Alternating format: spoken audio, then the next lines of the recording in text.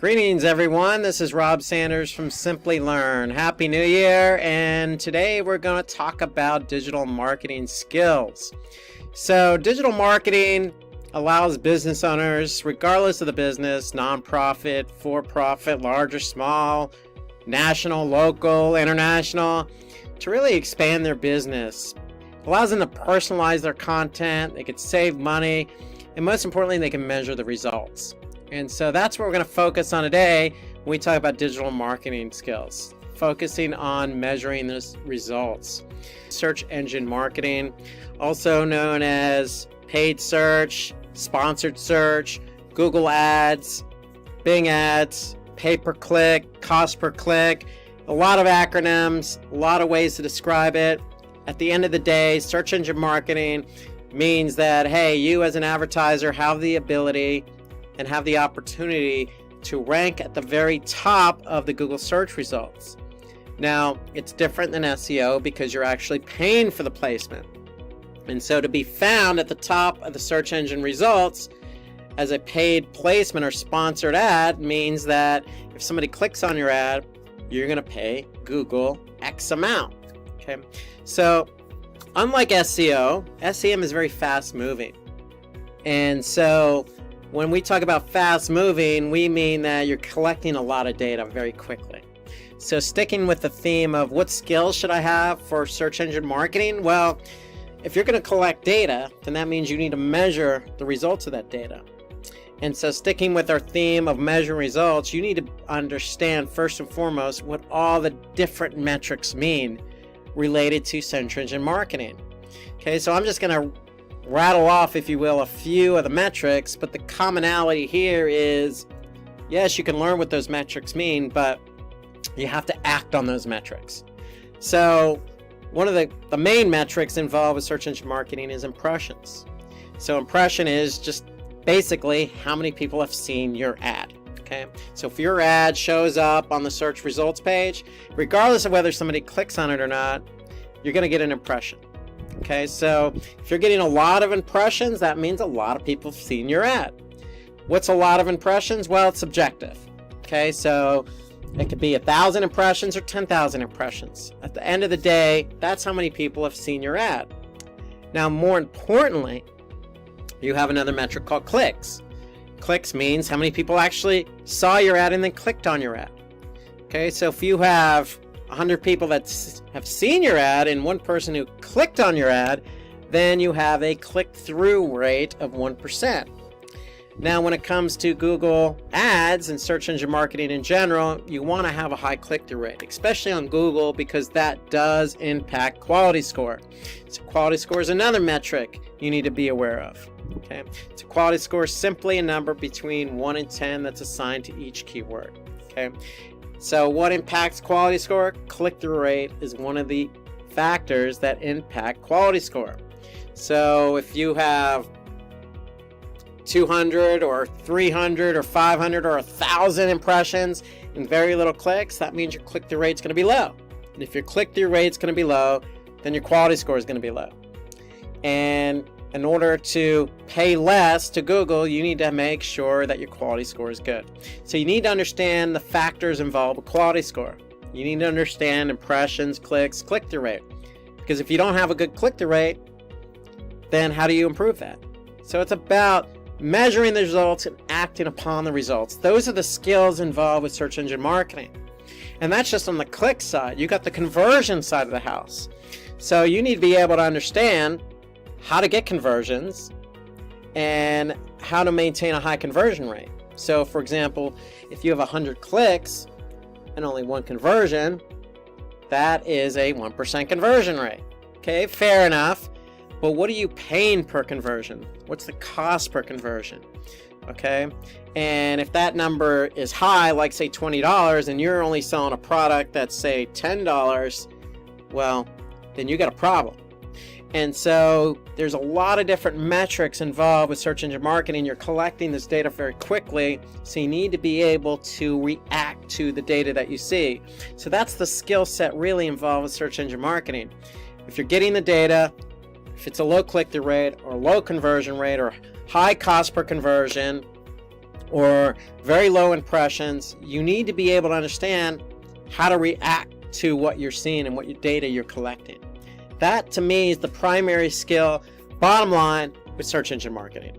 And there are other skill sets involved, don't get me wrong. I mean, it's nice to be able to write copy, because with search engine marketing, typically the ads have very few characters involved, so you need to be able to write a compelling ad to convince somebody to click on your ad.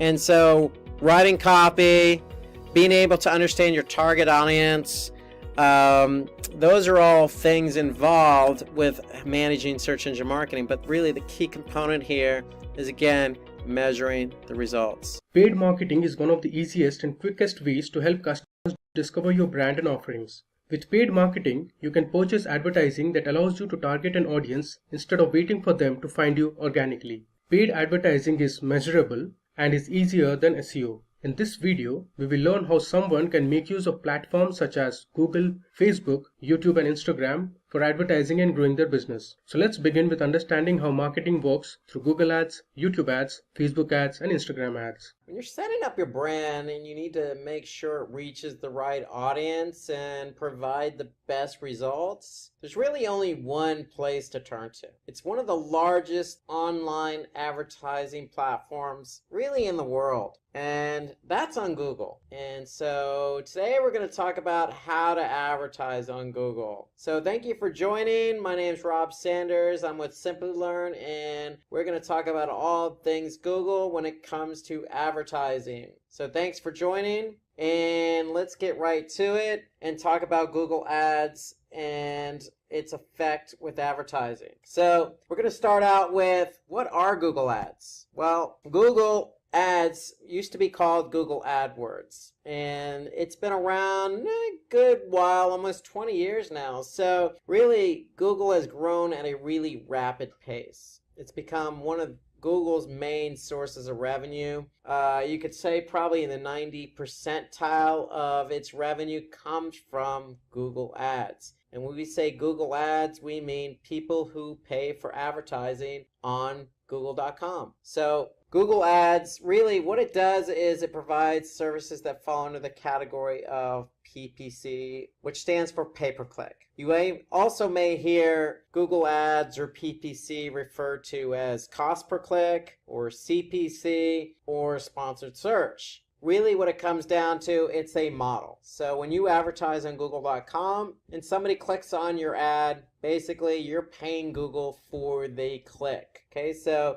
it's just really a business model where an advertiser pays Google to have their advertisement on Google.com, but they only pay Google when they get the click. So that's really, in a nutshell, how it works for advertisers. If I want to advertise my business, I can go to Google Ads and say, Google, place my ad on Google.com. And then if my ad does get shown on Google.com, somebody clicks on it, it's just as simple as I pay Google a fee. So Google Ads is just an online advertising platform developed by Google with which advertisers can pay to display ads. They can offer up their services. There's video involved. There's obviously mobiles involved. So you got all the necessary devices and platforms available in Google's ecosystem. So for example, if I go to Google search, even if I type in, what is Google Ads? Here I could see a total of 1.8 billion results for what are Google Ads as my search query. So in search, you got a lot of different things going on here. You have organic results, you have videos that are being pulled from YouTube, you got a knowledge graph here, you got featured snippets, you got an organic listing, but really at the top, this is what we're going to focus on today. We're going to talk about sponsored search. So you can see here for this particular keyword query that I typed in, what are Google Ads? Really, two sponsored search or pay-per-click ads appeared. Now, if I happen to click on any one of these two and go to that particular advertisement's website, they're going to pay Google a specific cost per click. So that's how it looks on Google.com. It really depends on your query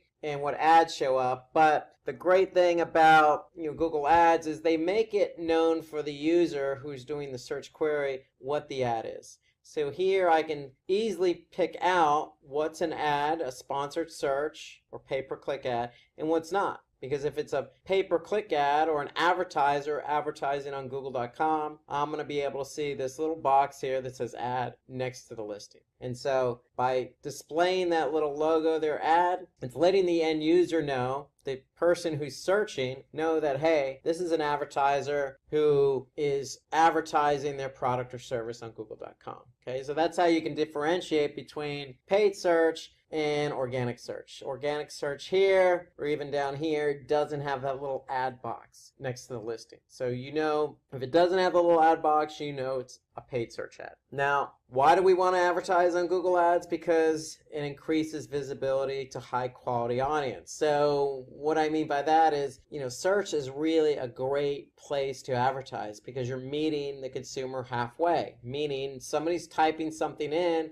and your ad is there to help them find what they're looking for. So Google Ads advertises your product or service to the relevant audience to ensure the users perform the action required of them. So it's really a great way to get quality audience to your website, because if somebody types in something and you happen to offer what they're looking for, basically your ad's going to show up, somebody clicks on it, you pay Google for the click, and you get quality traffic in return. So the other great benefit to being on Google Ads is increases brand awareness. So it's a great way to get your product and brand out there. Google has a vast network, also known as the display network, but even on Google.com, the search network itself, the search engine itself, millions of people use it every day. In fact, here in the United States, it's been said or studied that, people over the age of 18 use search at least once a day here in the United States. So you can figure that's millions and millions of people. So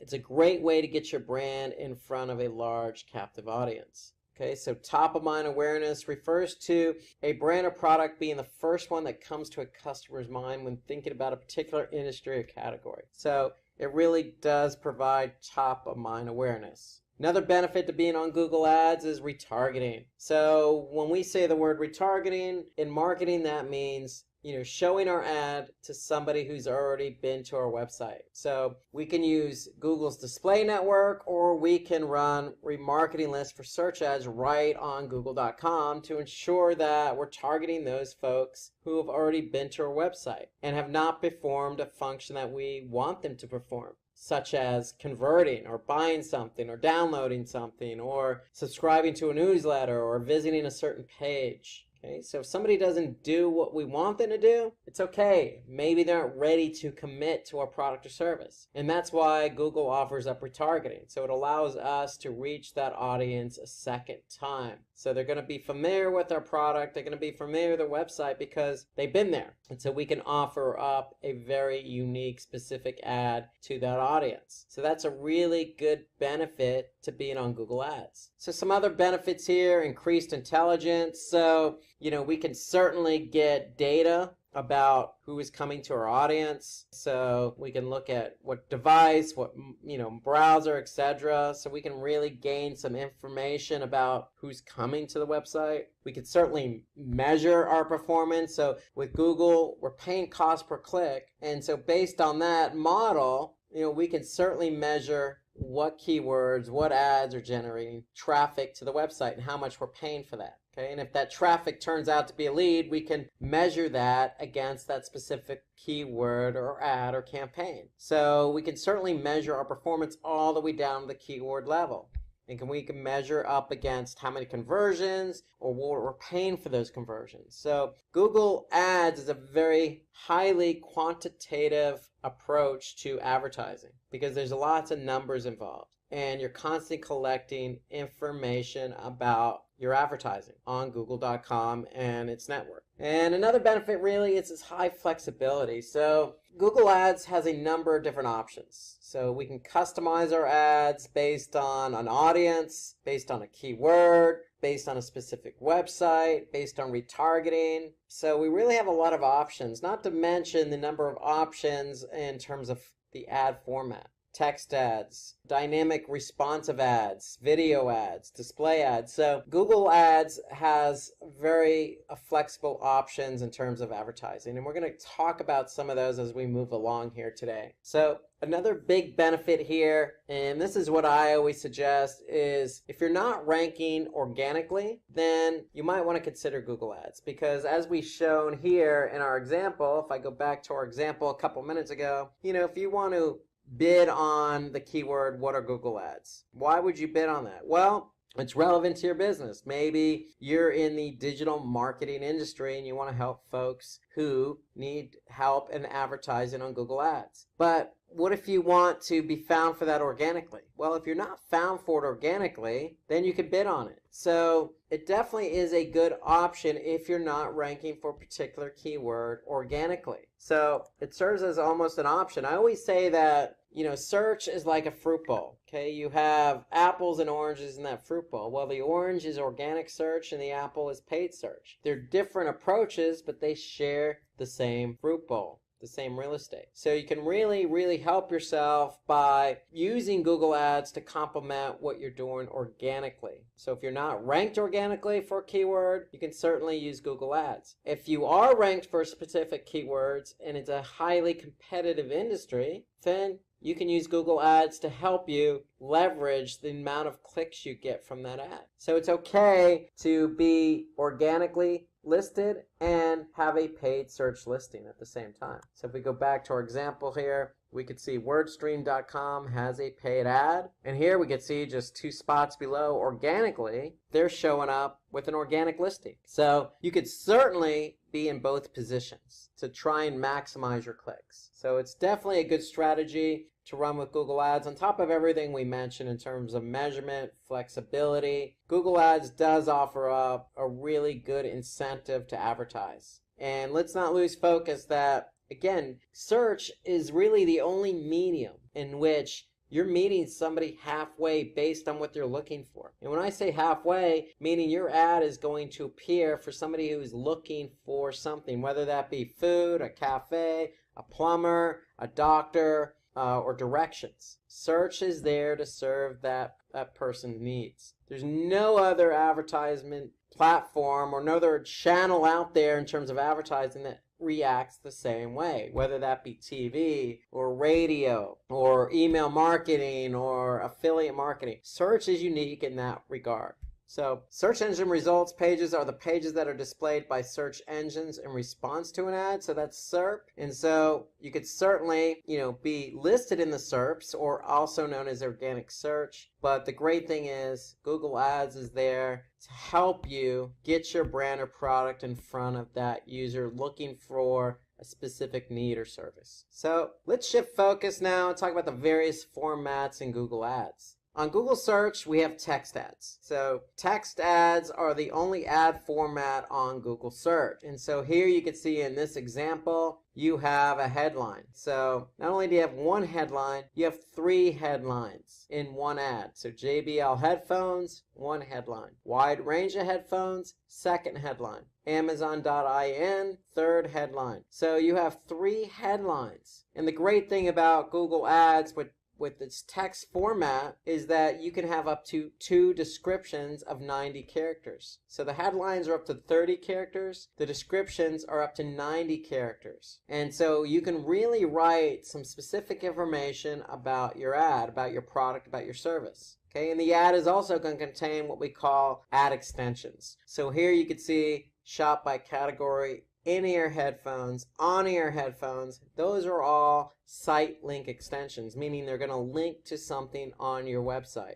And so the purpose of the extension is to help get the click. So the reason why you're running Google Ads is to get the click. You want to generate the click. You want to get that traffic to your website. So by writing 3 headlines and writing 2 description lines and adding extensions to your ad, all help you get that click. Yes, you're going to pay Google for the click, but that's the whole purpose, is to generate the click from search. Because remember, search is there to respond to somebody's need or query. And so if you get the click on your ad, chances are it's going to be a highly relevant visitor to your website. So Google offers up a lot of opportunity for you to write a lot of information in your text ad on Google for Google.com. So Google also has other formats, and so they also have responsive display ads. So when we say responsive, we mean Google can serve up a specific image from your website based on what somebody's looking for, based on the page that they went to. So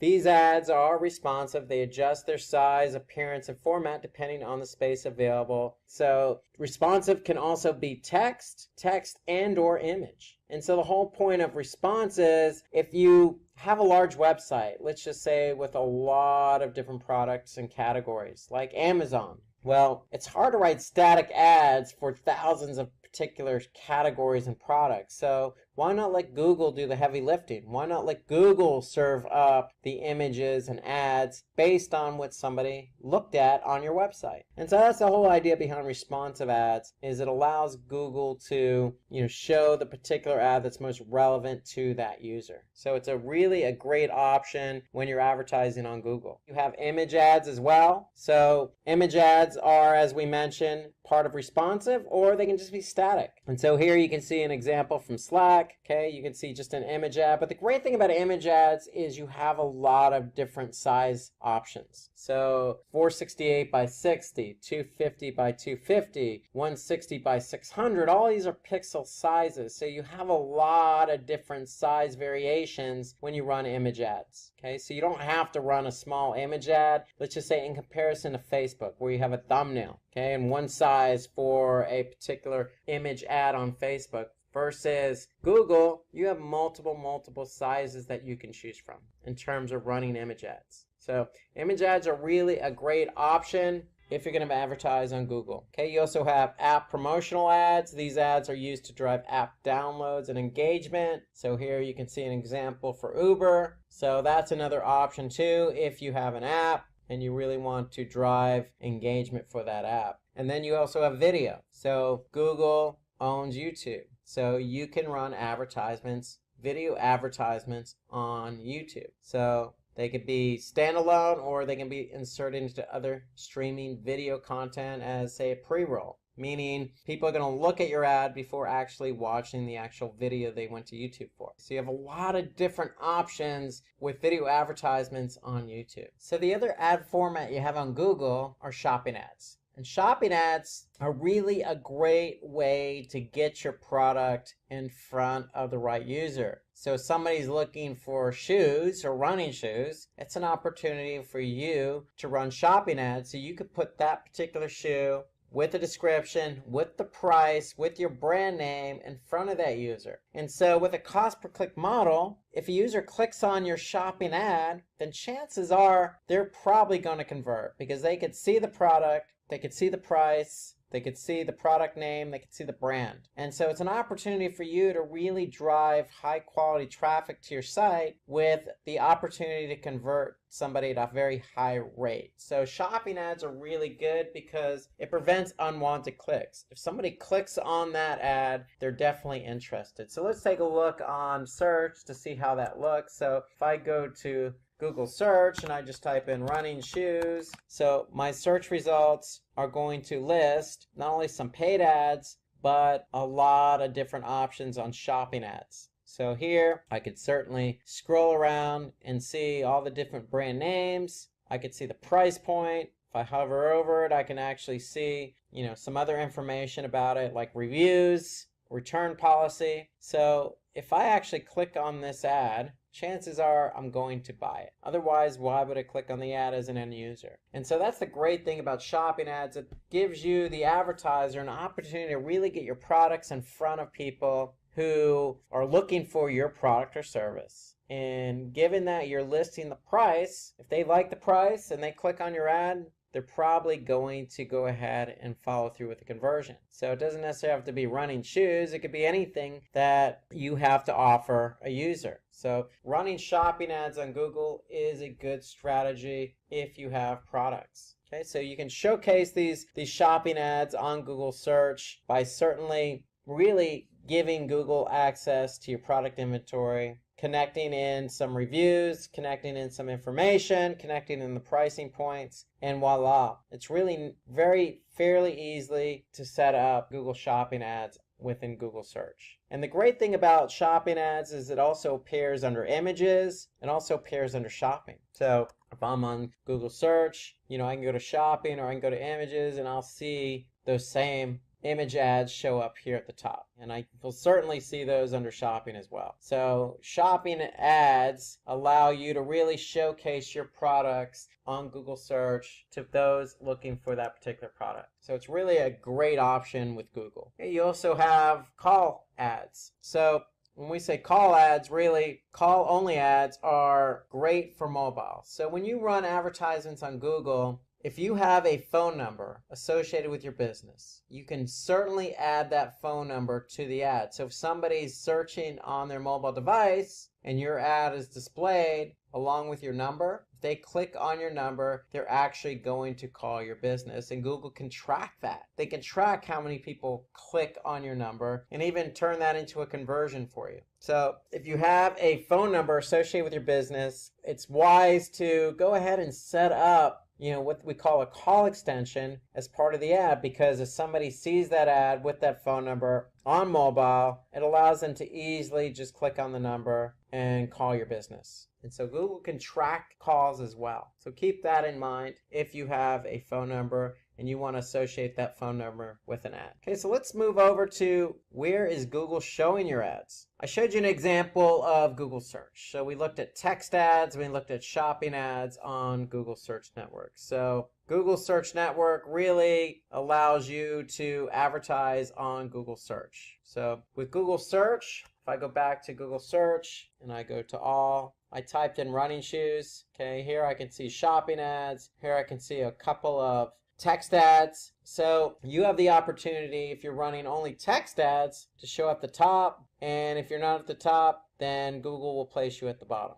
So it really depends on the keyword that somebody's querying in Google search. So it really depends on how many people are advertising. And so what Google does, if I didn't have any shopping ads here, Google will list a maximum of 4 text ads at the top, and at the bottom, any other ads that weren't shown at the top will get placed at the bottom. So ideally, if you're running text ads on Google, you want to make sure you're always at the top, and I would say between positions 1 and 3. You always want to make sure you're at the top. Okay, so you can certainly measure that. Remember, Google has measured performance. So you can measure everything about your ad. So if you're going to advertise on Google with a text ad, you want to make sure you're always at the top. So let's have a look at the different types of search networks that Google Ads is affiliated with. So the first is Google Search. Okay, so let's focus on Google Search. And so basically when we say Google Search or search sites, we really mean google.com or all Google search engines for that matter. So if you want to advertise to a mass audience, you want to probably start with google.com because, again, millions of people use it on a daily basis. And so if you're advertising on google.com, your ads will appear basically below or above the search results on a Google search. So if somebody searches for something, depending on the search query, they're going to see results. Now, depending on the device, also, so they could be on mobile or on desktop, they could see sponsored ads or paid ads, they could see local listings, and they could see organic search results. So for example, this is what an ad would look like. So let me show you what that looks like on Google search. So if we go, for example, to google.com and type in the keyword classes on digital marketing, we could see some search ads here. These ads appear above some featured snippets and the organic search results. Okay, so depending on a lot of different factors. Again, I've mentioned this throughout the webinar. There are a lot of factors in showing up in the top position, second position, third position, and so forth. Okay, if I scroll all the way to the bottom, you may even see ads down here, depending on how many people are actually bidding on the keyword phrase, classes on digital marketing. So we could see Simplilearn here in the second position. Why? Because again, I can see the logo ad here. Okay, so I can see Simplilearn using 3 headlines. I can see Simplilearn using their 2 description lines here. And I could see Simplilearn using some other extensions with the ad. Now, all of this is geared towards getting the click. So when you're on Google search, the whole idea is somebody's looking for something, you're offering that up. And so it doesn't even matter if you're in the top position. Ideally, you want to be in these top 3 positions in order to get the click. Okay, so that's the whole idea behind being on Google search. If you're on Google search, you have the opportunity to be at the very top of the search result or in the top 3 above local listings and above organic results. Now, if I change my search query and typed in coffee in San Francisco, my search results are going to be completely different. I'm going to see local listings here. Okay, so this is tied to Google My Business, not Google Ads. Okay, so this is completely different. So don't mix this up with running ads on Google search. So Google My Business is tied to local listings or Google Maps. And again, with desktop, which is what I'm showing you the search result on, you're going to see likely Google local listings above organic results. Okay, and if I go back to my previous query of classes on digital marketing, I'm going to be able to see paid search results above local and organic listings. So in other words, if you're running ads, ads are going to trump any other type of result on Google search if you can be in positions 1 through 3. Now, in addition to Google.com, Google also has something called Google Search Partners. So if you set up an account and you set up a campaign in Google Ads, you have the option to choose Google Search as your network. And then as an alternative or an additional option, you can advertise on Google Search Partners sites. And so some of their search partners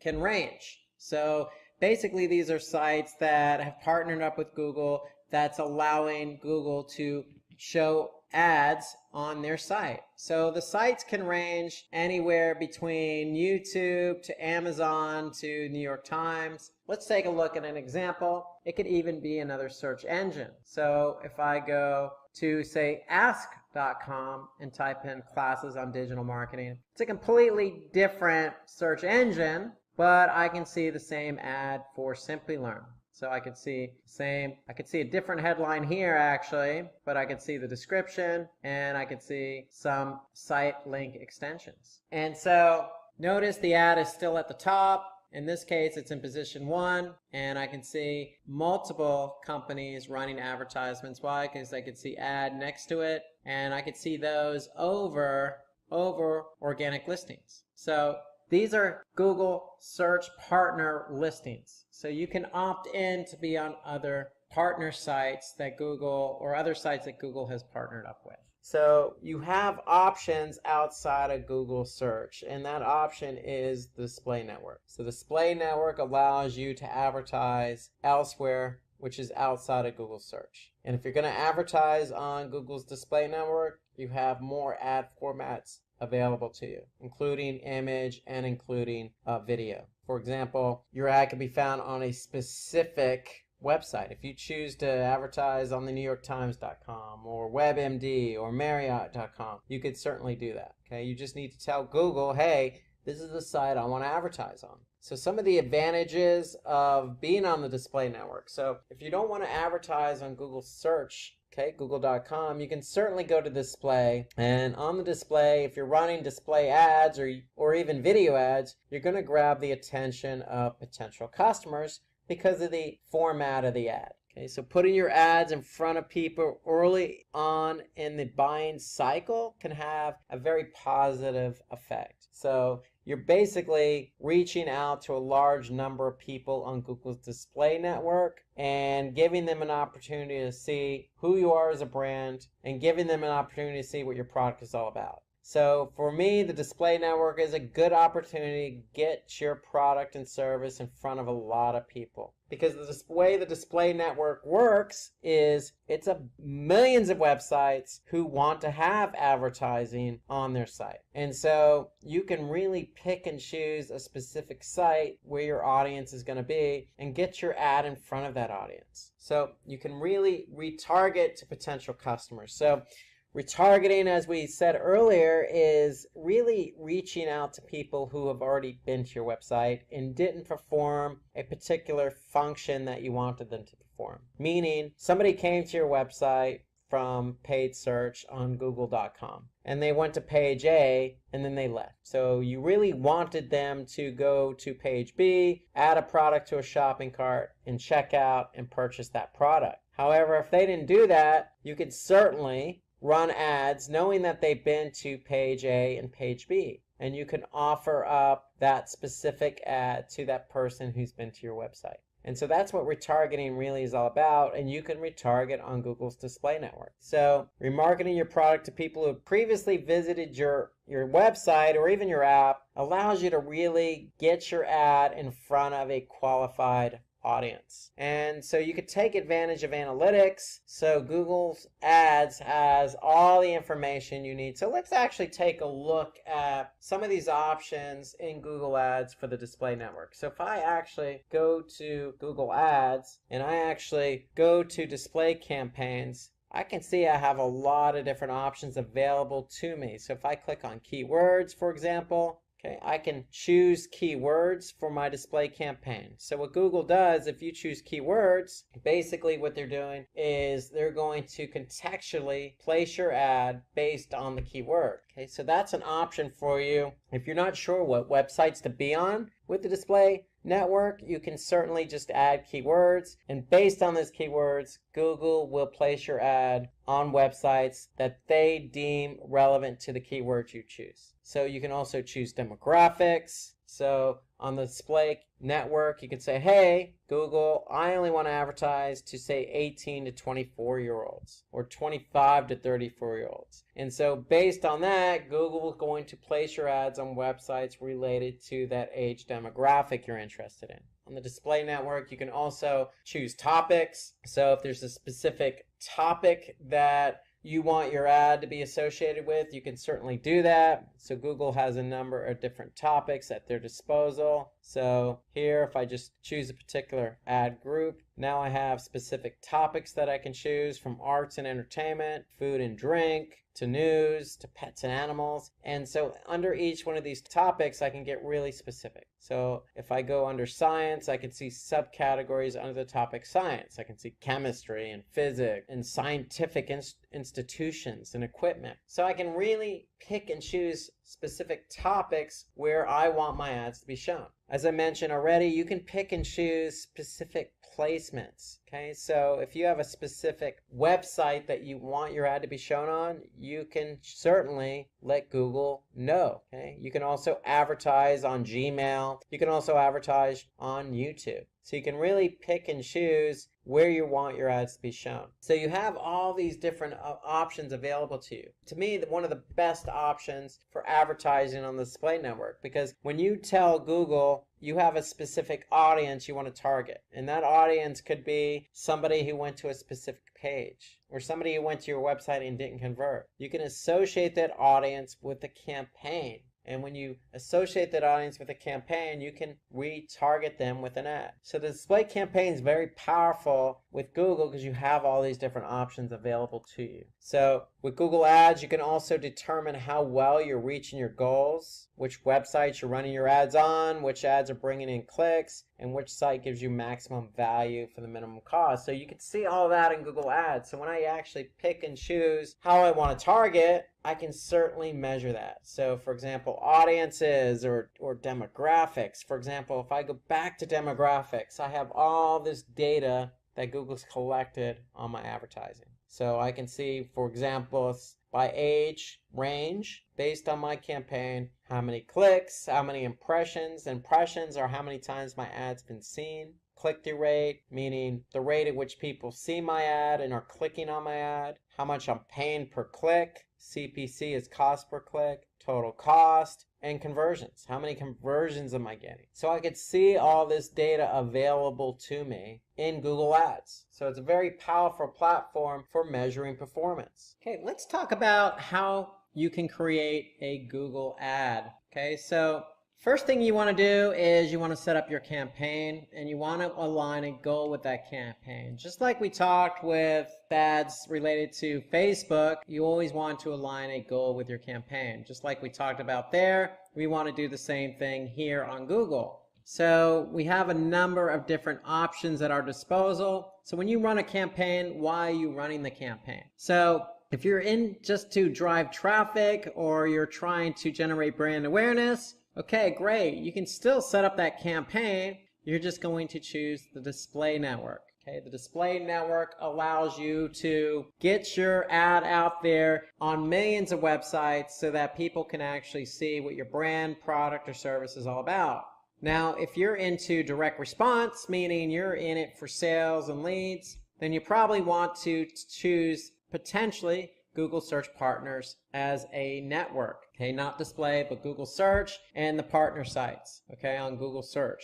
So by choosing Google Search as your network, it's direct to response. So somebody's typing in a keyword query and you're responding. So that's the whole idea behind Google Search, is we want to meet somebody halfway. We want to be able to offer up the product or service they're looking for. So if sales and leads are what your campaign goal is all about, then you want to go Search Network with the option to choose Google Search Partners. Okay, again, if you're into, driving brand awareness or product and brand consideration, then maybe you should choose the display network. The bottom line is you need to figure out what the goal is of the campaign. That's the very most important, very first step and most important step, is to figure out what the goal is of the campaign. And once you've decided that, then it's on to setting up the campaign. And in Google, you're always going to have at least one ad group. And what makes up an ad group? Keywords and ads. So ideally, when you set up a campaign on Google Search Network, you're going to choose keywords. And those keywords should be tightly knitted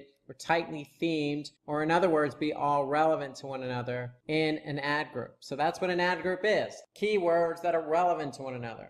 Okay, in that ad group, you're also going to have an ad. So when you choose your keywords, you're going to write an ad for those keywords. So step 3 is after you set up the ad group and choose your keywords, you're going to create an ad. So let's take a look at how that looks in Google Ads. So if I go to Google Ads, I can see I already have an account set up. I have a couple of campaigns. So let's just say I have this campaign set up here. I'm just going to call it industrial campaign. Okay, and if I choose industrial campaign, okay, I'm going to then be asked to set up an ad group. Now, if I set up an ad group already, in that ad group should be keywords and ads. Okay, so remember, when you set up an ad group, you want to choose your keywords first. Okay, and those keywords should be all related to one another. So for example, I could see an ad group here called Fig Concentrate. Well, if I click on this ad group and I look at the keywords, they should all be related to Fig Concentrate. So here we go. We can see a few keywords in this ad group. In fact, I have 10 of them, all related to Fig Concentrate. So it's very, very important from a quality score perspective. If you remember, when we're talking about quality score is based on landing page experience, expected click-through, and the ad relevancy to the keyword. So if you can choose an ad group and have all your keywords related to one another, like I do here with Fig Concentrate, then it's easier to write an ad. Okay, so here I have 10 keywords all related to Fig Concentrate. So now, if I go to ads and extensions in the Google Ads platform, we can see here, I already have a couple of ads going. Okay, so ideally, if I wanted to, I can run more than just 2 ads. As a best practice, you want to have at least 2 ads. Why? Because these 2 ads are going to be served up against each other. And ideally, the whole idea of running more than 1 ad is what Google can do is start serving up the ad that is performing better in terms of click-through rate or in terms of conversions. Okay, so it doesn't hurt to even add 1 or 2 more ads. So here I'm going to go ahead and add 1 more ad here. Okay, so if I click on that plus button, I have a bunch of options here. I'm going to go ahead and choose text ad because I'm running this campaign on the search network. And my goal is to get sales, not leads, sales. So I want sales. I want somebody to click on my ad, go to my website, and purchase some fig concentrate. So that's my goal. And so if I'm on the search network, I can only have text ads. So I'm going to choose text ad. And once I choose text ad, then I have the option now to go through and create a new ad. Okay, so what Google actually does is they populate the ad from previous ads. And so this gives me an opportunity to tweak one of the ads I already have in place. So here you can see I have a final URL, and that's the URL that the traffic is going to go to when they click on your ad. Okay, so if somebody clicks on the ad, that's the page they're going to go to. Call that the final URL. Now I have an option to create up to 3 headlines. So here I can see headline 1, up to 30 characters. I have my brand name. Headline 2, I have something related to the keyword I'm bidding on. So what am I talking about? Fig concentrate. Okay, again, up to 30 characters. Now, that includes spaces. So if you happen to go over 30 characters, your ad's not going to get approved. So here you can see 32 over 30. I'm 2 characters over. If I just get rid of that, the ad is okay. So you got to be careful to stay within the boundaries of the character limits, including spaces. So here I got headline 2 is fig concentrate. Now I'm going to write headline 3. This is new. So this is recently implemented by Google, and I highly recommend that all the fields available to you, you use. Because the more information you can put in an ad, the better it is for not only your ad, but for the end user. Because if somebody's searching and looking for fig concentrate, and you provide them with as much information as possible, then the chances of them clicking on your ad are going to be greater. And that's what we want. If we're going to advertise, we want to advertise so that people can see our ad and click on our ad. That's the whole point, isn't it? To get people to click on our ad because they're looking for something that we're offering. In this example, fig concentrate. So here I have headline 3. I'm going to go ahead and put something in a headline 3, maybe a promotion. Let's just say I'm offering up 20%. So I can say up to 20% off through April and May. Now you see I'm running into the character count, so I'm just going to go ahead and keep it at April. So up to 20% off through April. Now I can create another ad and maybe change the headline to say up to 20% off through May. So you want to take advantage of all 3 headlines. Now notice when I added the headline here, I can see a preview of it on mobile, and I can see a preview of it on desktop. Now underneath that I have what they call the display path.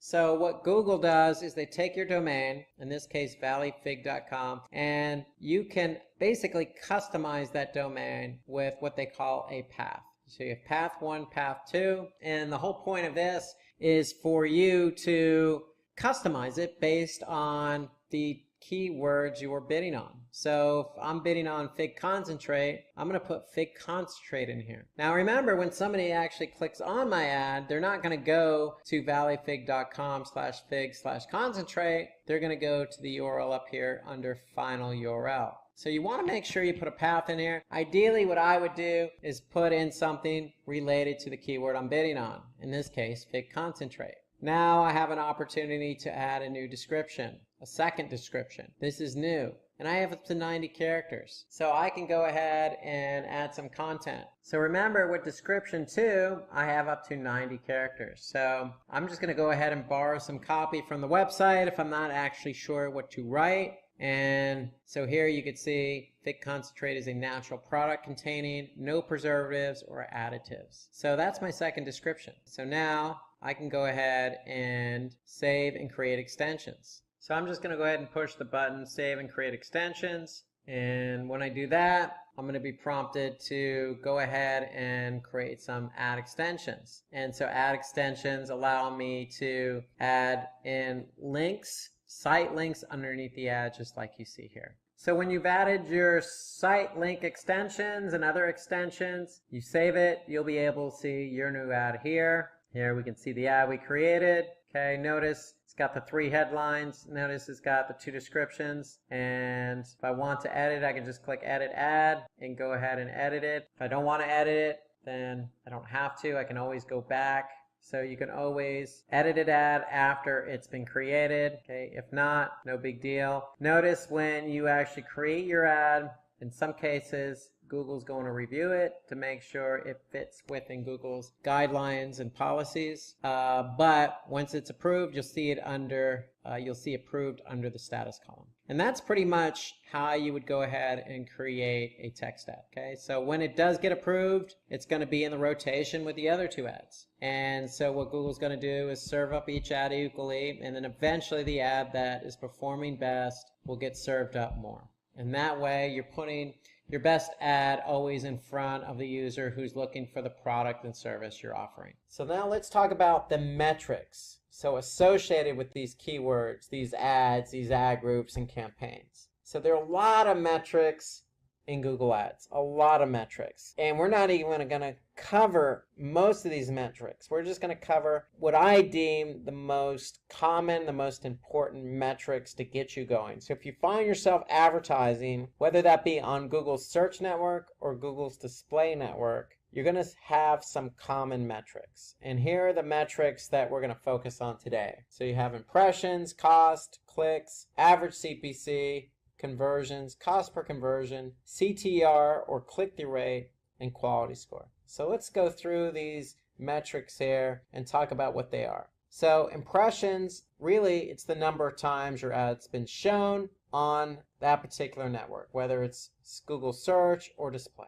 And so an impression is just how many times somebody actually seen your ad. Okay, whether they actually physically seen it or not, if your ad is shown up on that network, then an impression is going to get counted. So here, if we're looking at ads, we can see we have over a period of time certain amount of impressions. Okay, so that's how many times this particular ad has been shown. So this particular ad here, the first one at the top, has been shown 557 times over this period of time, which is year to date. Okay, so that's an impression, how many times your ad's been shown. So if we talk about cost, cost refers to the amount of money we've spent. So anytime your ad gets clicked, you're going to pay Google X amount. So if I go back to Google Ads, I can see what my total cost is. And not only can I see what my total cost is, I can see what my average cost per click is. And so there's a lot of factors that go into what you actually pay. And some of these factors are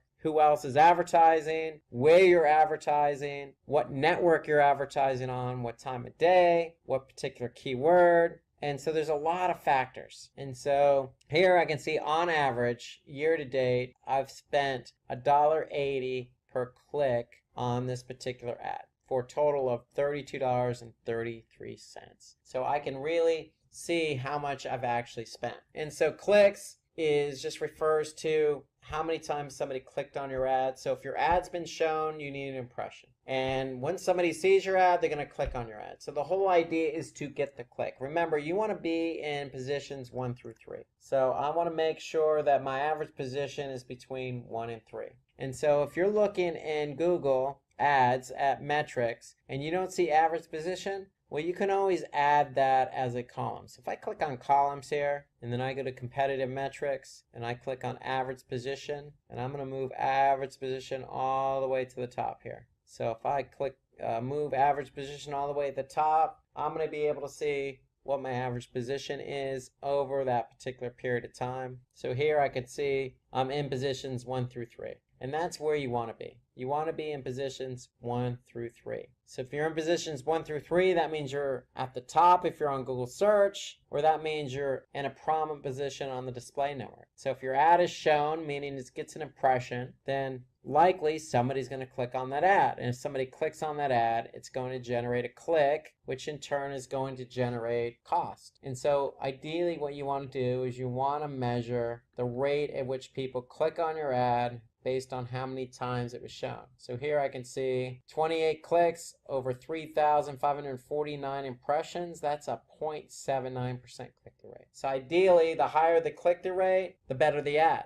And the higher the click-through rate, the chances are you're going to get more traffic to your site. So we want to be able to measure clicks, and we want to be able to measure click-through rate, and we also want to measure cost per click, which is really the total cost divided by the number of clicks. So if I go back to Google Ads, here I could see, $17.57 over 28 clicks. That averages out to about 63 cents per click. So that's how I get cost per click. Now your cost per click is going to vary a little bit. Okay, so it's going to vary based on keyword. It's going to be based on where you're advertising, what position, etc. So there's a lot of factors involved with cost per click. But that's how you would actually calculate it. But Google Ads actually does the calculation for you for click-through rate and cost per click. But in case you want to know, you can always divide clicks into cost. Okay, so conversions, probably one of the most important metrics you're going to use in Google Ads because you're paying Google. And if you're paying Google for advertising, you want to make sure you're getting return on your investment. So conversions are added when a user clicks on your ad and performs an action that you've defined, such as purchasing something, downloading something, viewing something, signing up for a newsletter, etc. So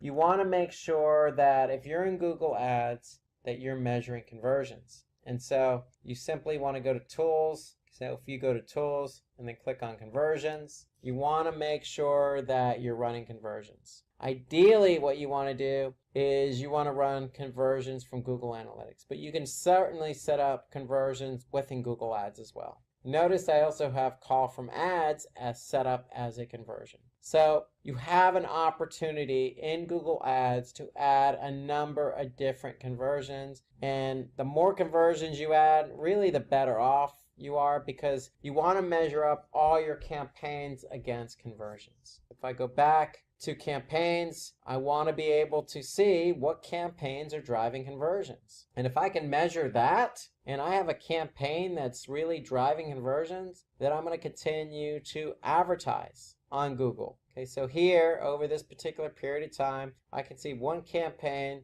has driven 9 conversions at $128.67 cost per conversion. And so how do I get cost per conversion? Well, I get my total cost divided by the number of conversions. And then I could see my conversion rate, the rate at which people convert. So really, if I have 241 clicks and 9 conversions, that's 9 divided by 241, that's 3.77% conversion rate. So I can measure conversion rate, cost per conversion, and conversion just by setting up conversions in Google Ads. And so ideally, if you're going to pay Google for advertising, you want to be able to measure return on investment via conversions. So again, see, cost per conversion is just really the total cost divided by the number of conversions. And then click-through rate, again, just as a reminder, the total clicks divided by the total number of impressions. And then one other metric we're going to talk about here today is quality score. So quality score is really Google's way of measuring how well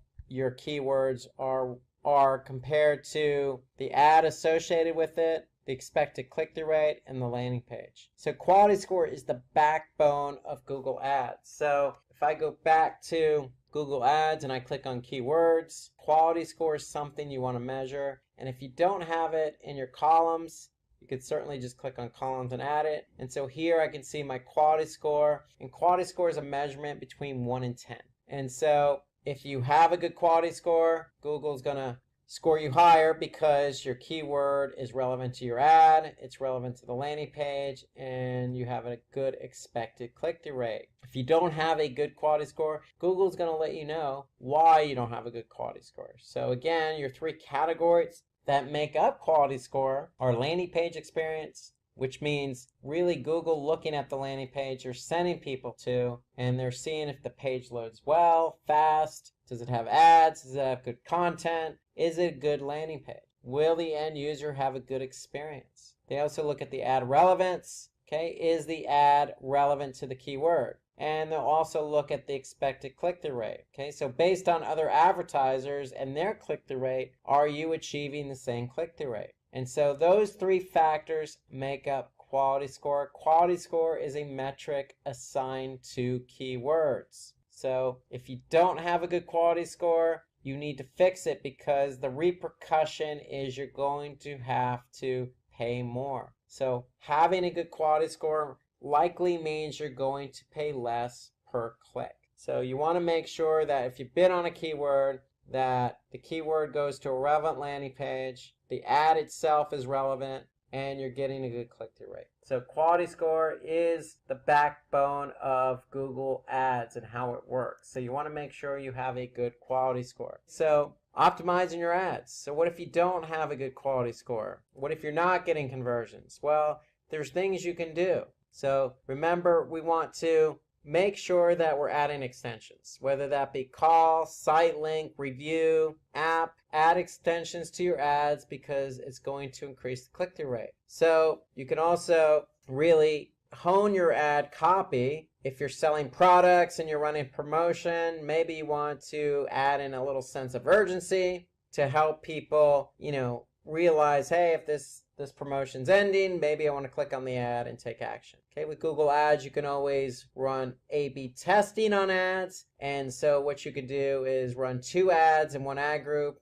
and see what ad is performing best in terms of click-through rate or conversion rate. And whatever ad is running better, you can always run that ad and then continue more testing. So that way you're always putting your best forward in terms of advertising. In the ad copy, whether that be text or display, you always want to use call to action. You want to get people to click on your ad. When somebody clicks on your ad, it's going to improve click-through rate. Click-through rate improves quality score. So as I mentioned several times already, you want to make sure your ads are placed at the top between positions 1 and 3 on Google search. So you can measure ad position in Google Ads, and if you're not ranked between 1 and 3, you want to increase your bid. Okay, you can also optimize for local search. So local is an ad extension that you can add to your ad. You can also advertise at a time when your audience is online, or you can advertise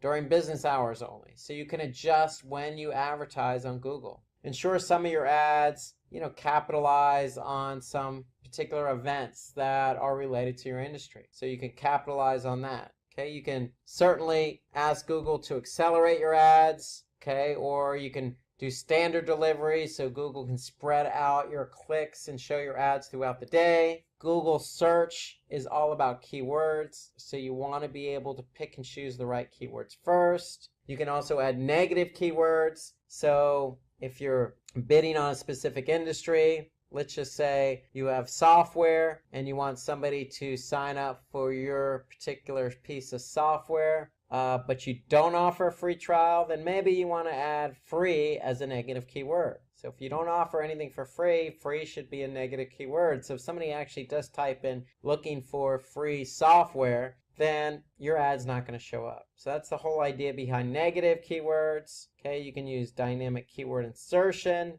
into your ads, meaning you can ask Google, hey, I want to dynamically insert a keyword into my ad that somebody uses to make your ad more relevant. So relevancy increases click-through rate and improves quality score. So as you can see, there's a lot of things you can do. Here's some more things. You can use branded keywords. You can use particular match types in Google. So let's talk about match types for a second. So you have different match types. If I go back to Google Ads, here I can see my keywords that I'm bidding on. So by default, if you actually bid on a keyword, it's going to be broad match. And so if I bid on the keyword medical computer, if somebody typed in something related to medical and included the keyword medical but not computer, then my ad may show up. However, I can make it exact match, so somebody can type in exactly only medical computer. So if I click edit and I can change the match type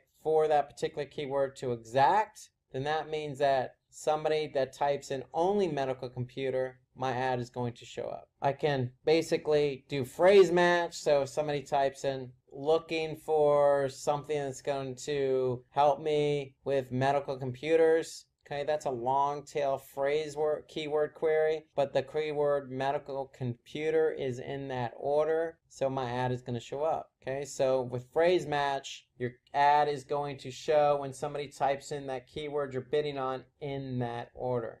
You also have broad match modifiers, so if you have a plus sign in front of the keyword, then that means that somebody actually has to use that keyword in the query in order for your ad to show up. Okay, so you could change the match type of any keyword. So if you use an exact phrase, then chances are you're going to have lower volume of queries, but probably higher relevancy. If you use a broad match, then your ad could show up for any combination of search queries. So you really want to be careful on the match type that you choose. So keep an eye on quality score. Remember, Google has quality score between 1 and 10. The higher your quality score, the better you are. So really, if you have a quality score, I would say anything below 4, you probably want to pause the keyword. Okay, so you can measure quality score at the keyword level. So if I go back to Google Ads and I have keywords that are, say, 3, chances are I'm going to have to pay more for the click and it might not be worth it. So I may want to end up pausing that keyword and try other keywords that are more relevant, that I can send traffic to a more relevant landing page, or I can have an ad that's more relevant to that keyword in order to help with the quality score. Okay, you can ensure that your landing pages are mobile friendly. So that's another thing you want to keep in mind, that most people start their search on mobile. So you certainly want to make sure that your landing pages are optimized, because if somebody starts the search on mobile, likes your product or service, chances are they're coming back via desktop or even going into the store. Most searches start on mobile, so you want to make sure those pages are optimized. And there's plenty more things you can do to optimize your ads. You want to make sure you group and organize your keywords into relevant ad groups. Why? Because you can write relevant ads for those keywords. So if I go back to Google Ads, I want to make sure if I go to ad groups that the keywords in that ad group are all relative to one another. So what's my ad group name? Well, if it's medical PC, if I click on medical PC, I want to make sure the keywords in that ad group are all relative to medical PC. I want to structure my campaigns and ad groups to target more ads effectively. So you want to be able to, organize your campaigns and ad groups. And the rule of thumb here is you should organize your campaigns and ad groups based on the site architecture of your site. So the way your website is laid out in the navigation is how you should likely structure your campaigns and ad groups. Focus on your budget. Okay, so you want to put more budget to campaigns that are converting. Okay, you can use automatic bidding for ads to maximize results. So meaning that Google has what they call artificial intelligence. So Google can do a lot of the bidding and a lot of the managing for you. That's really a great benefit to running your ads on Google. So their machines are learning behavior from your keywords that you're bidding on. And so ideally, when they learn what's converting, they're going to bid more and try and help you get the conversion for the keywords that have historically converted. And so ideally, you can use some of the automated bidding features that Google Ads has to offer in order to improve performance. Now, Google is the dominant search engine of the web. Customers turn to Google when they want to find information about products and services. That means people are actively seeking information to show your ads to active searchers, or people looking for your products and services. You can use Google Ads, which is Google's advertising program. In this lesson, you'll learn how Google Ads connects your business with customers so that you can reach your marketing goals. Now, by the end of this lesson, you'll be able to understand how Google Ads works, discuss the various targeting methods, and know the primary benefits of using Google Ads. That lets you connect your business with prospective customers. So for instance, let's say someone has a broken pipe in their house and they want to find a local plumber. They often turn to Google to search for their answers. Now, if you're buying a new house, you might search for real estate or mortgages or moving companies. All of these are searches that someone conducts every day. So to reach these searchers, you can use Google Ads. Now, Google Ads is a complex system made up of multiple networks, targeting options, ad formats, budget management, and so forth. So we need to take a look at how the system works to ensure you're targeting the users who can turn into customers. Now, it starts with picking targeting methods. This could be a user searching for a keyword in a specific geography on a specific device and operating systems. So we'll get more into targeting methods as we go through our lessons, so you can write effective ads for those targeting methods. You set a bid for how much you're willing to pay if someone clicks on your ad. Now, when someone does a search and it matches your targeting method, then your ad can be displayed. So if the user looks at your ad and says, "Yep, that's what I'm looking for," and the user clicks on the ad, they go to your site. Now, at that moment is when you pay for the click, or for any action that can happen from an ad directly, such as calling your company. Now, once users click on your ads, they go to your site. If they take an action, such as calling your company, or buying a product, or filling out a form, or just watching a video, then you can measure those actions. Now, this lets you see your data for each targeting method, keyword, and ad data to understand how each is performing. Now, we'll define this information as we go through our lessons, so you know what to look for to make data-driven decisions. Then, from those data-driven decisions, you can refine your targeting methods, test different ads, and set appropriate bids based upon how each click or interaction is worth to your business. Let's say that you're a plumbing company and you're only in Houston, Texas. So you could target only Houston, Texas with keywords such as broken pipes, remodeling kitchen, and other services that you conduct. Then for each of those keywords, you write an ad and set a bid. If someone is searching from within Houston for kitchen remodeling, they could see your ad. So if they were searching from Austin or California or Seattle and they're not in your targeting method, they can't see your ad. So it's important to think about, where are your customers? How are they searching? And then make sure your ads are compelling, and then you can turn those searchers into your next customers. Now, the first network is known as search. This is when someone inputs a keyword or a search query into a search engine and then sees results. There's more than 167 billion searches a month. Now, then there's another network that Google also supports, known as the display network.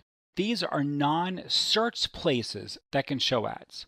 So Google Display Network is made up of more than 3 million websites and apps that encompass more than 1 trillion impressions a month. Now, these ad placements could be apps on your phone or a newspaper publisher site. With so many possible ad displays, your targeting methods help narrow down when your ad is displayed, so you can ensure only those who you want to see your ad will see your ad. The 3 primary targeting methods to think about initially are location, time of day or day of the week, and device. The location is where our ads are going to be displayed. This could be every country in the world, it could be a single state, it could be 10 states, it could be a radius around your business, or your PIN code. You have a lot of control and options over location targeting. And next we have time of day, and this could be time of day or even just day of the week. So let's say you have a call center that's only open from 9 to 5, Monday to Friday. Then you could run your ads only during those times, 9 to 5, Monday to Friday. Now, most companies run their ads all the time, but you can adjust when they do run. There are other considerations, such as you're a small business where you really only answer your phone from 8 to 4, so you could only run your ads during that time. Now, if you're a restaurant, you might want to run your ads later in the evening to take reservations. You can also choose the device and operating systems where you want your ads to run, such as mobile devices, tablets, computers, or all 3. So, for example, if you're a pizza delivery place, most pizza orders are now on mobile devices. So while you may be on all devices, mobile is your primary one. Then you pick your location based upon your delivery area, and then finally you choose the time of day for when your business is open and actively delivering pizzas. Now, if you're a large SaaS company and you're international, your locations might be worldwide. So we want to think about breaking down our ads and keywords by languages or regions. So we'll get more into how these breakdowns occur in the account. But a location could be worldwide, our time of day is 24/7, and our devices are just all devices. So you have a lot of control over your targeting methods and how people can see your ads, both when and where. Keyword is an object you put into your Google Ads account. Now, a search term or search query is what a user types into a search engine to see results. So when this search term matches your keyword, then your ad can be displayed. So if you're a modeling company and you do kitchens and bathrooms and room additions, but maybe you don't do basements, you could pick kitchen modeling keywords and bathroom modeling keywords, but ignore basement keywords because you don't do that type of remodeling work. Now, you can also choose demographics, such as age, gender, and income level. If you're a high-end art dealer, you might only sell to the top 30% of income levels. If you're selling female-only clothing, then you could target just females. Now, in addition, we can do things like behavioral targeting, which is based upon how people use our websites. This is sometimes known as remarketing. If someone came to your site and they added items to a shopping cart, but they didn't check out, we know they're almost ready to buy. Therefore, you could target those users differently than someone who's never been to your website. Let's say a user searches for accounting services on Google in Maryland in the US anytime during the week. They could see an ad for a local Maryland accountant. Now, let's say you run a call center for mortgage leads and you're only open on the weekdays. Then you could run your ad for the entire country only during Monday to Friday during the hours your call center is open, and only show an ad if someone searches for mortgage rates, mortgage quotes, and so forth. So as we think about our targeting, it's where our customers are located, what they are looking for, the devices they are on, and the types of people we want to serve ads to. Now, Google Ads is an auction-based system. You set a bid based upon what you believe a click is worth to you, and then Google looks at your bid and the relevancy of your ads. And they do this for all the other advertisers as well. Then they order the ads in the search results or across display properties based upon both the bid and the relevancy. Now, this is an important consideration, as useful ads are as important as your bids in determining position. So we'll get into this later when we look at organization. Now, it's not just who bids the most that will get you into position one. Is your ad relevant to the user? There's a lot of ways to make things relevant, and we'll walk through this later. Now, if a user sees your ad, you don't pay anything. Only if a user clicks on your ad do you pay the search engine. That's why it's called pay-per-click advertising, is you only pay when someone clicks on the ad.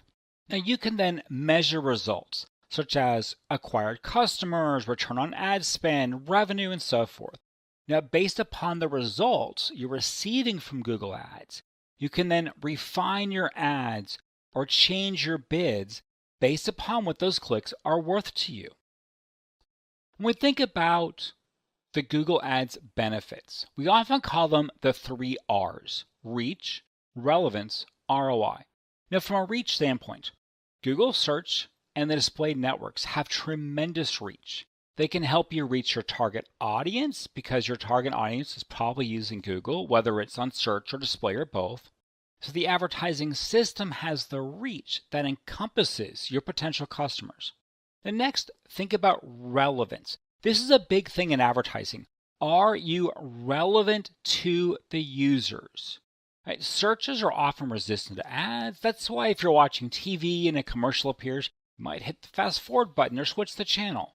When the ad is relevant, users like ads. They'll interact with them if they're useful and they're relevant. So you can target users based upon many criteria, which means your ad should be relevant to users, especially on search when you pick keywords that represent your business. As someone is actively searching for that word, that means they're looking for a solution. So when users see relevant ads, they're more likely to click and do business with your company. Now, finally, we have ROI, known as return on investment, as our third benefit. Return on ad spend, ROAS or ROI, let us know how profitable a channel is. Now, as you can measure results from your ad spend, you can make data-driven decisions based upon how users are interacting with your ads and how they're becoming customers. So Google Ads has the reach that encompasses your users. When you make good accounts and you have good account structure, which we'll get into later videos, you can ensure your ad is relevant to users. So they'll click on the ads and come to your website so you can turn them into customers. Now with analytics and conversion tracking, you can see exactly how much that person's worth to you. So then you can adjust your reach and your relevance data to ensure that your return on investment is fantastic from using Google Ads as a marketing channel. So Google Ads accounts have multiple levels of structure.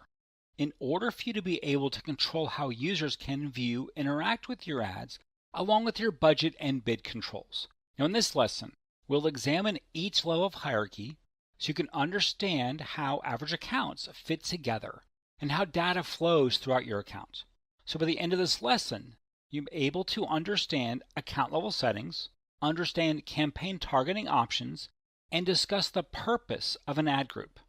So when we look at the overall account hierarchy, it starts where we have an account. Then an account can be made of one or more campaigns. Then each campaign can have one or more ad groups. And then finally, ad groups are a collection of ads and keywords. So as we look at accounts, campaigns, and ad groups, each level has different items you set with it. So we're going to look individually at each of these items to see how you can use various settings at each level. Now at the account level, we have several options that we can set. The first is account access. This is who can log in and access your data. So when you open an account, you'll use a Google account. Now this doesn't have to be a Gmail address. You can make your own email address for your company, a Google account, and then use that for login purposes. But then you can give others access to your account as well. From a security standpoint, it's useful just to have one administrator who gives access levels to other individuals. That way, if someone leaves your company or no longer needs access to your data, you can disable just that access point instead of using shared account logins. Now you'll also choose your time zone. Now some items such as time zone and currency cannot be changed once you open the account. So you'll pick your time zone, and when you think about it, it's useful to have your analytics, your server, and your marketing, such as your Google Ads account, on the same time zone. Now, because if you've got an Ads account in Pacific time and your server's in Eastern time, there's a 3-hour period of time a day when your data doesn't agree with each other. So it's useful to sync servers, Google Ads account, analytics, so forth into a single time zone. Now you'll also choose your currency. Do you want to be billed in euros or dollars or pounds or Canadian dollars and so forth? Again, currency can't be changed once you've set up your account as well. And then you have billing. How are you going to pay for the clicks that you accrue? And then you can connect other accounts to your Google Ads account, such as Google Analytics, Google Merchant Center, Firebase, etc. So if you're using multiple systems, you can connect them all together at the account level so they can all use the same data. And then you have notification settings. How do you want to be notified of suggestions or disapproved ads and so forth? In some preferences, like display language, number formats, etc. So that when you open an account, the two most important options really to think about though are time zone and currency. They can't be changed. You can change your billing later on, or you can change who has account access and preferences, but time zone and currency are set once your account is open. Let's look at the campaign settings. You have an account can be made up of one or more campaigns. So a campaign setting is where you're going to tell Google Ads how to show the ads and keywords within that campaign. So first we have the network. Do you want to be on search network, display network, or potentially both? And when you're first starting, search is the best place to start because users are actively looking for solutions. So you could have one campaign that's search and another campaign that is display. Now we choose our devices at the campaign level as well. So we might be on all devices. We could be on just mobile devices or just computers or just tablets. If we want to run our ads at certain times of day or day of the week, we also set those in the campaign settings. So if you only want your ads to run Monday to Friday, you can choose those options at the campaign level. Now, if say you want your brand terms to run all of the time, and then you have other keywords you only want to run Monday to Friday, then you can use 2 campaigns. Campaigns can have different settings from each other. So you could have one campaign for your lead gen keywords that runs Monday to Friday. Clicks go to a call center. Then you can maybe have another campaign that's brand terms that runs all 7 days of the week and another campaign. So that way you can segment out which items run when. Now locations are also set up at the campaign setting. So if you're a multi-location business, you've got one location in Houston, another in Seattle, another in New York, and you only want to run ads in those geographies. You could either put one campaign together and target all 3 of those locations for a single campaign. Now, all those locations would use the same ads and keywords. Or you can make a campaign for each location. And if you make a campaign by location, then any other settings such as time of day or budgets, which use campaign settings, can be customized for each location. Your bid method is also a campaign setting. So with bid methods at a high level, there's 2 types. One's manual, where you set the bid yourself, and another is automated, where you're setting a goal for the system and the system is bidding on your behalf. And then you have budget, how much you're willing to spend on a daily basis. So if you have one location and you want to spend $100 a day, and then you have another location where you want to spend $500 a day, that would be 2 different campaigns. So you can have different budgets for each of the campaigns. So when you want a campaign level setting to be different for some reason, a set of keywords, location, or something else, that's one of the reasons to make a different campaign. So if you want certain ads to run only in certain locations, only certain times a day, if you have budgets by product line, you use different campaigns to control those items. So when you think about budget management, if you want a different budget by product line, you make each product line its own campaign. So when we think about search, here's a couple examples of how we might set up campaigns. We might have one campaign, it's on search, it's on all devices, it's only set to the country of, say, the United States. It uses an automated bid system that can spend $100 a day. We might have another campaign. It's on search. It's only on desktops. It's set to France. It's based on manual bidding. It has a $50 a day budget. So when you want these campaign level settings to be different, that's one of the main reasons to create a new campaign for the ads and keywords that are inside of that campaign. Now, ad groups are a collection of keywords and ads, and only an ad from that ad group that contains the same keyword that matched to a search query, right, can be displayed. So ad groups should be closely related collections of keywords and ads. So when we think about the work involved in setting up a Google Ads account, it's really quick just to make an account. It can be very quick to make a campaign. But where you're going to slow down and spend your time is thinking about your ad groups. Someone did a search. They are looking for something. They're going to then see an ad. So that ad is going to take them to a page of your website. So you want that user experience to be very cohesive. So you may have one campaign. The campaign could have 20 or 50 or 1,000 ad groups in it, right, for each type of idea that you're advertising. So if you want to show a user a different ad based upon their search term changing, you want a different ad group. Let's say we sell shoes. Now we sell hiking boots, we sell running shoes, we sell dress shoes.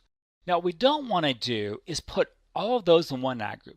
Because if someone searches for hiking boots versus a running shoe versus a dress shoe, you want a different ad. There's not a good ad that explains all those concepts.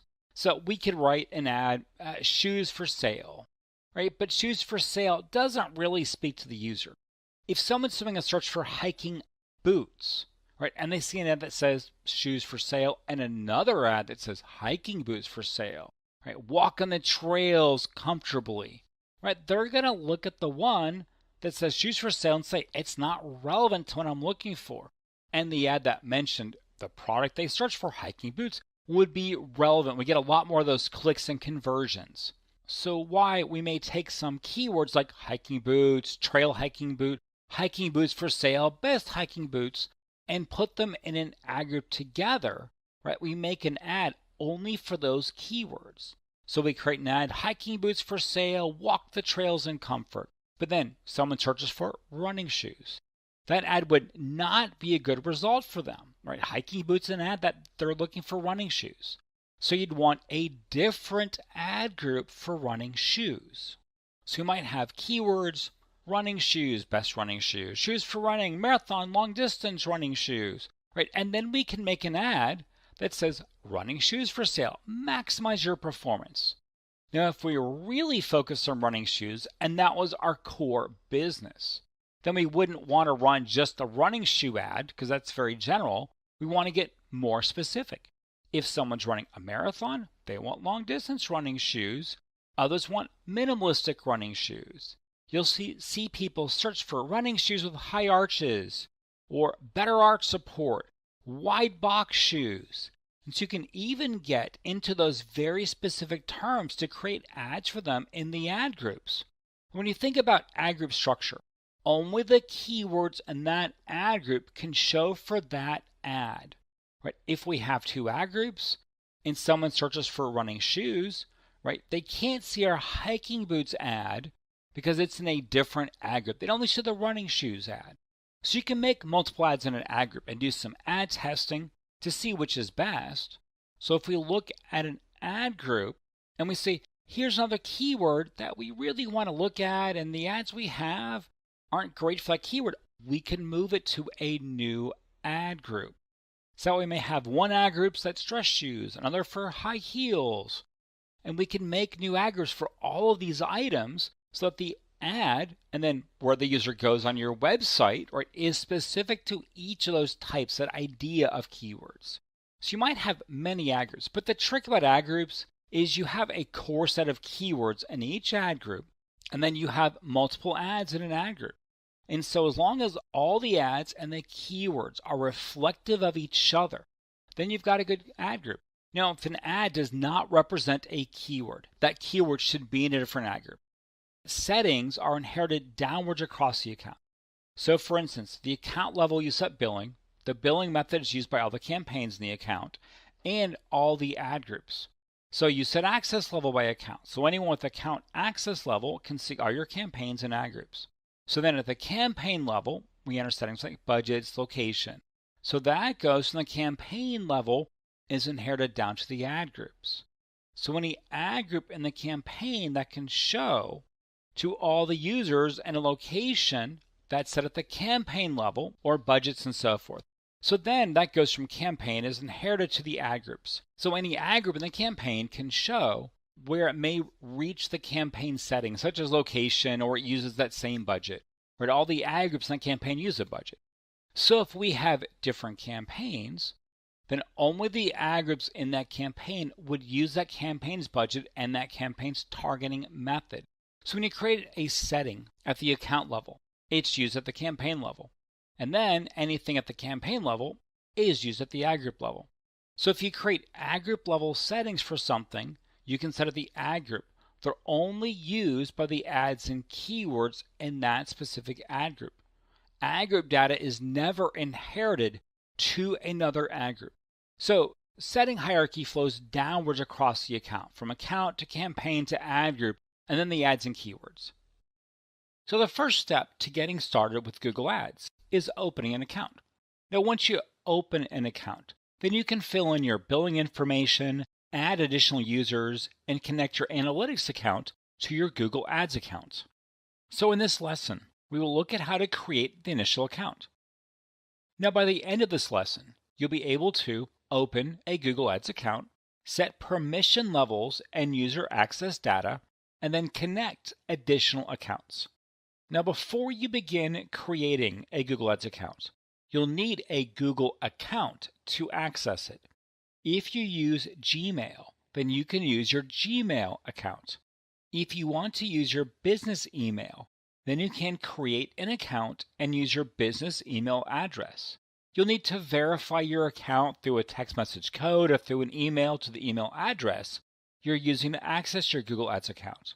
Now, once you've established how to access your Google Ads account, proceed to setting up your first campaign.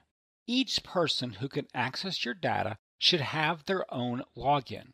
This lets you choose their permission level, remove someone when they should no longer have access, and see what changes were made in the Change History tool, which logs changes by user access. Before adding a user, you should consider the permission level that the user needs. So for instance, if you want someone to see information but not change anything, you can give them read-only access. If you want a user to be able to make any changes but not add or remove other users, they can have standard access. By giving each user access, you can maintain control over your data and also add and remove other users as your need for accessing your data changes. There are times when you will want your Google Ads account to connect with other applications so they can share data back and forth. This is really common with Google Analytics. By connecting Google Analytics and Google Ads, you can see a lot of data in both places. In addition, you can create conversions or audience lists in Google Analytics and have them imported into Google Ads.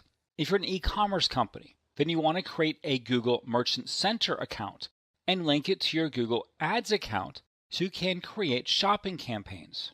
A common problem you might come across is that one email is the admin for one account and another email is the admin for your Google Ads account. You might need to give someone permission to log into Google Ads to connect accounts, or they might need to give you permission to access the accounts that you want to link to Google Ads, so you have the necessary permission levels in both places to connect the data.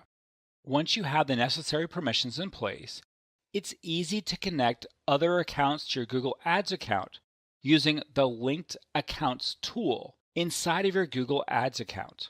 So I want you to imagine having the world at your fingertips, especially when it comes to advertising. Imagine having the entire world at your fingertips for advertising. So just imagine you have the ability to advertise your brand to any website in the world. Can you imagine that? Well, imagine having that entirety at your fingertips, the entire world. So it's not really an imagination. So no need to imagine anymore because Google Ads has come to the rescue.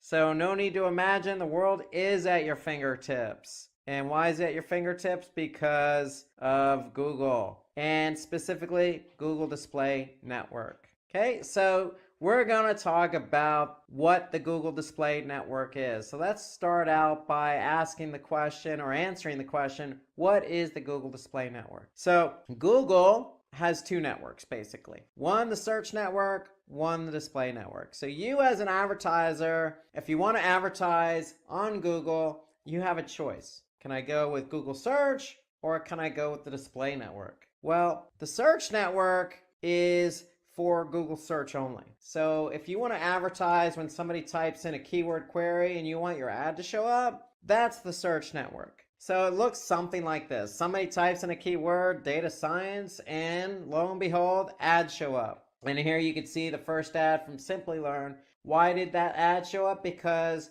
Simplilearn was bidding on the keyword data science. And so that's how the search network works. You bid on keywords, somebody types on those keywords, and your ads show up in the search engine results at the top above organic listings. So that's the search network, and it just simply comprises of ads that respond to what people are querying. Okay, the display network is a little bit different. So that's the search network. Today we're going to talk about the display network. Okay, the display network is a little bit different. So imagine you're on the lookout for a new shoe on Amazon as an example, but you don't end up buying the shoe. You're looking at shoes, you don't buy it. Well, you might have noticed in the past you've done something like that, whether it be shoes or shirts or coats or belts or cars or radios or headphones or phones. It doesn't really matter. You might have been looking at something and then notice an ad show up. It might have been exactly that same product, or might have been something similar to the product you were looking at but on the same website. So why does that happen? Well,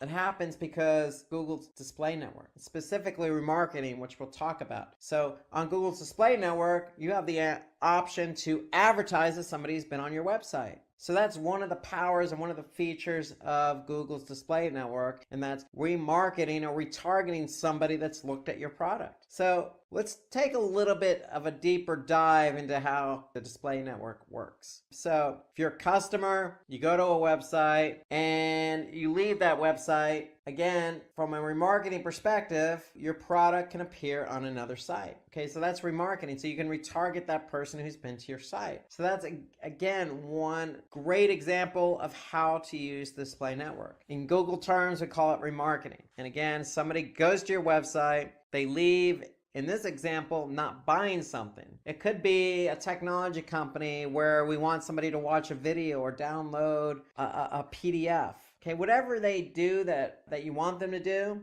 but they don't actually do it, then you can go back and retarget them. So if they actually go to a page and look at your product but don't buy that product, then you have the opportunity to advertise to them again. So the whole idea is if you advertise them again, wow, that person can say, okay, I remember that. I was still interested in that product. Let me go back and purchase that product. So they go back to the site and make the purchase. So that's, again, the power of the display network. You can reach people who have been to your site before. So let's take another look here. So retargeting evolves around adding a piece of code or pixel on your website, which uses browser cookies to add website visitors to your audience. So let me just summarize that for you. So if you want to use the display network and you want to target people who have been to your website, well, you need to add a simple script or pixel, if you will, to your website. That's all. And so when somebody comes to your website, they're going to get cookied, and that cookie is stored in their browser. And so that's an important piece of the whole process because that's how Google determines who that visitor is. So without that cookie, then Google won't know to show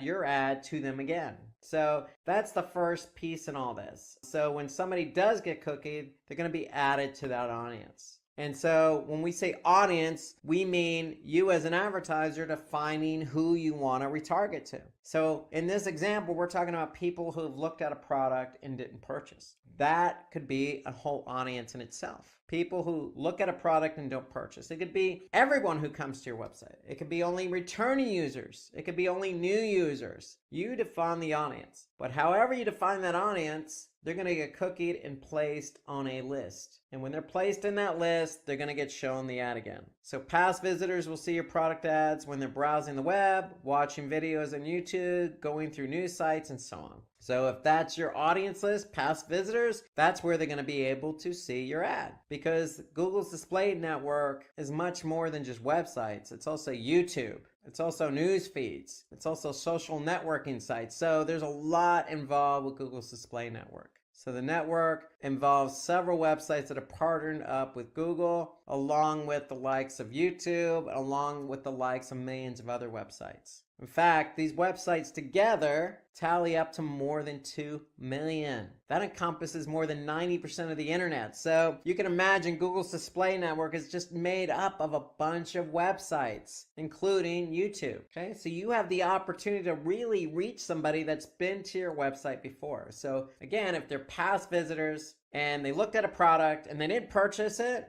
you have an opportunity to really put your ad in front of them on a lot of different websites. So that's just an intro about the display network. Remarketing is just one benefit. But let's take a step back. So we dove into the deep end with remarketing. Let's just separate out the two again, just so you're clear on what the display network is versus the search network. Well, let's go through some of the differences. So display network on the left, search network on the right. So the display network, as we just discussed, is great for retargeting people who have been to your website. Whether they're new users, returning users, users who looked at a product, users who added a product to your cart, users who looked at a specific page, whatever that behavior is, you're defining that. Now, the search network is usually for top of funnel. Why do we say top of funnel? Because users are actively searching for something. They're looking for a product. They're being active. So they're going to search and seeing who has that product. Okay, the display network, we know remarketing is a benefit, but usually it's bottom of funnel, like brand awareness. So if nobody knows who your brand is, or what your brand is, or what you have to offer, what your services are, then the display network, remember, made up of millions of websites, you have the opportunity to put your ad out there.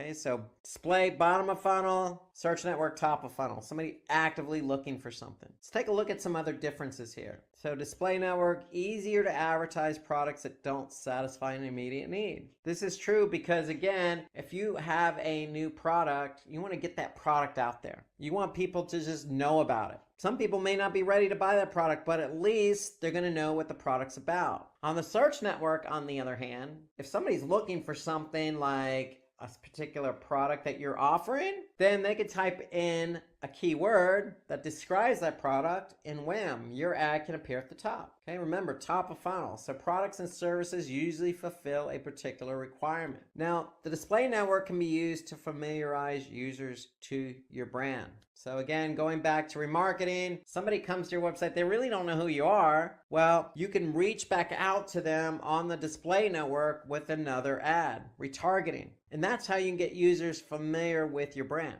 Where on the search network, users are shown ads based on what they search for. So it doesn't really matter if they know your brand or not. Hey, if they're looking for something and they're ready to buy and you have that product at the right price, then the chances of them converting are pretty good. So you're at the right place at the right time, where the display network's all about familiarity, retargeting to people with your brand, getting your brand out there, getting your product out there in front of millions of people. Now on the display network, users are shown these ads in over 1 million different websites. So with the display network, you have the opportunity to kind of hone in and pick and choose those websites. Where on the search network, users are shown ads in Google Apps and on the search engines. So you have the opportunity to place your ads not just on desktop search, but also on mobile and also on apps. Whereas, again, the display network is made up of much more. It's made up of websites, YouTube, apps, etc.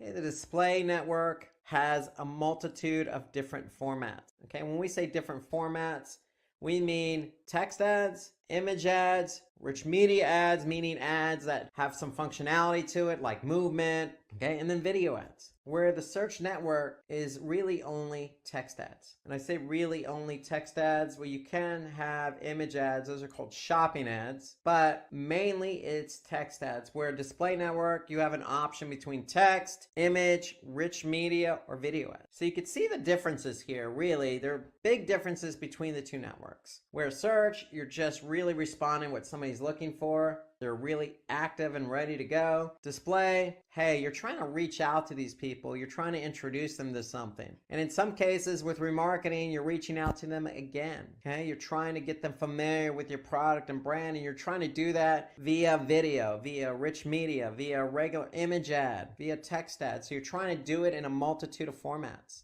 So again, bottom of funnel for display, top of funnel for search. So that's an intro to the display network. Those are the differences between search and display. Now let's go through the steps of how to set up a campaign in Google Ads using the display network as our option. So here I am, I'm in Google Ads, I'm in an account, and I want to set up a campaign on the display network. So you can see here, if I'm in Google Ads, I've selected display campaigns. I can already see I have some display network campaigns set up. In fact, they're all remarketing campaigns. And so remarketing, remember, is targeting somebody who fits a list or description. Okay, so it could be somebody looking at a particular product. They get cookied, meaning that text file is going to sit on their browser, and then they're going to see your ad the next time they're on Google's display network, wherever site they may be. So we're reaching out to somebody who fits a particular description. Okay, so if we're going to set up a display campaign, meaning a campaign on Google's display network, we want to go to campaigns and we want to click on the plus button here. and we're just going to say new campaign. Now, we have the opportunity now to pick and choose what our goal is for that campaign. And so most of the time with display, you're going to choose brand awareness and reach. Okay, so here you can see the campaign types for brand awareness and reach, display and video. Usually when it comes to sales or leads or even just driving traffic, okay, you might go with the search network. But if you're just really trying to just promote your brand, you may go with display, because remember, you have the option to get your ad in front of millions of websites. We're going to choose brand awareness and reach, okay, and we're going to choose the campaign type. So here you have display. We want to run different kinds of ads, or we can run just video. Okay, we want to run, if we're running video, we can reach and engage viewers on YouTube and across the web, meaning other websites. Okay, let's choose display here. So we're going to go ahead and just put our website in there. So our business's website. And when that loads up, we're going to have a number of different options available to us. So here we can name our campaign. Okay, so here you can see brand awareness and reach is the name of our campaign. And for now, we're just going to put test. Now we have the opportunity to choose our location. Here, we're going to choose the United States. We have, just like a search campaign, we also have languages and options. So with search, you have locations and languages. Same thing on display. So we're going to target English as our language. And what are we trying to do? What are we focusing on? Well, we want to get our product out there. So we're going to choose impressions, viewable impressions. That's really what we want to focus on. We want people to see our ad. Okay, so an impression is the number of times somebody sees your ad. Okay, so we have viewable impressions. That's what we want people to do. We want them to see our ad. And if you take a peek over here on the right side, you can see your targeting's reach. So we can reach over 10 billion plus in impressions, meaning that's a lot of eyeballs. The number of people looking at our ad right now is over 10 billion plus. Okay, so that's just gives you the scope and some idea of how big Google's display network is. So just like search, we could set a budget. I'm just going to choose $100 for now, and I can choose how to deliver that budget. Just like on search, I have standard or accelerated. I can ask Google to speed up the spend, or I could just do regular standard, which means they're going to spend my budget evenly over a period of time, over the course of the day. Now, remember, with Display Network, we have different options on ad types. We have text ads, rich media ads, regular image ads, and video. So we can rotate our ads how we like. So we could say, hey, look, I want to run my best performing ads. Okay, so that means I want Google to optimize for me. Meaning, if I have an ad that's performing better than some others, then I'm going to let Google run that one more. And that's the one I would recommend. But you do have other options here. You can just have them rotate evenly. You could say, hey, optimize for conversions. But it's really, remember, our goal here for the display is to get impressions, eyeballs. We're not interested in top of funnel conversions. In here, we could say rotate evenly, and that's not supported for display. So really, our best option here is prefer best performing ads. We want our best performing ads to run. Okay, we have an option to schedule them. We have an option to start and end. Okay, and we have an option to set a cap. How many times we want somebody to look at that ad. So we can limit how many times our ad is shown to the same user. Okay, so we're going to let Google optimize how often your ads are shown.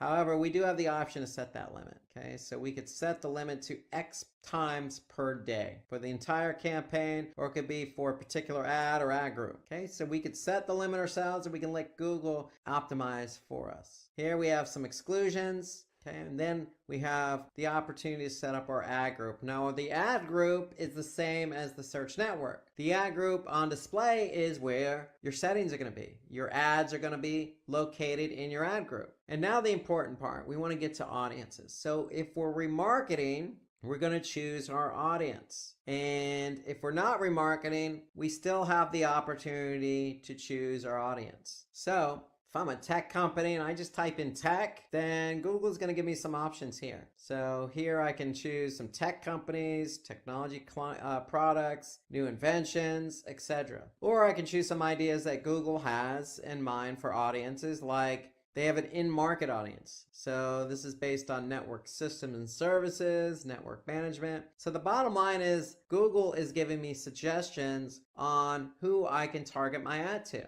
Okay, that's what this is. Choosing your audience. Now, you don't have to choose anything here. In fact, you can just clear all and be done with it. Now you can go down to demographics. Now I could pick and choose based on gender. I could pick and choose based on age, parental status, and household income. Really depending on who you're advertising to. That's really what it comes down to. Okay, so you have demographics and you have audiences. Audiences are really for remarketing. So again, you can go with some of Google's recommended audiences, or you can create your own audience. Okay, and we're going to talk about that here in a minute. But this is all part of the setup for the campaign. So I'm saying, hey, these are the demographics and these are the audiences. But if you're not remarketing, you don't necessarily have to go with an audience. Okay, once that's done, you can set up a bid just like you want on the search network, and then you have the option to choose your ad. So that's part of the campaign setup. So when you actually choose your ad, again, you have different options. Image ad, okay, rich media ad, video, or text. Once you choose your ad, then you pretty much have your campaign set up. Now we're going to tweak it after we set it up, but that's pretty much the steps in terms of setting up a display campaign. Very similar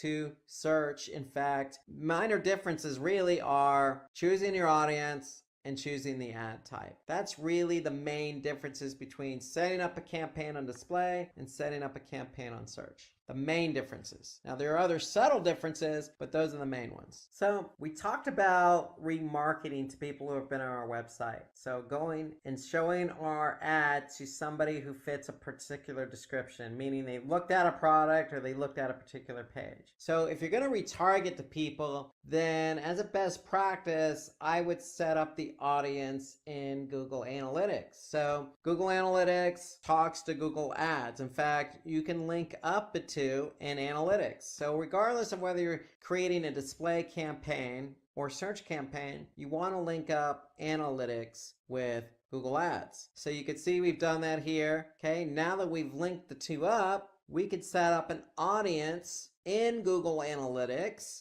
for use on a remarketing campaign on Google's display network. So here you can see I have audiences set up. If you want to just create a new audience, you can do that. So if I click new audience here I can choose returning users or new users. These are audiences that Google has set up by default. I can create a new one if I want. So I could say, hey, I want to target, 18 to 24-year-old males who speak English, for example, and who came from mobile. So if I go here, technology, I'm going to say including mobile. So that could be my audience. So anybody who fits that description of 18 to 24-year-old coming to my website from mobile who speaks English, I'm going to retarget them. And you can go ahead and save this. So if I go ahead and click apply, I'm going to name my audience 18, 24-year-old male, English, mobile. One thing about remarketing on the display network is you can choose how long somebody stays on your list, meaning how long is that cookie going to live. So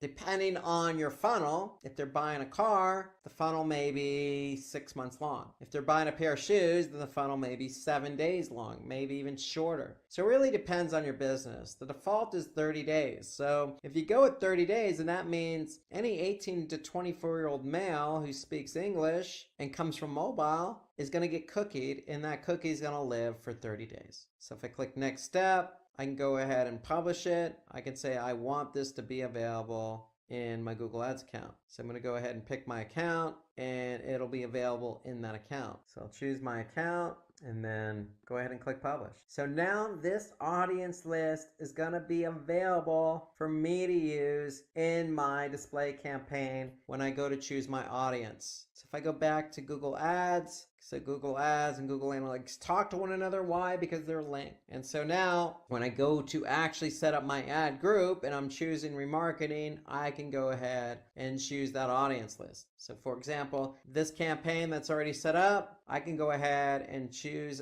to set up another ad group with that particular audience list. So if I choose new ad group, and now I'm going to search for the audience I just set up. So here you go. I just did a search and here's my audience. I'm going to select my audience and I'm going to now use this audience in my ad group for my remarketing campaign. So now all I need to do is align the right ad with this audience. So that's how remarketing works. You choose your audience list. You set up your ads. Remember, you have different ad formats: video, rich media, image, and text. And the whole idea behind remarketing is you know who your audience is, you know what you want to say to them, so your ads should really encompass that message, the message of what you want to say to that particular group. In this case, 18 to 24-year-old male who speak English, who came to your site from mobile. So if you don't really want to retarget somebody who's been to your website, you could certainly still use the display network to your advantage. Remember, bottom of the funnel, the goal of our campaign is just get our ad out there so that people recognize our brand, our services, our product. So when you actually go to set up an ad group, you don't have to choose an audience to retarget to. You do have other options. So if I look at this ad group here, you can see I have image ads already set up. So where do I want these image ads to appear? So I do have options available to me in the display network. So if I choose keywords, then that means if I go ahead and add a keyword, then what Google's going to do is contextually place my image ad on a website that fits the description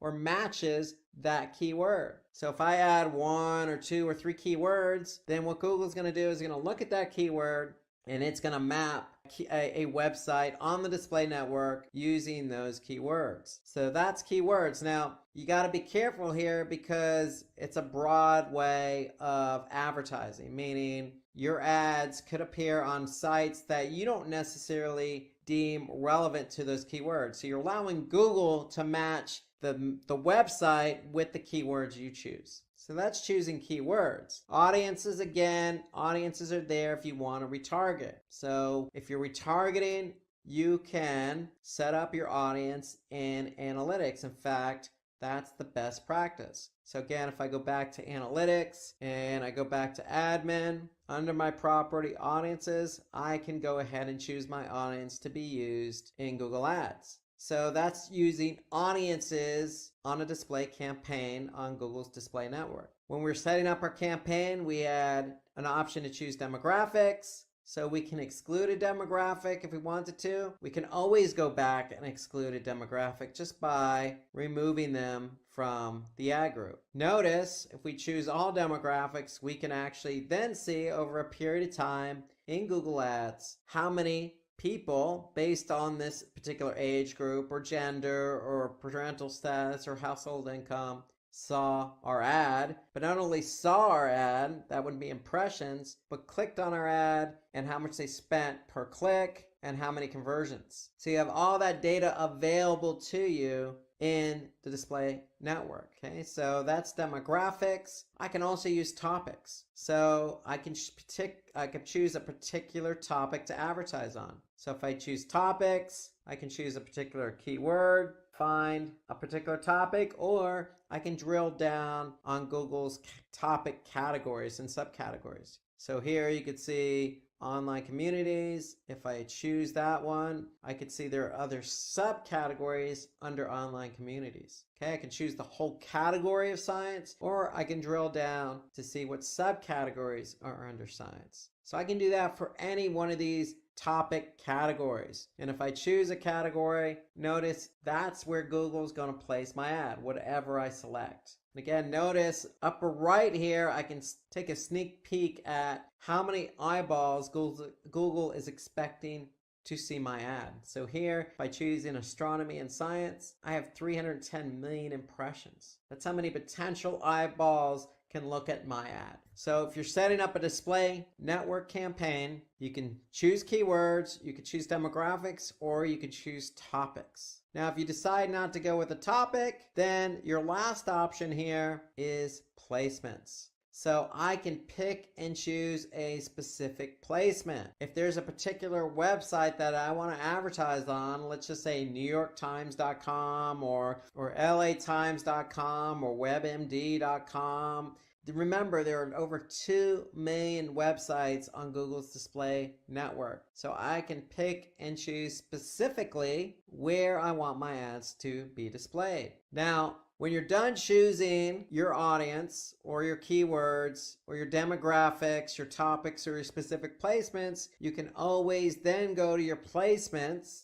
and then click on where ads showed. And so now over this particular time frame, I'm going to be able to see where my ads have been shown. And so now I can see my ads have been shown on mobile apps and on particular websites. Now, if you don't like any of the particular websites that your ad is showing on, you can always select it and you can always exclude it. You can exclude it from the ad group or the campaign. Okay, so that's how you manage where your ads are showing up on Google's display network. Again, you can go ahead and go to where ads are shown under placements, and over that particular period of time, Google's going to show you where your ads have been shown.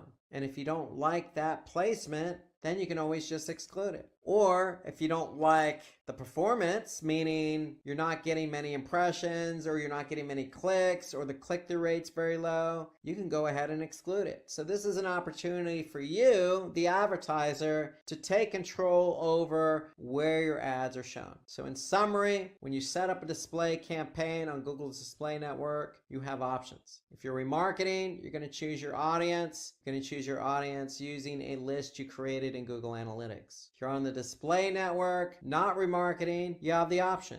You can choose a keyword and have Google place your ad on a website that fits the description of that keyword. You could choose specific demographics. You could choose a topic or subtopic category, or you could choose a specific placement. Okay, those are all the options available to you when you run your ad on Google's display network. Now, let's go back and take a look at some of the advantages of the Google display network. So I just went over with you how to actually create a campaign in an ad group. I actually went over how to set up a remarketing campaign and set up a remarketing list in analytics, and I went over all the differences between the search network and display, but let's really hone in on those advantages here. So with the display network, we can provide advanced targeting, meaning I can particularly point to a specific website that I want to advertise on. So that's what I mean by advanced targeting. Or if I don't want to advertise to 18 to 24-year-olds or 25 to 34-year-olds, I can exclude them. Or I can really pick and choose a specific audience that I want to remarket to. So those are all examples of advanced targeting, and that's all done within analytics or Google Ads. So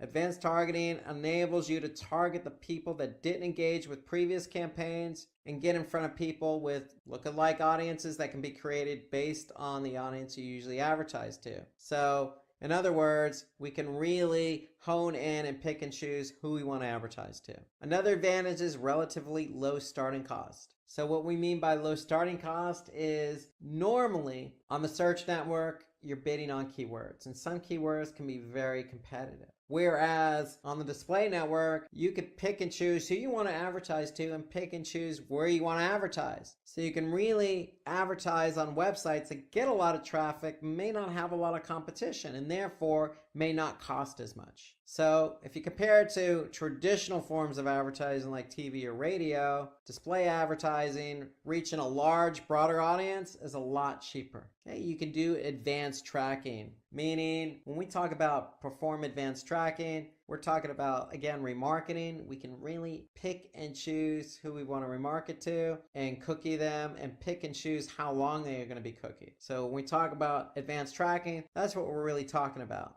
So we can also talk about how many times our ad is shown to somebody. We really can pick and choose how many times we want somebody to actually see our ad on a site based on performance. Okay, let's take a look at some other advantages. The ability to advertise your brand to a broader audience. Okay, Google has over 2 million websites. So we can pick and choose where we want our ads to show up. Again, it can be by topic, it can be contextually via keywords, or it can be specific websites. So we can create demand for our product. And what we mean by that, we can create really cool ads. Remember, rich media ads, video ads, these are all engaging type of ads. Those are ad types on the display network. When we create engaging type of ads, it's going to appeal to somebody and they're going to engage. So we have that opportunity just based on the different ad types. Of course, increasing web traffic, we can't say that enough. If you're advertising on Google's display network, you have the opportunity to get your ad in front of millions of people. Get our ads in front of millions of people, we have the opportunity to get a lot of clicks. And we do have that wide range of formats. Search network only has text ads. Here we have text, we have rich media, we have image, we have video. So all these types of ad formats allow us to really get our ads out there in a number of different ways. Again, we're marketing our product and services are the big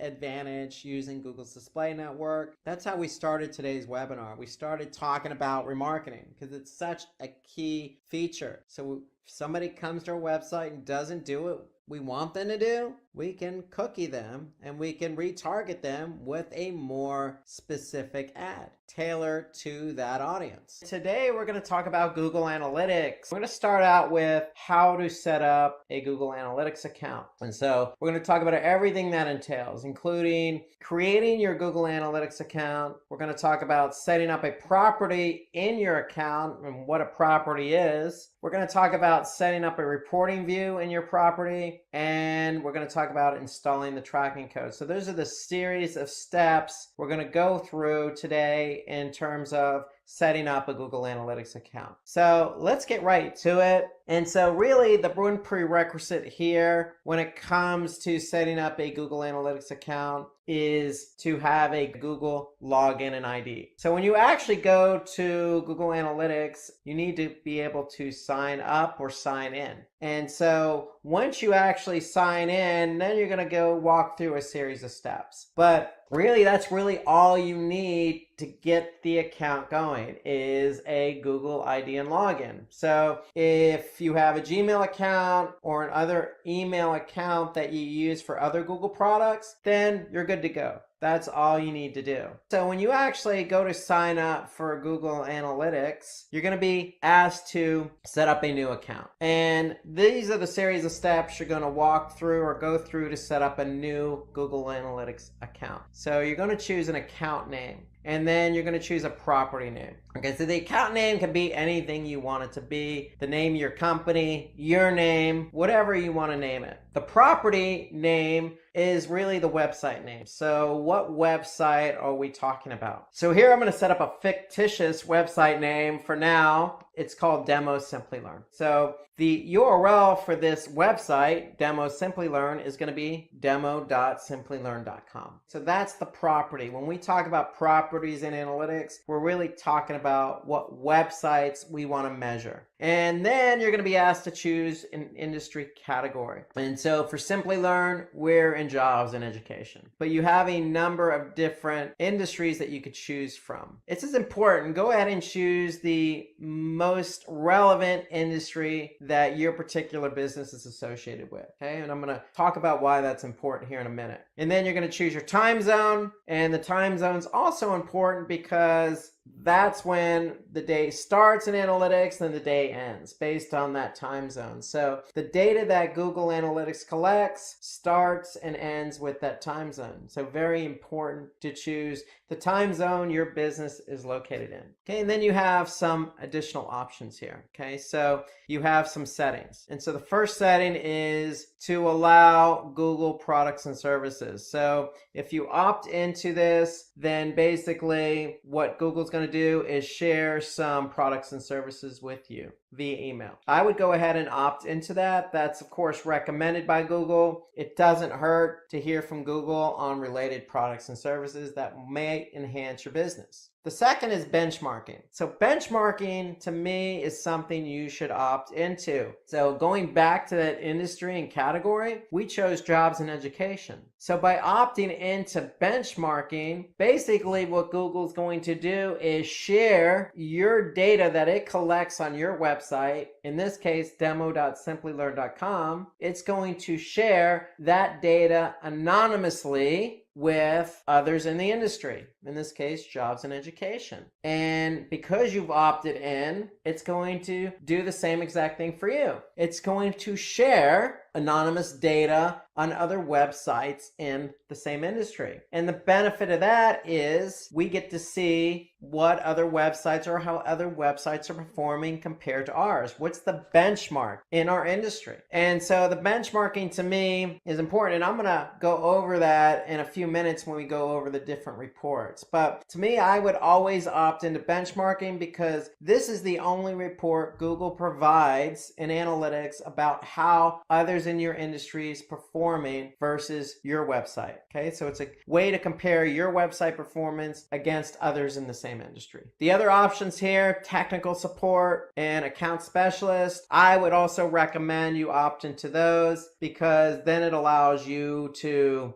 basically allow Google access to your account, and they'll be able to help you if you occur or run into any issues. So these are the options in setting up a Google Analytics account. It's very simple, very easy to do. You're just entering in a few fields. Note that we talking about a website right now, so I'm talking about demo.simplylearn.com. But just know that if you want to track a mobile app, Google Analytics will allow you to do that as well. You just choose the option mobile app. So we're tracking a website. We want to know how users behave when they get to my website. And that's what Google Analytics is going to allow us to measure and look at. We just need to do a couple more steps in the process. So once we fill out these fields here, we're going to click Get Tracking ID. Now, I'm going to accept the terms of service. I'm going to accept another terms of service in relation to data protection. I'm going to click accept. Once I accept, I'm going to be able to get some tracking code. The tracking ID is the ID associated with your account. And so this number is going to be associated with your account. So your account ID starts with UA, and it's going to be this number here. Now the -1 is the property you set up. So in this case, I set up demo.simplylearn.com. If I wanted to track multiple websites under that same account, then I can certainly set up multiple properties. Just know that every property I set up in that account is going to have a -1, -2, -3, -4,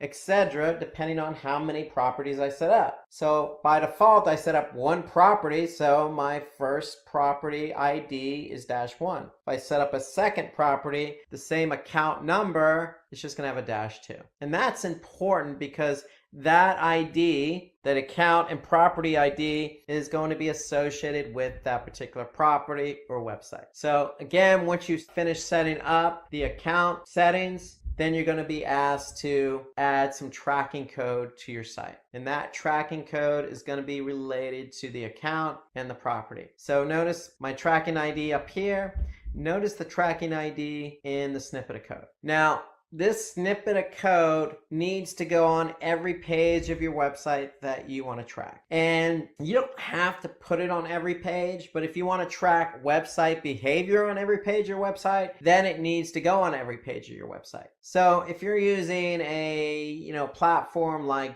Drupal or Joomla or even more popular platform like WordPress, adding the tracking code site-wide is as easy as maybe adding a Google Analytics plugin to WordPress, for example, and then just simply plugging in the ID. Now, there's an alternative to adding the Google Analytics tracking code to your site, and that's Google Tag Manager. So Google Tag Manager is the way I would recommend going. So if you're not familiar with Google Tag Manager, I would recommend watching the YouTube video we have on Google Tag Manager. You can just go to YouTube, type in Simplilearn Google Tag Manager, and this will give you a nice overview of what Google Tag Manager is and how it works. But basically, this is the way I would go, and I would recommend that in addition to having Google Analytics, you set up a Google Tag Manager account. And then that way you can put the tracking code in Google Tag Manager. So if I go to Google Tag Manager and I just go into an account on Tag Manager, I can just simply put in the Google Analytics ID right into Tag Manager. And so if I have it in Tag Manager, then Tag Manager is going to be the place that holds the code and fires page view when somebody comes to my website. So that way I don't have to add the tracking code to my website if I do it in Tag Manager. So that's the recommended method for me, is to add the Google Analytics ID associated with Tag Manager. If you can associate it with Tag Manager, then that's the easier route to go versus putting code on your website. Okay, so again, take a look at the video we have on YouTube for Google Tag Manager. That's the route I would go. Now, once you do get the tracking code on your website, whether that be through Google Tag Manager or through a plugin, or just simply adding the script to your site, to pages on your site, then what's going to happen is you're going to start collecting data. So that's ideally the way it works. You need to add this code to your website. Now, if you're not ready to do that and you simply want to basically understand how Google Analytics works, then I would recommend getting access to Google Analytics demo account. And so if you just type in and search Google Analytics demo account, basically what you're going to do, you're going to choose the first listing there, and you're going to go to demo account. So if you have a Google Analytics or Google login, then all you need to do is click on access demo account. And so what Google's going to do is put this demo account into your account. And so it's going to look something like this. So if I click on demo account here, it's going to add to my Google Analytics account. So I'm going to have then access to the demo account from Google in Google Analytics. So I would recommend going this route here if you're not familiar, you're not sure what you're getting yourself into. So think of the demo account as kind of a test drive. You're test driving Google Analytics before you even add any code to your website. So again, all you need is a Google account.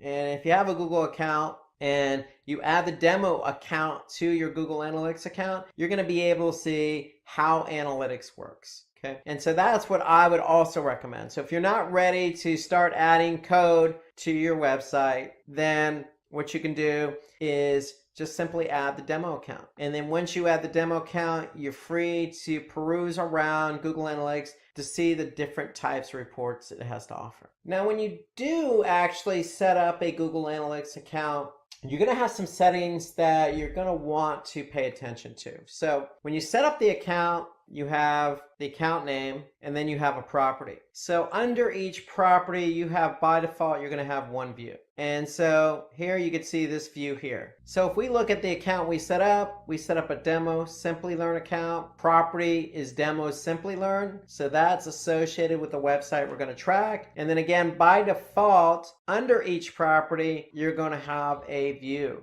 And so by default, the name of the view is going to be called All Website Data. And so in that view is where all your analytics data is going to be stored. So you can see my screen here. There's a lot of different settings you have. You have settings under the account, you have settings under the property, and you have settings under the view. So we're going to talk more about these settings in future webinars for advanced Google Analytics users. But for now, know that there's a bunch of settings that you have that you can play around with when it comes to Google Analytics. Anything from adding users to your Google Analytics account, your Google Analytics property or view. You can actually set up goals, you can set up filters, you can set up segments, you can link up Google Ads, you can, set up remarketing lists. There's a lot you can do in terms of the settings as it relates to Google Analytics.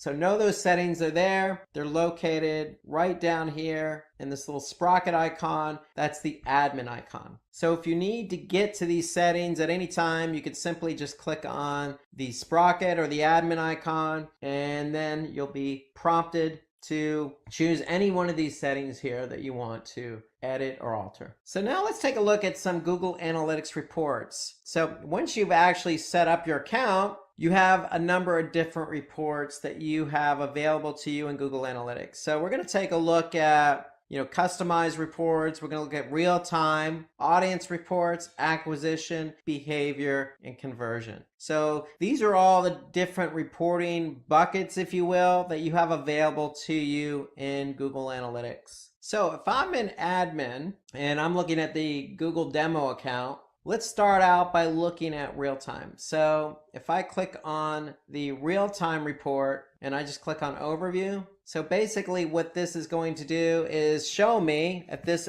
point in time how many users I actually have active on the website. Okay, so that's why they call it real-time reporting, because it allows you to see the behavior of users who are currently on your website. And so this is the overview report under real-time. And you can see here, I can see that 79% of my users are coming from desktop, 18%, 20% are coming from mobile, and then approximately 3% are coming from tablet. Here I can see how they actually came to the website. So this is the referring source. If they came from, say, search or social, I can see the source there, and I can see what pages they're active on. And then here I can see what locations, where they're located. And so if I want to see a breakdown of everything in the overview, I can certainly do that. If I go to locations under real time, I can see a majority of my users are coming from the United States. Okay, where are they coming from? I'll just click on traffic sources. And here I could see the different sources and mediums. Medium is the means in which the traffic was driven. So if it's Google, it's either paid search or organic search. So I can see here it's organic. Then I can actually see what content they're looking at on my website. So I can see currently I have 3 active users on the home page, 2 active users on the Google's Women's White Tea page, so forth and so on. Now, most importantly, if you have event tracking set up. So if you've taken a look at our Google Tag Manager webinar, you know that you could set up event tracking in Google Analytics to measure engagement on your website, whether that be a form submission or somebody clicking on the play button of a video. So if I click on events, I'll be able to see what events are firing. So here I can see we have event tracking set up, and I can see how many different events are firing on my website in real time. So here I can see e-commerce, somebody clicking on the quick view click, a couple of users clicking on add to cart, a couple of users clicking on the promotion click. And as these events are fired, you're going to be able to see them highlighted. So if something gets fired, it's going to get highlighted. And I could see that these are the current events that I have currently firing on the website. And that's what's currently firing now. If I want to look at the events that have happened in the last 30 minutes, I could just click on this link here, last 30 minutes, and it's going to give me an overview of the events that have happened over the past 30 minutes. Okay, so that's event tracking. And then more importantly, we can also look at what conversions are happening in real time just by clicking on conversions. And so now I could see I had 1 active user who entered the checkout. So that's goal number 4. So in analytics, you can have up to 20 goals. And so here I can see we have goal number 4 has already had 1 active user. And so if I look at the last 30 minutes, I can see I still have only 1 goal over the last 30 minutes, and that was somebody who entered the checkout. So that's real-time reporting. In summary, it just gives you an idea of what's currently happening on your website. And so for me, ideally, if I'm launching a campaign, or let's just say you do a new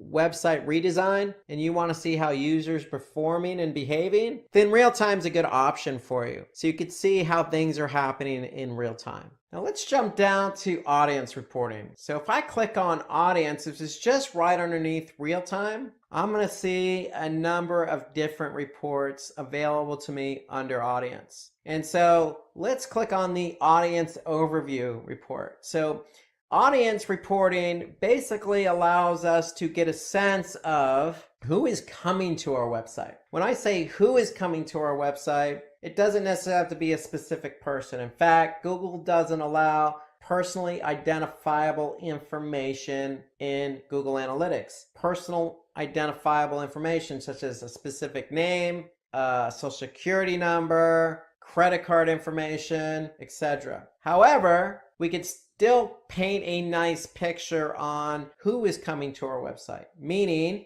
what country, city, or state did they come from, what language, what device did they get to our website from, how old were they, okay, were they male or female or other, what interests did they have, what browser did they use. So we can paint a nice picture based on all this information that Google Analytics is providing us under audience. So if I go to audience overview, here I can see I have all these different options available to me to get a basic understanding of who is coming to our website. So for example, I could see a majority of the people coming to our website speak English and are from the United States. Okay, in fact, that represents 61% of the users. And so Google Analytics does a great job of giving me an overall percentage. So if I have 100% of the users, I could see 61% of those users represented English-speaking users from the United States. 7% represented English-speaking users from Great Britain. And so when it comes to analytics, we have users, and users are broken down into two categories. They're either returning or they're new. So when you add the Google Analytics tracking script to your website, what's going to happen is if a user or when a user goes to your website, they're going to get cookied. And if it's the first time they've been to your website, what Google Analytics is going to do is store a cookie in the browser. So when that same user comes back another day in the same browser, Analytics is going to recognize that that cookie is in the browser. And so then Analytics is going to categorize that user as a returning user. Okay, so that's how Analytics is able to differentiate new versus returning. So if that user doesn't have a cookie in the browser, then Analytics is going to recognize that, store the cookie, and then count that user as a new user. And so when you're looking at Analytics, you're going to be able to see a breakdown of new versus returning. So here I can see over 3/4 of my traffic over the past week. Here I can see April 6th through April 12th, over 3/4 are new users to the website. Here I could see about 24% are returning users. Okay, so I can get a good breakdown of what type of users are coming. Am I driving new traffic? Am I driving traffic that's been to my website before? What language are they speaking? Okay, I can also paint a bigger picture. How old are they? What gender are they? Do they come from mobile? So let's take a look at some of these different reports under audience. And so if I skip down now to demographics, I can click on overview, and when that report loads, I can see now under demographics overview, I can see the breakout of age ranges. And so here I can see the majority of the traffic coming to my site again over the past week. Now, if I want to change this date range, I could simply do that. I can change the date range just by clicking on the date range and then maybe going, say, the last 30 days. And I can even compare it to the previous period or the previous year. I'm going to choose the last 30 days. I'm going to click apply. Now I'm looking at data over the last 30 days. And again, you can change the date range to any range you want. You can only go back as far as when you actually created the Google Analytics account. You can't go prior to that. So here I'm looking at the last 30 days and I can see almost 47% of my users were in the age range of 25 to 34. Now, when it comes to gender, I can see 66% represent males. So I can get a breakout of gender and age as well as interest. I can click on interest and look at the overview there and see what the interest is of the users who are coming to my site based on in-market segments or affinity. I can also choose language and location. So if I want to know exactly where my users are located when they're coming to my website, I can click on location. And here I can get a breakout. 43% of the users of the last 30 days were from the United States. More importantly, I can align my audience with goals. And we'll talk about goals here in a minute, but here I can see if I have an e-commerce website, I can see of those 43%, 0.29% of those converted or purchased something. And that equates to 94 transactions. So I can get a good sense of not only how many users are coming from a specific country, but are those users converting? If I click on mobile, and mobile to me is one of those reports I tend to spend a bit of time on because I want to know what devices users are coming to my website. And so for my website here, or this is the Google demo website, I can see mobile represents approximately 27% of the traffic. So desktop still represents a majority of the traffic. So for you, you want to keep an eye on mobile because mobile is definitely a majority of what people use nowadays. That's how people start their day. That's how they transact via mobile, whether that's purchasing something, communicating, or searching. It all starts with mobile. So you want to keep an eye on mobile, and more importantly, you want to keep an eye on behavior. So Google Analytics is telling me that, yes, I have approximately 27% of my traffic of the last 30 days came from mobile. How are they interacting with my website? So if I look across this report, I'm going to be able to see different metrics. So if I'm measuring specific metrics against my dimension, in this case, the dimension is what we're measuring. And in this example, we're measuring mobile. I can see that the bounce rate is approximately 48%. And bounce rate means that if a user, in this case from mobile, landed on a page, they left the site without going any further. So they consider it a bounce. If they don't go to another page, if they leave the site from the page they landed on and they don't go any further, that's considered a bounce. So a bounce rate is the percentage of people who come to the site and leave the site without going any further. So in this case, we have 48% bounce rate. That's almost half of our users who come from mobile leave the website from the page they landed on. So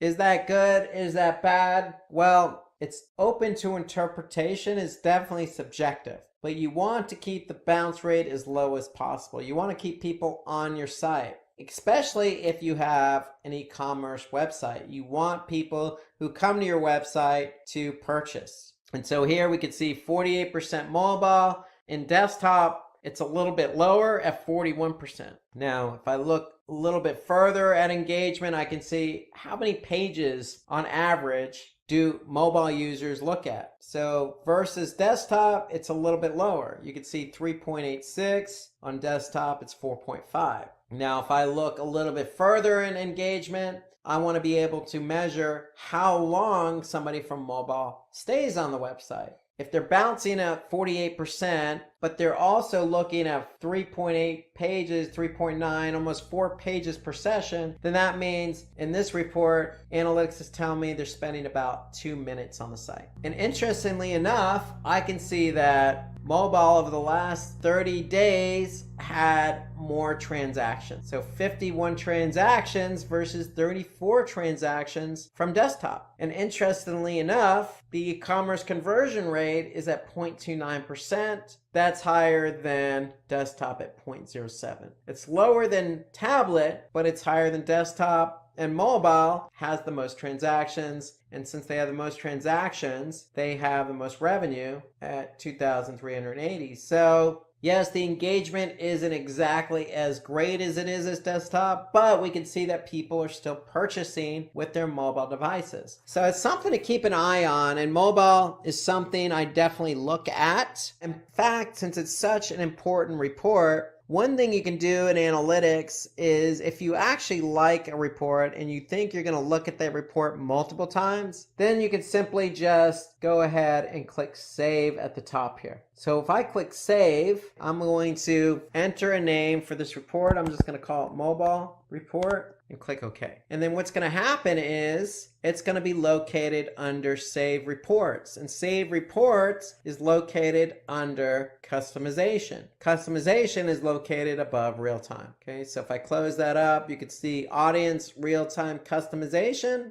If I click on Customization, if I click on Save Reports, I should be able to see my Save Report here, and I do. So here I can see Mobile Report. If I click on it, I can simply go to the report I was looking at before I saved it. So save reports to me is a good feature in analytics because it allows you to quickly access a report that you've saved in the past. So let's take a look at one more report under audience. And let's go to benchmarking. So remember when we were setting up our analytics account, we had the option to opt into benchmarking, and I recommended you do so. And so if you did actually opt into benchmarking, then you're going to be able to see how your site compares to others in the same industry. So if I click on benchmarking and then click on channels, what I'm actually able to do now is compare my website with others in the same industry. So if I go back to, say, jobs and education,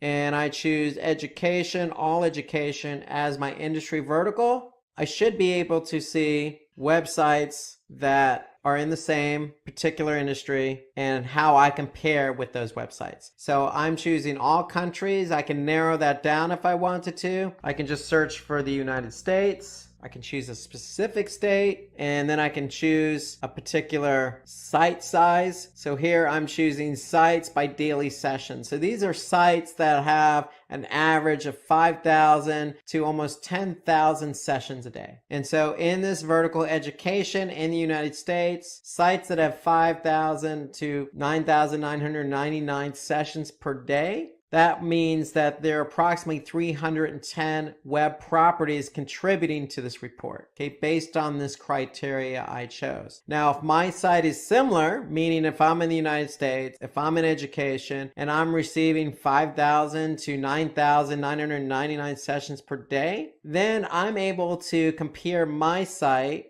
against 310 other websites. Now, Google's sharing this data anonymously from the other websites, and they're doing the same with your website to those particular websites' benchmarking reports. Okay, so it's shared data anonymously in particular industries and verticals. And so now I'm looking at a channel report. So if I want to see how I compare to others in my industry, then I can go ahead and see by channel. For example, am I driving as much traffic as others in my industry? And you can see I'm not. In fact, I'm 76, 77% worse in terms of the amount of traffic being driven from organic search. So anything in red is going to show as a negative result, a negative comparison, whereas something in green is a positive comparison. So if I look at engagement, I can see that I might not be driving as much traffic, but I can see that the pages per session are better than the site average or the industry average. I can see if I go over again, looking just at organic search, I can see the bounce rate is better than the industry average. So the channel report under benchmarking allows you to measure how you compare to others in your industry. And you could do so by looking at location and devices. So if you opted into benchmarking when you set up your account,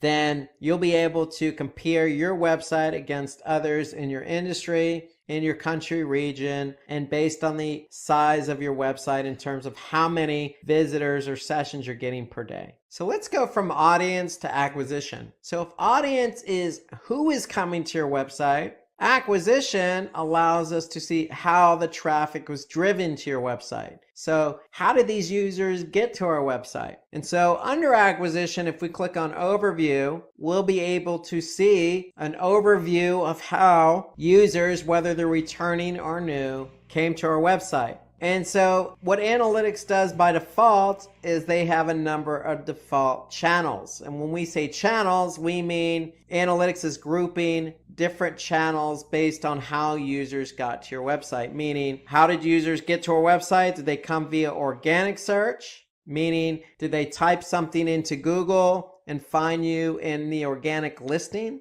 Analytics also groups users based on whether they came to your site directly, meaning did they type in the URL directly into the browser, or did they bookmark your website and come back via the bookmark? So they're grouping users under direct. They also group users under referral, meaning did they come from another website? They group users by social. Did they come from a social media platform like Twitter or Facebook? If you're running paid search, Meaning if you're running paid search on, say, Google, then do they come from paid search ads? Now, if you're running display ads on, say, Google's network, Google's display network, that's a default channel. So analytics will group users there. So if they don't recognize a channel, then they're going to group it as others. So by default, Google Analytics groups users on how they came to your website via these default channels. And so I could see how many users came to the site from each channel. Now, if I want to drill down on this report, I can click on all traffic. And then if I click on all traffic, I can go to channels. I can look specifically at the channels report. And so now I can see organic search, again, over the last 30 days, is the #1 channel driving traffic.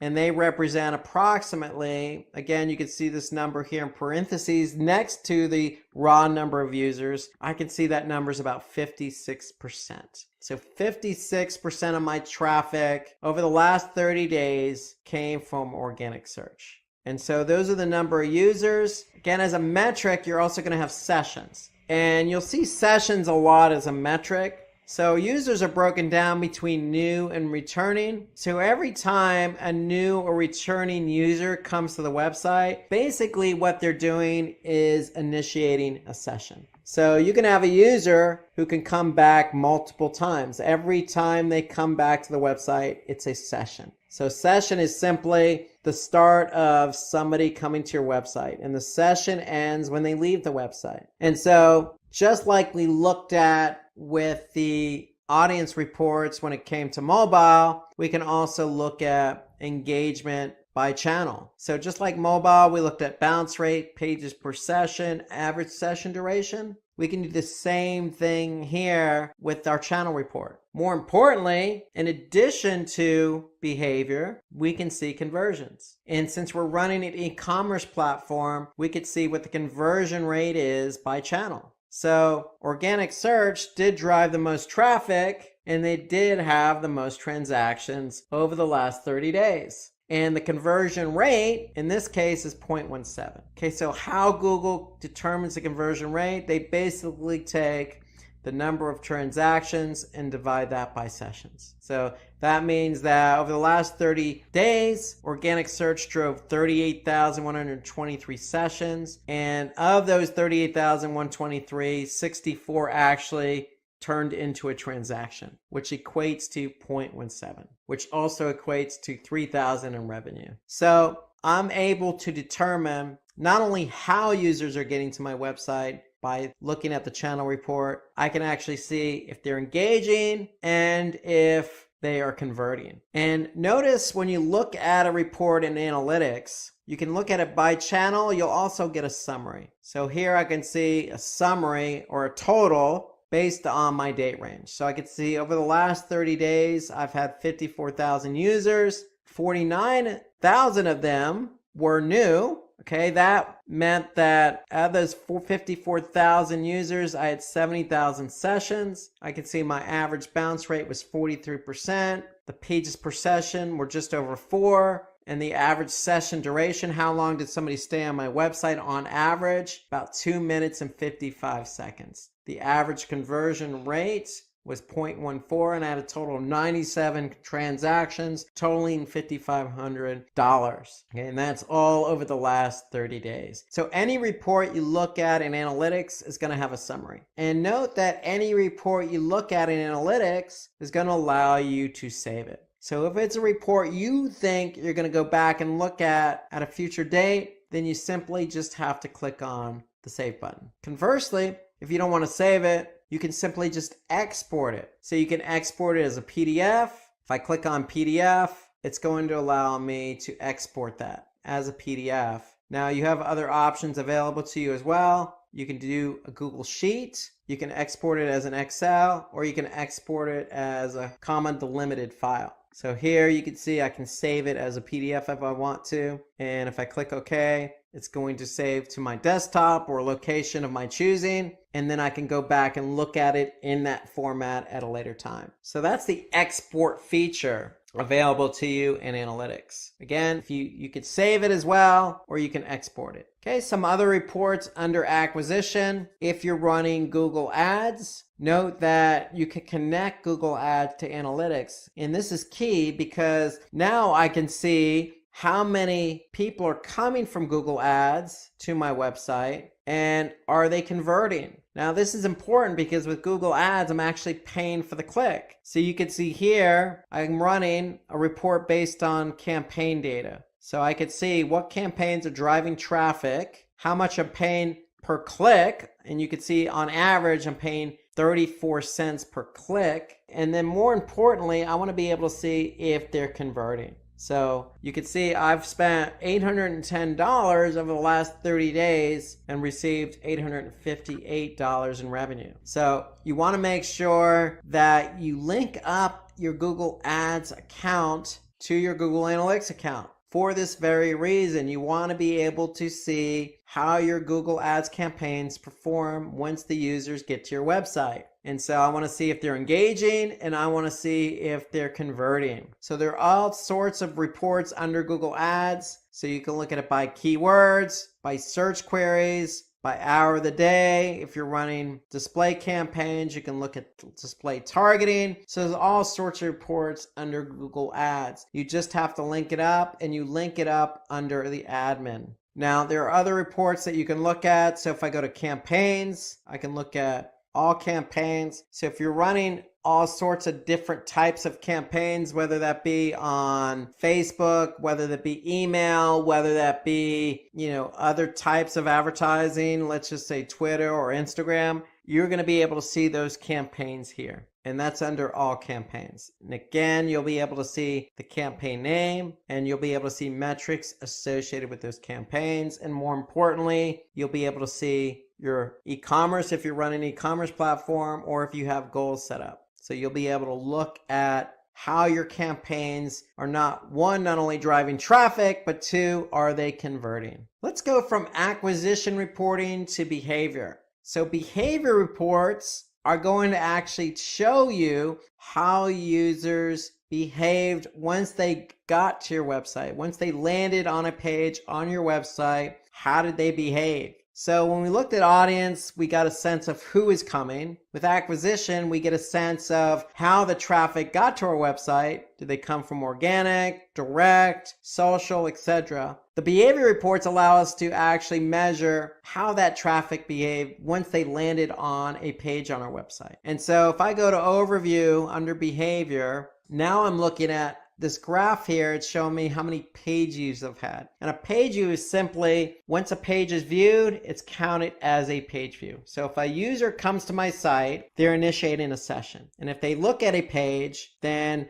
that page is going to have a page view. Okay, so a user can look at a page multiple times in a session. And every time they look at that page, it's going to count as a page view. So here I can see in this graph how many page views I've had, again, over the last 30 days. And if I look further at my overview report, I can see the specific pages and how many page views they've had. And I can also look at some other metrics. Okay, the average bounce rate, the average time on page. I can look at the exit rate, which means how many people actually exited, or the percentage of people who exited from that page. So I can dig deeper into my behavior reporting. So if I click on site content and I click on all pages, then I'm going to look at a report by page. This is my dimension. This is what I'm measuring, my page. And now I can see how many page views each page had over the last 30 days. Now note, you also have something called unique page views. So unique page views is equivalent to one per session. In other words, if a user came to my site and looked at the home page, then the home page is going to have one unique page view and one page view. Now, if the user in that same session looks at other pages, then every page that user looks at is going to have one unique page view. However, if the user goes back to the same page in the same session, then it's still going to be one unique page view. But in this case, the home page, if they look at the home page a second time, then the home page is going to have 2 page views. If they look at the home page 5 times in one session, then the home page is going to have 5 total page views and 1 unique page view.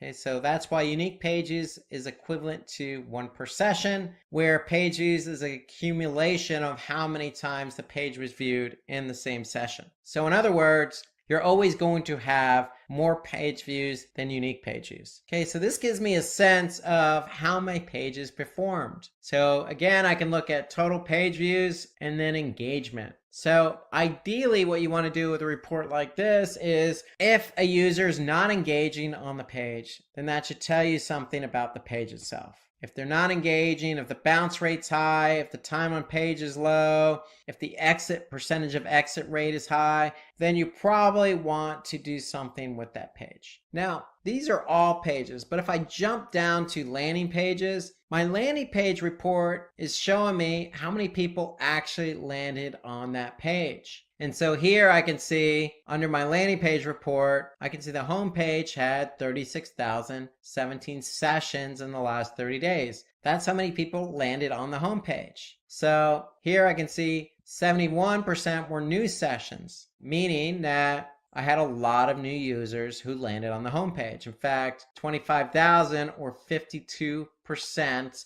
of the people who landed on the homepage were new. I could see the bounce rates about 42%, but of those who didn't bounce, they went on to look at about 4.5 pages per session and spent about 3 minutes on the site. And the one thing I like about the landing page report is I can also see whether that particular page, in this case, the home page, did it help contribute to a goal or conversion. And in this case, I can see of those 36,000 sessions, I had 22 transactions, totaling $1,200 in revenue, and that's an e-commerce conversion rate of 0.06%. So the homepage over the last 30 days contributed to 0.06% of the revenue. So this gives you an idea of when somebody lands on your website and they land on a page, is that page helping to move that person along? Meaning, are they not bouncing? And is that page helping to move people towards converting? And so that's what the landing page in effect allows us to measure, is the engagement. And in this case, we're measuring transactions. Okay, so analytics also gives us some other reports under behavior, including site speed. So site speed to me is an important report to look at, just like the mobile report. To me, site speed's important because what Google Analytics does is they take a sampling of pages. And in this case, you can see over the last 30 days, they sampled 2,835 page views. And of that sample, they came back and said the average page load time is about 4 seconds. Now, ideally, you want to keep it as quick as possible. I would say even under 3 seconds. Okay, now there are other factors involved with page load time. The browser you're using, the country that you're actually browsing that page from might not have the best infrastructure. You may not even be on the best internet network, meaning you're on a cell network or the Wi-Fi is not that great. Or you can be on a page that just has a lot of images or a lot of code that may slow it down. So there are other factors involved.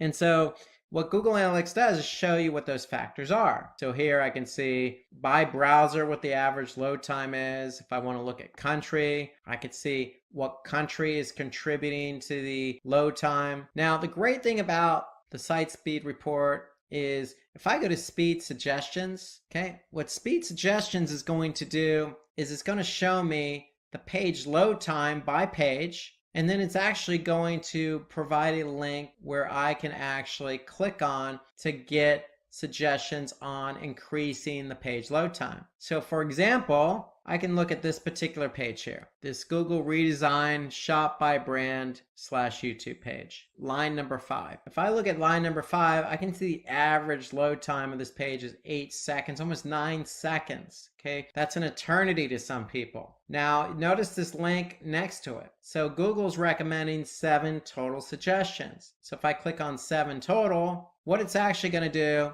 it's going to open up a new window, and it's going to open up another Google report called PageSpeed Insights. And PageSpeed Insights is going to give me some information about what I can do to correct the page load of that particular page. So look at the site speed report. It's important because there is a correlation between site speed or page load time and user behavior of that page. And there's also a correlation between page load time and a page ranking organically on search. So page load time is very important. It's so important that I'm even going to save it. So I'm going to click save and click on site speed suggestions as my name and click OK. And now that report is going to be saved under customization under save reports. Let's jump from behavior to conversions. Now, conversion reporting is arguably the most important section in Google Analytics, because what the conversions reporting allows us to do is see how people are converting, or if they're not converting, on our website. And so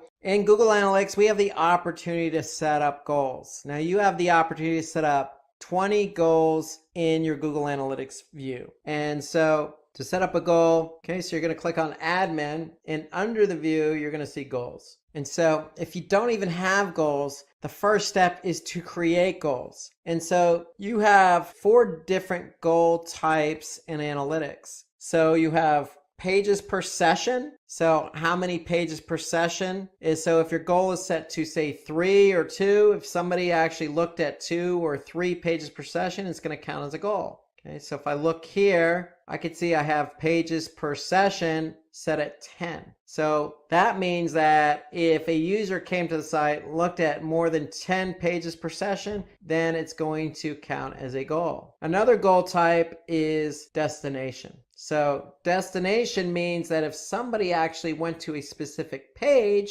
then it's going to count as a goal. And in this case, I can see here that the goal is set to this particular page here. And so when somebody actually lands on that page, it's going to count as a goal. Now, there are 2 other goal types we can look at. One is duration. So just like pages per session, in our previous example, if somebody looked at 10 pages per session, it's going to count as a goal. With duration, it's based on time. So in this particular case, if you set up a duration goal, and the duration is set to say 1 minute and 30 seconds, then that means if a user comes to my website and they spend at least 1 minute and 30 seconds, then it's going to count as a goal. Okay, and then the 4th type of goal in Google Analytics is an event-based goal. So when you set up event tracking, you could turn that event into a goal. So if somebody clicks on, say, the submit button of a form, you can turn that event into a goal. So here you could see the category equals contact form. So you can always verify if a goal works just by clicking on verify this goal. And in this case, this event is turned into a goal. So anytime somebody fires this event, it's going to count as a goal. So you have 4 different goal types in Google Analytics. You have pages per session, destination, event, and duration. And so once you've set up a goal, then you can measure goals under conversions. So now if I look at goals overview, I can be able to see how many total goal completions I've had. So if I want to look at it by goal, I can just choose the goal option here. So if I want to look at, for example, goal 2, engaged users, this was the pages per session, I can see that I had a conversion rate of 10%, meaning that I had 7,000 of all the users who came to the website, 7,000 goal completions, meaning 7,106 users looked at 10 pages or more on my website. And so that's how you want to be able to measure whether users, wherever they're coming from, whoever they are, whatever pages they look at, you want to be able to look at the conversion reports to see if they're actually converting based on the goals you've set up, whether that's pages per session, duration, destination, or event. Goal conversion tracking reports can help you measure who is actually converting. And the great thing about Google Analytics here is that I can actually see by segment. So the default segment in a segment is just looking at a specific user set. So the default segment is always all users. However, I can choose a different segment. So if I want to choose, instead of all users, if I want to choose mobile traffic, I can select mobile traffic, hit apply. So I'm actually now looking at a subset of data. I'm looking at mobile traffic. So if all the mobile users who've come to my site, I can see 1,400 engaged or looked at 10 pages or more. Okay, and that's a 7% conversion rate. So the great thing about Google Analytics is you have the opportunity to set up 4 different goal types. Okay, based on those goal types, you can go to Goals Overview and look at the conversion rate of each goal, but you can also change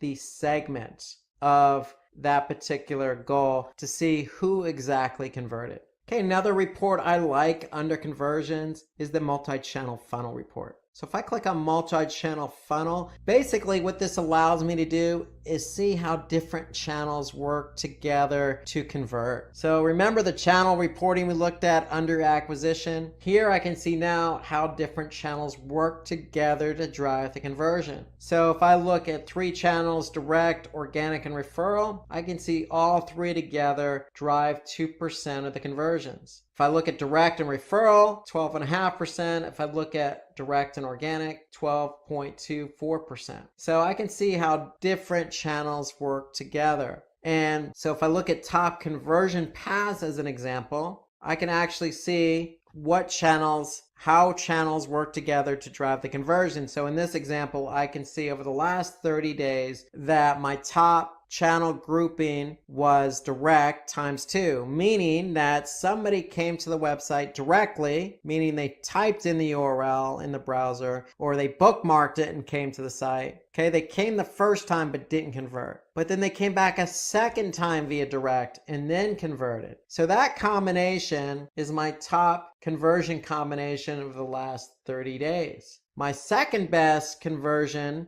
grouping is organic search and direct, meaning that a user came to the website via organic search first, did not convert, and then came back via direct the second time and converted. So basically what analytics does is give credit to the last referral, meaning if you came to the website via referral, a referring website, and converted, then the referring website's going to get the credit for the conversion. But analytics does a good job of showing you how different channels work together. So a channel may drive a lot of traffic like organic search, but that traffic may not convert the first time around for a number of different reasons, whether it could be brand recognition, price shopping, reading content, whatever the case. Analytics is able to measure if that channel actually did contribute at a later point. And in this case, we could see organic search drove traffic that didn't convert, but that traffic came back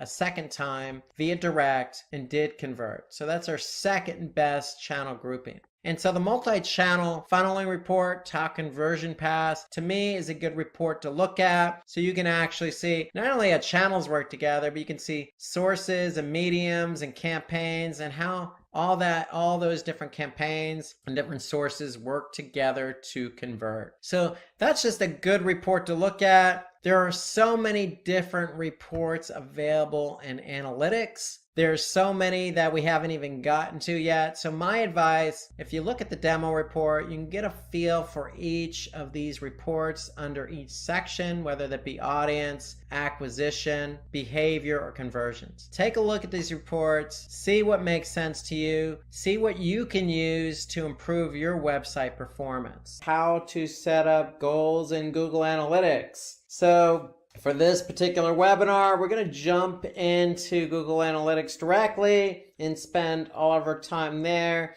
because it's about learning practical application. So goals are important. Goals, let me just say this, goals are in analytics something that should be aligned with your business. And we call goals that are aligned with your business KPIs or key performance indicators. So it's very important as a precursor that you know how to set up goals in Google Analytics, because if you're using Google Analytics, you want to measure everything against a goal. So without further ado, let's jump right into Google Analytics. So if I go to Google Analytics and I log in, okay, what I want to do is go down to admin, click on admin here, and admin will take you to basically a screen that looks like this, where you have an account column, you have your property column, and then you have your view column. Now, the view column is where you're going to go to set up goals. Okay, so every view in every property has up to 20 goals. Okay, so by default in analytics, you're going to have at least one view for your property. So if I have a property, I'm going to have at least one view. But if I happen to set up multiple views like you see here, then I know for every view I set up, I have 20 goals to work with. So where are those goals? So under the view, I'm going to click on goals. And now I can see I have 20 at my disposal. Now you could see here, by clicking on the recording column, I can see I have, in this particular property, this particular view, I have 5 goals that are active. So you can use up to 20, but you don't have to have 20 active, okay? You can have 1 active, 2 active. My recommendation is at least have 1 goal. Again, when you set up a goal, you're going to measure everything in analytics against that goal. Okay, so in this case, we have 5 particular goals we're measuring. So we have 5 active out of 20 total. So if I don't no longer want to use a goal, I can simply just turn it off. If I want to continue using it, just turn it on. Okay, it's that simple. You could turn on and off goals. So here I already have 5 set up. So if you want to set up a new goal, the one thing you need to know in Google Analytics is in order to set up a new goal, okay, you need to have edit access, at least the view level, I would say at the property level. So you want to make sure whoever's in charge of Google Analytics for your organization, or if you're in charge, okay, you simply just want to go to user management, and user management, you want to make sure the email address you're using to log into Google Analytics has at least edit permissions. So you're going to need edit permissions to add new goals. So I have edit permissions. I'm going to go to goals and I want to set up a new goal. But before we jump in and set up a new goal, what is it that we want to achieve? That's really the question we want to ask ourselves. What is the goal of the website? Well, if it's somebody downloading something, okay, are you measuring that download via an event? Okay, are they filling out a form submission before they download? So if they submit that form submission, is that the goal? Or do you have an e-commerce site? Is somebody purchasing something? So these are things you want to ask yourself before you actually set up the goal. What is it that I'm trying to measure? Now, when you actually do go to set up a goal, you're going to click on the red CTA button that says new goal. So analytics actually has some templates set up for you. Okay, you can see them here. Okay, if somebody's registering online or creating an account or reading a review, downloading something, sharing something, you could choose all of these options here. What I normally do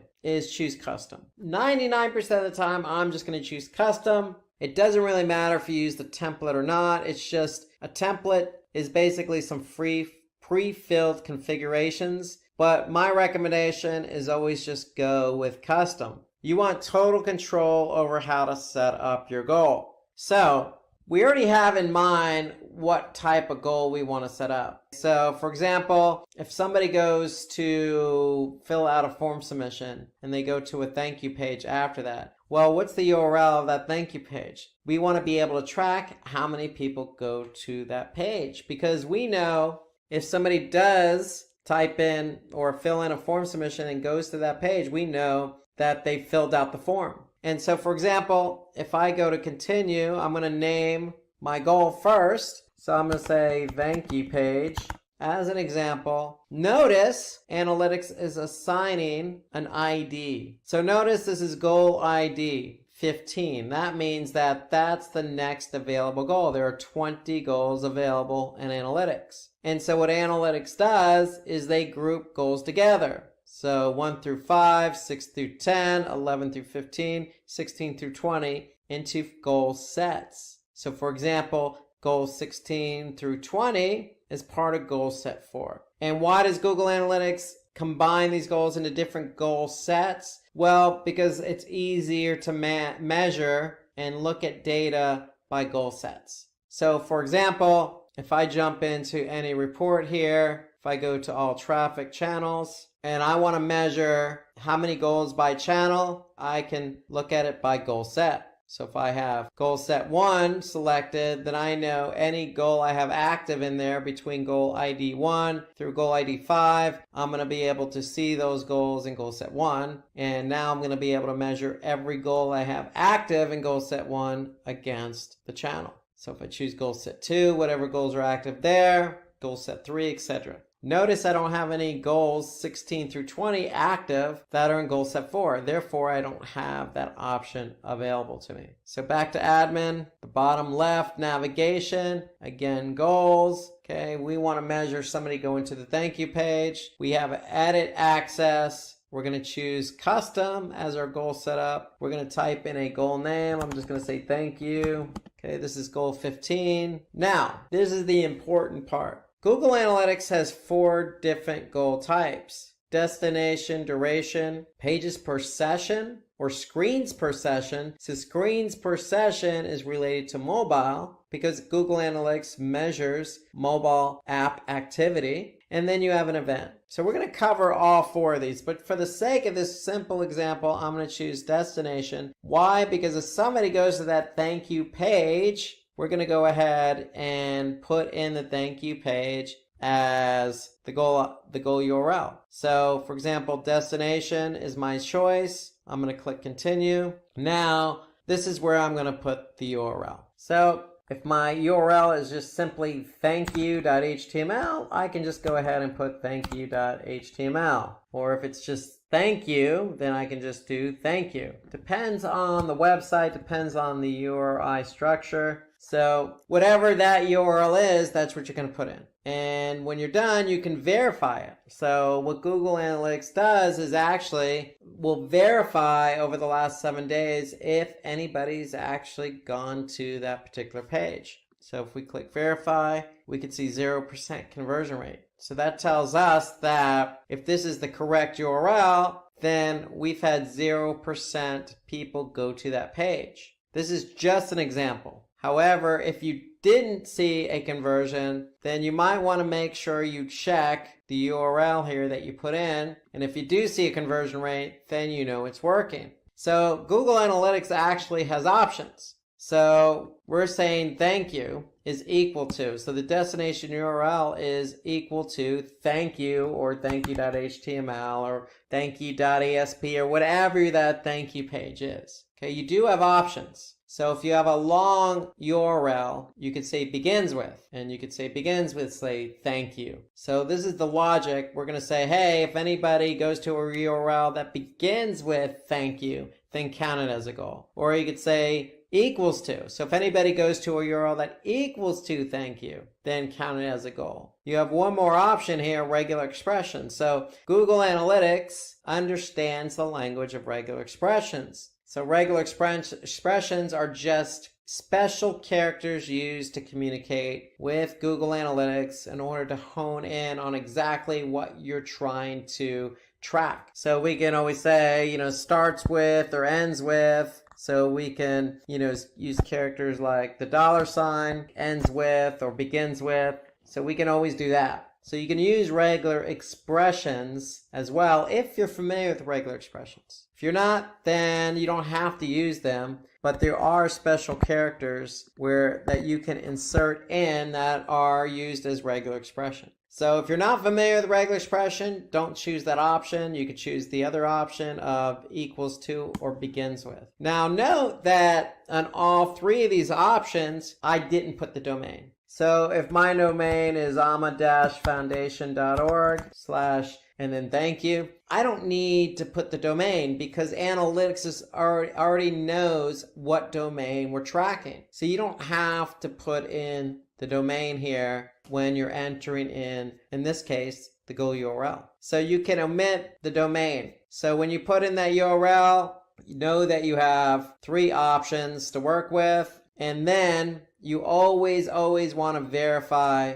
that goal URL. You always want to verify it because if you see 0% conversion, and in this case over the last 7 days, then that should tell you something. Either your goal is not set up correctly or you just don't have any conversion. Either way, you want to double check that. Now, when it comes to the destination URL goal, you do have an option here for funnel. So if I turn on funnel, then that means I have the ability to track how people went through my funnel. So if I have a cart and I want to be able to track how many people go in and out of the cart, then I have the option of adding specific pages as part of the cart. So we could say, step 1, which is basically cart. We could say step 2 is billing information. That could be /billing. We could say step 3 is shipping information /shipping. And then step 4 could be,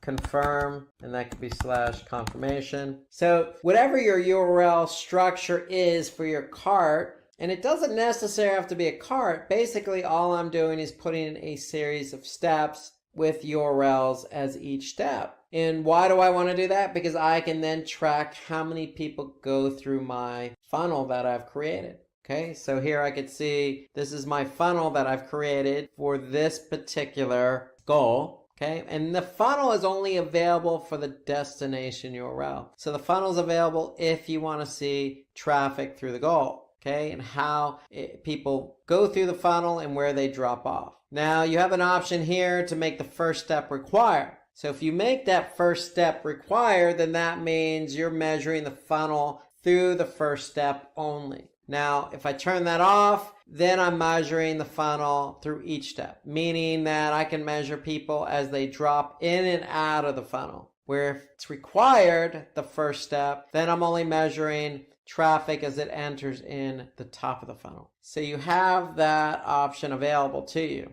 the funnel. And then for all goals, you do have a value. So if somebody did actually convert, okay, Google Analytics is going to count it as a conversion. And you can assign a value. So if you're not an e-commerce website, then you may want to think about assigning value. If you are an e-commerce website, then analytics has the ability to track e-commerce revenue for your website. So you don't need to add a value. But in this case, let's just say you're a nonprofit organization and you're collecting donations. And on average, over the past year, every donation that somebody contributed was equal to $5. Well, you can just go ahead and put $5 in there as the value for that goal. So that means that if somebody did go to, in this example, /thank you and convert, analytics is going to count it as a goal and then assign $5 value alongside that goal. So if you're non-e-commerce, if you're, say, a nonprofit like this organization, or you're B2B and you want to track some value, then you have that option there. So with the destination URL goal, you have the option of adding a funnel. With all goal types, you have the option of adding a value. All goal types, and we're going to go through the rest of them, you have the option of verifying that goal. So that's the structure of setting up a goal. Destination URL is just one goal type. We're going to talk about the other 3 goal types because in Google Analytics, there are 4 goal types. Again, destination is one of them. With destination, as you do have the option with all goal types, is you have to be able to choose your logic here. So we're going to cover that with the other three, but just know when you set up a destination URL goal, you have the option of adding a funnel. Now, when you actually do set up a funnel, what's going to happen is analytics is going to measure traffic as it goes through the funnel. So where do you look for that funnel information? Well, you want to get out of admin. You want to go to the left side navigation. You want to click on conversions, then goals, then funnel visualization. So based on the funnel you set up, you're going to be able to see traffic as it goes through the funnel. So notice on this particular funnel, we don't have the first step required. Why? Because I could see traffic as it goes in and out of each step of the funnel. So let's go through this funnel and see how people react. So here I can see the first step is the store front page. So over this particular period of time, I had 84 sessions enter the storefront page. So out of those 84, I can see 21 left the storefront page. 63 went on to the next step in the funnel, which is the cart page. I can then see 24 people went on to the cart page directly and 5 exited the site altogether. Okay, so that gave me 87 total. And from 87, I saw that 82 went on to the next page with the next step. What analytics does is they give you a percentage. So in the first step, we had 63 move on to the cart page. Out of 84, that's 75%.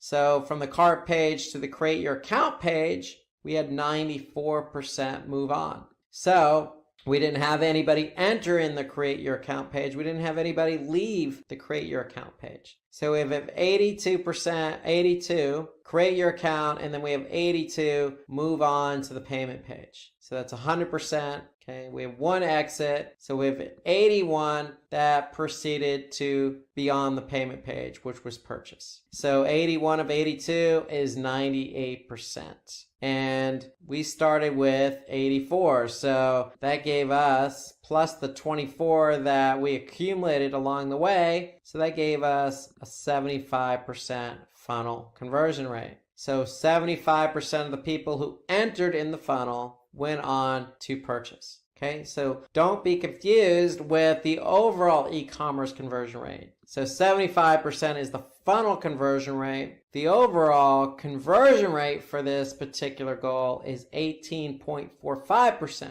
over this particular period of time. Why? Because that takes into account all sessions that have gone to the website. So 18% of all traffic went on to convert, but those that did go into the funnel, 75% converted. So that's a look at the funnel. So if you set up a funnel, that's what it's going to look like. You have the option to measure everything from step 1 and beyond, or measure as traffic goes in and out of the funnel. So the purpose of this is we're going to be able to see where traffic drops off, how effective our funnel is, what pages we need to address in that funnel. Okay, so that's the whole point of the funnel, and the funnel is available with the destination URL goal. So if I go back to admin, if I go back to goals under the view, I can actually see what that funnel looks like. So here we chose regular expression. So this is what the URL is. Okay, you can see our funnel in each of the steps we have set up. Notice we're using regular expressions here.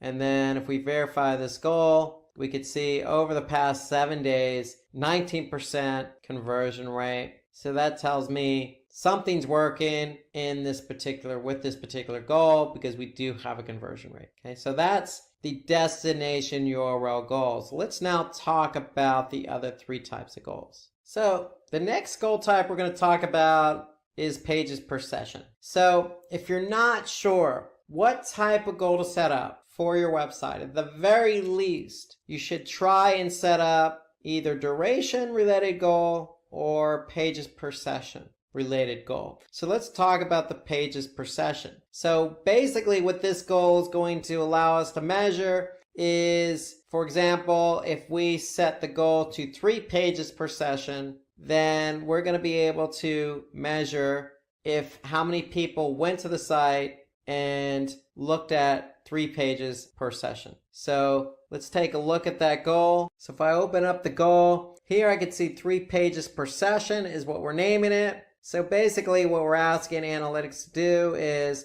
anything greater than 2 pages, which would be 3 and beyond, count as a goal. So if anybody comes to the site, looks at more than 2 pages, 3 pages or more, then it's going to count as a goal. And so here we can verify it. So if we verify it over the last 7 days, we could see a 4.12% conversion rate. And that tells me that 4% of my traffic over the last 7 days looked at least 3 pages or more. So you're probably asking yourself, well, what number should I put in for the actual variable? So in this case, we see 2. Well, what you want to do is you want to look at, on average, let's just say year to date, you want to make sure you have statistical significance. So you want to look at a period of time. So if you go to analytics, go to audience, okay, and then if you go to overview, and if I change my date range to year to date, I could see on average right now, I have 1.21 pages per session. So that's on average. So we don't want to make our goal 1 page. We don't want to make our goal 2 pages. We want to make it 3. So we want to be able to basically measure at a higher rate. Okay, why do we want to measure at a higher rate? Because if 1.21 is the average, then 2 pages per session really isn't moving the needle. So what we really want to do is get people to stay on the site longer, look at pages more during their session. So look at more pages. And so we want to be able to see what segment of the audience is looking at more pages, what channels driving traffic that's looking at more pages, what pages are contributing to more pages per session. So the whole idea is you want to hone in on what your goal is and see what's working and then see what's not working so you can make adjustments. The whole idea behind Google Analytics is to improve website performance. And so if our average is 1.2, then if we change it to just 2, it may not be good enough. So in this case, we want to up the bar a little bit. So we're going to choose 3. Now you can choose 4 or 5. That's perfectly fine. Just know if your average is 1.2, I wouldn't choose 1 page per session as my goal, and I probably wouldn't choose 2. So I'd set the bar a little bit higher. Now, the third goal type available in Google Analytics is also engagement related, and that's duration. So just like pages per session, we can measure how long somebody stays on the website, and we could set up a goal for that. So in this case, I have a goal set for 1 minute 30 seconds. So my goal type is duration. So if I click continue, then basically I'm asking analytics, in this case, anybody who stays more than 1 minute and 30 seconds on the website, count it as a goal. And so before you actually put in the number of hours, minutes, and seconds, you want to look at that average. So if you go back to audience overview, here I can see 1 minute and 7.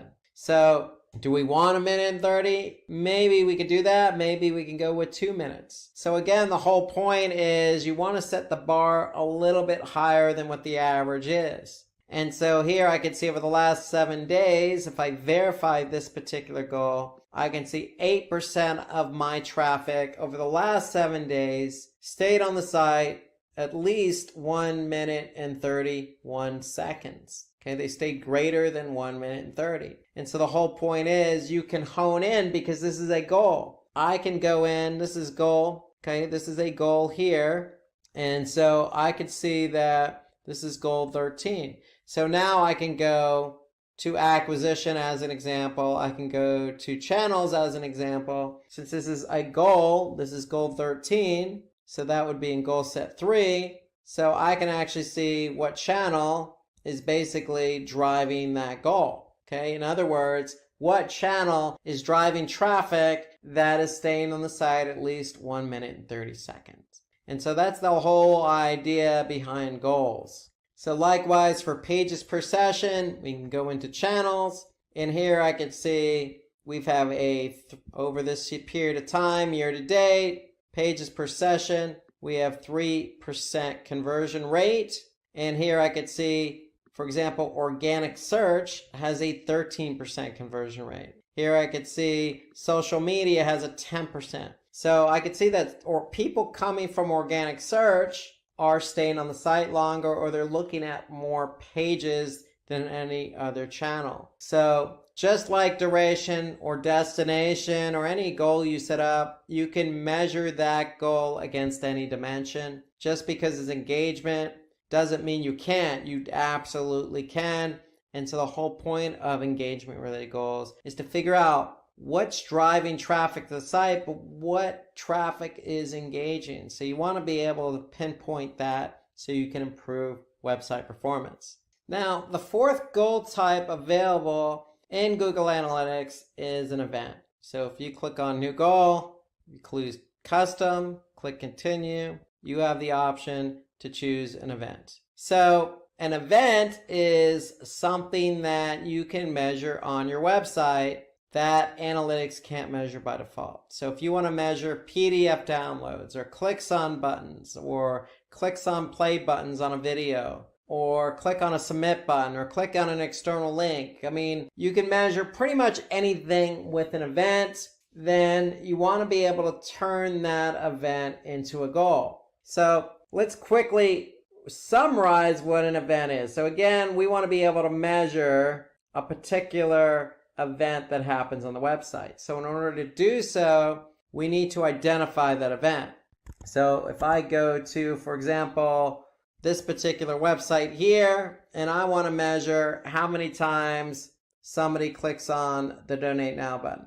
Well, if I can measure that as an event. So when you set up an event in analytics, you have to actually assign a category and an action for that event. So that's the first thing you need to do when you identify an event related goal. First, you need to set up the event. And in order to set up the event, you need to assign a category and action.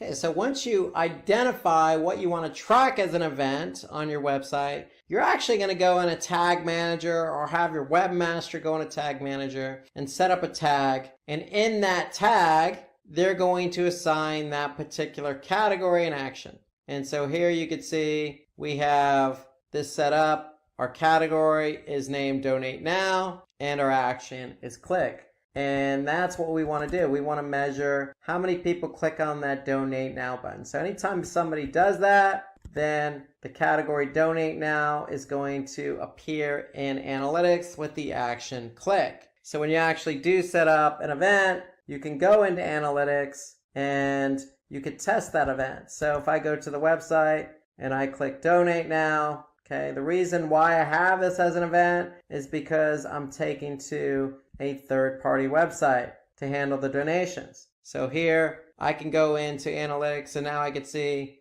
a category is being fired for header donate with the action click. So that's my category and that's my action. So that category and action is what is firing after somebody clicks on that Donate Now button. So if I want to turn this event into a goal, I can easily do that. Now that I've set up the event, now that I've identified the category and action, I want to go back to admin and set up the event with these parameters in place. So just turns out we already have the goal set up. So let's go through how this goal was set up. So first, we chose custom, we chose event, we gave it a name. So as a best practice, when you actually set up a goal as an event or turn an event into a goal, I would add the prefix event : to it. And then that way, when you're identifying goals in your reporting, you know it's an event. So I'm going to click continue.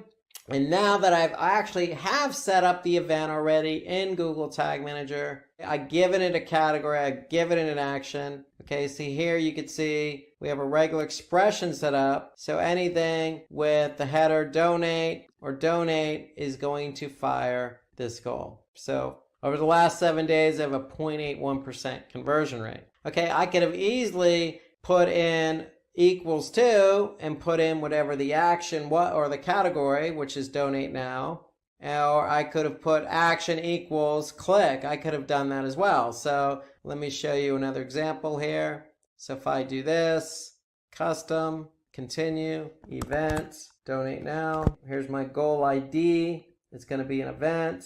So all I need to do is put in the category and action. So donate now and then click. So that's all I have to do. And that's my goal. So I can verify it, okay, to see if anybody's fired it. And basically that's what I need to do to turn that event into a goal. Okay, so you need to set up for an event. First, you need to identify the event, set it up in Google Tag Manager, which is another platform. And once you've done that, then you have your category in action. Once you have your category in action, you're again going to go into analytics and then simply put in that category in action into the appropriate fields to set up your event related goal. Now, all events don't have to be turned into a goal. If you actually do set up an event and you're just not worthy of a goal, meaning it's not a KPI or doesn't align with your business goals, well, don't fret. You can always just go to behavior. Okay, you can always go to events.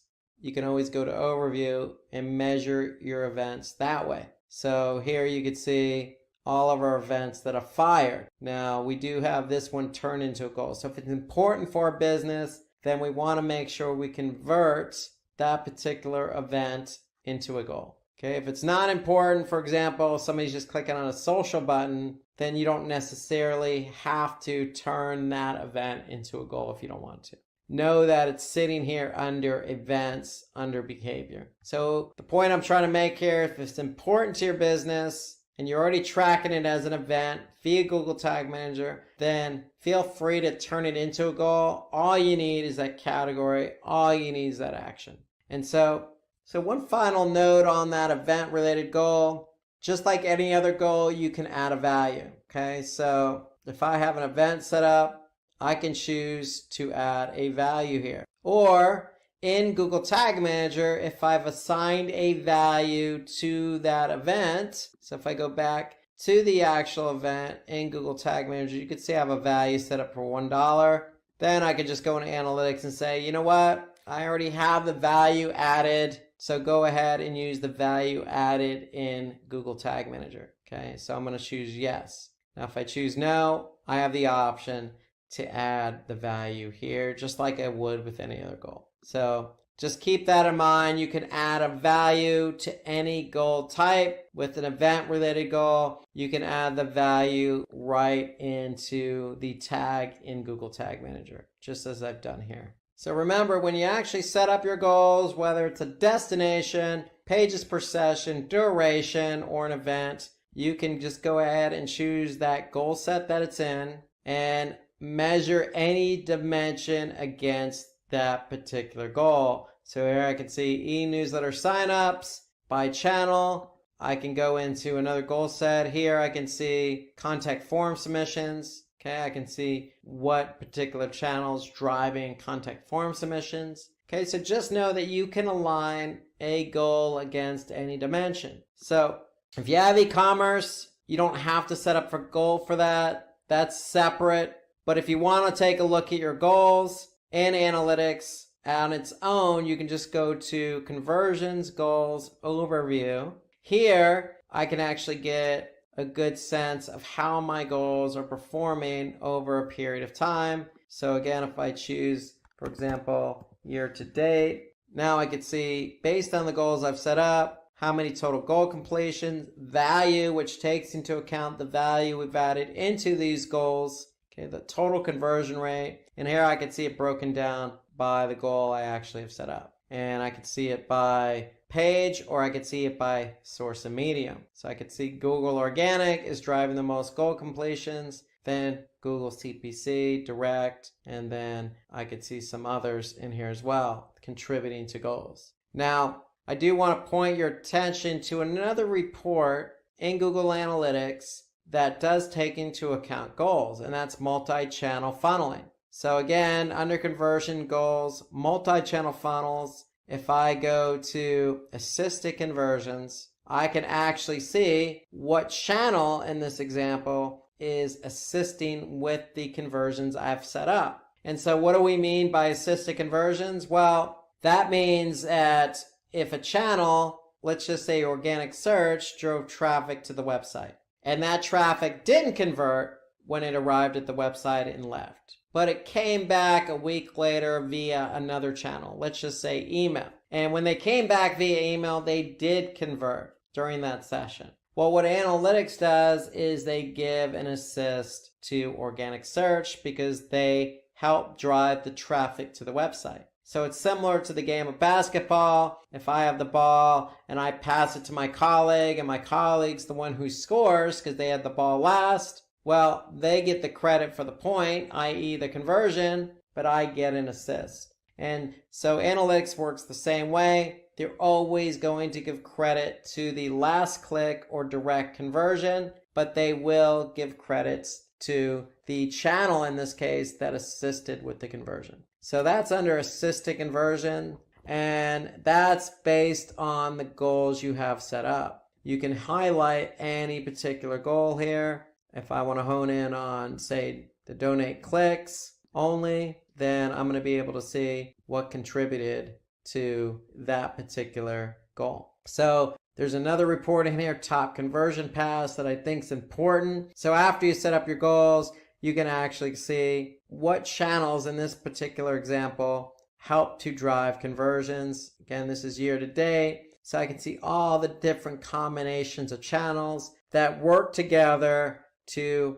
contribute to a conversion. So again, I can choose a specific goal or I can choose all my goals. So those two reports are under multi-channel funneling. There's also another report that I think is good, and that's time lag, meaning how long did it actually take somebody to convert. So here you can see most of our conversions, 265 year to date, happen on the day somebody arrived on the website. But I could see I did get some conversions a day later, 2 days later, etc. So you have time lag, top conversion paths, assisted conversions. They're all under multi-channel funneling, and they're all available after you set up at least one goal. And so if you're not sure what goal to set up, okay, don't fret. You can always at least set up an engagement-related goal. So that's available to you. Duration, pages per session. You also have destination and event tracking. And they're all available to you.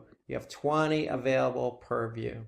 Now, if you're not quite sure exactly what type of goal to set up, there is an option available in analytics, and that's the gallery. So you can always import a goal from the gallery. So in other words, we could take a look at what other people have set up in terms of goals. So you just have to click on the button import from gallery, and it'll take you to the gallery, and you'll be able to see what other goals others have set up. How to set up event tracking in Google Analytics. So welcome, and let's get started. So many of you out there have a website similar to the one I'm looking at now. This is a nonprofit that I work with, Alma Foundation, and like this website and probably like your website, you probably have some interactivity on there that needs to be tracked. For example, buttons. If you have buttons like this one that says donate or newsletter sign up, or there's a PDF download or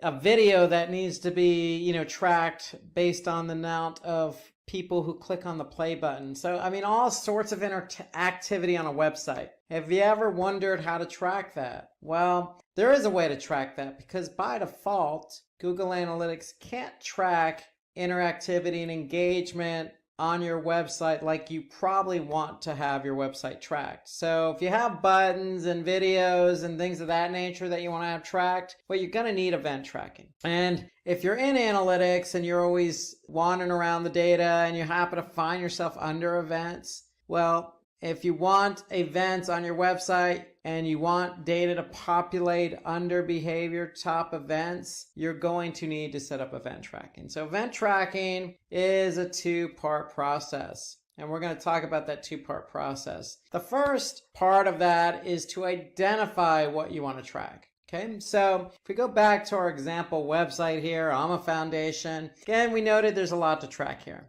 We got a donate now button, we got a newsletter sign up, we have some social icons. Okay, we got a donate now button here, we got a play button here, we got all sorts of interactivity. We got a button here that says, purchase tickets for an upcoming event. I can go throughout the website and find different buttons and things to track. Let me just say this. There's no shortage of what you can track on your website with event tracking. So event tracking is just basically, in layman's terms, tracking engagement on your site. Because Google Analytics by default is only going to track page view data, meaning how somebody got to your website, what page they looked at, how long they stayed on that page, what page they left from. More or less, they're timing how long somebody stays on the website and what pages they look at. So there's more to a website than just how long somebody stayed on a page. And so in this example, we want to be able to track everything here, not just the donate now button, but everything, because once you get the hang of event tracking, then it's very easy to set up.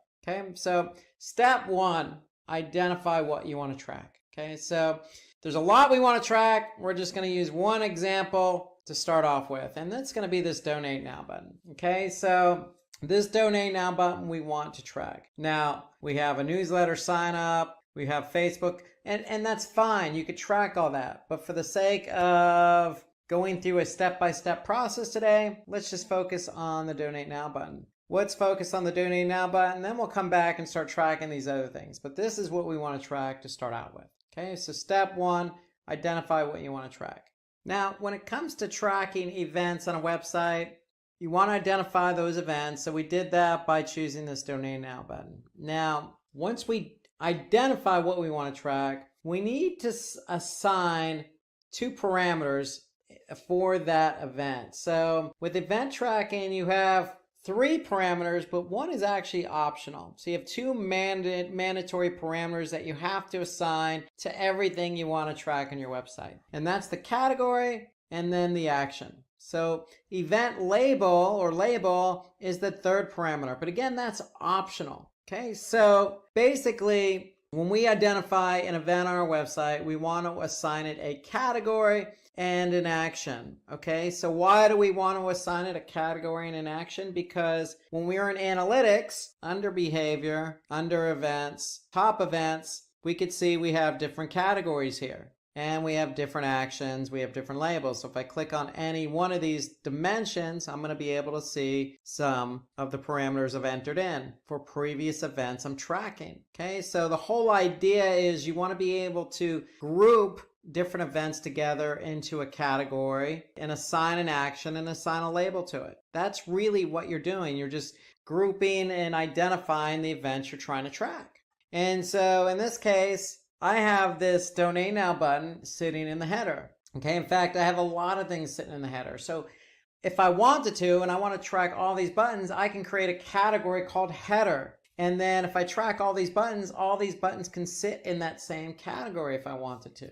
Or I can create a separate category for each of these buttons. It's up to you how you organize your categories, because basically all you're doing is giving a name to what you're trying to track. And the name is equivalent to a category. So in this case, the donate now button is very important. I'm just going to call it category header donate. Now, I need to give an action to each category. And so in this case, I'm just going to say click, because that's what the action is doing. It's somebody's taking the action of clicking. Now, if it's a video and it's a play button, I can assign an action of play. It's up to you whatever you name these parameters. You just need to be organized and methodical about what you name it. That's all. And so in this case, header donate and then click. Okay, and so that's our category in action. And so that's really step 2. So step 1, identify what you want to track. Step 2, assign a category, action, and or label. But remember, label is optional. So if I go back in analytics here, I could see some categories. And if I click on action, I could see some actions that I've named. Now, step 3. So we've identified in step 1 what we want to track. We've assigned a category and action. So step 3 is going into Google Tag Manager to set up the event. Okay, so if you're not familiar with Google Tag Manager, then you can easily just do a Google search for Google Tag Manager, and basically you'll have all sorts of information on it, There's a good video overview of Tag Manager here that you can watch. So Tag Manager basically is what we want to use to set up event tracking. Now, Tag Manager is used for a lot of different things, but the main thing we're doing here is setting up an event for our website. And so I'm logged in to the same email address I'm using for analytics. Okay, so now I'm in Tag Manager and I want to set up my event for this Donate Now button. So what do I need to do? Well, for every event I want to set up, I need to set up a tag. Okay, so if I go to tags, I can see I already have some tags set up, and some of these are events. And so when you actually set up a tag, I recommend having a naming convention. So here you can see any event we set up, we start out by calling it GA-event- whatever it is we're trying to set up. And so in this case, we want to set up a new tag for the Donate Now button on our website. So we're in Google Tag Manager because Tag Manager is what's going to fire that event. So if I click on New, okay, and I click on Tag Configuration, I'm going to choose Google Analytics. And then I'm going to choose Event as my track type. So we want the data to show up in Google Analytics, and we're tracking an event. We're not tracking a page view, we're tracking an event. And so now, remember in step 2, you identified what you want to call that category, you identify what you want to call that action, and you have some optional parameters like label. So first things first, header donates, the name of our category, and our action is click. And if you want to add in a label and a value, so if you want to assign a value, you can. If you want to add in a label, you can. Okay, those are optional. So you just need to focus on category and action. And then the last setting here that's probably worth mentioning is a non-interaction hit. Okay, so this is automatically set to false. And why is it set to false? Because it's a non-interaction? No, that's false. We want this event, if somebody clicks on the header donate, to be an interaction. So for example, if I land on this page here and I click on that Donate Now button that I'm tracking as an event, and I actually leave the site, because I have my settings set to false, I want that click to be an interaction, then analytics is not going to count a bounce. If I change it to true, so from false to true, then that means it is going to be a non-interaction if somebody lands on the page and if somebody clicks on the button. So I don't want it to be a bounce. I want it to be an interaction. So my advice is leave it set to false. We're going to choose Google Analytics as our setting here. This is our variable for Google Analytics. So in other words, that variable is set to our analytics property ID.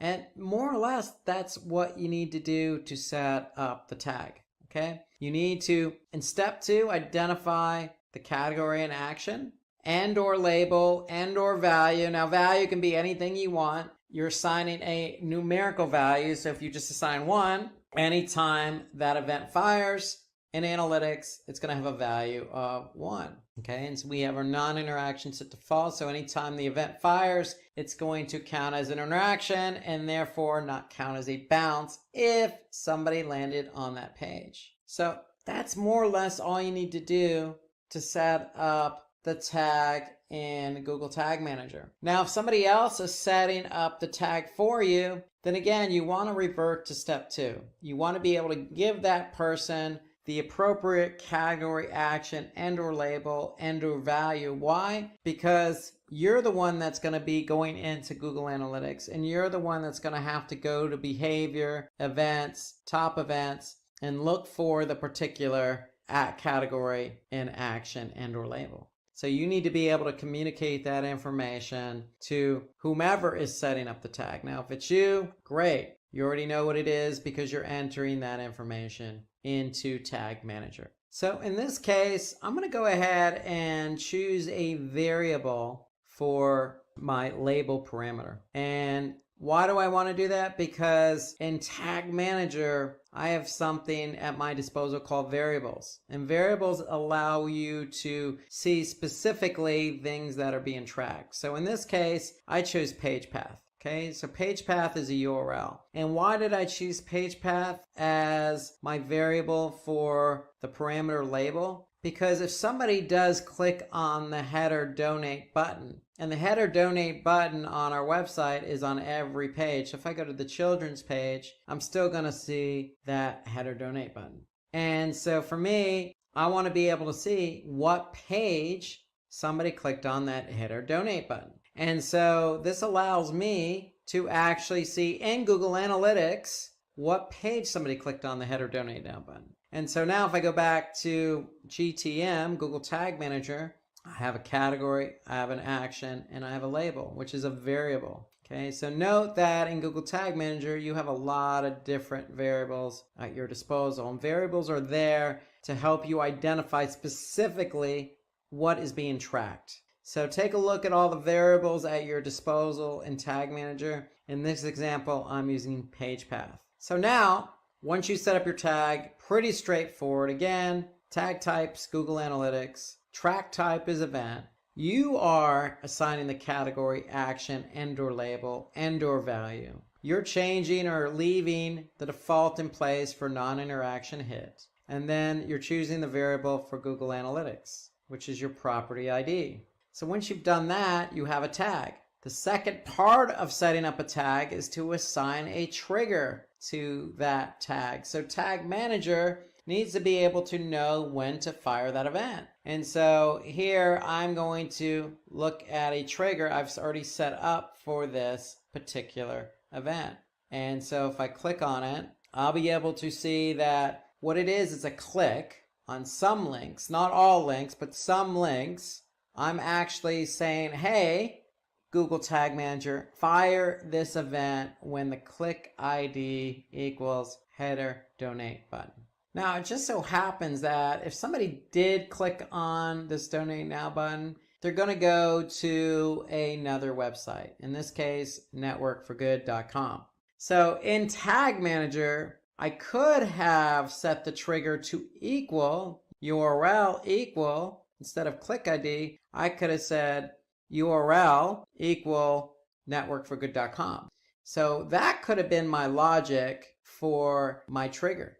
In this case, I decided to go with the click ID. And so in this case, that button has an ID associated with it called header donate button. So if you wanted to use click ID for your event, for your button, you could simply just go to the website. You can right click on that button and click inspect element. And so when I actually inspect the element, I can see now the button here. You can see it's highlighted in the upper pane, and in the lower pane, I can see where it's linking to. It's linking to networkforgood.com. But here you can see if I hone in a little, I can see ID equals header-donate-button. So that's the click ID. Notice there's also a class. I could have set the trigger to equal this class. Or again, I could have set the trigger to equal the URL or the page that this button is pointing to. I could have chosen any one of those, but I decided to go with the ID. So this is the ID I chose, and that's the ID I have in my trigger. Okay, so that is what's going to fire that event. So if somebody clicks on a button that equals header-donate-button, it's going to fire that event, which is going to equal category, header donate, action click, and then the label is going to be page path. So now that we've set up our event, we want to test to see if it actually works. So there's two ways to go about testing an event. And the first way is through Google Analytics. So if we go to Google Analytics and then we go to real time, okay, we can go to events, and here you can see one is already fired. So let's go ahead and go to and test this and go to the website. So if I go here, for example, and I click on Amagar alumni. Okay, so if I click on that, you can see I'm under our family. And if I click on that button, then go back to analytics and look at real time, I should be able to see this event fire. So if I click on it, I'm going to go to Network for Good. Now if I go back to analytics, here in real time, under events, per second, I can see that event firing.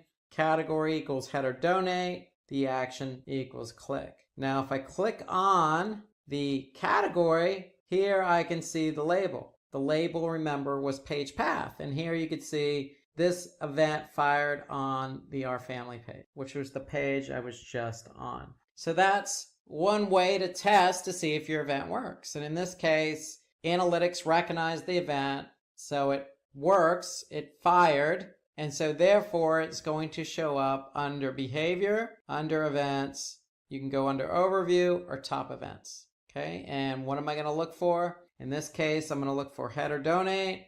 Okay, if I click on header donate as my category, I'm going to be able to see my action. And if I click on action, I'll be able to see my label. In this case, homepage. And then later on, when the data propagates in analytics, I'll be able to see under label the page that I clicked on that header donate button, which is /our-family. Okay, the second way in which you can test to see if an event fires is if you preview. So if I click on preview in Tag Manager, okay, I'm going to go into preview mode. Okay, and preview mode allows you to see in analytics, in Tag Manager, and on the website what tags are firing. So here I could see I'm in preview mode now. So I'm going to go to the website and I'm going to refresh. And in my browser, same browser I'm using for Tag Manager, I can see the tags that are being fired on this page already. Okay, because I'm in preview mode. So here I could see remarketing, I could see page views, I could see Google Optimize, I could see some tags that are already firing on this page. Now, if I click on this button here by holding down my Shift command and then click on that button, I'll be able to see that the tag fired in preview mode. There's my event, header donate, and I could see it fired. So now I can see it fired in the preview mode. So in addition to Google Analytics, in preview mode, I can see that that tag is fired and I know that it's working. So there you have it. You have two ways to test to see if the event fires. Again, you have real time and analytics. Okay, so in real time, if you just go up to real time, all you need to do is go down to events, go to your website, click on the button. If you see it firing in real time, then you know it works. The second version or second way to test your event is through the preview mode. Okay, if you see it firing in preview mode, then you know it's also working. Okay, so let's rehash our steps. First step is we want to be able to identify what we want to track. Okay, so it could be this newsletter sign up, it could be click on a Facebook, it could be anything we want to be able to track. An image, a click on a CTA button, whatever we want to track, identify it. Second step, identify the category, action, and label, because that's what's going to show up in Google Analytics. Remember, label is optional, value is optional. Third step, go into Tag Manager, actually set up your tag and your trigger. So if you set up a tag and it's an event, name it GA-event. So that way you can see in your list of tags in Tag Manager what event tracking you have already set up. So when you set up your tag, you set up your trigger. Your trigger is based on logic. That can be a URL, it can be a click ID, it can be a class ID, whatever you want to use to fire that event. And then once you do that, you want to test it. You could test it in GTM or you could test it in Google Analytics. If it doesn't fire, you want to tweak your trigger. If it does fire, then great. And then one thing I would recommend is if you're setting up various events for your website, as a best practice, what I would recommend is set up a spreadsheet. And in that spreadsheet, you want to put a note. What's firing? What are you doing to fire? It could be, in this case, when somebody clicks on the Donate Now button in the header. You want to put the tag name in here, the type. Okay, then you want to record your category, action, and label. And then the great thing about events is you could turn those events into goals. And that's as simple as going back into analytics. Okay, so if I go into analytics and I go to admin and I go to goals, if you set up a new goal, okay, all you need to do is choose custom, click continue. You're going to choose event as your goal name. And then from a naming perspective in Google Analytics for your goal, I would definitely put event first and then click on header donate. Okay, so if I click now continue, what is my category? It's equal to header donate. My action is click. And so I can verify to see if this is working. And here I can see in analytics that the goal would have a 0.22% conversion rate. So that tells me that the goal is working and I can turn this event into a goal. And when you turn something into a goal in analytics, then you can measure it across all dimensions. That's what I would recommend if the event is equal to a KPI or business goal, or it's of importance. It's something you really want to measure. Okay, if it's just a click, say on a Facebook button, I wouldn't recommend setting that up as a goal. Okay, so once you've set up your event, you recorded it in your spreadsheet, it's firing, you want to be able to then go back into behavior, back into events. Okay, you can go to top events. Okay, so top events tell you by category as a default what events are firing or what category is firing the most. Okay, so if I choose my date range, here I can just go to year to date. So here I can see my header donate button, fortunately for me, has the most total events. Now notice in analytics, you'll also see unique events. And so the difference between unique events and total events is that unique events are equivalent to one per session, where total events means that somebody can come to your website, initiate a session, and click on that button multiple times in the same session. So if I go to the Alma Foundation website, okay, I can click on that donate now button 3 or 4 or 5 different times in the same session. So what analytics is going to do is actually in that session count it once, but accumulate the number of clicks as a total event for that session. So you're always going to have more total events than unique events, because in some cases, users may click on the button more than once in the same session. And so here I can see total events, unique events, and if I added a value to that event, I should be able to see it here. So if I added $1 as an example to this particular event, because it had 164 unique events, I should be able to see 164 as my value. But since I see 0, that means that I did not assign value. And so average value basically is just giving me how much average I have per event. So it's taking into account the number of, or the value, the total value divided by the total number of unique page views or sessions. And so because I don't have value, I'm not going to have average value. But here you could see, because value is optional, here I can at least see how many events or how many clicks I receive for a particular button. Again, it could be a video. If I clicked on this video as an example, I can see how many people actually started it. I can see the unique and the total events. And if I click on label, if I have a label assigned, then I'll be able to see what page triggered that event. So if we go back again to our header donate button, back to category, if we click on label as our primary dimension, here we can see the home page had the most unique events, then followed by the children's page, the contact form, etc.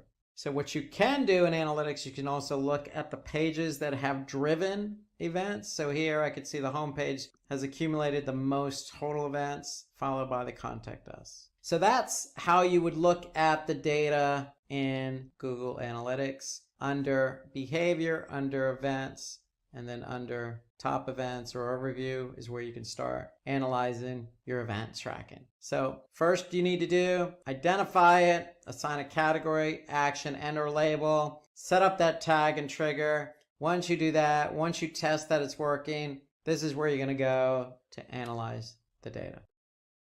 Building a presence on YouTube is like fine-tuning the engine of a car to get maximum performance.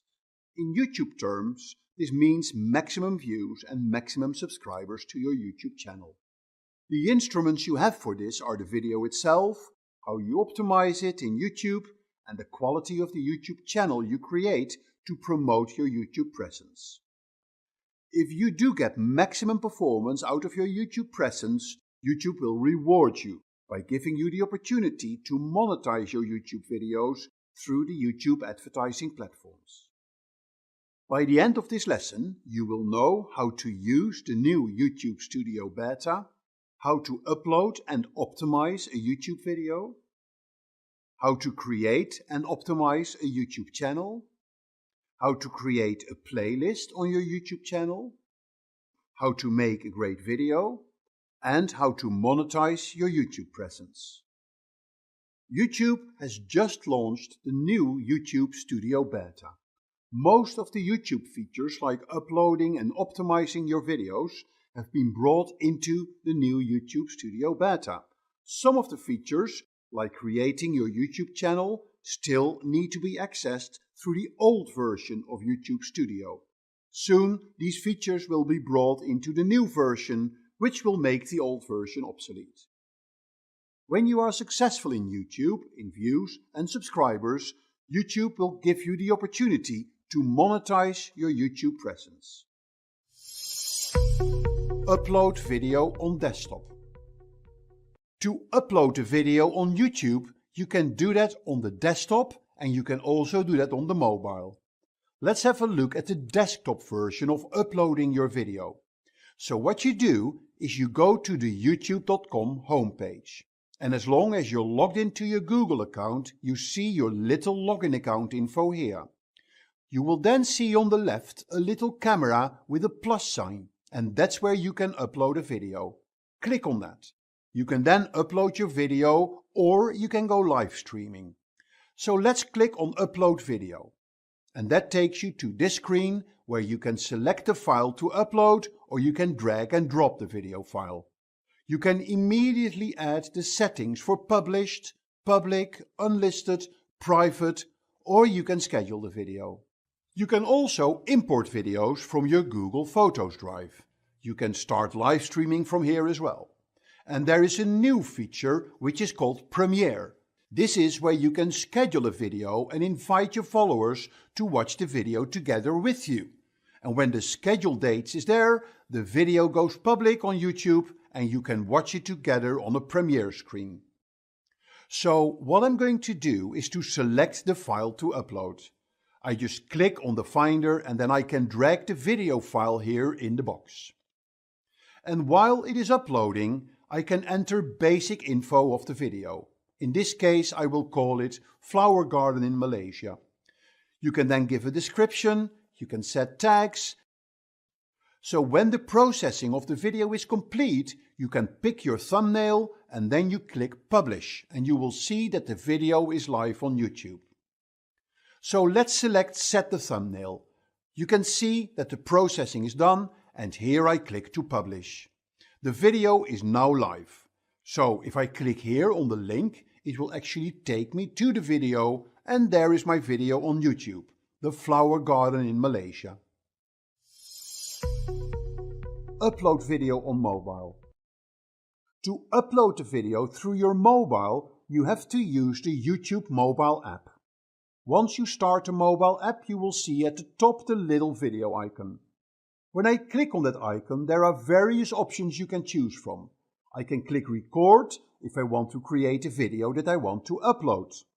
I can click on go live, that takes me straight into the live streaming of my video, or I can select a video from the video library on my phone.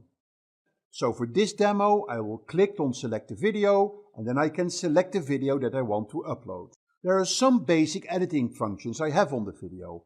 I'll show that in a later demo, and if I want to select this video, I click on next. And as we saw with the desktop demo, I can add the name and the description of the video, and I can then upload the video on YouTube.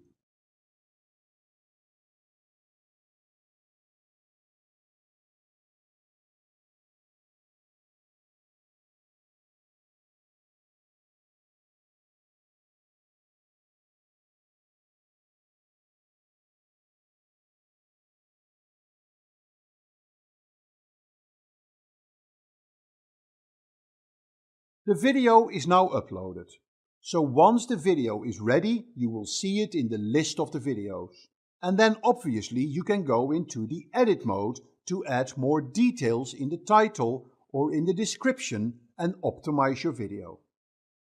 So now you see that the video is uploaded to my list of videos on YouTube, and you can also see it's just placed above the video that I just uploaded through the desktop version of YouTube. YouTube Studio Beta. YouTube has come up with a new version of the interface to manage your videos on YouTube. It's called YouTube Studio Beta. Not all the features have moved to the new version.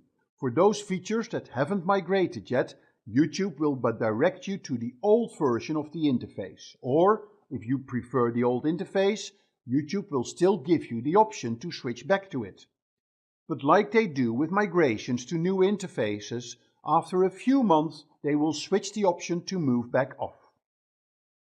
The new interface is very simple to use. Let me show you the desktop version of it, and then I will show you the mobile app for it. To access YouTube Creator Studio Beta, you have to be logged into your Google account. And when you're on the youtube.com homepage, you click on your little photo here on the right, and then you click on YouTube Studio Beta. That will take you to the YouTube Studio Beta dashboard. What you see here at the bottom left is Creator Studio Classic, so you can still switch back to the classic format of the Creator Studio. And again, if you want to switch back to the Studio Beta, you click here on Creator Studio Beta to go back to the new interface. There are still a few features like creating playlists, translations, transcriptions that sit in the old version.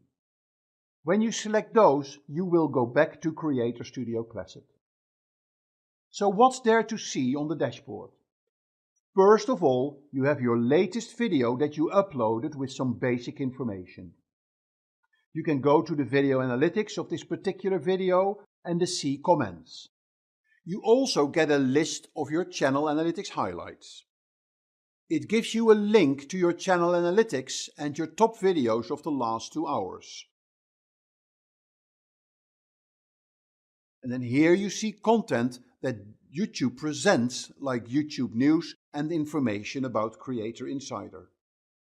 Here they give you additional videos where you can learn about how to use YouTube. It will also show you some ideas on how to improve your channel, or in this case, help navigating the new interface. Here on the left, you have your main menu. You can go into your videos, analytics, check out the comments, go to the transcriptions of your videos and other features. And then down here you have your settings and link back to the Creator Studio Classic. So if we click here on videos, you have a list of all the videos that you have uploaded on YouTube. It's much friendlier and much better accessible than in the old Creator Studio Classic. So here you see the 2 videos that we've just uploaded. And then here you see what is the visibility of the video and the date that you published it. You'll also see how many views, how many comments and how many likes or dislikes. A really good new feature here is the inline editing, as we call this. If I want to quickly change the title or the description of this video, I don't have to open the video and click on edit. I can actually click it here. I can actually change it here inline. So there's a few things I can do inline. Edit the title and the description, get a link, promote for advertising, download or delete the video. So if I say edit title and description and add in Cotswolds, and then I'm just clicking, and then I'm just clicking save. And you see it will automatically change the title. So this is a very easy and convenient new feature. I can click here and see the video directly on YouTube as well. And here you see the analytics. So when you click on analytics, it takes you to the general overview of the analytics where you can see what's the activity and what's the views that we got in. What are the top videos that people are watching? What is the real-time activity happening on your videos?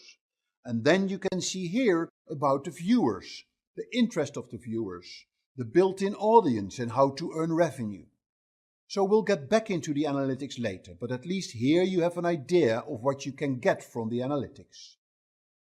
You can then check out the comments that you had on the various videos. You can look at the transcription files that you've had for your videos and which ones have been published. And then it takes you to your other features as well. In the settings, you can set things like the currency that you're using, what your default experience is for the Classic or for the new YouTube Studio Beta.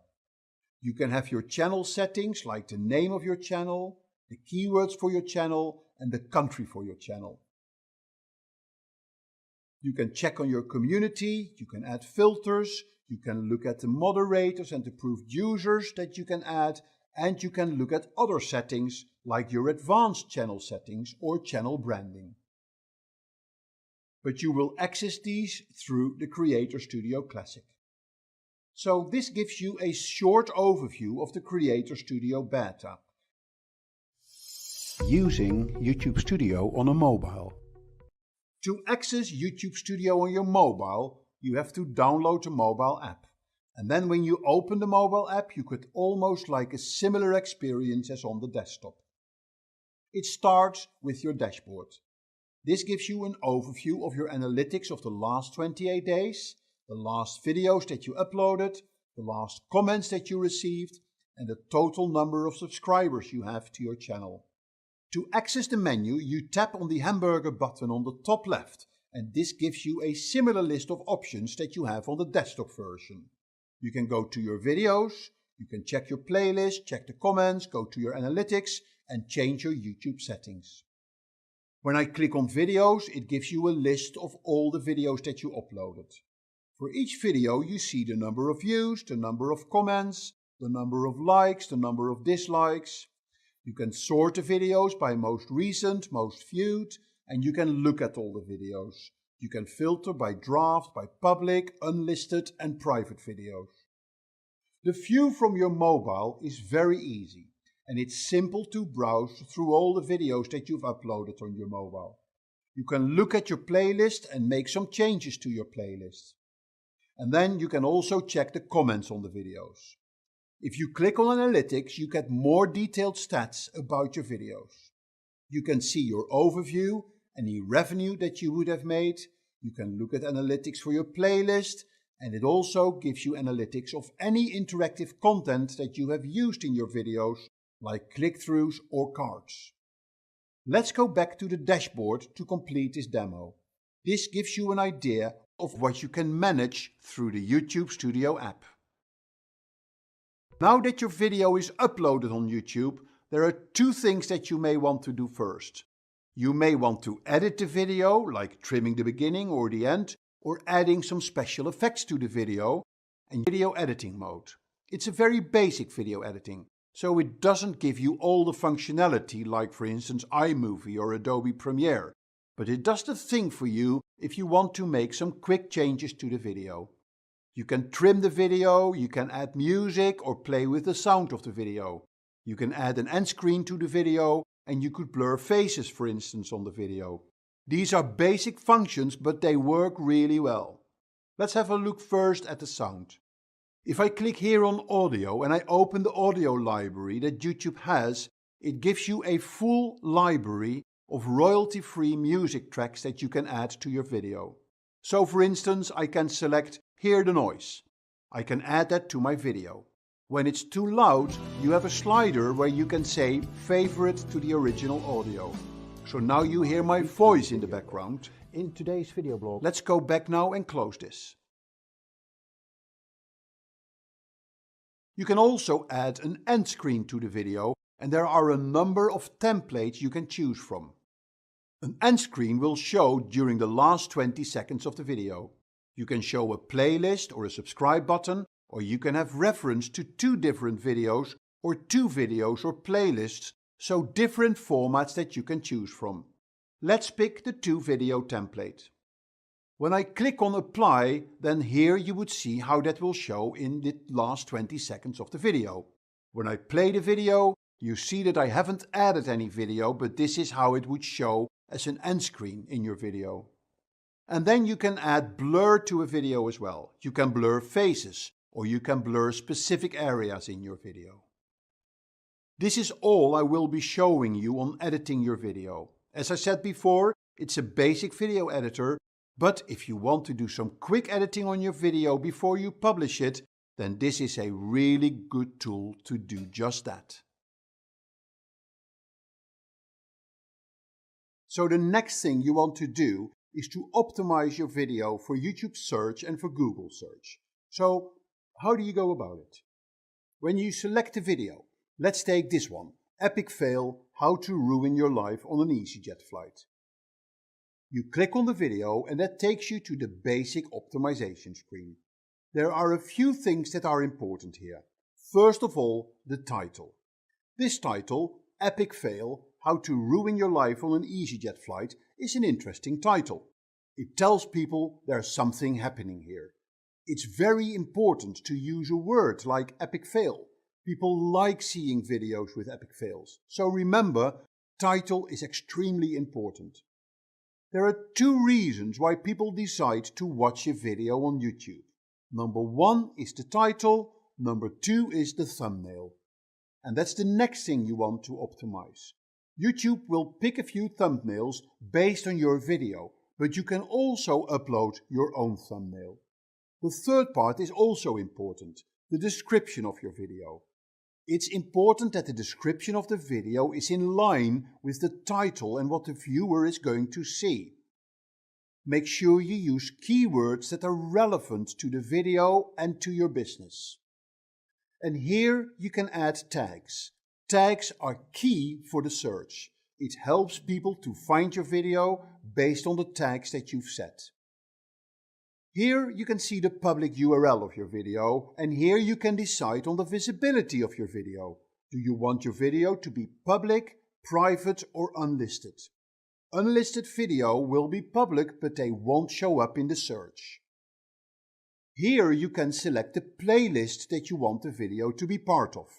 You can assign a video to the various playlists that you have on your channel. This is where you can create cards in the end screen. In the video editing demo, we looked at how you can add end screens and how you can add video cards to your video.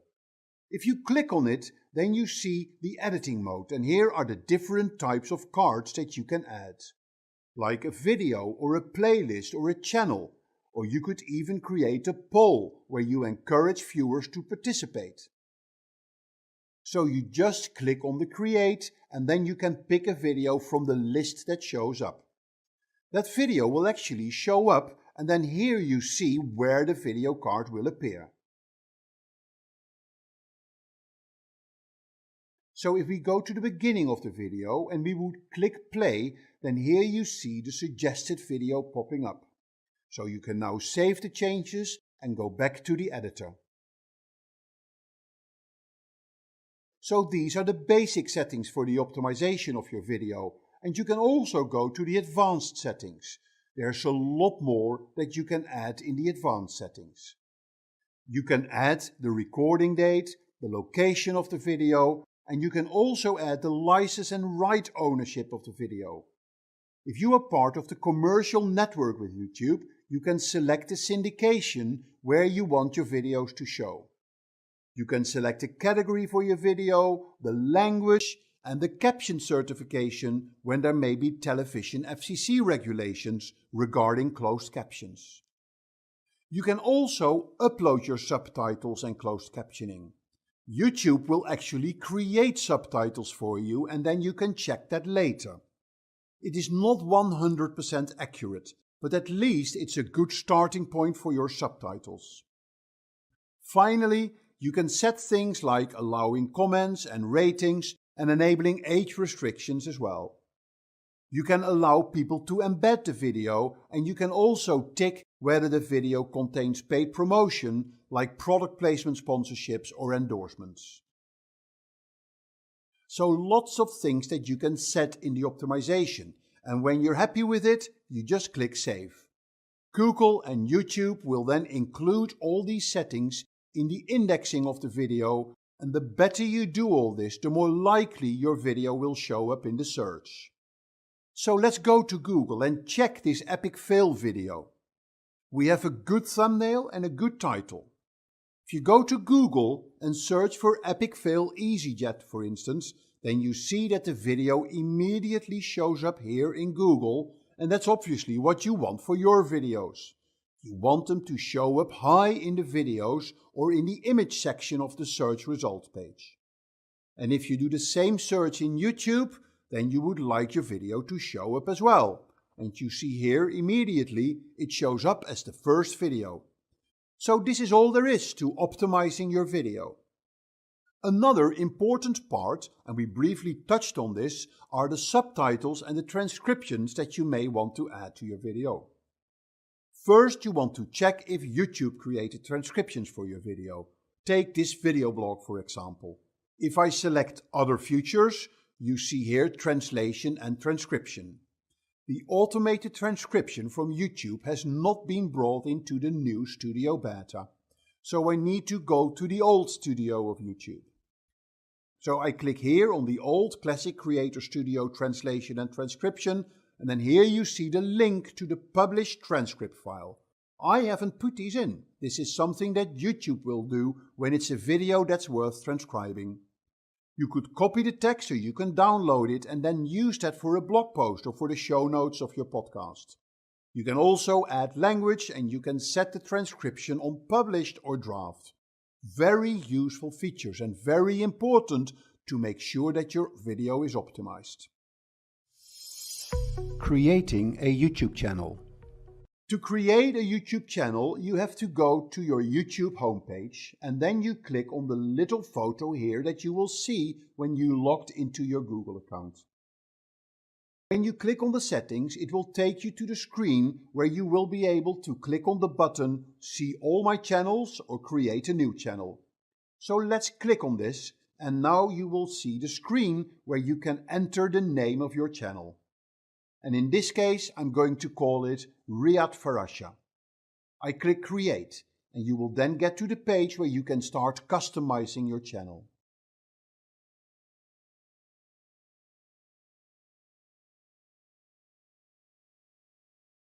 If I click on Customize Channel, I see the blank version of the YouTube channel where you can add your logo, your channel art, and where you can add a channel description. So let's start with adding a short channel description. Welcome to my YouTube channel of Riyad Farasha.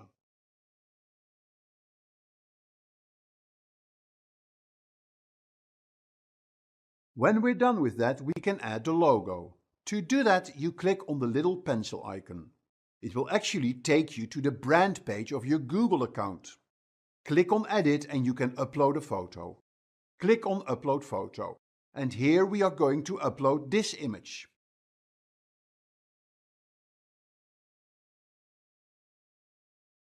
Once it has uploaded the photo, you can play a bit with the size of it. You can move it up a bit if you want, so I'm going to move it so I only show the mosaic.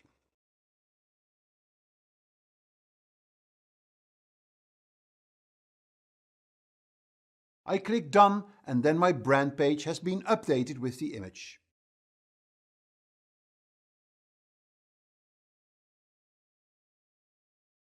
If I now go back to the YouTube page and I do a refresh, you will see that the image has been added to the YouTube page.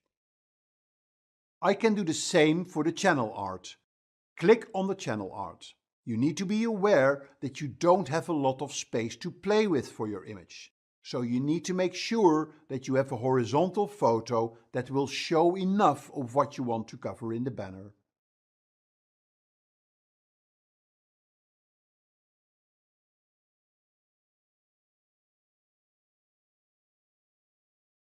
A nice feature is that it will show you how it will look on the desktop, how it will look on the TV, and how it will look on the mobile. And if you're not happy with it, you can adjust the crop a little. So I can zoom in and then move it up.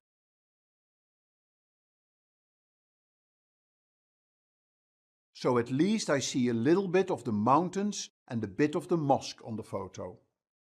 When I'm happy with it, I click Select and then you will see that you have uploaded the banner. And you are now ready to start optimizing your YouTube channel. Checking the YouTube channel settings. So the first thing you want to check when you start optimizing your channel is your settings of the channel. You can access the channel settings by clicking on the little cartwheel on the top right. Click on that and this will take you to the basic privacy settings. You can keep your videos private, subscriptions private, your saved playlist private. You can customize the layout of your channel and you can show the discussion tab. So you can basically switch all these options on or off. And you can also translate your channel info. The basic settings you can find on this little screen. But there are more options in the account settings and in the advanced settings. So let's look first at the options in the account settings. This is where you can look at what you're going to share on YouTube. You can look at your connected apps, for instance, in this section. Do you want any other apps to connect with your YouTube? You can also set how to connect your TV to the YouTube channel. You can connect your YouTube to a particular TV device. And you can look at your billings and payments and your playback and performance. This is where you can control your video experience. You can show annotations and in-video notifications.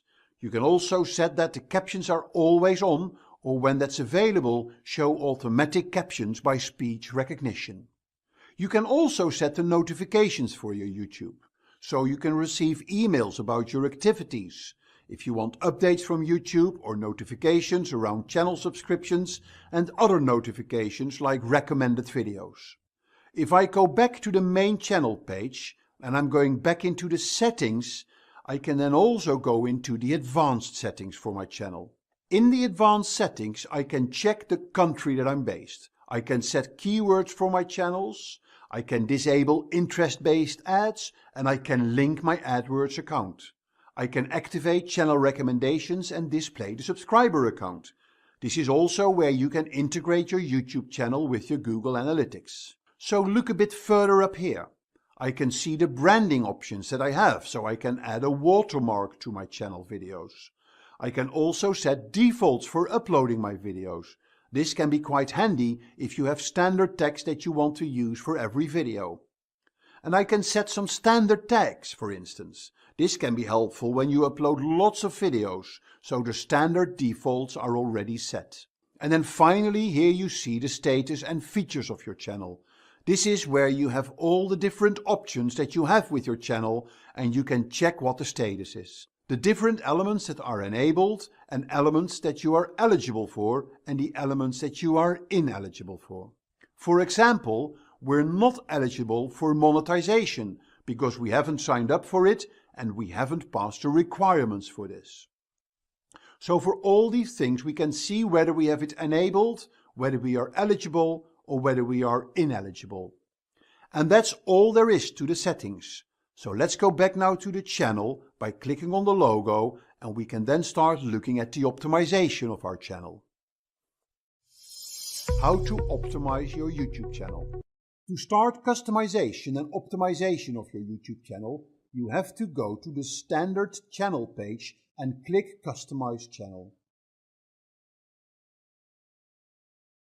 Here you see the structure and elements of your YouTube channel. An important feature is that you can look at your channel as yourself, as a new visitor, or as a returning visitor. You can set a video at the top of your YouTube channel, which will change whether you're a new visitor or a returning visitor. But let's first look at the different elements of your YouTube page that you can change. You can add videos to your channel, you can add playlists to your channel, and you can connect with other channels. You can manage your discussions and you can put more info in your About section. This is also where you can link to your other social media pages. These will show on your channel banner. And you can feature other channels that you would like to promote on your YouTube channel. So you start with adding some videos to your channel. Click on videos and you see this channel has no video yet. Remember how we uploaded a video in YouTube? By clicking this little plus icon and we say upload video, we can then select the video that we want to upload.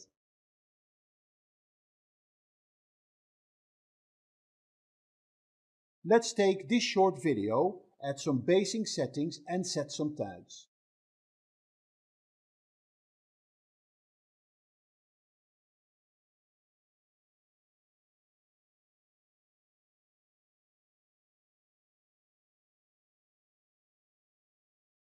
Once the video is processed, you can then publish it on your channel page.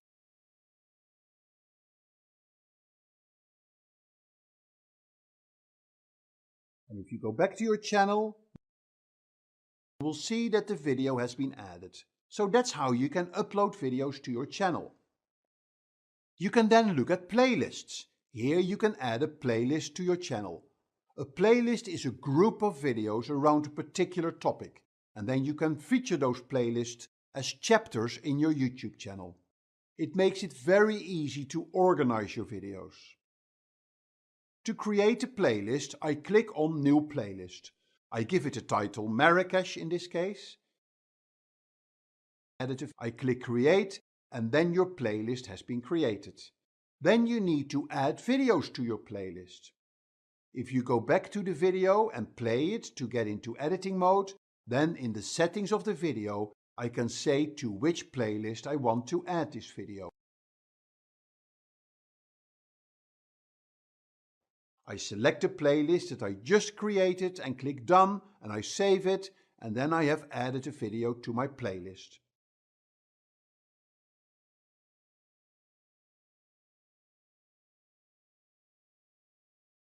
So if I now go back to my YouTube channel, I can click on Playlists, and there is my Marrakesh playlist, and it currently has one video. I can add channels, so I can link to any other channel I may have. I can manage my discussions, and I can manage my About page in this section as well. I can activate business inquiries, so people can send me an email through my channel. I can specify my location, and I can add my social media links who will then show up in my YouTube channel banner. You can also add featured channels. For instance, I want to add the Social Media Examiner YouTube channel. I can add that, and I can click Done, and then it will show in the featured channels.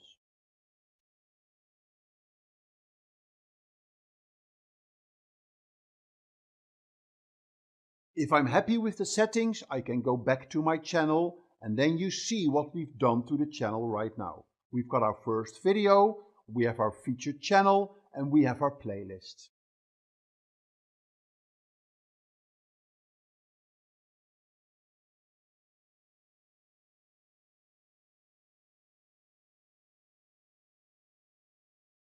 So this is how I can optimize my YouTube channel. One more thing. I would like to show you, if I click Customize Channel, then I can see here the featured content which will show up on the channel for either returning visitors or new visitors. If I click here on Feature Content, and then I pick, for instance, the video that I just uploaded, then this is how it will show. I can add a heading for this content, so for example I can say Feature Presentation, and I click Save.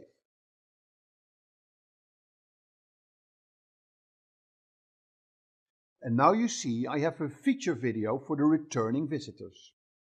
I can also do this for new visitors. I can create a channel trailer. For instance, I pick this video and then I click Save, and that's how it will show for new visitors. So these are the basic things you need to look at when you want to optimize your YouTube channel. YouTube channel views and subscribers. Now that we know how to edit and optimize your videos and your YouTube channel, we will turn our attention to how to grow views and subscribers on your channel. First, there is your channel. Optimize your channel page, write a compelling channel description, use a great channel logo and a banner, and create a channel tagline. Then there are your videos. Make an awesome channel trailer video. Publish long videos of 10 minutes and more. Promote videos in your end screen. Add a branded watermark and add a subscribe button, and end your videos with a strong call to action. Thirdly, there is your channel management. Reply to every comment and heart great content. And finally, promote your channel. Embed YouTube videos in blog posts and promote your channel in ebooks, webinars, presentations, and lead magnets. Doing all these things right will certainly help you in growing views and subscriptions to your channel. TubeBuddy is a great tool that can help you in growing your video views and your channel subscriptions. It's a Chrome browser extension and it adds a layer of functionality on top of your YouTube channel.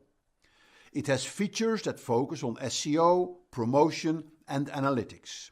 And it also tracks the video rankings of your videos, but also the videos of your competitors. It's a great tool to find keywords for your videos. And you can go to your competitor video and check what tags they have set and use these as keywords for your videos. It also helps you in publishing videos on your channel. You can schedule videos to be published and added to playlists.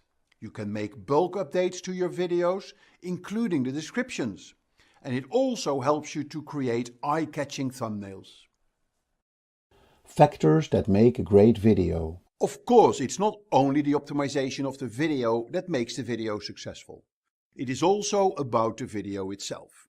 Done well, you can use your iPhone to make highly professional, cinema quality videos that are being watched by millions. As Unsane, a feature movie from film director Steven Soderbergh, proved. Let me give you some tips how to make great video. Think about composition, point of view and lighting first. Composition is about how you place the different elements in the scene. Put some thought into this. Use the rule of thirds and focus on people's eyes. I'll explain the rule of thirds shortly. Point of view is the angle you are using of the lens of the camera in relation to the subject. Be creative with this. Use a low angle or a high angle and change these regularly. Lighting can make the difference to a good or a bad video. Always be aware of your light source and also know that daylight is the best light source there is. But different times during the day can give different shadow effects in the video. For instance, noon sunlight creates unflattering shadows, whereas a cloudy day can produce more softer lights. Using the right equipment is also very important in shooting great videos. Obviously, your phone can fulfill most of the camera requirements, like shooting video and recording sound. And it will give you an acceptable level of quality. Make sure the resolution settings on your phone are on 4K or 1080 HD and it's set at 24, 30 or 60 frames per second. Avoid zooming, avoid backlights and use both hands. If you want to up the quality to professional, then you may want to use a high quality DSLR camera and additional gear like a tripod and a microphone. The Rode Lavalier microphone is a great mic that you can attach to your iPhone and your collar. It gives excellent quality sound and you can overlay that sound over the sound file of your video. Earlier I promised you I was going to explain the rule of thirds. They are part of the basic rules of composition. The rule of thirds is a compositional rule that suggests dividing the image into thirds and placing the subject on one of those sides instead of in the center. It is one of the most important composition techniques used by professional photographers. But there are others as well. For instance, using balance and symmetry in your video or apply leading lines in your video. These lines direct the viewer to a particular section of the screen. Finally, as I mentioned before, a simple rule is to focus on the eye. It gives a point of focus. Monetizing your YouTube channel. There are various ways that you can make money with YouTube, but it depends on how strong your subscriber base is and how many views you get on your channel. If you are qualified, then you can participate in Google's AdSense program, which means that you can get revenue from ads being placed before or during your videos when people watch them. This works very well and many publishers on YouTube get a significant revenue stream through this channel. You can also try to get sponsorships for your channel. This can take the form of brand or product sponsorship for which you will get paid. You can also look into affiliate marketing. With this, you can advertise products from your affiliate partners on your channel, and you would get a percentage of the sales that comes in through your channel. And finally, if people like your videos, then they may commission you to make videos for them. As I mentioned before, you need to have a strong channel to qualify for Google's AdSense program, which means you need to have at least 4,000 watch hours in the previous 12 months and 1,000 subscribers. To sign up for AdSense, you need to go to the old version of Creative Studio and click on Channel and Monetization. You can set the monetization preferences and which video you want to run the ads with. If you qualify, Google will then approve your request and you are ready to start earning money with YouTube. Here are the key takeaways of this lesson. YouTube has recently launched a new version of YouTube Studio called YouTube Studio Beta. Getting views and subscribers on your YouTube channel is based on your video, the quality and optimization of your channel, and how you promote your channel. Composition, lighting, and point of view are important contributors to the quality of your video. And you can make money with YouTube through advertising, sponsorships, and commissioned work. Welcome everyone, this is Rob Sanders and welcome to today's webinar, YouTube Advertising. So today we're going to talk about YouTube advertising. So thanks again, I'm Rob Sanders and I'm with Simplilearn, and let's get started.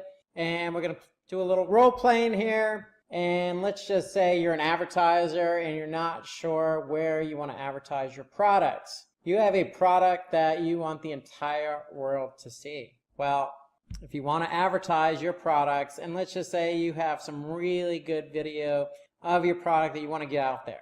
Really, there's no other place to look to than one place in particular is YouTube. Hence the reason why we're doing this webinar, because today we're going to talk about all things YouTube advertising. And for those that don't know, YouTube is owned by Google, and a lot of what you're going to do is advertise on YouTube via Google Ads. So today we're going to talk about YouTube advertising, and we're going to focus somewhat on Google Ads. So buckle up and let's get started with why is advertising on YouTube a good idea. So why is it a good idea? Well, if you haven't been on YouTube of late, you should check it out, youtube.com, and just take a look at the vastness of videos that are on YouTube. Now, YouTube is a video platform, but if it was a search engine, it'd be the second largest search engine in the world, only behind its parent company, Google. So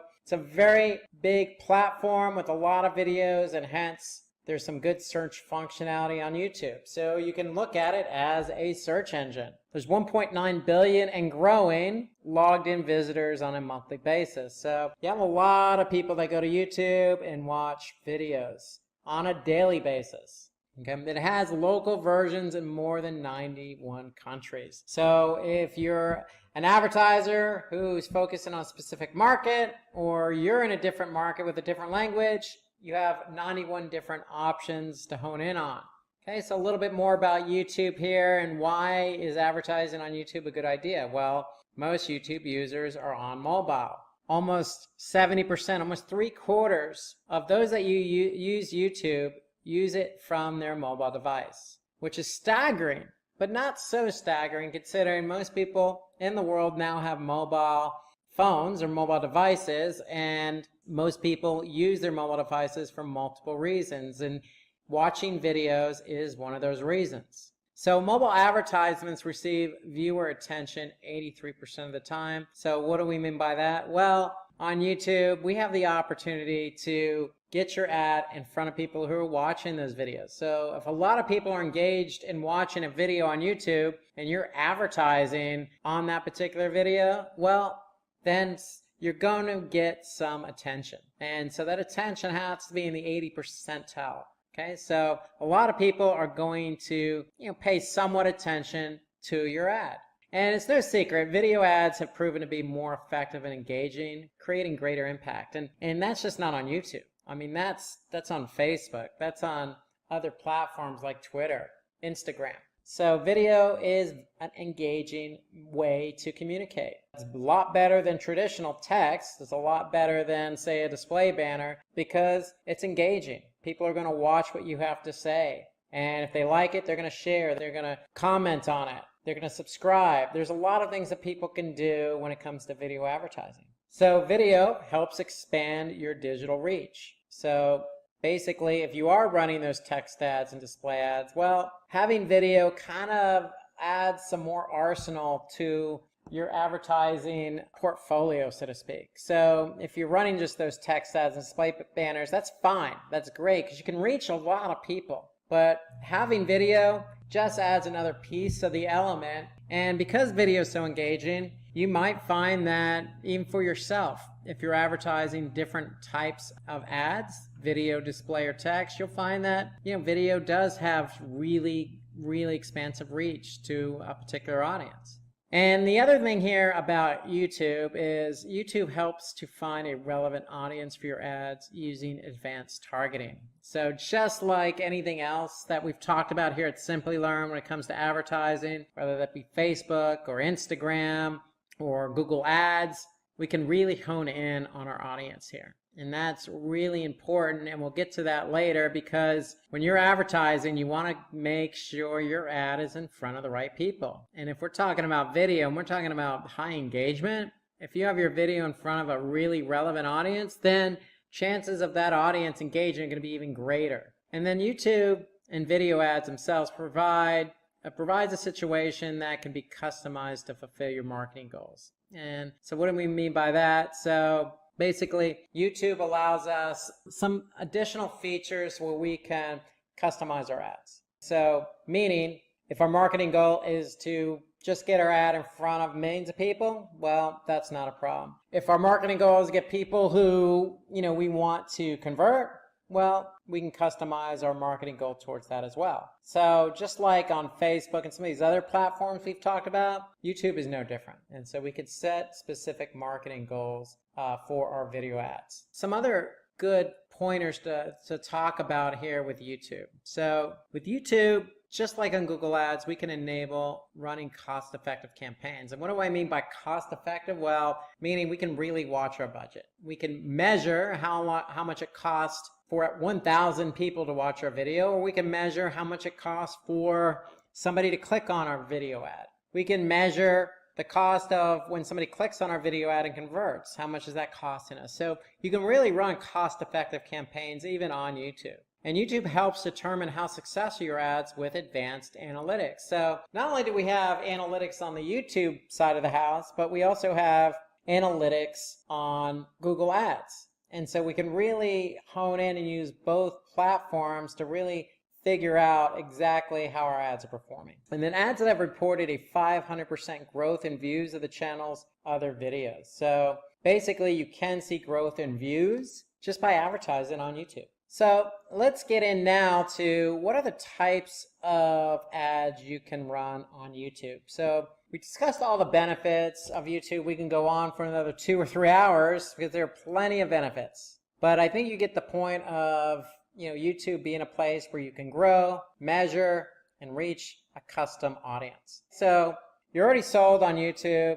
Now let's talk about those types of ads you want to run on YouTube. So depending on what goal you want to achieve with your ads, there are different types of ad formats available on YouTube. So our first set of ads evolve around building brand awareness and ad recalls. So if you're in the business of promoting your product or your brand or your service, then these are the type of ads you want to run on YouTube, building brand awareness and ad recalls, because what it does is it's really going to get your ad out there in front of thousands and millions of people, lots of eyeballs, lots of impressions. Impressions are the number of times your ad was seen. So ads centered around brand awareness are really ads that are going to put you out there in front of a large number of people with the goal of potentially attracting new customers and ensuring your brand is on top of their mind. So top of funnel, brand awareness is always introducing the brand, getting people familiar with the brand, and getting them to your website so that you can introduce them to your brand and service and product. So that's the whole idea behind the ads we're going to introduce, behind the goal, building brand awareness and ad recalls. So let's take a look at what those are. So we can build brand awareness and ad recalls. So we call these types of ads True View for reach. Okay, so when we say True View, meaning our ad's going to appear in front of a video, and we want to make sure that that ad's in front of a lot of people. So skippable ads that will enable your brand to reach as many people in your target audience as possible at the most efficient price. So the whole idea is, if we're trying to build brand awareness, then we could set it up on YouTube so that our ad appears before other videos. And that's going to ensure that our ad is going to show up in a lot of places based on the audience we target. And if we can get our ad in front of a lot of people, a lot of targeted people at an efficient price, then how can you say no to that? So these ads are skippable, have an open video length, and their bidding is based on cost per 1,000 impressions. So cost per 1,000 impressions, CPM, means that you're paying YouTube for every 1,000 people that looked at your ad. Okay, so that's what cost per 1,000 impressions, or CPM, means. That you're paying YouTube not when somebody clicks on your ad, but when 1,000 impressions occur. And an impression is when somebody looks at your ad. And so that's what you're going to be paying YouTube. You're going to be paying them for 1,000 views or impressions, basically. Okay, so the ads are skippable, but they have an open video length, and it's based on eyeballs. So that's the whole goal there. When it comes to brand awareness, you want to go with a CPM model. That ensures you're getting your ads in front of lots of people to accumulate impressions and pay by impressions. So this is what the ad looks like. And now we're going to talk about the type 2 ad that you can run on YouTube. And we call these bumper ads. So they're non-skippable ads with which you can share your brand's message in 6 seconds to drive reach and impact. So we've all seen these videos before, and I'm going to share an example with you here. When you're on YouTube, you really can't get to that video that you really want to watch until you watch a few seconds of that video ad. And so that's what these bumper ads are. They allow you to really make sure that your ad is in front of that target audience still. You'd still pay by impressions, but you know that your ad's going to run for a few seconds. And the idea behind that is really you want to get your message out there, and it really does help to drive reach and impact. And so let's take a look at an example on YouTube of what a bumper ad looks like. So here's an example of a bumper ad on YouTube. Again, it's only 6 seconds, but this example is pretty popular on YouTube. It's been viewed a lot, and we're just going to take a quick look at this video here. This video has 6 seconds, but the whole point is to really look at the ad's purpose. And so if we hit play,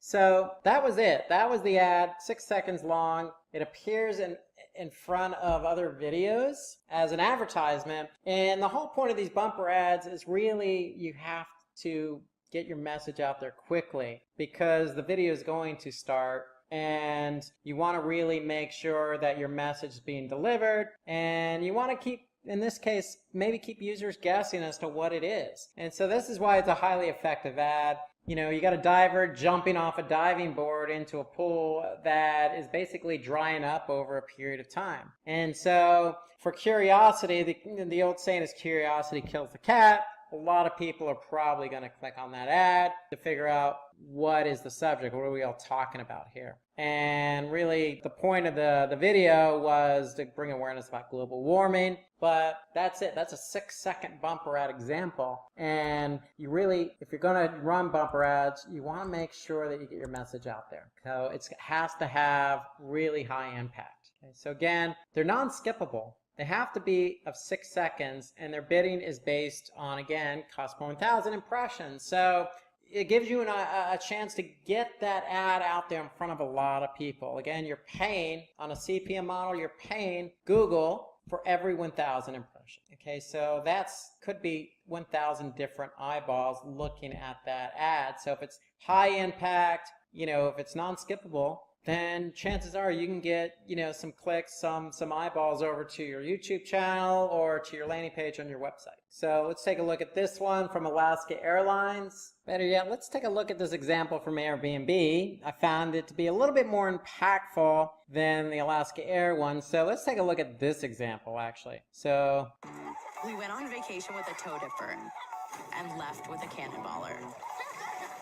Okay, so high impact ad, great ad by Airbnb, really impactful. We went on vacation with kids playing, you have your logo on the bottom right corner of the video, and it gets people excited about travel. So similar to the Alaska Airlines, which we didn't look at, this one is just as good, high impactful, getting people to, react within 6 seconds isn't exactly a very easy thing to do. So you got to make sure these videos really resonate within the time frame that you have. So let's take a look at type 3 here. So we're talking about reservation of 15 to 20 seconds. So these particular ads can span up to 20 seconds to increase reach and make a lasting impression. So unlike the bumper ads, which are 6 seconds long, these reservation ads tend to run a few seconds longer, up to 20 seconds. Okay, so they're also non-skippable, and like I said, can be up to 20 seconds, and bidding is based on a fixed CPM. And what do we mean by fixed CPM? Well, if you're bidding on a regular CPM model, meaning that you're paying Google for every 1,000 impressions, that number could be variable, what you pay Google. In this case, the fixed CPM is fixed at a certain rate. It could be $10 for every 1,000 impressions, $20. It really depends on where you're advertising and who else is advertising. So let's take a look at some examples of a reservation ad on YouTube up to 15 to 20 seconds long. So here is an example of a 15-second ad, also called a true view ad. So you can see this ad is going to run for about 15 seconds before the video actually plays. It's non-skippable. And so let's just play this ad. A pitcher who can paint the corners is known as a Rembrandt. At GMC, we get that. Everyone loves that kind of precision. This is GMC. Okay, so you could see the ad itself ran a little bit longer than your traditional or your 6-second non-skippable version. And the 15-second, allows you to get, more of the message out there. Still high impactful, but allows us to get the message out there with a little bit longer of a video, and that's non-skippable. So it's going to run for its entirety up to 15-20 seconds before the video actually starts playing. So let's now turn our attention to the fourth type of ad you can run on YouTube, and that fourth type is an outstream video ad. And so these ads are going to reach users wherever they're watching, regardless of the site or application. It's the whole point of the outstream. We want to be able to get our ads out there regardless of the site or application. Okay, so these ads are also non-skippable, and they can be 15 to 20 seconds long, and their bidding is based on viewable cost per 1,000 impressions. And so what do we mean by viewable cost per 1,000 impressions?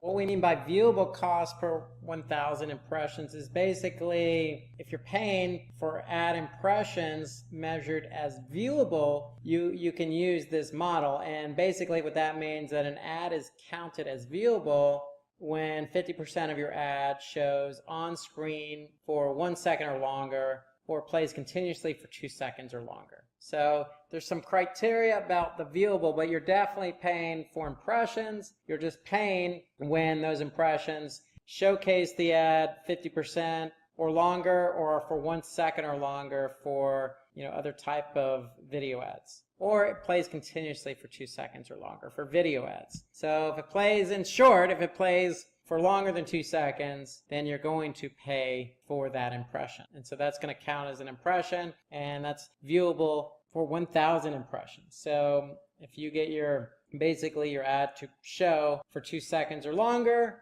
then that's going to count as an impression. So for example, with the viewable CPM, for example, if you bid on 1,000 viewable impressions and you pay for impressions that are measured as viewable, an ad is counted as viewable again when 50% of your ad shows on the screen for 1 second or longer for display ads and 2 seconds or longer for video ads. So that's basically what it's about. So really the key number here with viewable CPM is 2 seconds or longer. That's the difference between regular 1,000 impressions CPM and viewable 1,000 impressions VCPM. So let's talk about the next type of ad format you can run on YouTube, and the next one is masthead. And so masthead is unique in that basically they only run for 24 hours. Okay, so and they run on YouTube's homepage. So you can imagine the amount of reach that you can have by advertising on YouTube's homepage. So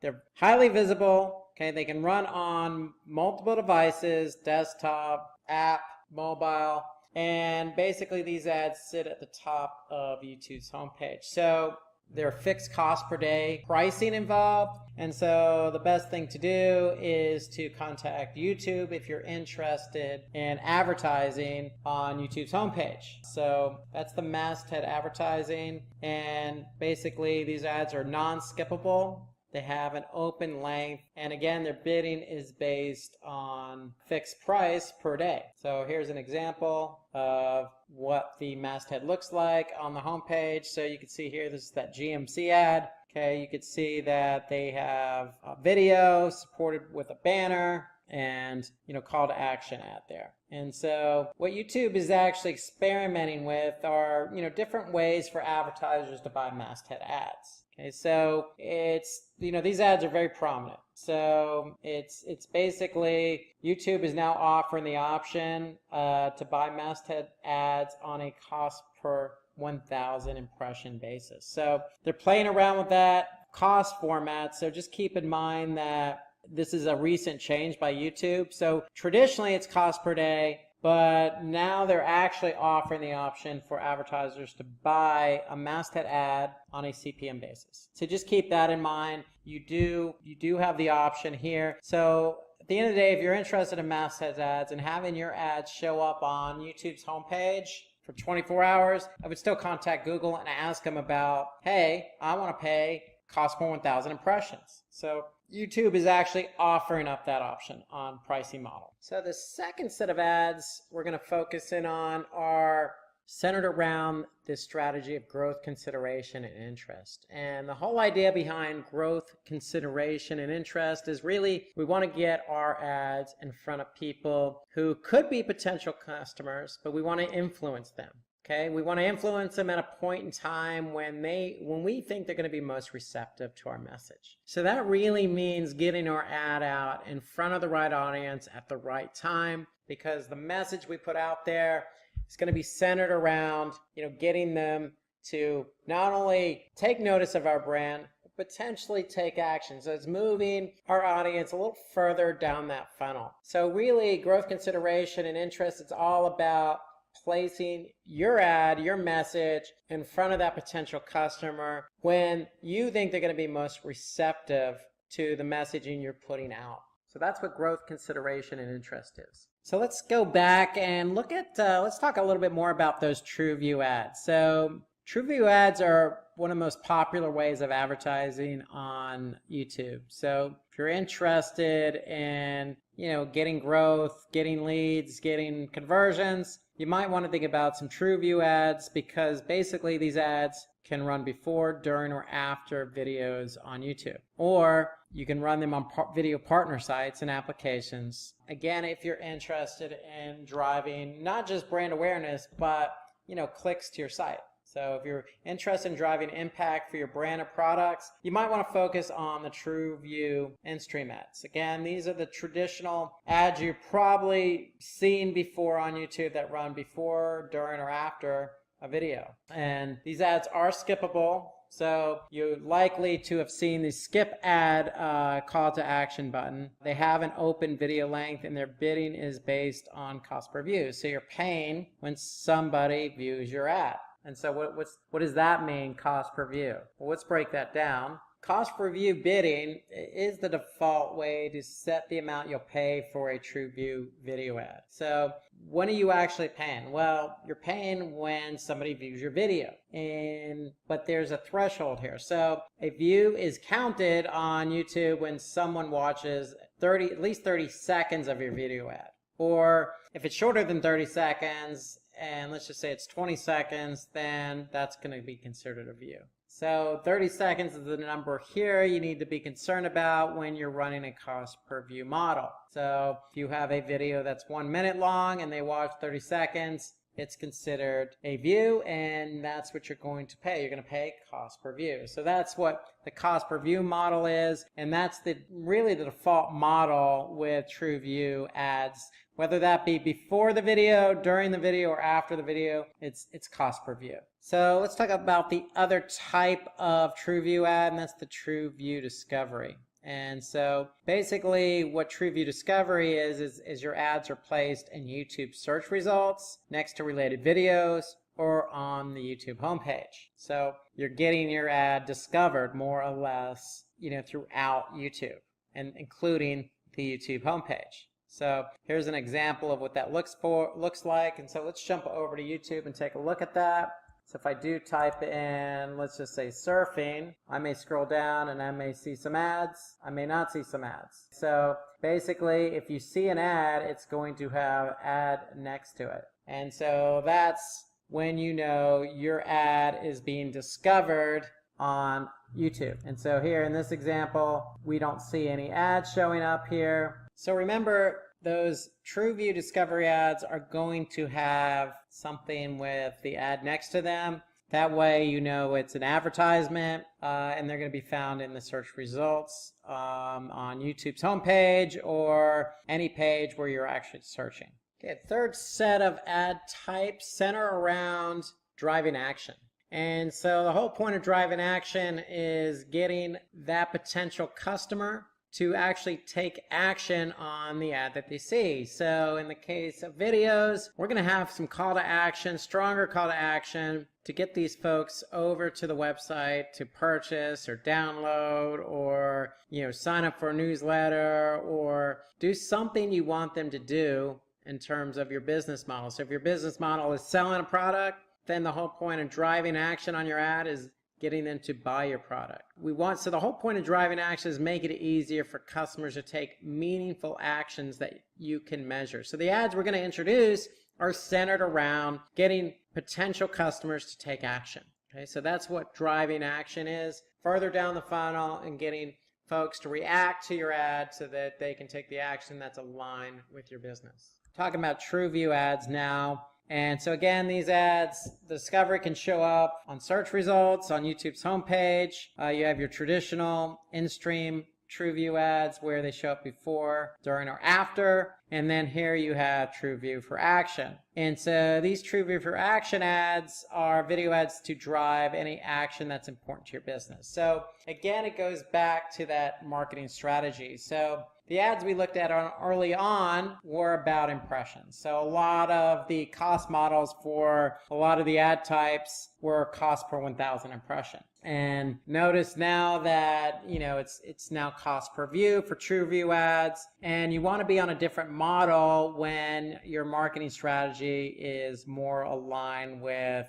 getting people to take action. That's important to your business. For example, shopping or buying something or getting a quote or downloading something. So if that's your marketing goal, you want to go with a TrueView for Action if that's what's important to your business, because these ads are intended to get users to interact with a clickable button that leads to your site. So that's the whole idea behind TrueView for Action type ads. Okay, so these are skippable, they have an open video length, and their bidding is based on cost per acquisition. So CPA, different cost model. So let's now talk about what CPA is. So The cost per acquisition model is, in this case, since we're trying to drive action, we're going to pay when somebody actually takes that action. So if somebody actually does shop and they spend $20, then basically you're going to pay for that acquisition. So basically, if it's to download something, whatever it costs for you to get that person over and they actually download, that's what you're going to pay. So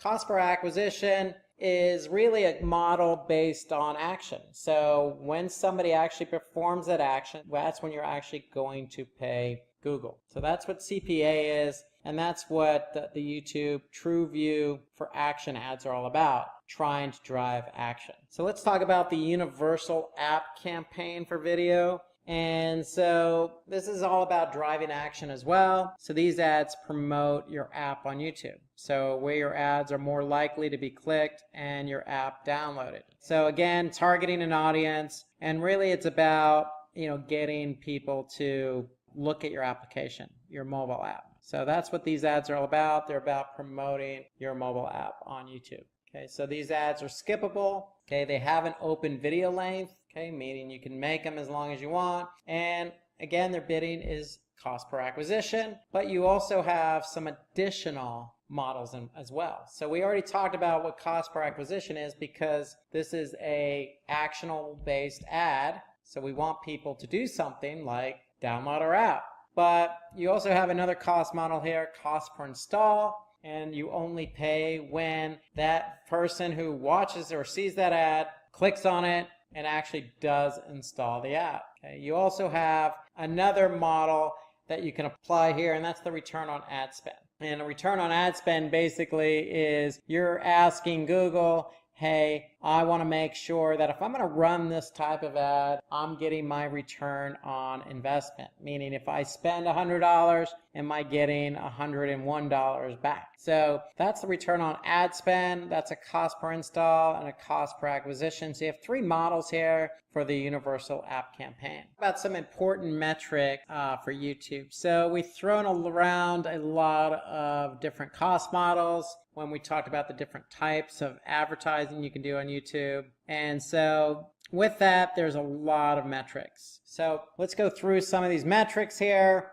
You have views, clicks, you have view rate. So you have all these different types of metrics. And for some of you, it could be confusing. So what do I need to look at? What do I need to measure? So it really does come down to, what's important to your business. That's always first and foremost. But here we listed some of the most common metrics available to you with YouTube. Okay, so let's go through some of these. And basically a view is just, it shows the number of times people watched or engaged with your video ad. So a view rate is basically the number of views or engagement your ad receives and the number of times your ad is shown. Okay, so divided by the number of times your ad was shown into the number of engagements. So if your ad was shown 100 times and you had one like or one click, for example, then that would be 1%.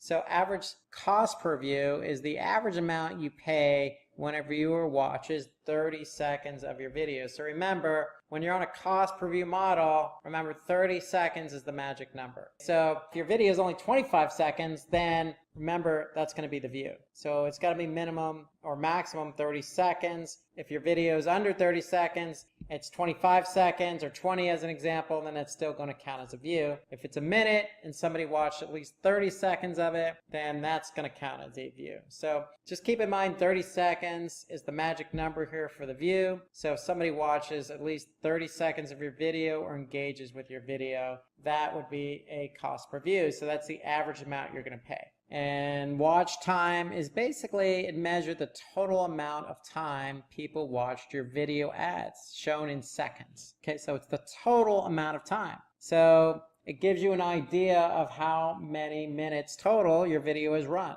So let's focus on clicks. So clicks is a common metric across the board. It shows the number of times people actually clicked on your video. Not to be confused with the view. So view is the number of times your video was actually watched. A click is something also measurable, and it's when somebody actually clicked on it. So it's an indicator for how well your ads are doing with those who see it. And so, we want people to click on our ads. If we're running, actionable type video ads. If we're running those action type ads or universal app ads, we're going to want people to take action. Okay, if you're running ads just for impressions, that's one thing. So clicks is an important metric depending on the type of video ad you're running. So click-through rate is the number of clicks you receive from your ad divided by the number of times the ad was shown. So my ad was shown 100 times and I received 1 click, then that's 1% click-through rate. So let's talk about engagement. And engagement is the number of clicks on interactive elements, such as icons in your video ad. Okay, so that's what an engagement is here, the number of clicks on interactive elements. And then if we look at engagement rate, then any clicks on an interactive element that we receive is going to be divided by the number of times the ad was shown. So that's why we have engagement rate as well. So we want people to engage with our video. Is there something that they're doing on the video? If so, then what's the rate at which they're engaging? Earned views, so that's a number of viewers who have seen subsequent videos on your channel or watch pages after seeing your ads. So watch pages or videos on your channel, if a viewer has seen those after seeing your ad, then that's going to be called an earned view. So somebody's seen your ad and was impacted by what they saw. If we look back at the examples we shown earlier on with the global warming or the GMC or the Airbnb ads, if I saw those ads and I said, man, that's really a cool ad or that's really a good message, I'm going to go over to that watch page or I'm going to go over to that channel and see what other videos they have. When you do that, that's an earned view.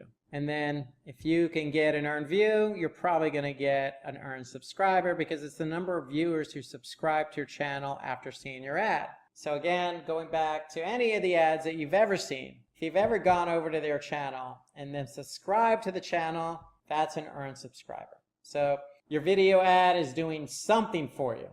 In this case, it's getting you a subscriber. So let's talk about how to create a YouTube ad. So this is going to require some access to Google Ads, and we'll go over that in a few minutes here. But first, we need to think about setting up a campaign and setting up a campaign goal. Okay, what's the goal of our campaign? So to get eyeballs, we want to pay cost per 1,000 impressions, or we want to run some actionable type ads to get people over to our website. So that really is step one. We need to identify what the goal of our campaign is. Then we need to create the ad. So we want to be able to create a video ad here that is going to show on YouTube and to our target audience. So, or whether it be a bumper ad that's only going to be 6 seconds long, we need to be able to figure out what type of ad we want to run. So here I am in Google Ads. If we're going to run a campaign on YouTube, we need to make sure that we're choosing a display campaign. And so remember, the first step is setting up that campaign, setting up that campaign goal.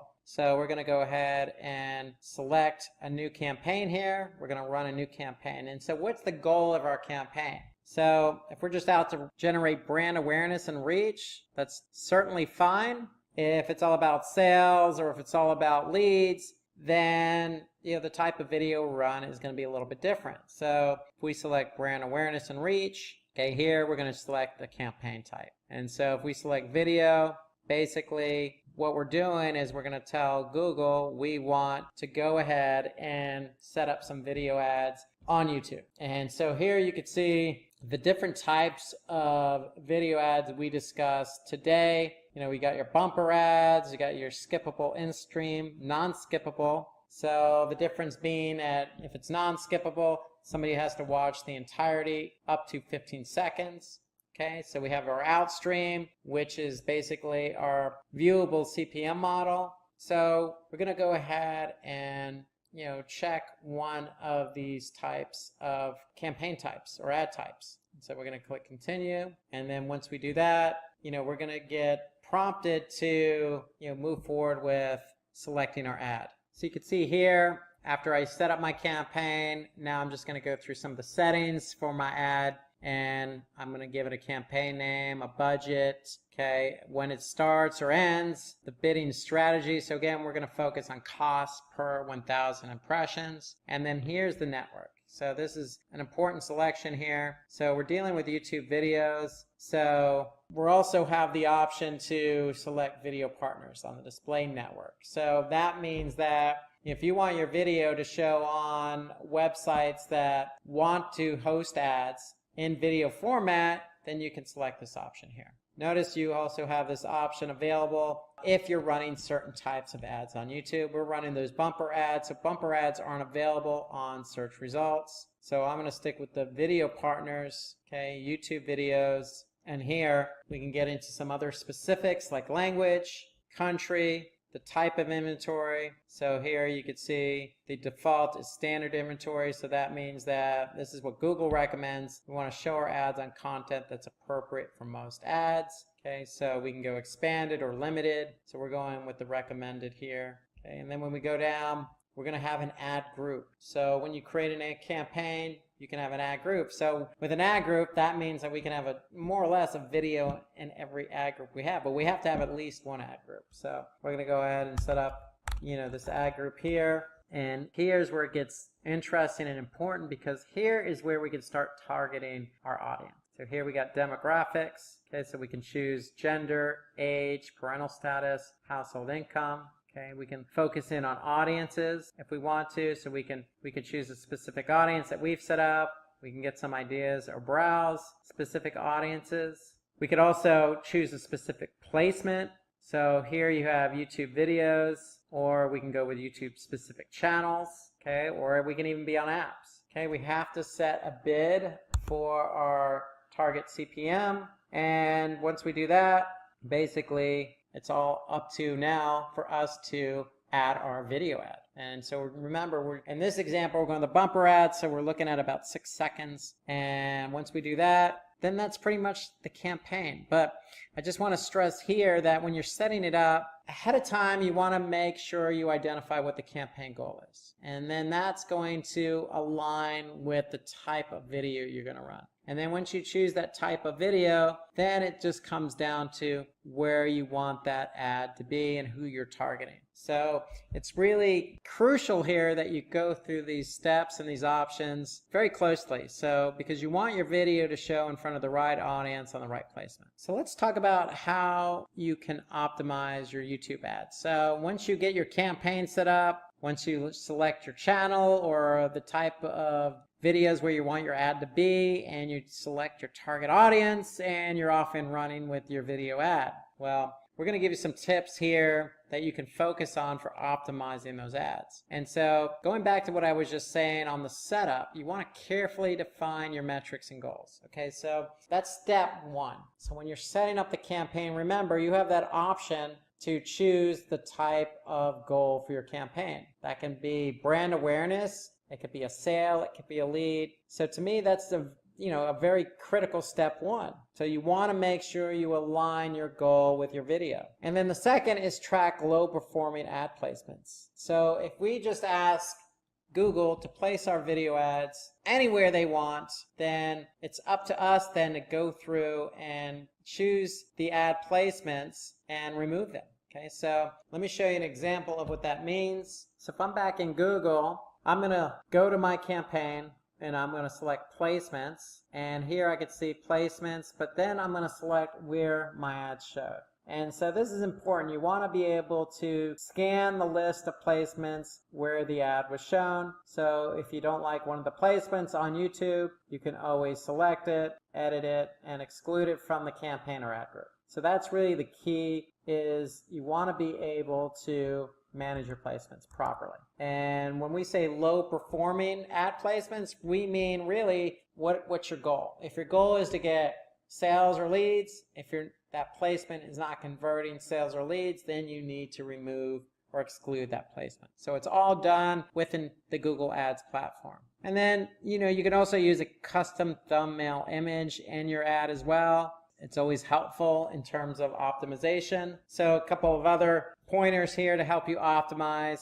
Okay, you want to drive people to perform a particular action with the appropriate CTA. So again, depending on the ad type, if it's a true view ad, 20 seconds long, you want to have a call to action. You want to maybe even have your domain name at the end of the video, so at least somebody knows where to go. So you always want to have a call to action with your video ad. You want to use negative targeting to specify who gets to see your ad and who doesn't. Okay, so that goes back to your settings. So you can pick and choose who your target audience is. You can pick and choose who you don't want your audience to be. Okay, as another setting, you can use closed captioning in your ads to make it more interactive. So that way people can actually see or read what the ad's all about, just to make it a bit more interactive. Okay, you can always perform A/B testing on your ads. So if you have one ad version, you can create another one just to see which one performs better. Testing is always a positive. Okay, so if you're paying too much, maybe think about reducing your bids. So if you remember, we set a $10 CPM bid.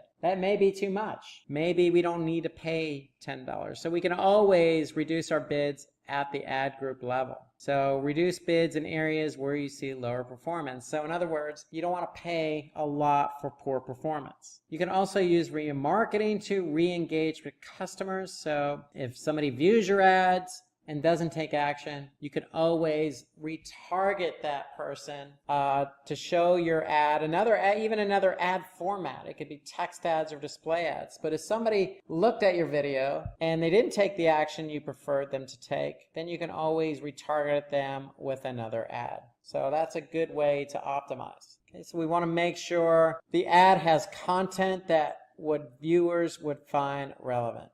Okay, that really, you want to make sure that your ad is with the end viewer. You don't want to put out an ad that isn't going to give somebody, a good feeling after they watched it. Okay, so you want to make sure viewers find the content relevant. So if they don't find it relevant, then that means your engagement rate and your engagement is probably going to be low. So you want to take a look at those metrics that we viewed earlier: engagement rate, engagement, and if they're low, then you probably need to look at the content of the ad. So try to make sure your ad conveys your brand's message in the first 6 seconds. So that's why bumper ads to me are so critical, because you got to get the entirety of the ad and make it impactful. And so with any ad you run, any video ad you run, you really want to make sure that that message is conveyed at the very beginning, early as possible. Otherwise, people are going to be turned off or not engaged and just going to go ahead and skip it anyway. So you want to make sure you get the purpose of it right up front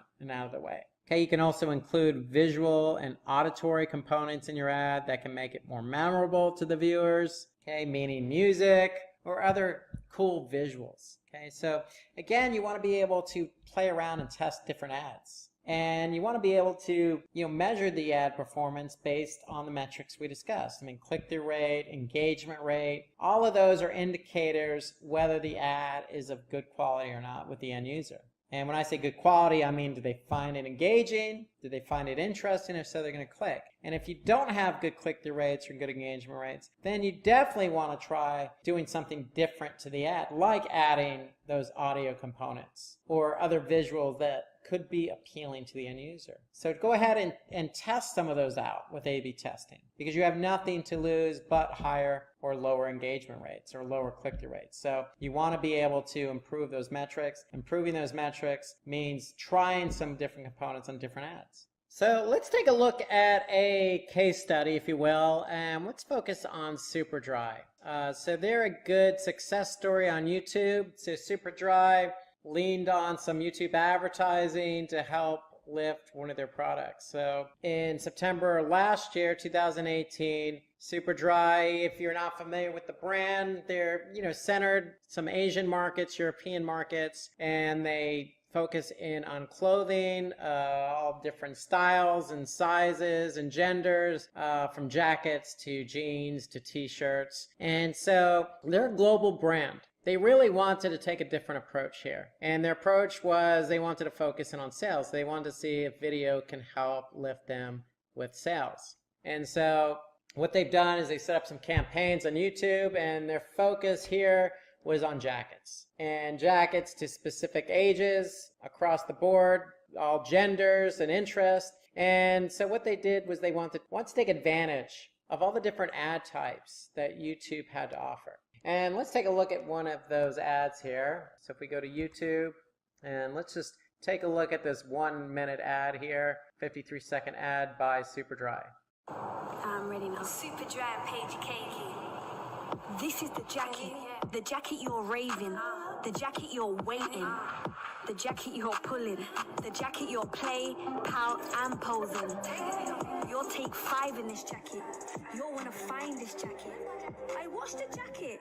It's ruined. It's your dos at a mate's. Take away 3 AM plates. Catch your breath, not your death, in this jacket. It's the jacket you're preening. Be seen in. You're chilling, feel reeling. It's the jacket you're hiding. You're vibing. Love, live and thriving.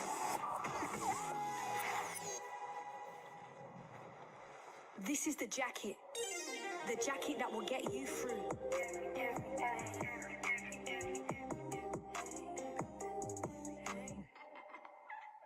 So that's the video that Superdry ran. You could see that, it had some particular goals there.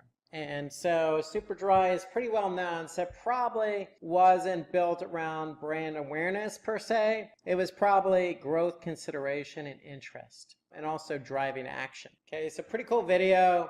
It was definitely not a bumper ad because bumper ads are 6 seconds. So it was definitely a true view, probably take action. And so whatever ads they actually did run specifically, they did see a lift. And so we kept pulse on Superdry's account, and these videos actually had 4.8 million views. And so cool video, ran for 53 seconds, not a long time, not a short time. Was able to, target their audience, a younger crowd. You noticed in the ad, they had different jackets, both female and male, different gender types. So they were messaging a very broad audience of gender. Some younger people is who they were targeting. So younger people tend to slant on YouTube, and so they were able to get some nice views out of it, 4.8 million. But the more important thing is because these videos were to drive action. And so they were able to see a 4-to-1 ratio on return on investment. And as a result, these jackets saw a 138% increase in brand lift. The jacket ad. So it was a pretty successful campaign. See as well, choreographed, good audio, good video, just well professionally done. And they probably were able to now get a few more loyal customers under their belt because of this ad alone. So that's the power of video, okay? So you're able to know who your target audience is. You can go out and target them with a cool video. And given that YouTube is vast, then you can really take advantage of a lot of their ads. So what they probably did, again, was those TrueView in-stream ads with a cost per view through a skippable video ad format. And they also use the shoppable ad format. So that is another option on YouTube. So they took advantage of all YouTube had to offer in terms of who they were trying to target, the length of the ad, and given that their product or selling a product or promoting a product, they will take advantage of the TrueView shoppable ad format, which basically lists your products alongside the actual video ad. And so this is just a good case study. Superdry will probably do this again based on the numbers that they're reporting. And so basically that's the power of YouTube. Getting out in front of your audience with a really good video ad, targeting an audience, taking advantage of different formats. Hey guys. Welcome to this video on YouTube ideas for 2021. YouTube is the social media platform that needs no introduction. Launched back in the year 2005, YouTube was a fresh breath of air for the people who were slowly becoming aware of the hype that surrounded the internet. Several other platforms like Dailymotion, Vidme and Vimeo, which admittedly have their own fans, have tried to stand up against the behemoth that is the YouTube and failed. Slowly but surely, marketers began to realize the enormous potential that YouTube offered. They could add small advertisements like they do in the cable TV, they could show banner ads and do much more, and all of the thanks to the robust advertisement features that Google already offered. If you're not already sold on why it's important to advertise on YouTube, here are some facts that might change your mind. YouTube has more than 2 billion users across the world. A good fraction of that audience could be shown your product and could turn from users to customers. Next important fact is that 8 out of 10 marketers consider YouTube to be one of the best platforms to advertise their products and services. Followed by that, people watch 1 billion hours of YouTube per day. As you watch this video, you are contributing to that number. Next, 62% of the business use YouTube to post content. This could be just videos on their products, tutorials, event announcements, and much more. 70% of the YouTube watch time comes from mobile. This means that when you create an advertisement for YouTube, you keep the mobile users in your mind. And finally, 90% of the people say that they've discovered new products or brands on YouTube, which means that by posting on YouTube, your brand awareness is highly likely to increase. Now, let's talk about the video ideas. The first one is behind the scene videos. These videos give you the opportunity to showcase your audience how your business or brand operates. A creatively made video on the inner workings of your business will show off a more human side of your brand and make you more relatable to your audience. It is also guaranteed to get you loads of views and engagement. Here's an example how Amazon showcases the warehousing and distribution aspects of its products. It takes the viewers into the factories and involves the various people working there. This shows to the audience that even a large organization like Amazon, how each individual has an important role to play in the overall process. Next, we have the company culture.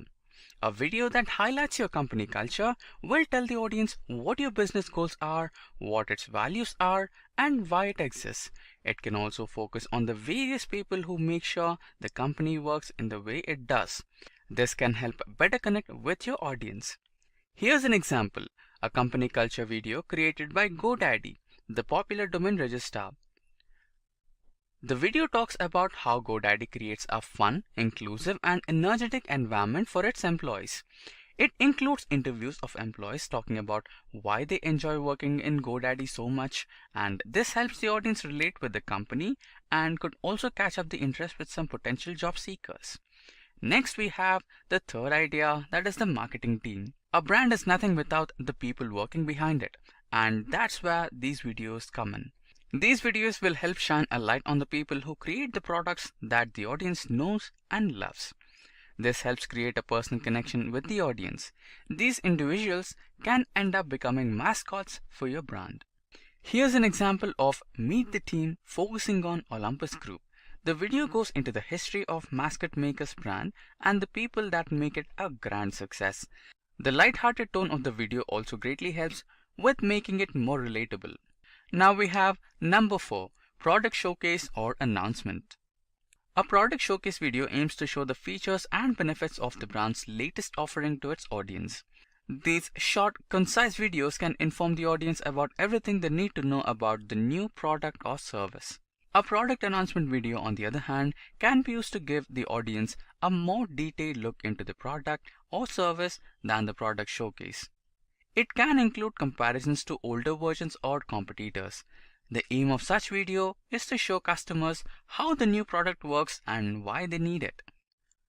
Now, this video needs no introduction. Apple's iPhone videos have always been short but smooth, sleek and concise representations of what the product would be like.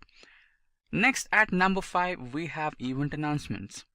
These videos can build a hype regarding an upcoming event. It will also give you the opportunity to engage with your audience and build their interest. This promo video for the Data Innovation Summit 2020 hypes up the event, boasting the greatest minds in the tech, the most innovative companies, and much more. The next video idea we have at number 6 is the explainer videos. These videos are aimed to tell users how a particular product or a service works. These tend to be much more useful than wall of text explaining how something works. They also have an added advantage of simplifying complex concepts and features to your audience. For example, we have our own video on digital marketing. We cover a number of different concepts like SEO, social media marketing, search engine marketing, and more on a visual manner, making it more likely to grab the attention of a viewer. Next, at number 7, we have tutorials.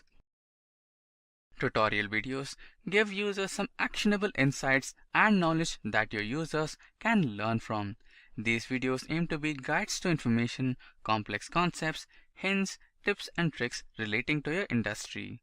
Here we have our own digital marketing course video as an example. Unlike the previous example I mentioned, this video goes into much more detail regarding each of the concepts of digital marketing. On that note, if you guys are interested in learning about digital marketing, I suggest you start from this video. It's a great one to get started with. Now, on the next video idea at number 8, we have the product tutorial. A product tutorial video will take your audience through the various features of your product offers alongside its intricacies. It can also detail some additional insights about your product. You can also explain the best way the product can be used. Here's a video of how the meditation app Headspace explains the app's usage with an interesting and creative animated video. Now, let's go ahead with number 9. At the number 9, we have the webinar. A webinar, thanks to its nature, provides your brand with loads of opportunities to interact with your audience. They are usually very accessible and easy to make. They are also very cost effective and can be reused as video content after the session is complete. Here's an example of Simplilearn's webinar, where we talk to the industry experts regarding a wide variety of topics while involving the audience by having the guest answer the audience questions whenever possible. Next, at number 10, we have the live streams. Live streams for an event will help build excitement and hype for the event. It can be advertised on other social media platforms to generate some hype as well. These videos can also help you bring up your product to a larger audience and at a reduced cost. Here's an example of a live stream that constantly keeps a track of subscribers increasing for some of the most popular YouTube channels. Next, at number 11, we have AMA or Ask Me Anything sessions. The AMA or Ask Me Anything sessions are usually live streams or pre-recorded sessions that feature questions collected from the audience. Although it originated from Reddit, these videos are finding a success on YouTube thanks to the interactivity that it offers. These sessions can also give your audience the opportunity to interact with you, provide suggestions, feedback, and much more. Here's an example of AMA session with the actor Matt Damon, where questions covering a wide variety of topics collected from Reddit were answered by him. Next, at number 12, we have interviews. Interviewing someone interesting or of an authority within your niche can go a long way to grow your audience. These sessions are doubly advantageous too. Firstly, you and by extension your audience get to interact with an industry stalwart, and since this video can be shared on your channel as well as theirs, you can expose your channel to a brand new audience. Here's an example of an interview between Marcus Brownlee, a popular tech YouTuber, with Bill Gates. The interview covers a wide variety of topics and maintains a pleasant theme throughout. Let's now go to number 13, testimonials. A testimonial video helps highlight the positive feedback from a client or a customer. They provide social proof and provide a unique perspective on your products and services. These videos can greatly help improve people's trust on your brand, shareability, and credibility. Here's an example of Simplilearn's testimonial video that covers a learner's journey as he grew in his career thanks to Simplilearn's certification. A video like this can be greatly relatable to the audience and even encourage some of them to take up a certification. Let's go to our next video idea, that is the number 14, whiteboard videos. A whiteboard video offers you a visually attractive way of explaining complex concepts. Usually, this involves a trained experts breaking through a complex topic on a whiteboard. Nowadays, there has also been the trend of digital whiteboard videos that work thanks to the visual style and charisma of the narrator. Here's an example of the whiteboard video Simplilearn created covering various concepts of social media marketing with the help of an engaging narrative and interesting visuals. Next up, we have number 15, competitions. Competitions or contest videos give your audience the opportunity to get involved with your channel. These videos enable you to generate fresh and original content with little from your end. In an interesting example for foldable flight channel, users submitted their ideas for paper airplanes that would go to the farthest distance. The channel received a significant amount of submissions and saw considerable growth. Next, we have 16, the lists. List videos are some of the most commonly found content on YouTube. Most users enjoy this type of content thanks to it being small, easily digestible, and bite-sized.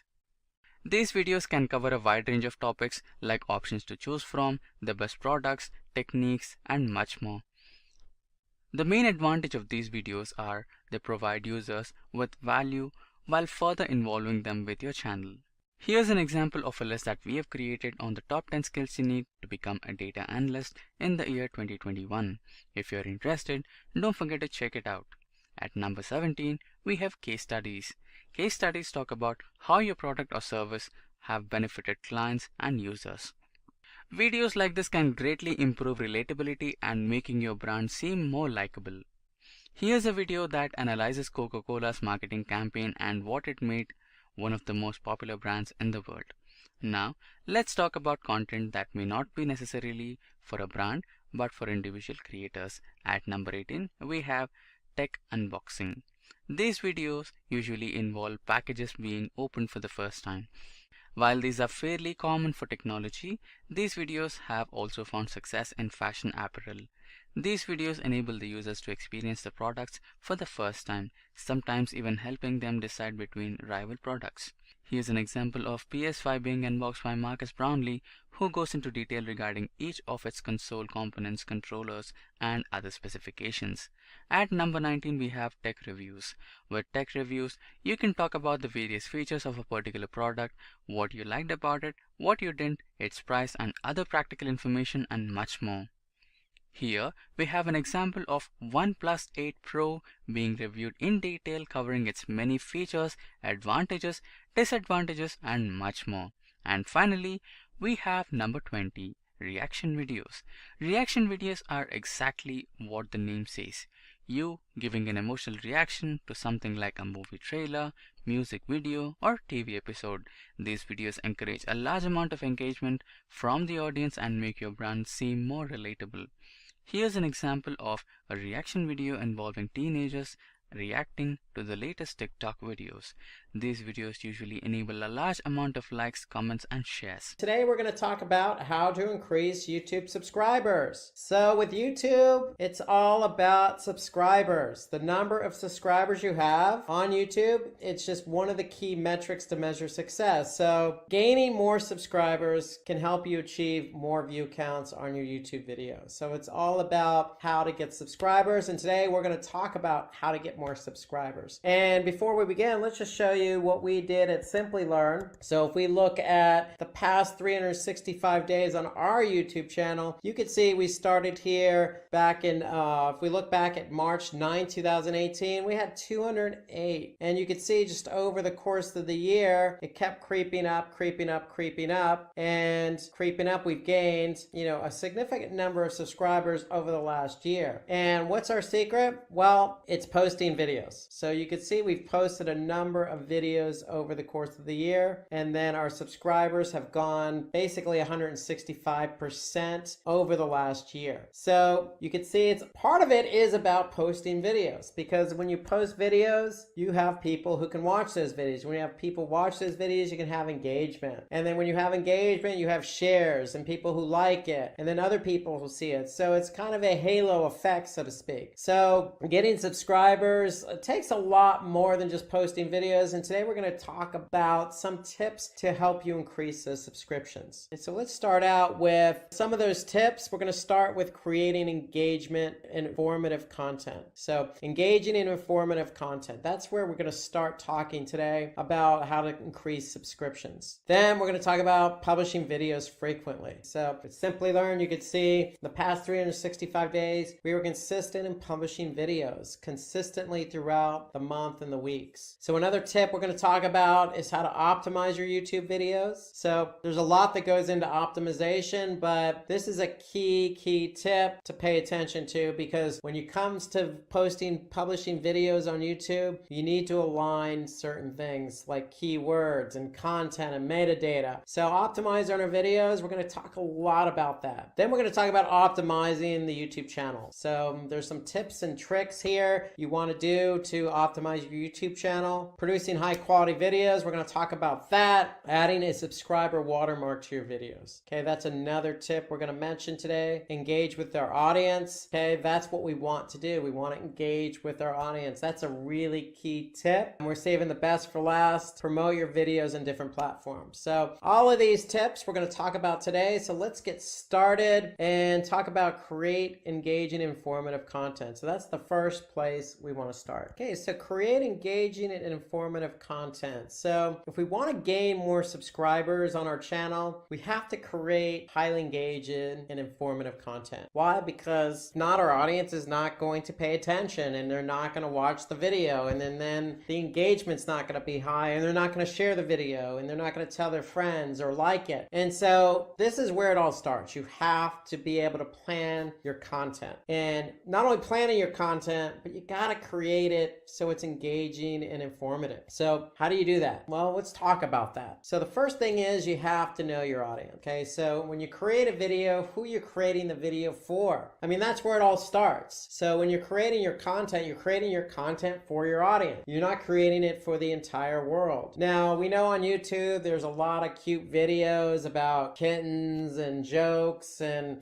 people playing games, and, everybody likes positive things on YouTube. But, when we're talking about a specific topic, we really have to hone in on a target audience. And so if you know who your audience is, then you can really hone in on your content. Okay, so that's the first thing. Ask yourself, who is your audience? And then build your content around that specific audience. Don't build it just for the mass general population, because it's not going to be engaging and informative. So that's the first place to start. Then you want to engage that audience with relevant content. So if you know your audience, and depending on the topic, you want to make sure that whatever the topic is, the content matches the topic. Don't veer off course. If you veer off course, you're not going to engage your viewers. Your viewers are coming to watch the video for a specific reason. The reason is the topic. Okay, so if they're your target audience and they want to watch the video that's a specific topic, then the content has to align. So plan your video script. So if you know who your audience is and you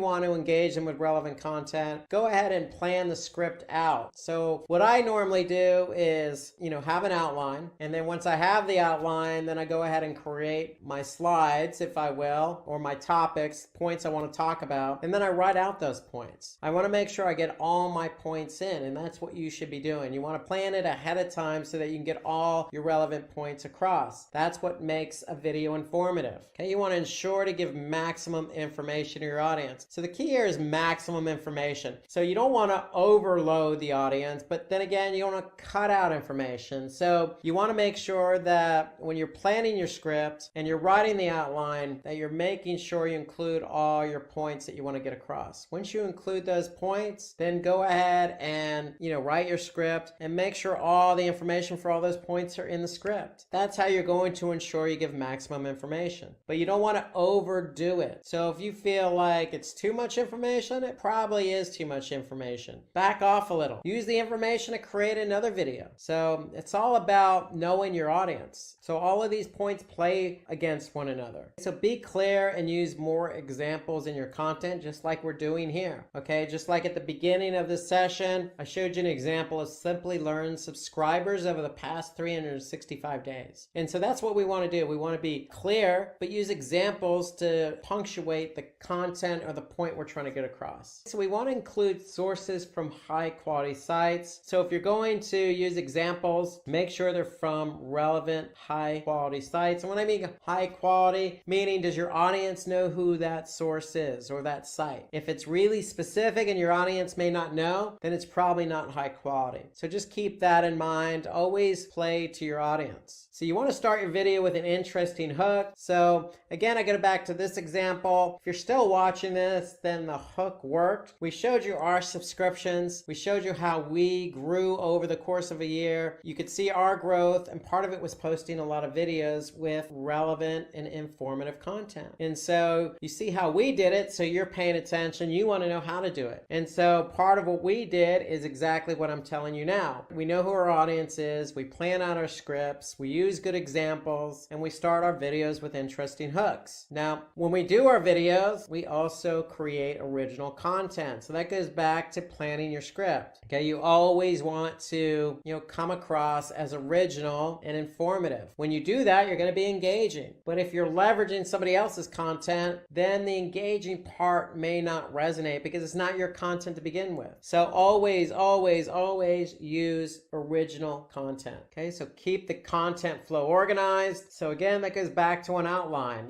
Feel free to change up the outline so the flow makes sense. Add visuals to your content and make it appealing. Always include images. To me, if you can use images in your videos and play off the video or the images, then it's just going to flow and make it a little bit more engaging and appealing, meaning the content. So visuals help guide and aid in the points you're trying to make. So don't make it so text heavy, accentuate it, balance it with some images. Use simple language and crisp sentences, meaning don't use jargon, don't come across and talk above your audience. You always want to talk to your audience and talk in a language that they're going to understand. So it goes back to point one. If you know who your audience is, you're talking to them as if they're right in front of you and not you're above them or they're below you. You want to talk at them. So add cards, end screens, and pattern interrupts to engage your audience. And so YouTube cards are just interactive panels that slide in and out when a video is playing. So it encourages interaction by the viewer. Okay, so you can add up to 5 cards, which include images, text, or clickable links. So feel free to play around with some of these features that YouTube has to offer to make your content more engaging. So tip 2, publish videos frequently. So creating and uploading videos consistently will help you increase your YouTube subscribers. So suppose you haven't published videos for more than say a month or 2 months, it's likely that audience is not going to subscribe to your channel. So think about YouTube videos as a popular TV program that comes on once a week. When a new episode comes on based on the regular schedule, it's consistency. And that consistency is what helps your users stay engaged. So for example, if I go back to our YouTube channel, what helped us gain subscribers was our consistency in publishing videos. You could see we were consistent in publishing a couple of videos a week, every couple of weeks. And so this helps users stay engaged. They know when the video is coming out. They know that Simplilearn is good for 2, 3, 4 videos a month. And the great thing about publishing videos is that when somebody does subscribe to your channel, they're going to get a notification, or YouTube has an option where they can get a notification via email. So I subscribe to Simplilearn's channel. I subscribe to other channels like Google Analytics, for example. So anytime Google Analytics publishes a video, I get an email that says, hey, Google Analytics YouTube channel just published a video. And the great thing is I'm checking my email and I'm getting this notification in Gmail. So guess what? I can watch the video right then and there just by clicking on the link in the email. I don't even have to go to the channel. But knowing that if you publish consistently and somebody does get the email once a week, then it's more likely they're going to engage, especially if the content is original, engaging, and informative. So frequent video publishing equals more subscriptions. So according to Social Media Examiner, YouTube channels that publish videos more than once a week are performing much better. So if you can afford to publish more videos more than once a week, the chances of you gaining subscribers quicker are going to be greater. So keeping a fixed frequency can help you quickly gain more subscribers. Posting videos is almost like blogging. I always say start small. If you could do 1 blog post a month, and then once you get in a routine, then you can ramp up the frequency. So from 1 blog post, you could do 2 a month, then 4 times a month, then once a week or twice a week. Same with the YouTube videos. You want to get into a rhythm.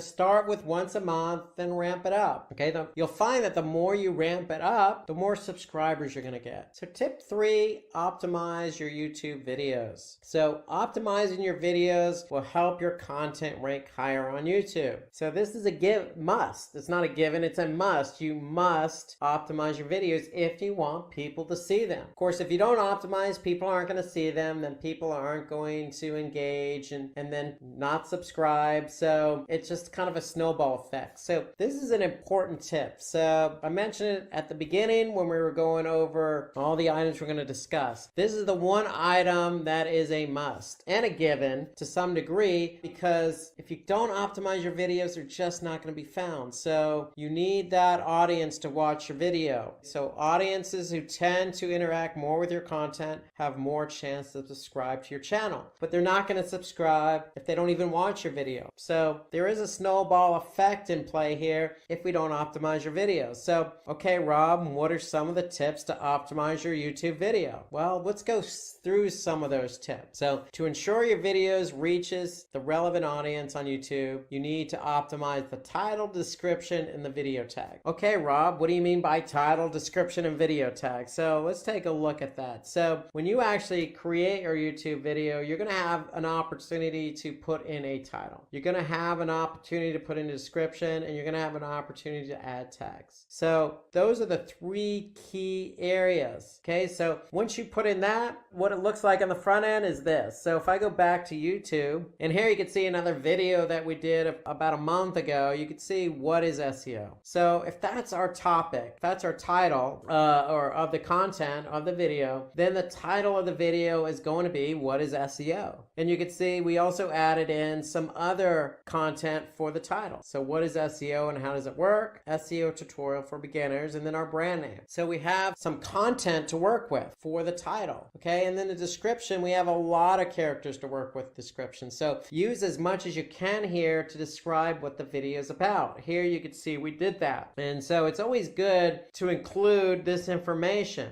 Okay, and then you can see we have tags up here: SEO, SEO tutorial for beginners, digital marketing. So we put in the necessary information here on this video to help us rank, because if we don't optimize it, we're not going to rank. And so you can see we just put a lot of relevant content around the description, around the title, and around those tags. By doing so, we're able to optimize this video and get found. So that's just an example. 3 of the things you can do to help optimize your YouTube video.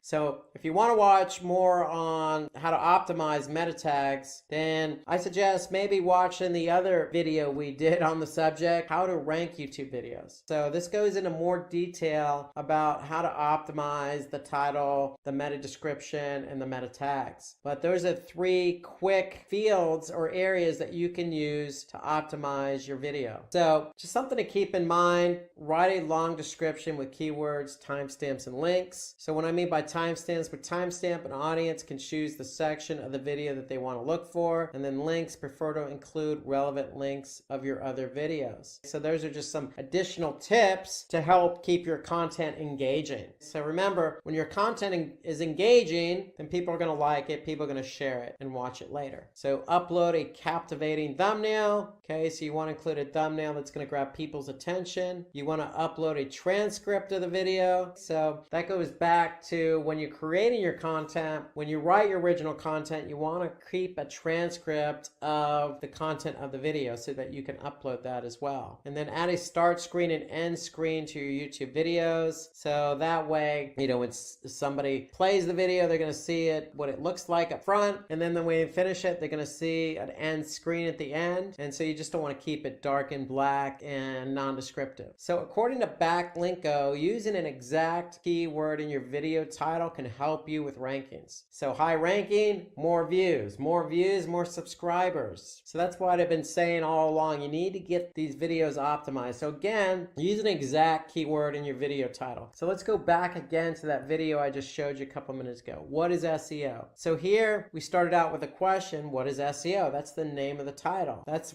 our exact title of the video. That's our exact keyword. Okay, so what is SEO and how does it work? And then SEO tutorial for beginners. So what is SEO is our exact keyword, and that's part of the video. That's the content of the video. That's in the title, and we use it throughout the description as well. So using that exact keyword in your video title can help with the ranking. So whatever your topic is, your title of the video or the topic of the video, include it in the title. So Backlinko also mentions that there is a moderate correlation between a channel's total subscribers and rankings. And so for some of you, this may be common sense. It's just like organic search. If you're not ranking, you're not going to get traffic. On YouTube, if you're not ranking, you're not going to get eyeballs on your videos, and you're not going to get subscribers. So higher rankings can help you to get more subscribers, but you can't get those rankings unless you optimize. And so again, just for the sake of simplicity, going back, focus in on your title. Make sure your title matches the title of the video itself. When you're publishing your description, use all the amount of content available to you. So you can see it, this entire description has a lot of content. Maximize the content and then use tags. Using those three fields, those three areas can help you optimize your video and gain the necessary ranking you need to get viewers, which will turn into subscribers. So tip 4, optimize your YouTube channel. So we just talked about optimizing our videos. Now we're going to turn our attention to our YouTube channel. So one of the easiest ways to ask your viewers to subscribe to your channel is really by creating a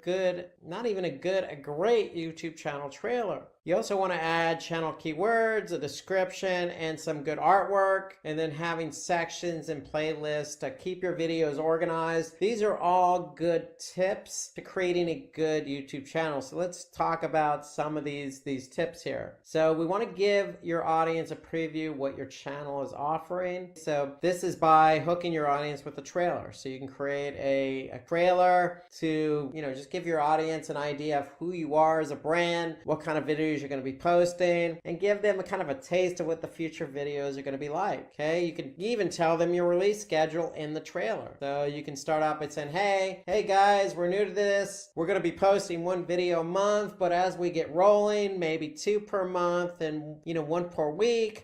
Just being honest and open and talking to your audience and get them excited about future videos. That's what the trailer is all about. So you also want to keep the channel description short and interesting. So in your channel, you want to have a description of what the channel is all about, what kind of videos you're going to be posting. So in addition to the trailer, you want to write something short and interesting. Then we want to use keywords in our channel description, just like in the videos with what is SEO. We included what is SEO in the title. We included, what is SEO in the description. And so we want to be true to what our channel is. So pick keywords, not only include those keywords in the videos, but include them in the channel description. Pay attention to the first 100 to 150 characters of your channel description, because that's what's shown next to your channel in the search results. So for example, here you can see we have a description here. Simplilearn is one of the world's leading certification training providers. We partner with companies and individuals to address. And so you can see those characters, 100 to 150, are what shows up in the channel description. When somebody's trying to understand, hey, Simplilearn just uploaded this video. Who is Simplilearn? So you want to write short, interesting channel description so that when somebody's first introduced to your video, they could see what your brand's all about. So end your description with an appropriate call to action. So short, interesting, good call to action at the end of the video. A good call to action would be, hey, check out our next video or check out our latest video. Something that's going to gauge somebody and get them to watch one of your videos. So you want to pick interesting channel art. So let's turn our attention to the Simplilearn channel page. And here you can see we recently had reached a milestone. So recently reached the 200,000K subscribers. So 200,000 subscribers is a big achievement for Simplilearn. We went ahead and updated our channel art. And I'm sure when we reach 500K, we'll update the artwork then too. But the point is, you want to keep your channel art kind of interesting, hip, and cool, and feel free to change it out every once in a while. So you have that option in YouTube to do. I mean, it's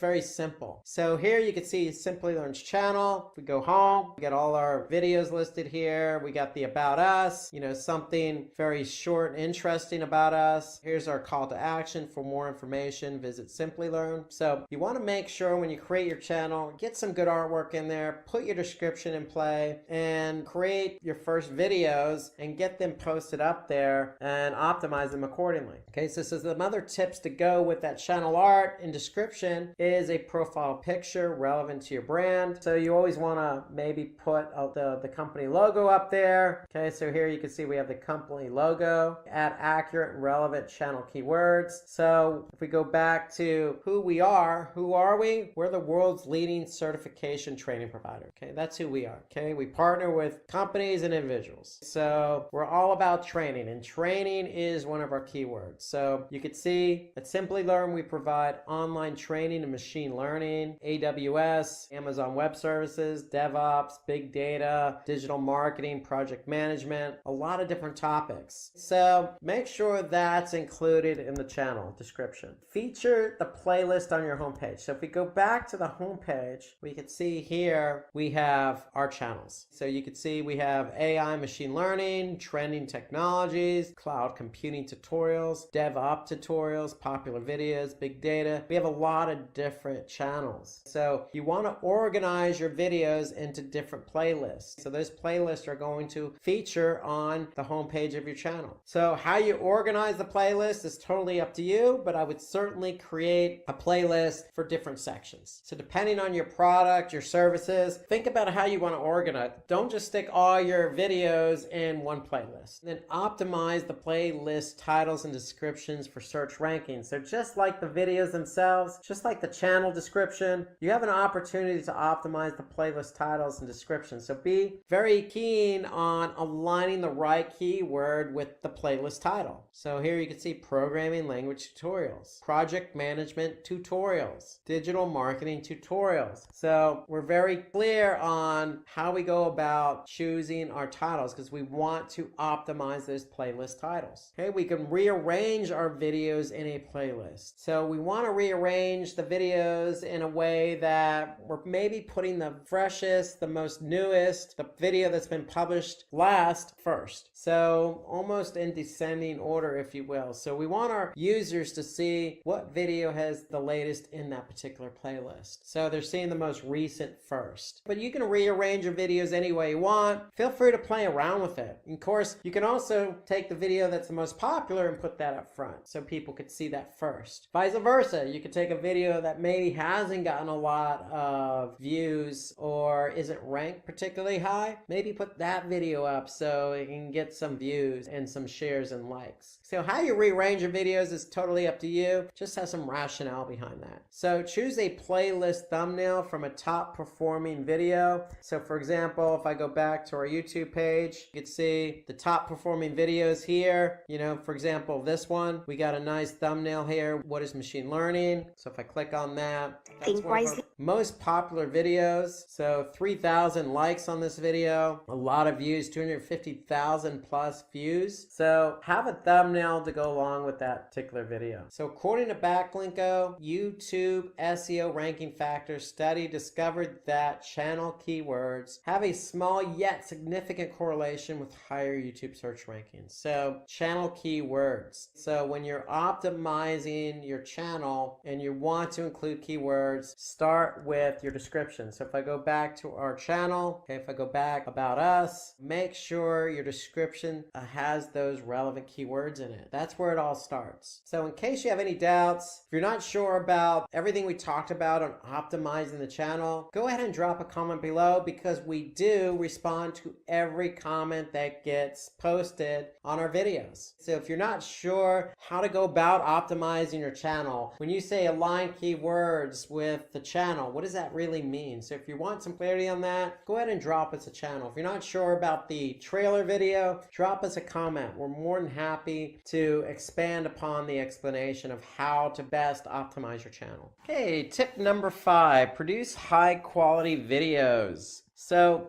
we need to get in the habit of producing high quality videos because viewers don't prefer to watch videos that have poor audio and video quality. It's just that simple. You need to know what it takes to produce high quality videos. If you don't, you're just going to discredit. You're not going to come across as relevant. You're not going to come across as qualified, professional. There's a lot of things attached to poor quality videos. So we need to create high quality videos for the end user. So let's talk about some ways in which you can create high quality videos. And so the first is to avoid any noise in the background. So you want to have a nice quiet atmosphere, no distractions, so people can hear you clearly and only you clearly. You want to use good audio recording equipment. There's plenty of options available on the internet. Usually I would recommend going with something paid, not overly expensive, because you get what you pay for. So if you use something free, it might might not be of good quality, and you might not have all the features and bells and whistles with a free option. So, use good audio recording equipment. Again, it could be online or it could be some software. Just make sure that you're able to produce good, high quality video and audio. So when you do purchase that audio recording equipment, you want to have something similar to an input volume meter. That way you can see whether your audio is coming across or not. So if you're not seeing green lights, then your audio is not coming across. If it's red, it might be distorted. And so you want something that's going to signify that you're really pushing out good quality audio. You want to create your videos in 1080 pixel size. Okay, that's HD. And so you want to have at least minimum 1080. So anything less than that, it's probably going to come across as not so good. Maybe staticky, blurry, not professional, not high def. So you want to create a high def video, and 1080 is about the minimum you want to go. And then you want to plan your video script before filming. So it goes back to some of the other points I made earlier. You always want to have a video script available so you know what you're saying when you're recording your audio. That way you're not doing something on the fly. And then you want to use good lighting for video recording. So you don't want to be in a dark place. You want some nice lighting so your video comes across well lit. People could see you. They're not struggling to strain their eyes on what it is you're trying to show and appear because of poor lighting. Again, it just comes across as professional. So if you can, shoot a high def video with good audio, speaking clearly, having a professional script with some good lighting, then people are going to take you serious and they're going to start to listen and engage and see the video as good quality and very relevant and informative and share it. So use slow motion and jump cuts wisely. So there's some features you could do with your video. Using slow motion and jump cuts are some of the features you can use to accentuate your points. And then set up a green background for recording. Again, this is for making sure that the video part of it comes across in good quality. And then stabilize your video recordings with a tripod. That way you're not moving your video camera all around and again it's coming across as shaky and poor quality. Shoot horizontal videos. You don't want to go vertical. It tends to cut the screen. So you want to stay horizontal so that people can see everything that should be included in the video. Okay, you want to capture a wider shot using a clip-on lens. Again, a good feature, a good tip to use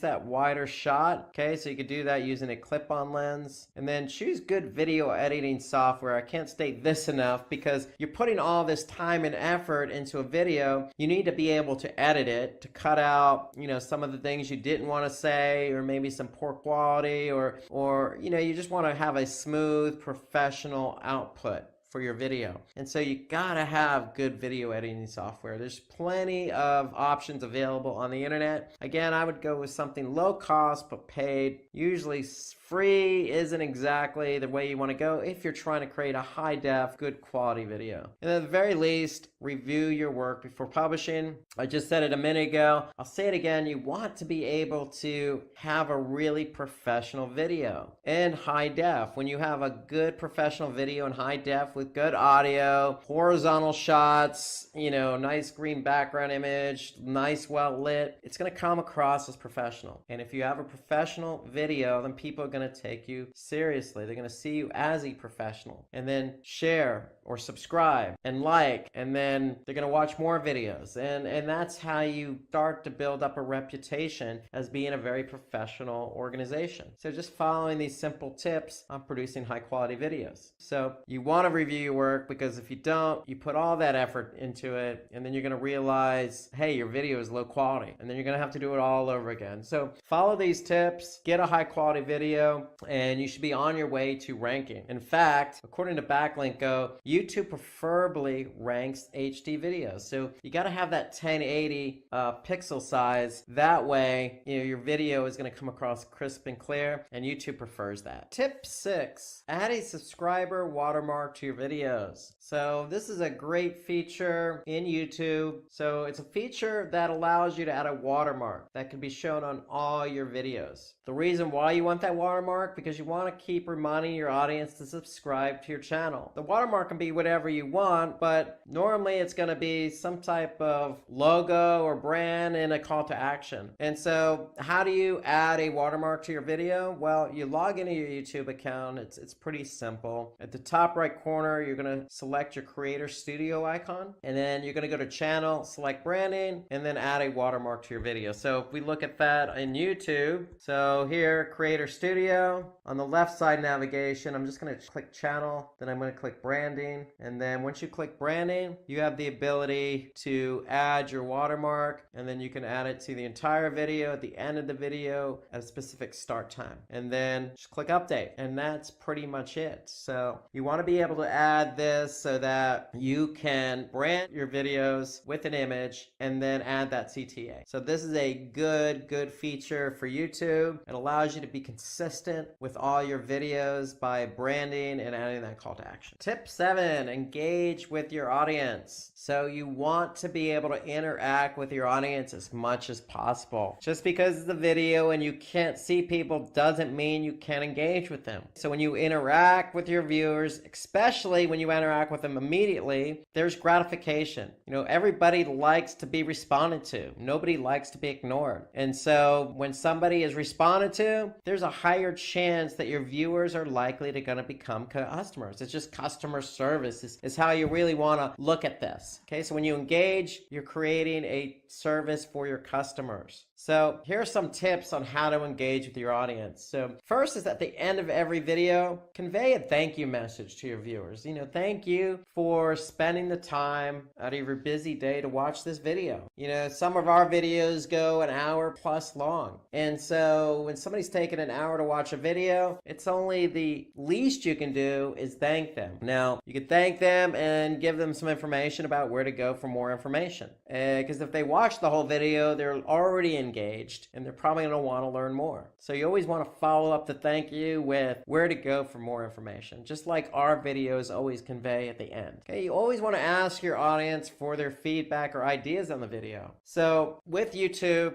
there's a comment section and you always want to encourage comments. So comments can be in the form of feedback. So as you're watching this video, feel free to leave feedback on other ways to engage with your audience or some other tips to increase your subscribers on YouTube. So we're always looking for those ideas. We want to keep it engaging. So somebody may have some other ideas that we didn't think about. And so we always appreciate that from our audience. So we very much appreciate the feedback that our audience gives us. So not all the feedback is always going to be positive. Some of the feedback could be less than positive or even negative. There could be mistakes. So the idea behind getting feedback is you want to look at it, you want to read it, and you want to react to it. You want to react to it positively in the form of, you know, a thank you for the feedback and looking at the feedback, weighing it, and incorporating the feedback. So you don't always want to make the same mistake twice in a video. So if there's something definitely wrong with the video that we're doing, for example, and somebody looked at it and gave us feedback on it, we'd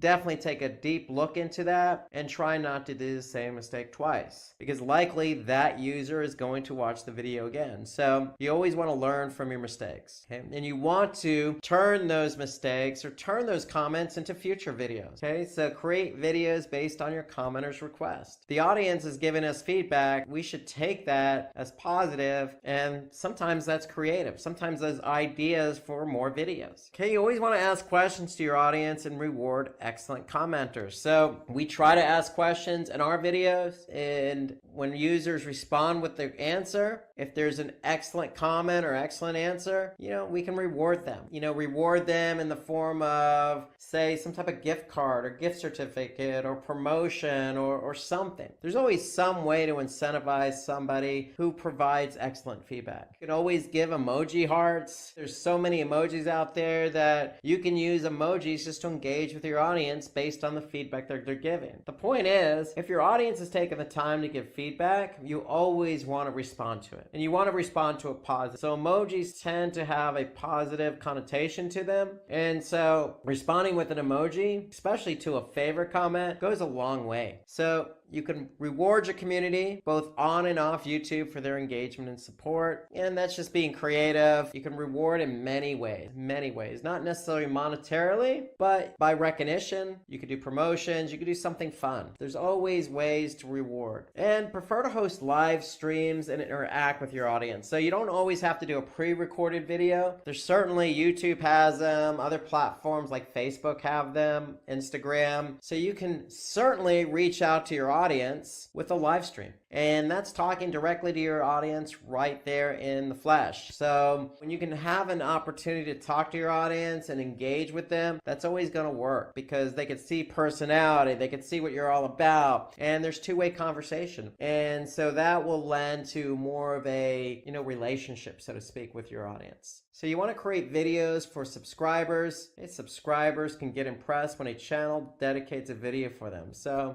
take the time out to create a video just for your subscribers. Subscribers are the ones who are most likely going to engage with you. Okay, they're your loyal fan base. So if you create something for them, that's a form of a reward. So you can captivate your viewers by uploading interesting YouTube stories as well. You can also hear from your audience and get their videos and use their videos and upload them to your channel. So according to Backlinko, video comments have a very strong correlation with ranking. So as you create a video, feel free to talk to your audience and ask them, hey, if you have any comments, feel free to put them in the comment section right below this video. I see that a lot now with a lot of videos, and I'm going to ask my audience right now to do the same thing. If there's anything you see about rewarding the audience or engaging with the audience, feel free to comment. We'd love to get your suggestions, because if you can engage with the audience even more, then that's only going to net positive results, not only in rankings, but with your subscriber base. So comments are the way to go. Solicit comments, respond to the comments, reward the comments. Tip number 8, promote your videos on different platforms. So promoting your videos on different platforms has been around for many years. It's a good strategy. Once you create your video on YouTube, you want people to see it. You want to get it out there. So if you want to increase your YouTube subscribers, this is a strategy you have to perform. So let's take a look at all the ways you can use and leverage different platforms to increase your subscribers. So before you do that, you want to research and discover how you can use different platforms. So the first thing you want to do is look at the platforms you're already using. If you're using Facebook and Instagram, that's probably a good place to start. But there's other platforms you can also leverage, and we're going to talk about those. So social media, most companies, most individuals are on in some form or fashion amongst the most popular, like Facebook and Instagram. So you can start there. So with Facebook, you can post something, include the link of your YouTube video.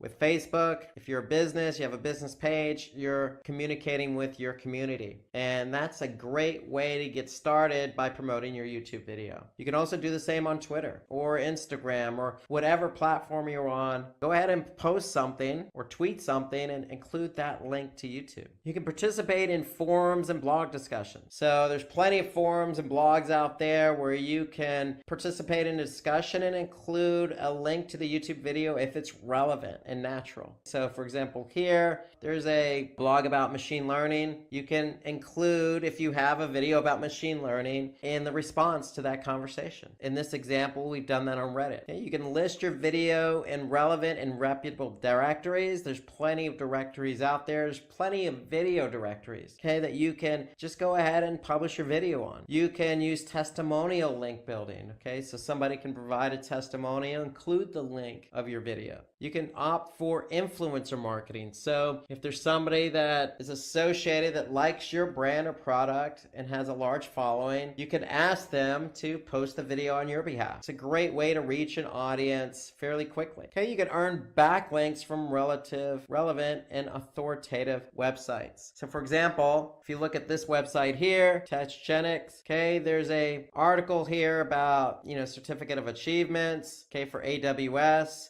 So if you scroll down, we could see our video is included here in this particular web page. So this is a high quality web page, okay, that's generating a backlink for us. Not only is it generating a backlink, it's also generating traffic and awareness for the video. Go ahead and find out if there's any websites that are relevant to your video topic and see if you can collaborate with them on producing a web page to include that video. You can also take advantage of email marketing by adding your YouTube link in the email signature. For example, it's a simple email, any email client like Gmail or Yahoo or even Hotmail or Outlook is going to have an ability to, or give you the ability to add a signature. In the signature, you could simply just include a link to the video or to your YouTube channel. It doesn't have to be to a specific video, but it's a way to get people to your YouTube page or to that video. So the whole idea is more eyeballs, more potential subscribers.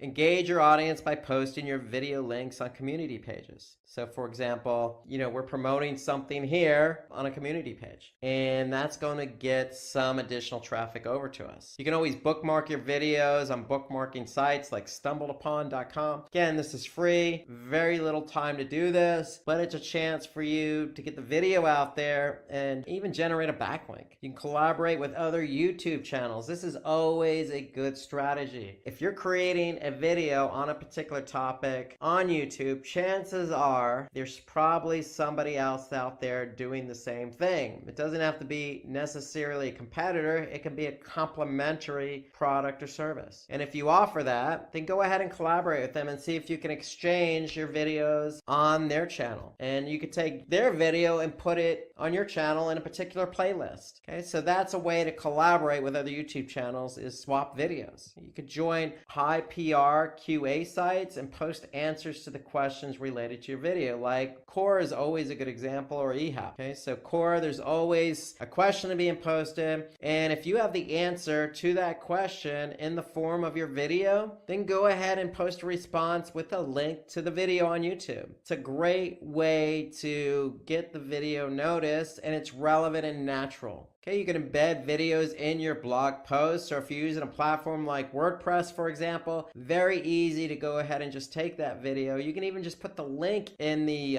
blog post. I like this option. I think blog posts are always good because you don't have to be text heavy with a blog post. You want to create a blog post that's nice and balanced with an image and text, but if you put a video to support your blog post, that goes even further. And blog posts themselves can be engaging and interactive with your audience. So having a video in your blog post always goes well, in my opinion. Okay, so you can promote other videos in your end screen. For example, at the end of your video, you can always promote something related, like we've done here in this example. So lots of ideas. Get your video out there, use them in email, use them in your blog post, go to free bookmarking sites like StumbleUpon, collaborate with other people on YouTube, go to Quora, respond to a question, use social media to your advantage. There's lots of opportunities to get your video out there. The more you can get your video out there, the more traffic you're going to get. The more traffic you get to the video, the more subscribers you're going to get. So that's how the game is played in order to get your video out there. But these are relatively, low time consuming ideas to get your video some subscribers. In a world where a lot of competing different products satisfy the same requirement,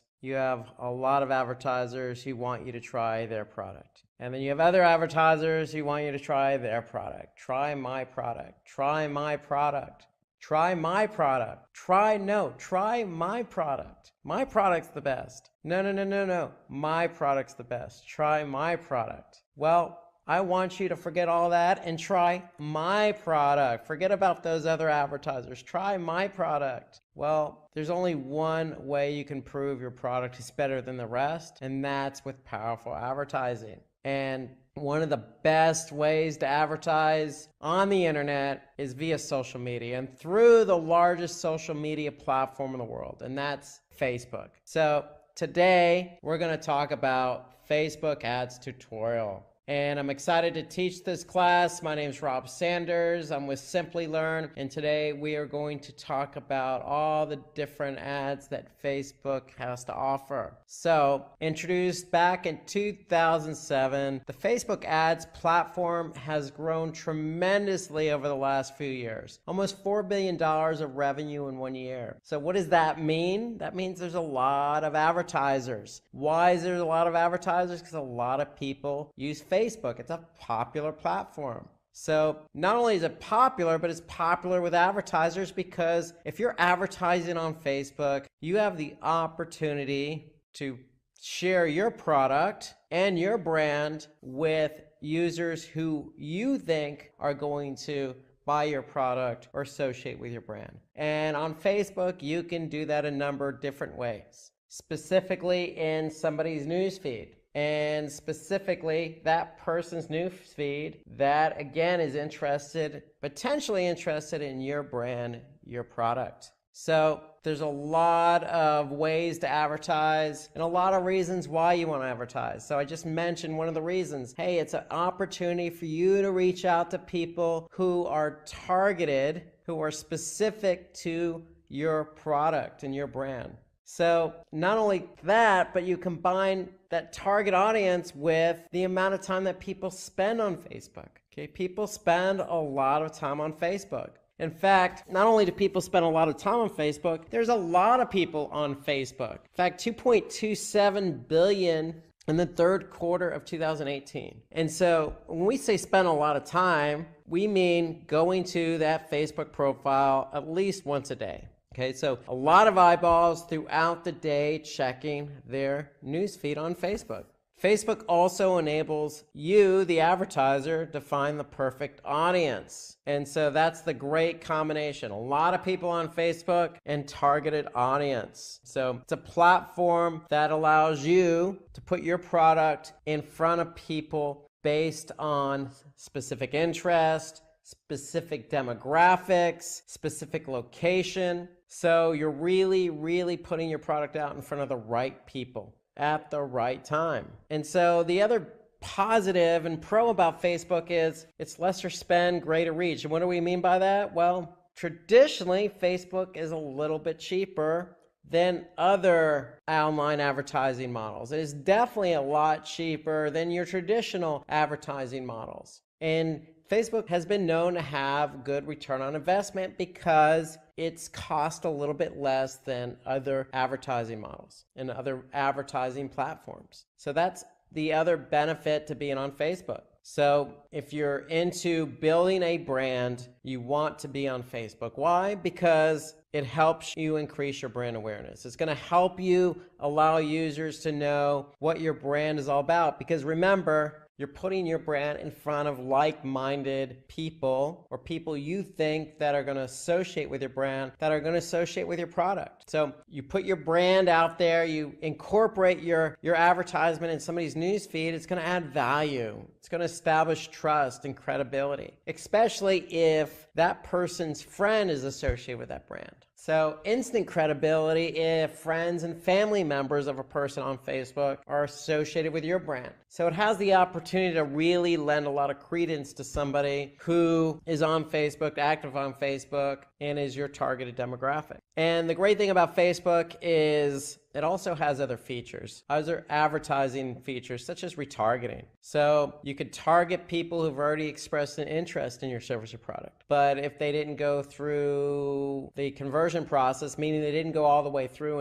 and buy your product, you can certainly reach out to them again. Just like your traditional retargeting options on, say, Google or some other advertising platform, Facebook works the same way. We want to be able to reach out to people who aren't fully committed at the point in time, but we can reach out to them at another point in time. And so Facebook's advertising platform allows us to do that. So it's a great feature that we could take advantage of that we'll talk about more throughout this session. And then it helps increase revenue, sales, and leads. And that's primarily what most advertisers are after. You know, more revenue, more sales, more leads.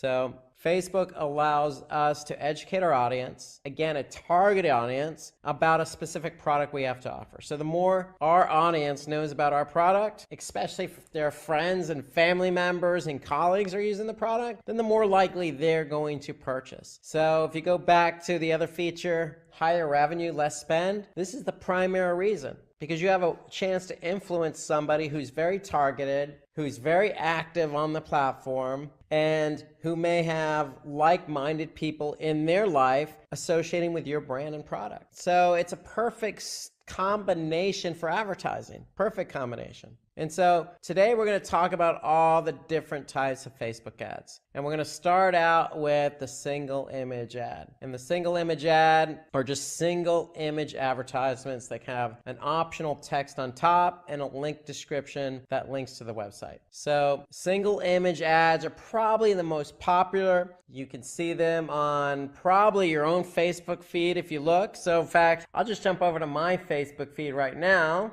And if I go there, what do I see? I see a single image ad here, and it's from Shopify Partners. So become a Shopify partner and add e-commerce to your list of qualifications. So Shopify must be, a brand that is trying to woo my business. Okay, so they know that somebody that I'm associated with, or maybe I fit their demographic, so they're targeting my newsfeed with a single image ad. So that's what a single image ad looks like. It's simply just one single image with some description. And the great thing about this single image, if you haven't noticed, is the pixels are pretty large. It's 1200 by 628, so it kind of stands out a little bit. It's not your traditional thumbnail. It really pops when you look at the newsfeed. So again, if I go back to my newsfeed here, you can see it just really stands out within the newsfeed. So I can't miss it. If I'm a targeted part of their targeted audience, it's hard for me to, not see this ad interact in some way, especially, again, if I know somebody in my network on Facebook, or either that be a friend or family member is associated with that product.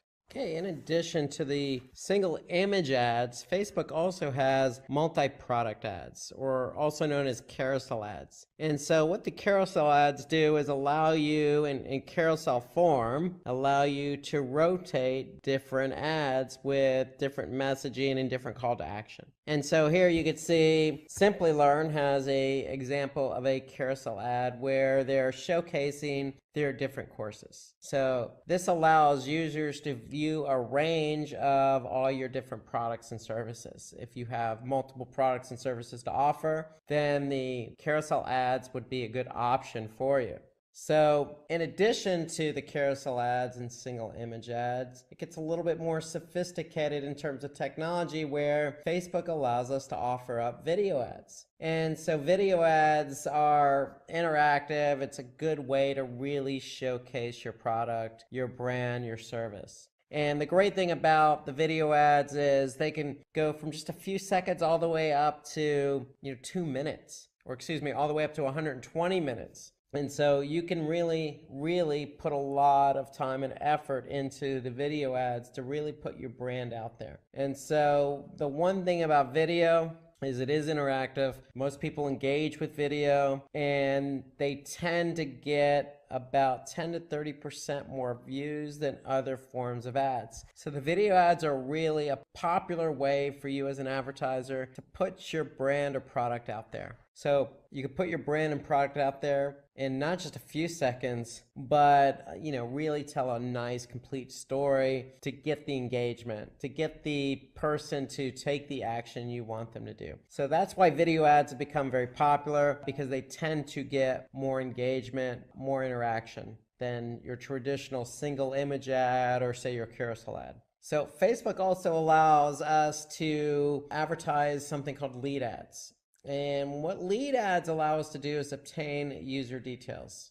Okay, so we can acquire or get an email address or phone number from somebody who's interested in our product or service, and that person doesn't even have to leave Facebook. So if you look here in the example, here we have the ad, somebody clicks on sign up, and they get this form submission. And the great thing about the lead ad is that it can sync up with any CRM.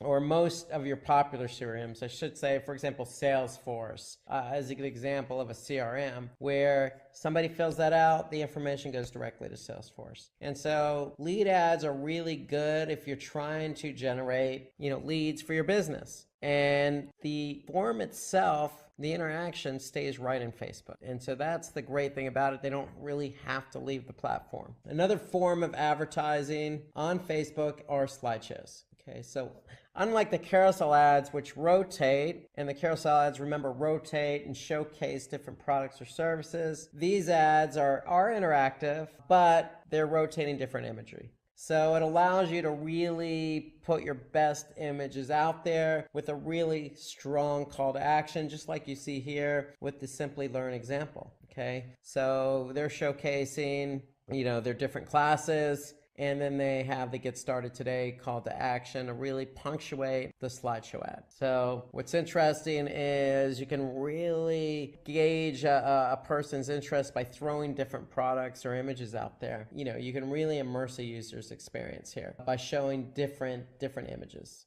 And then the last type of ad on Facebook is called the collection ad. And so these ads combine basically your video, your slideshow, or your product images taken from your product catalog.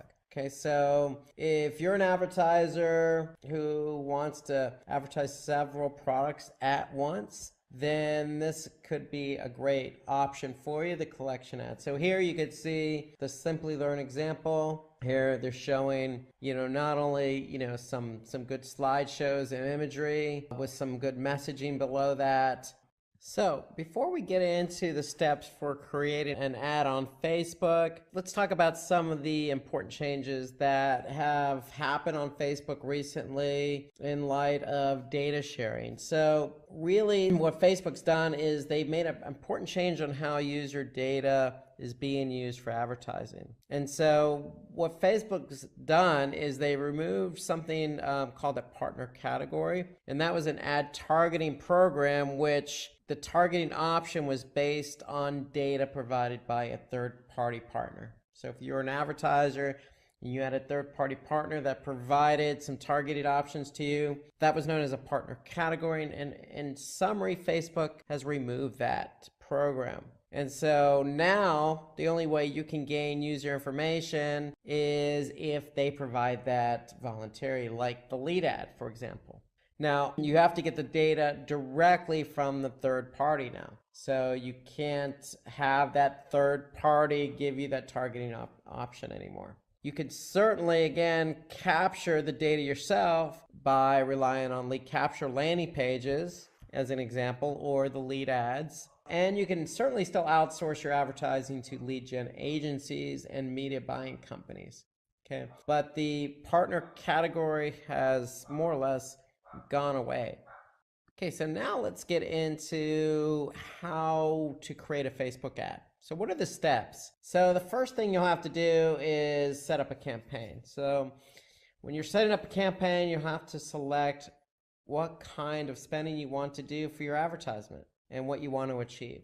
Okay, so you have to, in other words, identify the goal. Okay, so with Facebook, you have two opportunities at hand here. You can jump into an auction. Just like Google, what you're going to do is your ad's going to enter into an auction. And so this is where you can decide how you want to spend your money to achieve your goals by choosing an appropriate bid strategy for the auction. So in the auction, you're competing with other advertisers. Another option is you could do reach and frequency. And so with reach and frequency, you'll be able to advertise to your brand's audience with a fixed cost. So reach and frequency allows you as the advertiser to better predict the delivery, cost, and reach of your branding campaigns. So with auction, you have more choice, you have flexibility, you have scalability, but not a lot of predictability, okay? Because again, you're going into an auction, and your auction is going to be competing against other advertisers. So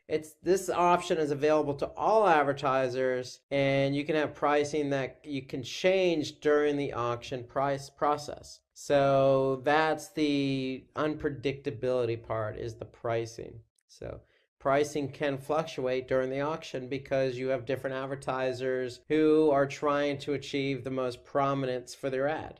with reach and frequency, you'll be able to plan and set up your campaigns and actually set it up so it's more predictable on how the delivery is going to be done with reach and frequency. So more predictability with reach and frequency because you could set everything up in your campaign.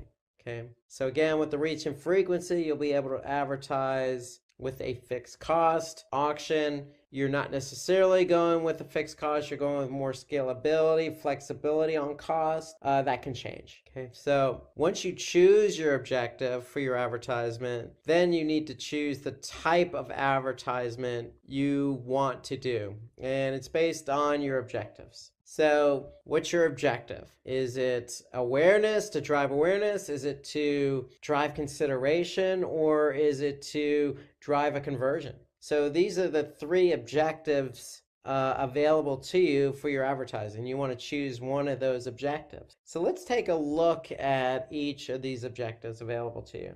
Okay, so let's start out with awareness. So awareness can help with creating an interest for your product or your service. So when we say awareness, we're thinking maybe brand awareness or product awareness to get out there in front of people. Okay, so with consideration, it's a little bit different than awareness, but not so different in that we're really aiming to get people to think more about our product and service and have them take the next step. So with awareness, you're introducing your product and service. With consideration, you're getting people to take the next step and start looking for information about the product or service you're advertising. And then conversion is kind of that final step. If you're really after conversion, you really want that person to make the decision. Okay, so they're either going to buy or use your product or service. Okay, and so that's the conversion objective. So you have to choose one of these three objectives here. Is it going to be awareness? Is it going to be consideration? Or is it going to be conversion? And so let's go back to awareness. Okay, so if we look at awareness, under awareness, we have brand awareness and we have reach. Okay, so when we look at brand awareness, really what we're trying to do is we're trying to increase awareness about our brand or the product in our brand. So these types of objectives, meaning awareness, don't really emphasize interaction. Okay, you're not really trying to get somebody to purchase or buy something or opt into a newsletter. Really, your goal as an advertiser with brand awareness is to get your product out there so people are aware that it exists. Okay, let alone forget about buying it or opting into a newsletter. Your goal with awareness and brand awareness is to get people to see that you're existing, your product exists, your service exists, it's available. And really, the aim is to create high brand recall amongst users rather than focusing on generating revenue. So when we say, high brand recall, what we mean is, hey, if your brand is out there and you are really pushing it out there amongst a large targeted demographic audience, then the next time that audience sees your brand, they're going to be able to associate with it. Okay, it's not going to be foreign to them or the first time they ever seen it. You really want them to recall, hey, I know that brand. I've seen that brand before. Okay, that's kind of the reaction you want to get from a brand awareness. Hey, that's a cool looking logo. Or, man, that product looked interesting. Now I'm going to take the next step. So that's what brand awareness really needs to do. It needs to create that recall for your audience. Okay, so let's take a look now at reach. So with reach ensures that our advertisement is seen by the maximum number of people within our target audience and budget. So with reach, we're really trying to reach or get our ad out there to as many people as possible, given who we're trying to target and given the amount of money we have to spend. So it helps to target a smaller audience to visit your website, watch your video, or even convert on your website. Okay, so that's with reach, we're just really trying to get it out there. Okay, so let's move on to consideration. So we talked about awareness, we talked about brand awareness and reach.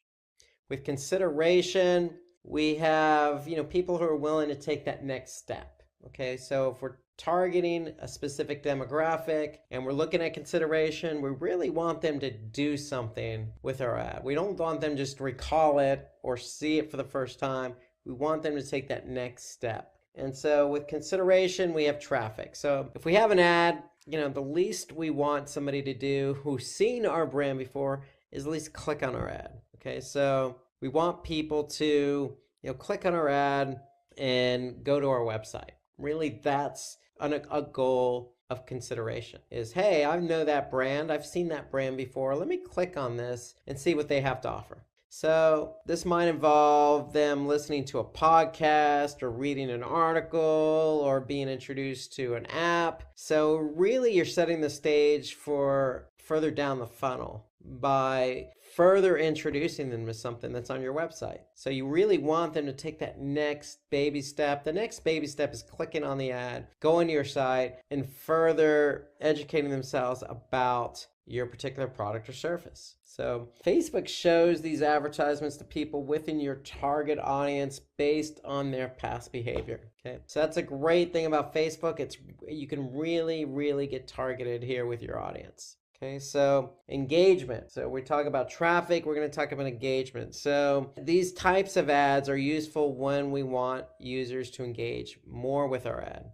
For example, we can, really have an advertisement or a post that will allow people to like it, they can respond, or even take advantage of an offer. So that's what we mean by engagement. We really want people to react positively within Facebook about our ad or our post. Okay, so it can help with building an engagement audience for your Facebook page that can be used for future advertising campaigns. So we're really getting people to take that next step. And what's that next step? If they don't go to our website, they can like what we have to say. And then we can have app installs. So that's another option to us for consideration. So app installs are great if we want to send users to an app store, for example, so they can download our app. So if we're really pushing an app that we just developed, then an app install could be a good opportunity under consideration to allow that user to take that next step and download your app so that at a later stage they can go and interact with the app. We have video views. So video views are good advertisements when you're promoting your product or service and you really want a high number of views. So remember, early on we were talking about the types of ads available on Facebook. We talked about video views, how they get 10 to 30% more engagement. Well, that's really what we want videos to do. Under consideration, we really want people to understand what we're trying to do and really engage with our product. And so they could turn around and like it. They could turn around and push it out to their friends. So video, we know, is high engaging with an audience. And so having a video allows you to really allow that video to potentially go viral. Okay, so video views help users engage and enables the creation of an audience which can be used for future advertisements. Okay, so highly engageable, interactive, allows people to, really take that next step with your product or service by really getting to know what you're all about. Okay, then we have lead generation. So lead generation is interesting because remember those leads ads we mentioned when we were talking about the type of ads that Facebook has to offer? Well, lead ads, or if you have a lead generation type ad, really what you could do is you can just collect the information. So if really somebody's interested in your product or service right away, then you can generate a lead ad and allow them to say, hey, you know what, I'm interested. I'm going to sign up for your newsletter. Or yes, I'm interested in your product or any future giveaway or promotion you have to offer. Here's my email address, here's my name, here's my phone number. So lead ads are great for consideration because somebody knows your ad, they've likely engaged with you, they like what you have to say, and they're willing to take that next step. And you can integrate your lead ads with third-party apps that's tied to your CRM. So, for example, Salesforce. Lead ads can sync up right with Salesforce, and then you can then follow up with that user at a later point. So that's consideration. So we have a lot of good options available to us under consideration. We could drive traffic, video views, app installs, just regular engagement, and then we got lead gen. So we got a lot of opportunities for consideration if you're really trying to target people who are already familiar with your brand or product or service. And then last but certainly not least, we have messaging. So with messages, these ads aim to convert a user's interest in a product to a successful sale or conversion. So it targets people who are more likely to respond through Messenger. So Facebook Messenger is a service that is integrated nicely in with Facebook. And so with Facebook Messenger, you can communicate with that person directly just through Messenger. Okay, so it could be a chatbot or it can be a rep who can act as customer support or provide more information about the product or service. So you can use Messenger to your advantage. You can talk right away to somebody who is really interested in considering your product or service. So this is kind of the capstone of consideration because it takes into account one of Facebook's most popular features, which is Messenger, and allows you as an advertiser to use that feature to engage with your targeted audience directly. Let's turn our attention to the last objective, which is conversion. So under conversions, we have conversions, product catalog sales, and store visits. So for conversions, really, this is the end of the funnel. This is really the part of the funnel where we want people to take action. So ads related to the objective of conversions really aims to increase, whatever the goal is of your website. So if it means signups or registrations for your services or sales or downloads or any desired action on your website, then that's the conversion. Okay, so that's what we're aiming to achieve when we are tying our ads to conversions. Okay, so you have conversions, then you have pure product catalog sales. So for product catalog sales, these could be ads to help promote your e-commerce store or other products in your store portfolio, So think of Amazon, think about all the products they have on their website,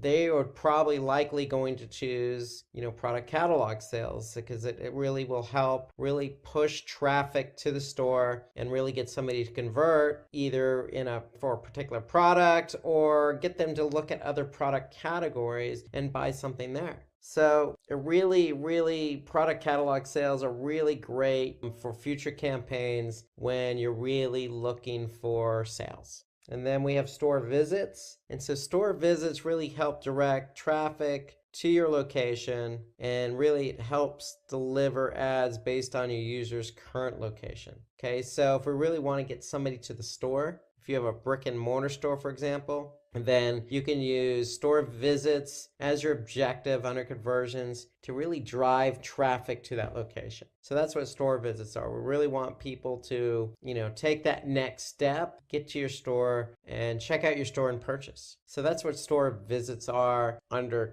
the conversions objective. So within each of these advertisement objectives, we can create split test, also known as A/B testing. And the reason why we call it A/B testing, because what you're doing is you're testing one variable from the other. So really you have two advertisements that really are the same, except the only difference is there's one thing that's altered from the other.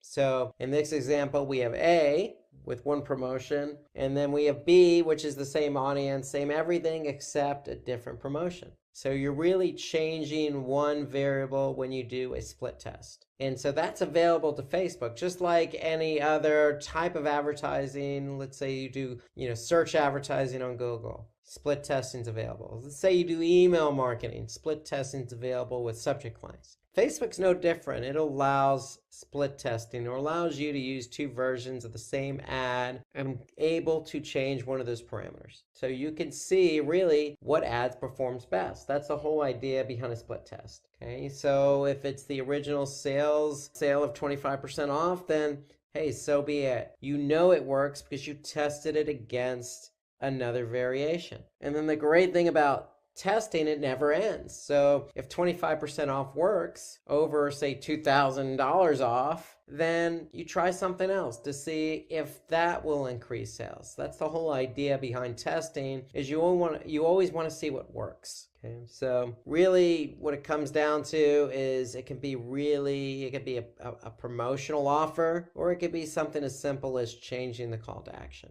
A different color on the call to action. It could be anything you want to test, as long as you're able to, figure out what works and then apply what works, so you can continue to improve your advertising. That's really the whole idea behind A/B testing. Okay, so it really is identifying an element you want to test. And then really, once you identify that element and you test it and you know what wins, then you can move on to other things to figure out what else works. So if you tested the promotion, then go on to the CTA. So you could test things like colors and call to actions and imaging and messaging and positioning. And you could play around with your target audience and test a segment of a target audience against another. So there's lots of things you could test when you A/B test. The most important thing to note, though, when you A/B test, is you always want to keep in mind what metric you want to measure the test up against. So some of the metrics you could use are click-through rate, which is CTR, cost per click, CPC. You can use conversion rate, also known as CR, or just clicks. The whole idea is when you do a test and you're testing a promotional offer, you're testing even the call to action, you need to measure that up against a metric. So that metric is what's going to determine the winner. And so it doesn't have to be overly complicated. It can be as simple as testing, one call to action against another and determining which one gets more clicks. And if one gets more clicks than the other, then hey, you have a winner. Okay, let's go through the steps of creating a new campaign on Facebook using Facebook's Ads Manager. So you're going to log into facebook.com/ads manager, and you're just going to click on the Create New Campaign button. And when you do that, you're going to see a screen that looks just like this. And you're going to go through a series of steps. So as we presented earlier, the first step is always choosing your objective. So we have awareness, consideration, and conversion. So recall that awareness was getting your brand out there to people who never seen your brand or product or service before. So it's a matter of trying to reach as many people as you can to get your brand out there. And so you have brand awareness or you have reach. Remember, one is controlled, one is uncontrolled, okay? So reach is a little bit more controlled because you could set your budget. Okay, and you can control your budget a little bit better. So brand awareness is just getting it out there, having Facebook plop it in front of the ad in front of as many people as possible. With reach, you are trying to maximize how many people you show your ad to, but it is a little bit more controlled against the budget. Okay, either way, choosing awareness is going to set the objective of trying to maximize your exposure for your brand, your product, or your service. Okay, if somebody has already seen your brand or somebody's already familiar with your product or your services, then you may want to choose the objective of consideration. And so these are people who, again, are already familiar, who you want to take that next step. Remember, Facebook is an environment where you're targeting a specific audience. So you're targeting people have likely seen your brand, product, or service. So you want them to take that next step. That's what you want them to do. Okay, so here, under consideration, we have traffic, engagement, app installs, video views, lead gen, or messages. All of these choices are getting somebody to do something for you. For example, app installs. You want them to install your app. Or engagement, you want them to like or share your post. Video views, watching your video, or messaging. You want them to interact with you via Facebook's Messenger feature. So all of these are interactions of some sort where somebody's taking that next step. They've seen your brand, they're interested, but they're not quite ready to purchase yet. Okay, so that's what consideration is. Then you have conversion. This is people in the funnel who or think you know want to convert. And when I say think you know, meaning, you're really targeting people who you've targeted before, who maybe has purchased from you before, or is exactly the type of audience you're looking to purchase. Okay, so you have conversions, you have catalog sales, and you have store traffic, meaning driving foot traffic to a store. Okay? So these are people further down the funnel who you don't necessarily want to take a smaller action like just share your Facebook post or provide their email address and name. Okay, so you want them to purchase. So these are the 3 marketing objectives you're going to choose from. Okay, so we're just going to choose conversions for the sake of this example. And then when we go to choose conversions, remember we can create a A/B split test. Okay, so that's a choice you should always choose because you always want to be testing something. Okay, in this case, we might want to test the ad. We might want to test, say, the call to action, because we're looking for conversions. So it could be as simple as having one ad with a buy more and the other ad that says, hey, check out our website. So you have that option to A/B split test, and then you have budget optimization, which basically allows you to set your budget evenly across your different ads. Okay. And so what Facebook's going to do is basically make sure that the best performing ad is going to be seen more often. So that's budget optimization. You're maximizing your budget towards an ad or ads that you want to be able to have more control over in terms of what's working and what's not working, versus not selecting this option. Your ads are just going to randomly show, and there's not going to be any necessary control over how much spend each ad gets. So that's the first step in creating your campaign. It's always choosing your objective with a few options built in. So the next step in the process is ad set. Okay, and as you can see here, before you even get to ad set, what Facebook is prompting us to do is look at basically how the A/B test is going to work. So here they're explaining how an A/B split test works. Okay, so basically what an A/B split test does is serve up 50-50, the original versus a variation of the original. Okay, so that's more or less how an A/B split test works. And so Facebook is doing us some good by showing us this messaging, okay, because that's what we chose. Now, notice we chose conversions as our objective, okay? So what we're going to be required to do is put a conversion pixel on our website so that Facebook can actually track conversions. And so what we want people to do is purchase. And so what we need to do then is add a Facebook pixel to our website so that Facebook can actually track how many people purchase from your campaign. So this is very important. And so if you're driving traffic to your website and you want them to convert, then you need to make sure all the tracking's in place. So the next step in setting up your ads is setting up an offer. So if you have an offer that you want to provide, go ahead and select on, because the default is set to off. Okay. What you could do is you can associate it with your particular company page on Facebook, and then you're going to create your offer.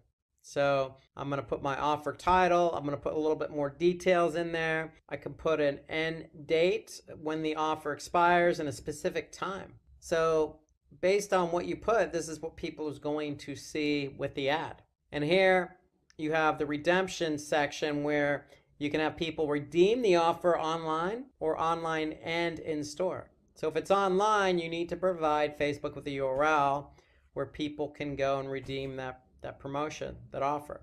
And then you have a chance, an opportunity to add a particular code. So you don't necessarily have to have a code with your offer. It could be a one-time code, or it can be a unique code, okay, or unique codes, okay? And then you have an advanced option here. And this advanced option is pretty important because if you're setting up an offer and you only want a specific number of people to see that offer, then, and you don't want them to share that offer, then what you could do is hide the share option. So that way people won't be able to share the promotion with friends or family or whatnot. Now they could still copy and paste the link of the offer, but they won't be able to easily do it with the share option. And here you can put some terms and conditions. Okay. So that's the offer, okay? And it's pretty intuitive in the wizard.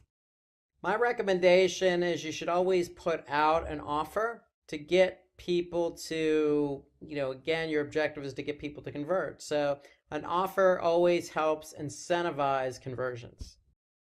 Okay, here we have our variable because we're testing, we're split testing, okay? So here we're choosing what we want to split test. So if we choose creative, basically what we're doing is we're telling Facebook we want to test our creative, our ad. And so now what we're going to do is we're going to select the audience. And so we could choose a custom audience, a lookalike, or all. So here you can see we have a lookalike, and a lookalike basically what Facebook does is they're trying to find people who are very similar to your customers.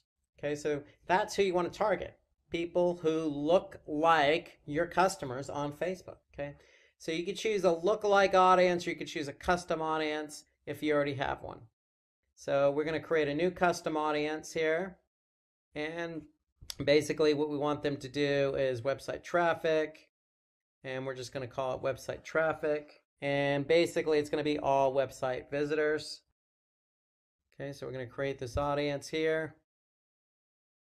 So we've done that, and basically now what we're trying to do is we're trying to tell Facebook, okay, if our audience is all website visitors, where are those visitors going to come from? So we want to choose a location. So it could be everyone in a particular location, everyone who lives in a particular location, or recently in the location, or traveling in a location. Okay, so here you can see we have it set to United States, but we can always change that. So you can really pick and choose areas or cities, and even exclude areas. You can even upload locations in bulk. So if you have a specific set of locations, you can upload that. After you choose your location, you're then going to choose your age. So here you have, if you look all the way down to 13 years of age, and then your range goes all the way up to 65 years of age. Then we have our gender. We can choose both men and women, or just men and just women. And then we can target a specific language. If we want to target Spanish people, or people who speak Spanish, then we can choose Spanish. Notice we can add multiple languages. Okay, so if we want to do some specific targeting, for example, we can do interest or specific behavior. So if I click suggestions, then for example, Facebook's going to offer us up some suggestions. So if we want to target people who have an interest in foreign language, or charity and causes, or mindfulness, or it could be specific job titles. Okay, so we can get really detailed with our targeting. We also have connections. So who do we want to target? So are these people who like our page, who are friends of people who like our page? We can also exclude people who like our page. Okay, so remember, your advertising is tied to a Facebook page. However, you could still drive that traffic to your website. But what Facebook does is once you connect your ad or your campaign to a Facebook page, then they have an idea of the profile, then they have an idea of what type of community you have on Facebook. Okay, so that really helps them offer you more detailed targeting in the form of connections. Okay, so when we're done, we could save the audience. So I'm just going to name it English and Spanish. Click save. Okay, now I have my audience saved. And the important thing here is that this audience is saved. We can use it at a later date, or if we're setting up a new campaign, we can pull from the same audience under use a saved audience. So if I just type in English and Spanish, you'll see my audience here. Okay, and we can always edit it if we need to. Okay, so next is the placements section. So here, placements is where we want to show our ads. Okay, so we want to be able to place our ads in the proper placement. And so what Facebook does is they actually recommend you do an auto placement. And so Facebook will, based on your audience, show your ad in different spots or different placements throughout Facebook based on the people you're trying to target, the audience. Okay, so in this case, we're targeting both Spanish and English. Okay, And we're targeting 13 to 65-year-olds who live in the United States. And so what Facebook's going to do then, because we have automatic placement set up, is they're going to be able to place our ads based on our target audience. So this is an option I always recommend you do, and Facebook recommends as well. If you're specific about where you want your ad to be placed, then you can just select edit placements. And notice when you select edit placements here, you have different options. Not only on Facebook, but on Instagram as well.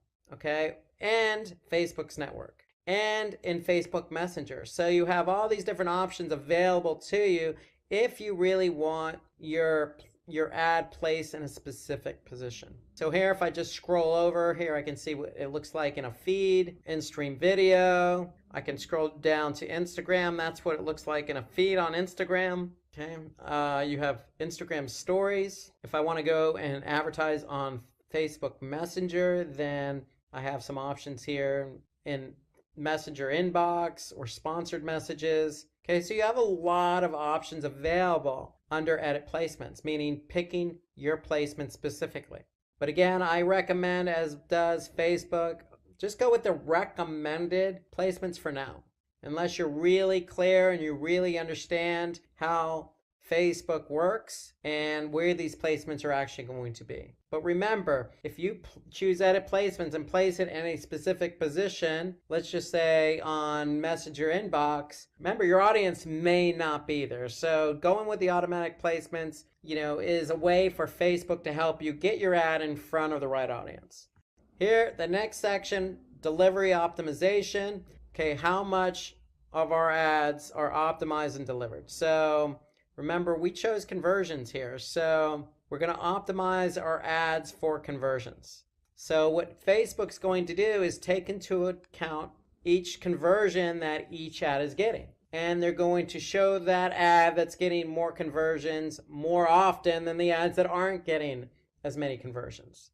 Okay, so they're optimizing the ad delivery based on how many conversions each ad gets. And there's an option in here as well. So you can put a cost control in place. So you have an average cost per purchase. Okay, so Facebook will aim to get the most purchases and spend your entire budget.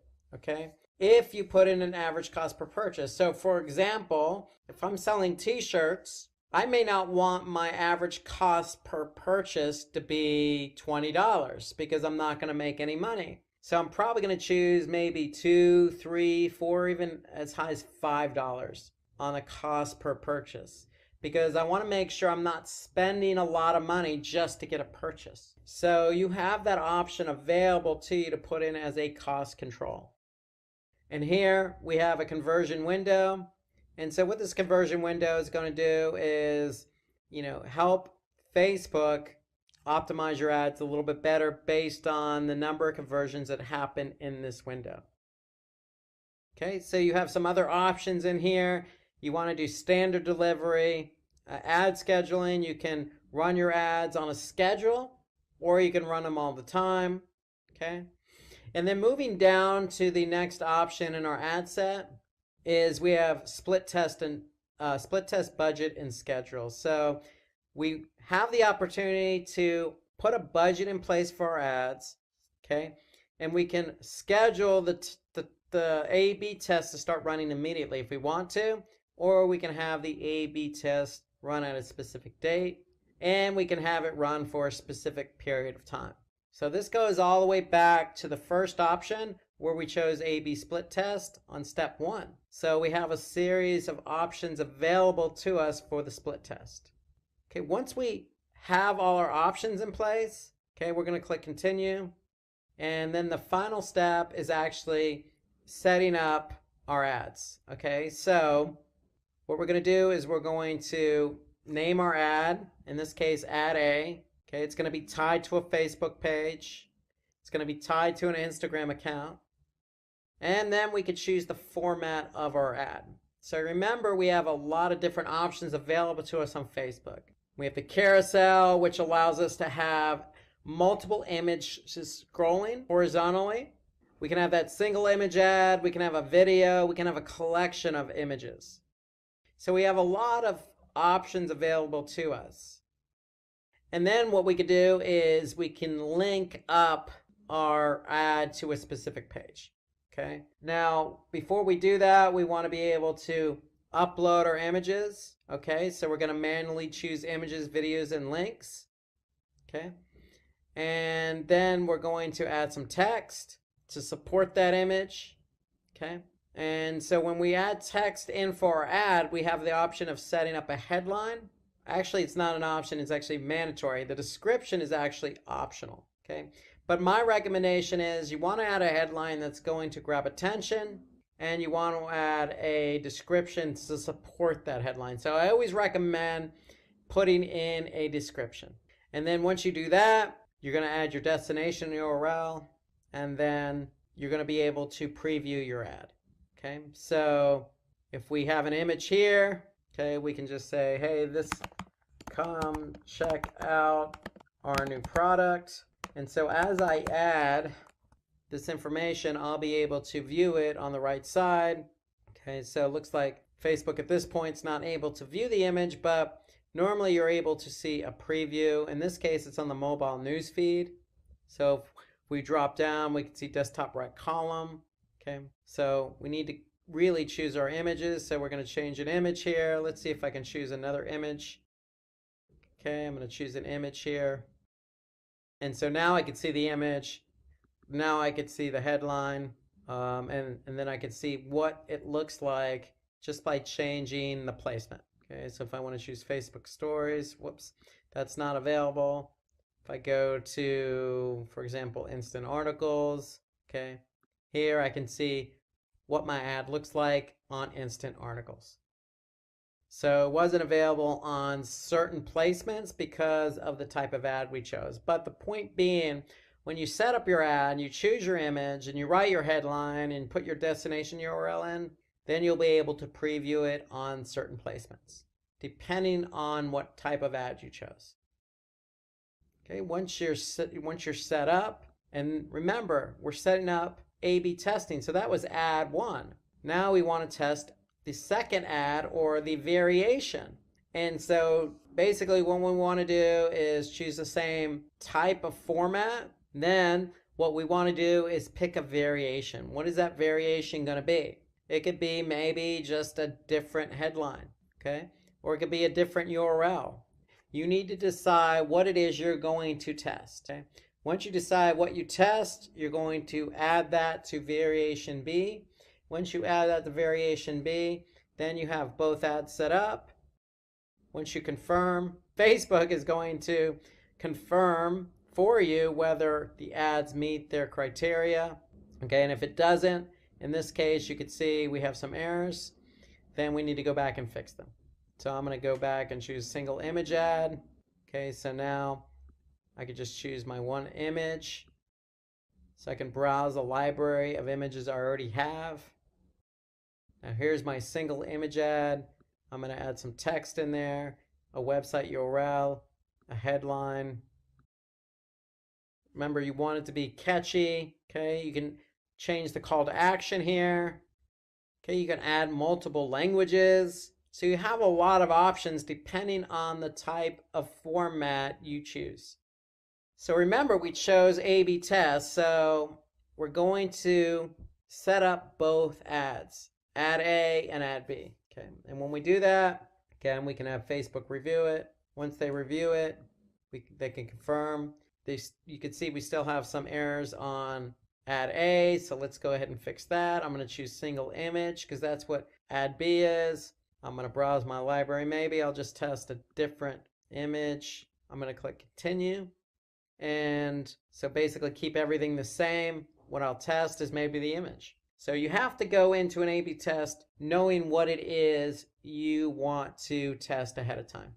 Okay, once you do that, you're going to go ahead and continue to add B. And then once you do that, here, let's go ahead and fix this error here. The link field, so let's just go ahead and put a link in there. Continue to add B. Once I confirm, then I have two ads ready to go on specific placements, or excuse me, automatic placements in this option, that's the option we chose. And basically the ads are set to optimization against conversions. We have a set budget, and we're going to be able to then, once our ads go live, is look at some reports to see how they're performing. So that's the steps in setting up a campaign on Facebook. You're choosing your objective, okay? Then you're setting up your ad set, okay? And then once you set up your ad set with your target audience, then you're actually going through the motions. In this case, we set up 2 ads because we chose A/B testing, okay? And if you didn't choose A/B testing, then you would just choose to set up the first ad. And once you do that, you confirm, and voila, your campaign is set up based on these 3 steps. Okay, so let's review with some do's and don'ts of Facebook. So we mentioned the types of ad that Facebook has. We mentioned how to set up a Facebook ad itself and choosing the right objectives. And so some of the do's involved are just what I mentioned. We always want to do A/B testing on our ads. Whether that's, again, just changing out the color or changing out an image, you always want to do A/B testing. Because Facebook has, carousel ads, and because they have, ads that can rotate, and you can use even video with your ads, you always want to take advantage of what's given to you. And so Facebook allows you to do it. So if you have the opportunity to have a video ad, then use the video ad. Highly recommend it. Remember, video ads have higher engagement. So definite do is use engaging videos and imagery. So you don't necessarily have to use a static ad or image ad. You can use the carousel, for example, or the presentation mode, where you could show multiple images to really showcase your product and service. So with all the advertising that you do, you always want to align your messaging. So use a message that will stay with the audience. Okay, so use something that's going to be able to trigger. Remember, it depends on the funnel and where you're at. So if you're awareness or consideration or conversion, that has to align with your messaging. So if you're, targeting ads, and you want people to convert, then your message is going to be as such. You're going to talk to people as if you want them to convert, as if they're ready to convert. And you want to keep your message consistent and simple. So remember, the ads are available to you, and you have so many different features available to you within those ads, but that doesn't mean you got to convolute it with messaging. So keep your message consistent and simple. If it's brand awareness, definitely keep your message simple so that people can understand exactly what it is your product or service is all about. Then you want to alter your reach so that the ads are shown to the appropriate audience. Okay, so you always want to keep in mind who you're trying to target. Okay, so you don't want to target somebody who's not in your demographic. So alter your reach so that the ads are shown to the appropriate audience. Remember, you have, reach available to you, and reach allows you to really pick and choose exactly who you're targeting to and how often. Remember, you want to reach as many people as possible, but you don't want to reach the wrong people. Okay, some of the don'ts some things you want to stay away from is you don't want to put all your money on one campaign. So you want to separate out your budget, allocate your budget across different campaigns. And I would even take that a step further and, put different types of ads in different campaigns just to see what works. So again, it depends on where you're at in the funnel. If it's just brand awareness, okay, maybe create a campaign for that. If it's consideration, create a campaign for that, because in consideration, you might have lead ads in there. Say with the awareness campaign, you may just have a single image ad, okay, just to introduce your product to somebody with a simple message. So you want to, definitely think about how you want to separate out your campaigns, but don't be afraid to separate your campaigns by the type of ads. Don't put too much information in the ads. Remember, keep it consistent and keep it simple. That's the best thing I can say. And remember, a lot of these ads are image based. So images tell 1,000 words. They tell 1,000 stories. A video will do the job if you have to say too much. So if you're saying too much, think about a video. But if you're using an image, let the image tell the story. Okay, don't forget to proofread your ads. I can't stress that enough. Remember, if you're an awareness campaign, this is the first time somebody's seen your product or service. So you definitely want to get the messaging not only correct, meaning consistent and simple, but grammatically correct. You don't want to be so active on your Facebook page. So, when I say don't be so active on your Facebook page, really, it depends on where you're at. You're trying to introduce a product or service. So that doesn't mean that you need to go out and tell everybody to start buying your product. Remember, these people may not even know who you are, what product and service you offer. So you want to be able to approach your audience on your Facebook page in a manner which is suitable for your audience. And then have an image that doesn't correspond to the product being advertised. So you want to be able to have an image that does correspond. So if you're targeting a specific audience with a specific product, then make sure the image on your Facebook page aligns with that. Okay, don't be inconsistent. Don't confuse the audience. Be consistent with your imagery as well as your messaging. Okay, so those are some of the don'ts, things you want to stay away from when you're advertising. One of the biggest challenges Facebook faces is to keep people and businesses happy with continuously driving change in its functionality. Recently, new challenges have been added in this light of privacy of user data and fake news. The engine of Facebook's platform to drive all these changes is the Facebook algorithm. Understanding Facebook without understanding the Facebook algorithm will limit you in efforts to use Facebook successfully. By the end of this lesson, you will be able to discuss the recent newsfeed changes, to explain the concept of organic reach in Facebook, explain the new Facebook algorithm and its main components, identify the 3 active interactions in the Facebook algorithm, and discuss the future of the Facebook newsfeed. The Facebook algorithm is Facebook's secret sauce in which is decided which post to show in your newsfeed, whether it's your friend's post or a post from a business. Facebook has recently announced a cleanup of the newsfeed, which particularly affects how businesses should use Facebook. It is now commonly understood by businesses that to use Facebook successfully, they have to pay to play. In this lesson, you will learn about these Facebook changes in the algorithm and what you can do to improve your organic reach. And we will close the lesson with looking at the future of the newsfeed. The Facebook newsfeed and organic reach. The Facebook newsfeed is the core of the Facebook platform. It was launched as far back as 2006 and it has seen many iterations since. Initially, the newsfeed was the place to see posts from your Facebook friends. It was the Facebook way to stay up to date. And the Facebook algorithm decides which posts show up in what order. On top of the feed, you see the What's on Your Mind, in which you can do your own status updates. And it allows you to add photos, videos, tag people, check in, and so on.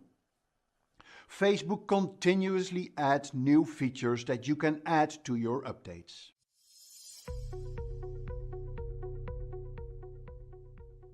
Newsfeed is the place where you can see the activities of your friends and the pages that you follow. You can access the newsfeed on the mobile app or on your desktop. I'm going to show here how to access your newsfeed on the desktop. By clicking here on the home button, you get access to your newsfeed, and in the newsfeed you can see all the posts. On the top of the newsfeed you have your create post section. We'll come back to that later. And then immediately below that you can see the posts of the various companies that you follow or the people that are your friends. And obviously the Facebook algorithm, and that's what we're talking about in this module, will decide which posts it will show based on your activities of your friends, how engaging are their posts, and how many comments are they getting on their posts. And that is a whole sort of calculation that Facebook does to make sure it shows the most engaging post in your newsfeed. You can see how many likes they get, how many comments. So you see this is a very engaging post. And here you can like, comment, share the post yourself. If I click on the company name, for instance, here, then I would go to the company page. And then on the company page, I can see all the posts that company has done, and not necessarily all those posts have made it to your newsfeed. Companies can use Facebook by setting up a Facebook page and get people to like the page and become a fan. Posts done by the company would then show up in the newsfeed of their fans. In the early days of the Facebook pages, this was like the gold rush of the 18th century in America. Companies like Coca-Cola got tens of millions of fans and had a tremendous exposure on Facebook, and all for free.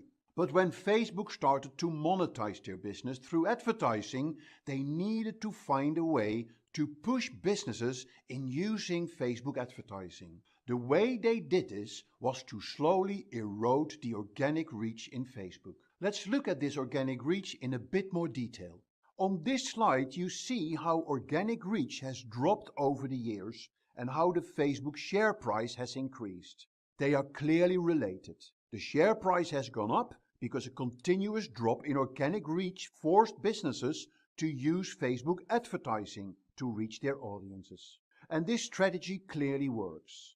What started as small-scale advertising opportunities for businesses on the side of the newsfeed, then in the newsfeed, and then on the mobile, next businesses could advertise in videos. And with the acquisition of Instagram and the launch of the new Facebook Messenger, new advertising opportunities emerged for businesses. But this drive towards growing advertising revenues came at a price. Where the newsfeed once was the place where friends posted updates on what they were doing, it became a garbage bin of business posts, ads, trivial videos, fake news, quotes, and other irrelevant stuff, practically impossible for the algorithm to manage. You may have noticed this yourself when you checked your newsfeed over the years. It used to be a place where your friends shared what they were doing, and it became a place where you could find stuff that the Facebook algorithm believed you liked. Facebook knew it had to do something about this. The growth in new users was slowing down, there was an increase in fake accounts, fake ads and fake news, and on top of that there were many issues on data privacy that got reinforced because of the introduction of the GDPR. So it was time for a change. The Facebook algorithm today. January 13th, 2018 goes into the Facebook history as a significant day. So much so that Facebook lost nearly $119 billion market value in one day. It was the day that Facebook announced to clean up the newsfeed. Zuckerberg said in a statement that they got feedback from their community that public content like posts from businesses, brands and media are crowding out the personal moments that lead people to connect with each other. Zuckerberg continues that it's easy to understand how we got there. Video and other public content have exploded on Facebook in the last few years. But what he doesn't say is that Facebook is a big culprit itself in polluting the newsfeed by pushing more and more businesses into advertising and by offering more and more places on Facebook, Instagram and Messenger to advertise. And all this pollution of the Facebook newsfeed is driving Facebook away from the most important thing it does, helping people to connect with each other. To cut a long story short, Facebook has dropped organic reach to less than 3%. And businesses now understand that they have to pay to play, or in other words, use Facebook advertising to reach their audience. So, where in the early years of the Facebook page you could build your audience and your brand organically on Facebook, and then use Facebook ads to give your reach a boost, nowadays you have to pay to play. But don't let this scare you, it doesn't have to be expensive. And Facebook has created an amazing advertising platform that can help you achieve your business goals. And don't worry, there are still ways that you can beat the Facebook algorithm and improve your organic reach. In the next few slides and lessons we will explain you how to do this. So let's look at today's Facebook algorithm in a bit more detail. The Facebook algorithm has to make sure that it selects the most relevant posts for you from the thousands of potential posts that may be displayed in your newsfeed. It analyzes the posts and arranges them in a way that you would like to see them. Its aim is to give you a better overall experience. It does this by looking at 4 different elements. It looks at all the available posts, it analyzes these posts on various factors called signals, and it predicts how you would react to the posts. It then summarizes all this with a score, and the posts with the highest score will feature higher in your newsfeed. Let me explain the signals to you on the next slide. These are the signals Facebook looked at before the cleanup announcement. Time spent on the content, overall engagement, when it was posted, story type, how informative is the post. But with the cleanup, Facebook fine-tuned the algorithm. And here is what it's looking for now. The Facebook algorithm will now put extra focus on the engagement on a post and the usage of other Facebook tools like Facebook Live or Facebook Messenger. Which means business posts that do not drive engagement, like commenting and sharing, will not show up in the newsfeed. Posts with short videos, quotes, quizzes, polls and links to other websites are now being demoted. So what can you as a business do about this? That's not an easy question, and many businesses are still searching for the answer to this. But let me give you a few tips. Let's look at today's top ranking factors in Facebook. Top ranking factors in the Facebook algorithm. For the cleanup of the newsfeed, businesses use their posts to get people to click. We call this link bait, to watch a video or view an image by hovering over it. These were all passive actions. Nothing to do with engagement. In the new algorithm, Facebook now looks at 3 interactions: commenting, sharing and reacting. Commenting is at the core of the updated Facebook algorithm. Posts that will lead to high volume of comments will show high in the newsfeed. These are the posts to generate conversations between people. Comment baiting is definitely a no-no in Facebook these days. Facebook will demote posts that use engagement bait like comment, vote, react or share. The algorithm will also reward posts that are being shared. Facebook likes posts that are shared within Messenger and also business posts that have engagement when shared by friends. But sharing alone is not enough. Facebook will favor those posts that are shared and lead to conversations between people. Facebook also likes it when you use reactions. Although not as powerful as comments and shares, but it remains a form of active engagement. Facebook will promote your business posts to more people when people use the reactions buttons on your posts. So here are the new tactics that will help you increase your organic reach of your business posts. Call for quality instead of quantity. Post once a day instead of 5 times a day. Understand and analyze your fans. Check when they are online and post accordingly. Think about your content. Create specifically for Facebook and use video and Facebook Live. Facebook Live is a key tool that will help you improve your organic reach. There is also a little secret in Facebook called See First when somebody likes your page. It is set at default when they like your page, which means all your business posts will go through the Facebook algorithm. But when you set it as See First, your post will guaranteed show up at the top of the newsfeed of your fan.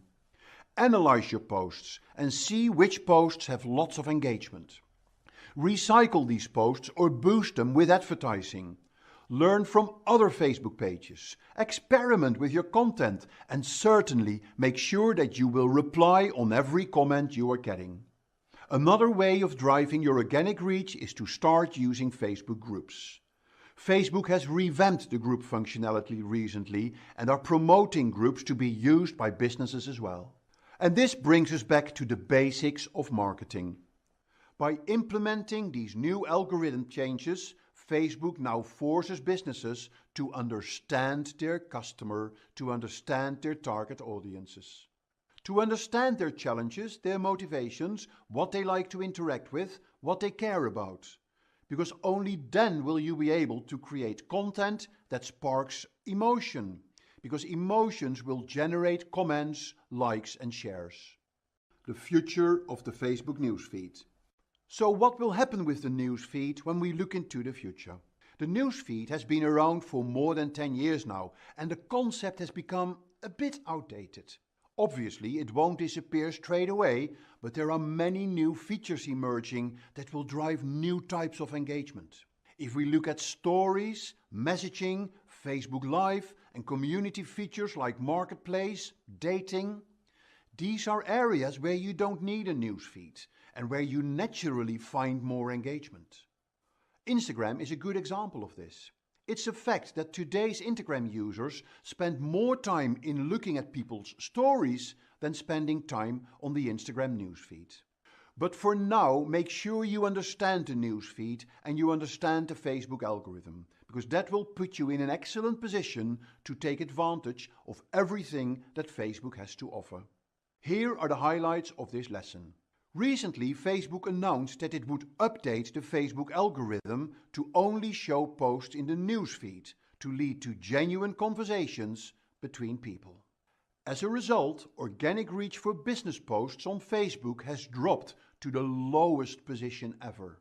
Most businesses now understand that to reach their audience on Facebook, they have to pay to play, which means using Facebook ads.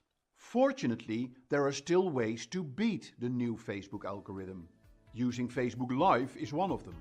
With the increase in commerce on the internet, it is obvious that e-commerce is also moving into Facebook. In fact, for years, social commerce has been an important word in Mark Zuckerberg's vocabulary. Enabling people to open a shopfront in Facebook and then linking it to their existing online shop. But the next step is to let all this commerce take place in Facebook.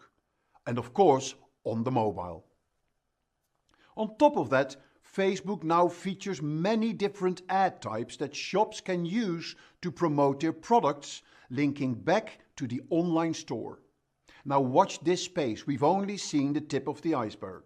By the end of this lesson, you will be able to set up a Facebook shop, connect your Facebook shop with e-commerce sites like Shopify, create a Facebook catalog, use Facebook dynamic ads to promote specific products, and promote your Facebook shop.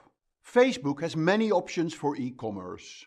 You can set up a shop on your Facebook page and tailor it to your own products.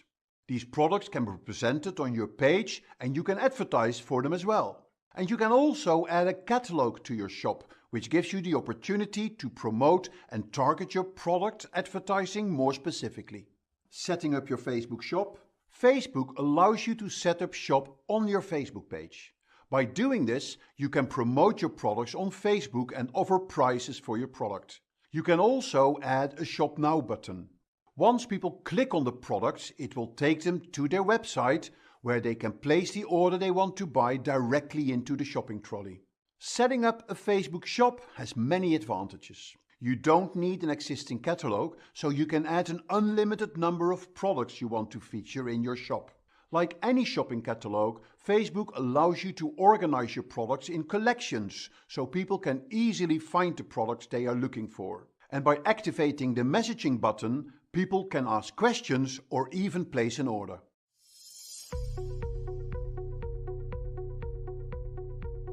To create your Facebook shop, you have to add a shop tab here on the left side menu.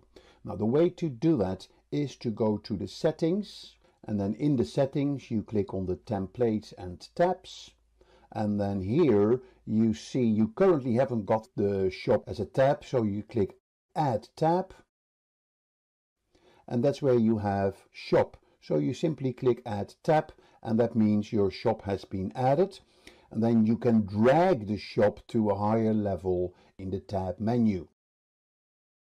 And then you can go to the settings of the shop, where you can switch it on and off, and where you can also copy the URL of the shop. But the main settings of the shop are also within the tab when you are on your page.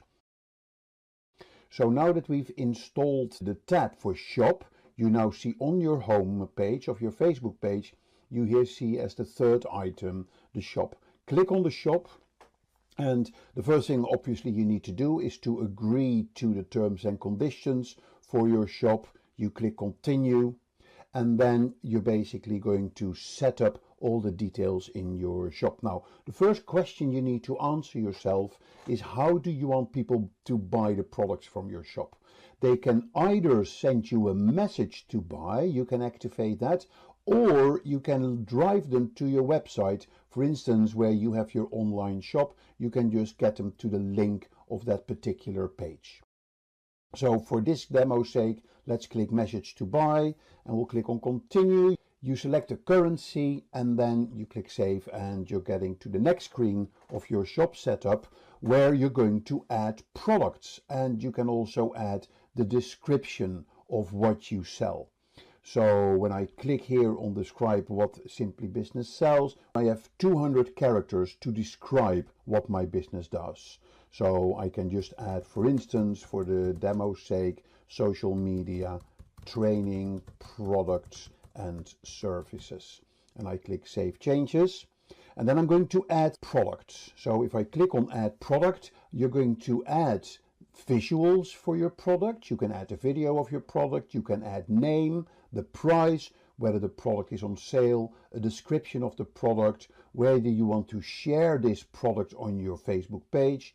You can give inventory information, different options about your product like sizes and colors, and how you want it to show up on your page, and who do you want to be able to see the product. So let's add some products. So here we're going to go to the photos that we're dragging from the desktop. So let's say that is product 1, and we're going to use that. This is social media book, and the price is £10, and the description, how to attract, date and love your customers on social media. This going to leave these as standard options, and I click save, and now I have my first product added. And I can add more products. So you see how the product features in the product list. I can add my next product and add a photo, select the files. Here I'm going to product number 2, and this is social media training, and we'll say that is £50. Description, introduction to social media, keeping those settings standard. That's product 2. And then I'm going to add product 3. Product 3 is, let's say, a LinkedIn training. And I'm going to say, again, LinkedIn training. The price is £50. I'm clicking save, and then the fourth product that I will be adding is product 4, and that would be the Facebook training.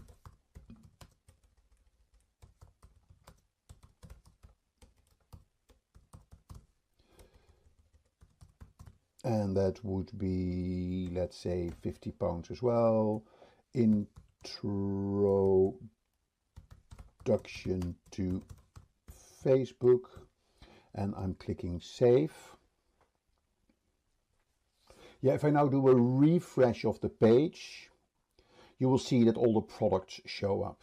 Now there is another area where you can actually put products in different collections. So for instance, if I want to do the Facebook training and the LinkedIn training in a collection, I can then click here, add collection. Yeah, so these are the products that are currently in the catalog, but if I'm going to add a collection, I'm going to say training products. Yep, and then I can add the products to the collection. The one I wanted was Facebook training and LinkedIn training. I've now added 2 products to this collection, and I can then click save.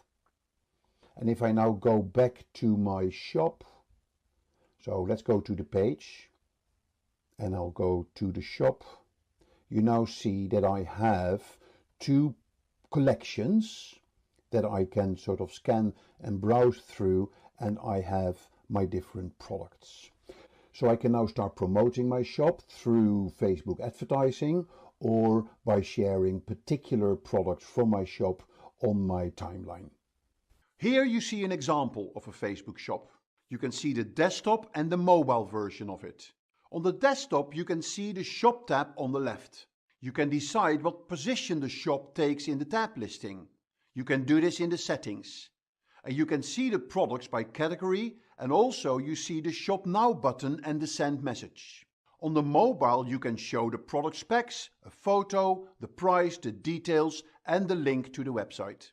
In the shop setup you can manage all aspects of running your Facebook shop. You can add products, you can add collections, you can get an overview of the orders and the pending orders. The Facebook shop also allows you to tag products. You can tag up to 30 products and links in your shop. You tag these in your page posts. When people see your product tags in your posts, they can then click on the tag to shop for the tagged product. Finally, it is important to connect your Facebook page with a payment engine. You can set up your payment within your Facebook page, so people can buy your products directly on your page. But this only works in the US. For those shops outside the US, you need to integrate your Facebook shop with e-commerce platforms like Shopify. Fortunately, many online store builders who have e-commerce engines can integrate your existing products on their store with your Facebook page. This means that you can connect your existing online shop with Facebook, and your existing products will automatically be uploaded in your new Facebook shop. Creating your Facebook catalog. To expand the capabilities of your Facebook shop, you should use or set up a Facebook catalog. Consider this catalog as a folder with all the products you want to promote and advertise. Once you've set up your Facebook catalog, you can target people with specific product ads based on their browsing behavior in your shop. For example, when somebody clicked on a specific product in your shop, you can target them with an ad for that product the next time they are on Facebook.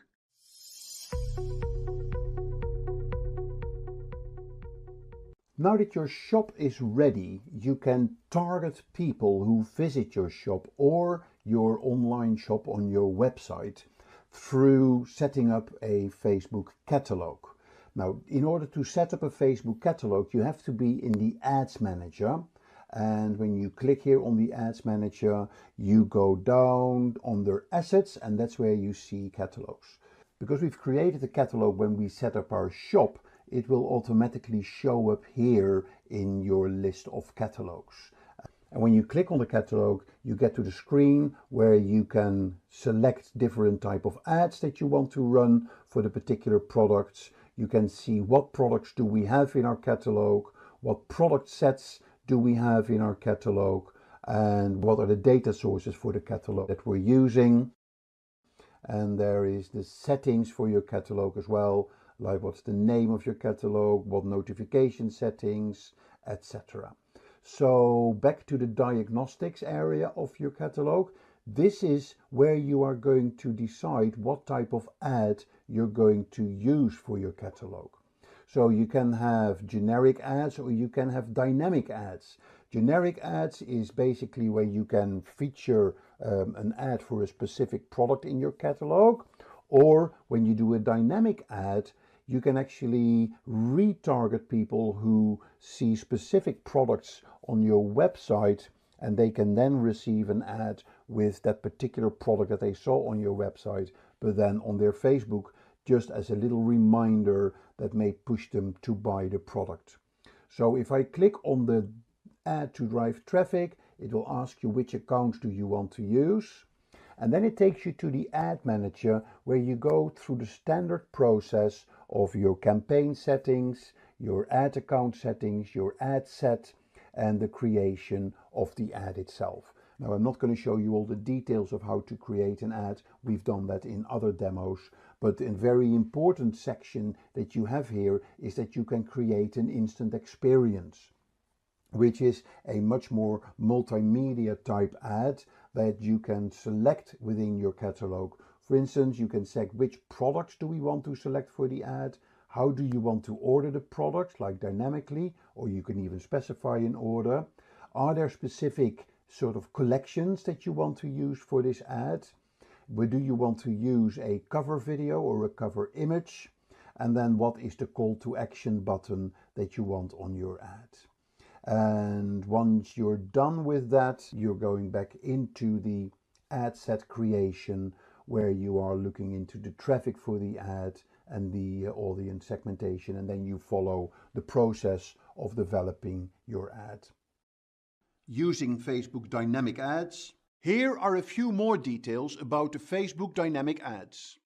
They promote products from your catalog to people who are more likely to respond to them because they have seen that particular product before in your shop or in your app, or they have shown an interest in the category. For instance, if people are browsing hotels on your website but don't make a reservation, you can then target them with specific product ads from your catalog based on their travel preferences. Finally, it is important that you promote your Facebook shop. There are many ways you can do that. You can promote your products by making them stand out through videos and really good photography.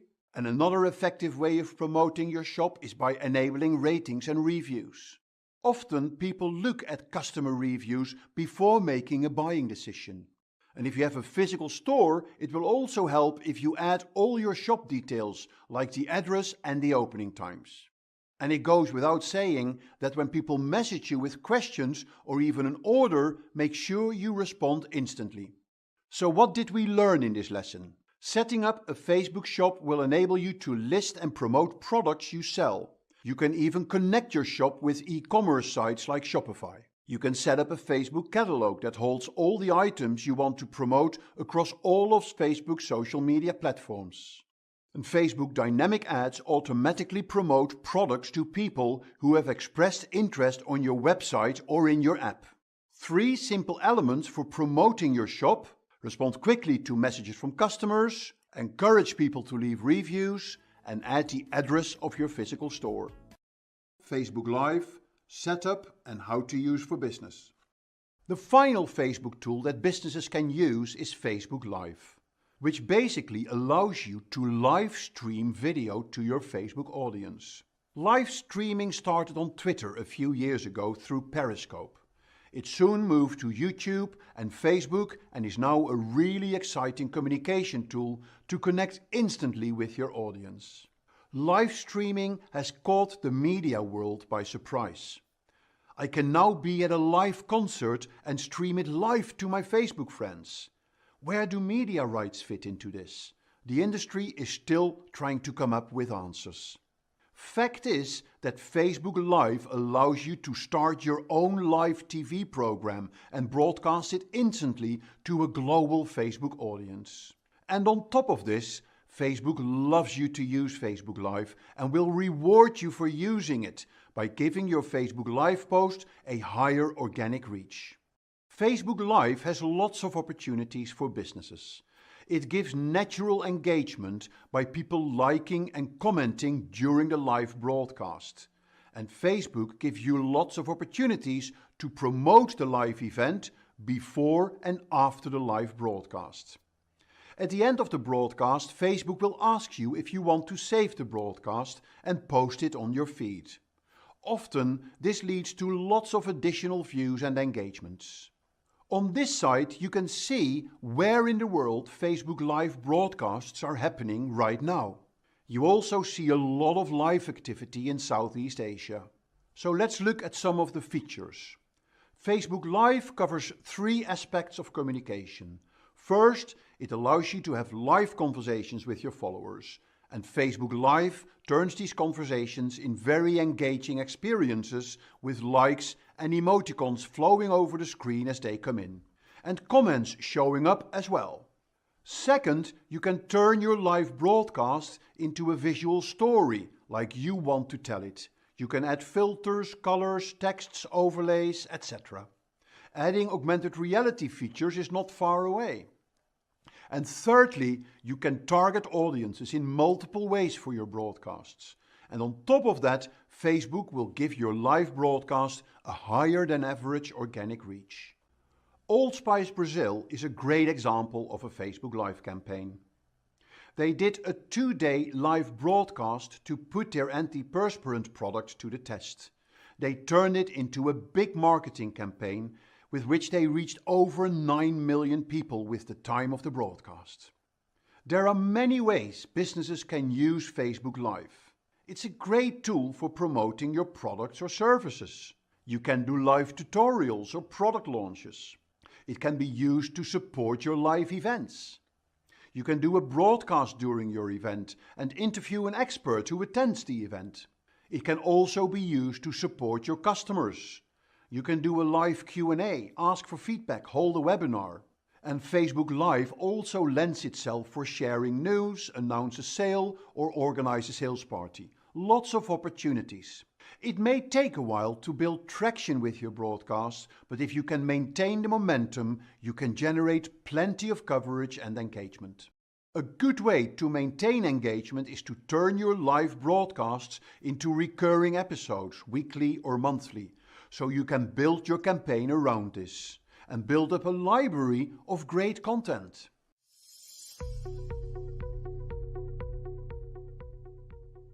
It is very easy to start your Facebook Live video. When you are on your company page, what you do, you click on the Publish button on your mobile, and then in the different options you see, one of them is Live Video. You click on your live video, you immediately see what you want on the screen. You can have different background settings if you want to, different filters. You can select where you want to post. And you can then basically click Start the Live button. When you start a live button, you're live. You can still add different effects. You can invite people, you can chat, and basically we are now live. If I now would go to my other phone, and let me just quickly do that, I will go to Facebook and I will go to the Facebook page, so of Simplilearn, and I can see that Facebook, let me go here. Yeah, so I go to the Simplilearn business page, and I can then see that the video is live on the page from Simplilearn. And here I can then engage with the page. You can now also see here in the screen that I have one viewer, and that is me in this case. Here you can also see that I can like, and this is, I think, a really cool feature of the Facebook Live, which shows you the engagement that is happening during the broadcast. It can be a thumbs up, it can be a heart, it can be a smiley face. And I've seen companies do polls with give me a smiley face if you like the product, give me a sad face if you're not happy with the product. And then you can count the number of likes that come in that way. You can also see who is watching, and that's in this case is Mark Ampman. I can then also put in a comment to this post, and I can just say hi and post it, and that comment that will show up on the feed as well. So a very engaging, very interactive process to run your Facebook Live broadcasts. So when I click finish, then what Facebook will do is will save the video, and it will then give you the option to save it on your news feed, on your timeline. You can upload it in high definition. So when you save it on your timeline, then when you can share it straight away, or you can save it on your disk. I click share, and now you see that on my business page, in a minute, the live broadcast will show up. Actually, it's already shown up here. And you can then see who was on the video. Yep, you see the comment that came in, and you can see the video, and you can see the engagement in the video as well. So very powerful concept to run Facebook Live broadcasts. Greetings everyone, this is Rob Sanders, and today I'm going to present Facebook advertising tips and strategies. So thank you for joining. Today we're going to cover a number of tips to help you gain a better advantage on advertising on Facebook. So let's get right to it with tip number 1. And with tip number 1, not all advertisements need to sell something. So remember, you have different objectives on Facebook. You can advertise an event, you can promote a customer story, you can send traffic to your website, or you can get them to download an app. So it all goes back to your objective. So if we go to Facebook and I want to create an ad, remember, my first option is to create an objective. So you have awareness, you have consideration, and you have conversion. So depending on what you want somebody to do, that's the objective you're going to choose. So just keep that in mind when you're setting up your campaign on Facebook. You need to align your objective with what you want people to do.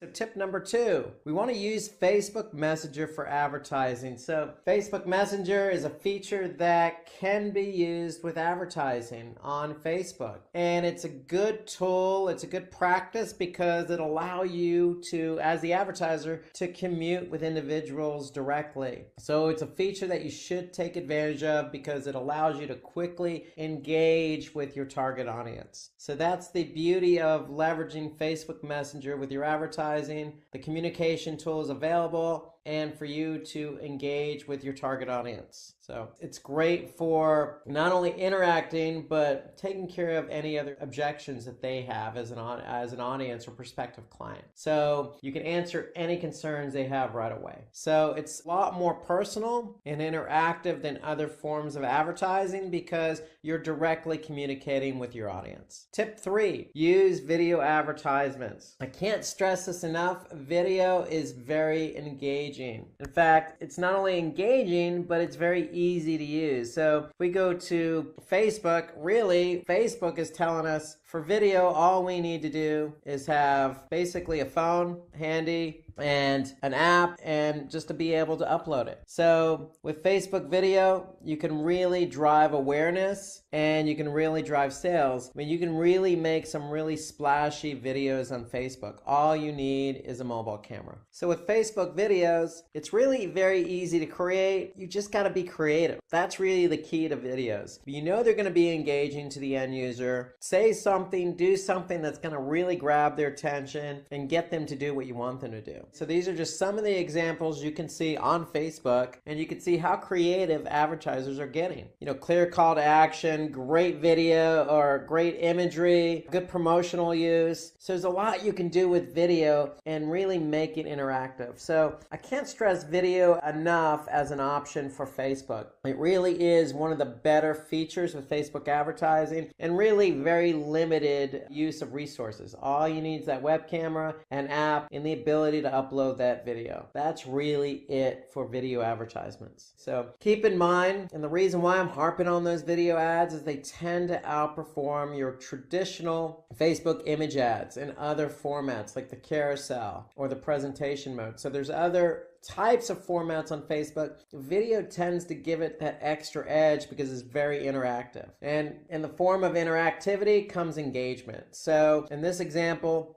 people are going to react, they're going to comment, they're going to share the video. And that's what you want as an advertiser. You want to grab as much reach as possible towards your target audience. And so video will help you do that. It will help you not only engage with the person, but allow that video to be shared and expand your reach towards your target audience. So remember, video can range from a few seconds all the way up to 120 minutes. So you're really going to get more views regardless of how long the video is because it's just going to be so interactive. So just keep that in mind. It doesn't have to be full on 120 minutes. It could be, anywhere from 1 to 5 minutes. To me, that's probably a good range, but just know that you have that leadway if you wanted to. So remember, video ads always perform better than single image ads or other type of image ad formats on Facebook. And they also perform better when they have subtitle support. So just keep that in mind as well, because you may have, individuals watching the video from,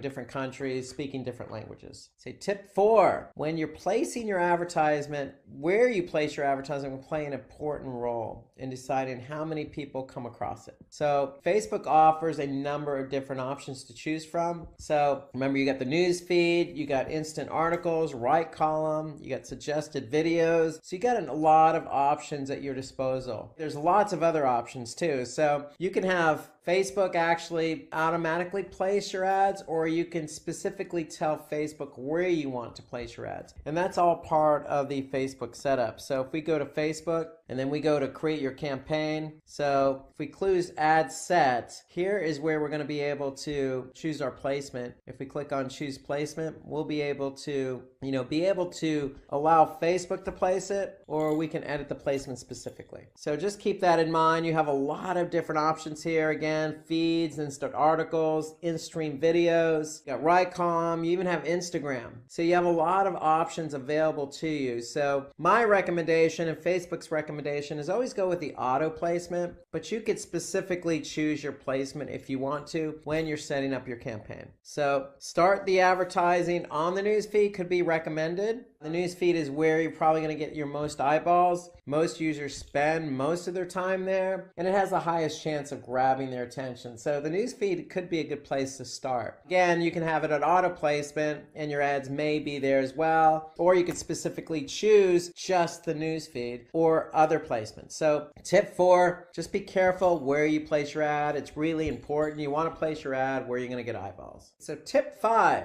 Facebook ads also offer you the option to advertise on Instagram. So you have that option available to you. As I mentioned in tip 4, you have the option to advertise through stories, carousel ads, photo ads, and video ads. So again, that's all part of the ad setup. When you go to choose your placements, here you got Instagram feed, you get Instagram stories. And again, with both of those placements on Instagram, you can work with several different types of ads, including that carousel ad, including that video ad. So just keep that in mind that Instagram is an option for you. Take advantage of it. There's a lot more eyeballs on Instagram these days, and it plays off nicely with what you're trying to do with Facebook. So go ahead and give it a try. Okay, so let's take a quick break from the first few tips we went over, and let's take a look at an ad. So it's an ad break time. So let's take a look at this ad, and this is by New Scientist. And so what makes this ad so great? Well,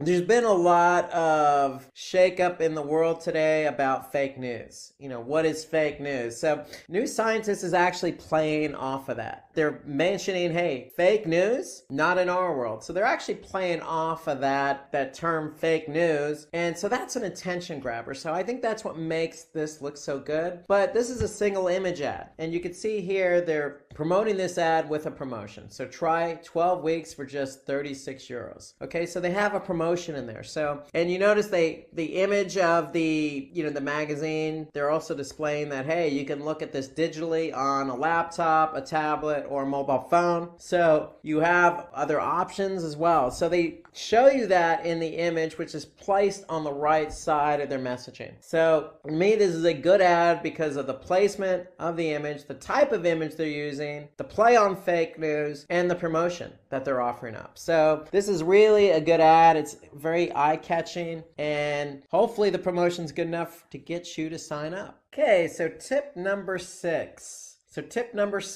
We want to continuously do A/B testing. You want to always have this option going for you. You want to be able to test variation A versus variation B, because you want to be able to find out what works and what doesn't work with your audience. And on top of that, it helps you really put your best foot forward by showing your best ad. So by doing A/B testing, you're getting feedback from the audience and turning that feedback into positive returns. So you're then turning your ad that does work well in front of an audience, and you're going to continue to do that. So A/B testing is always a good option. So remember, when you're setting up your ad in Facebook, go ahead and choose to have your A/B test set up, and when you do that, you choose that option, you're going to be able to then go in and choose what it is you want to test with ad A and then with ad B. So you're going to again align your test with a Facebook page. You're going to choose an ad format. Once you choose your ad format, then you're going to be able to go ahead and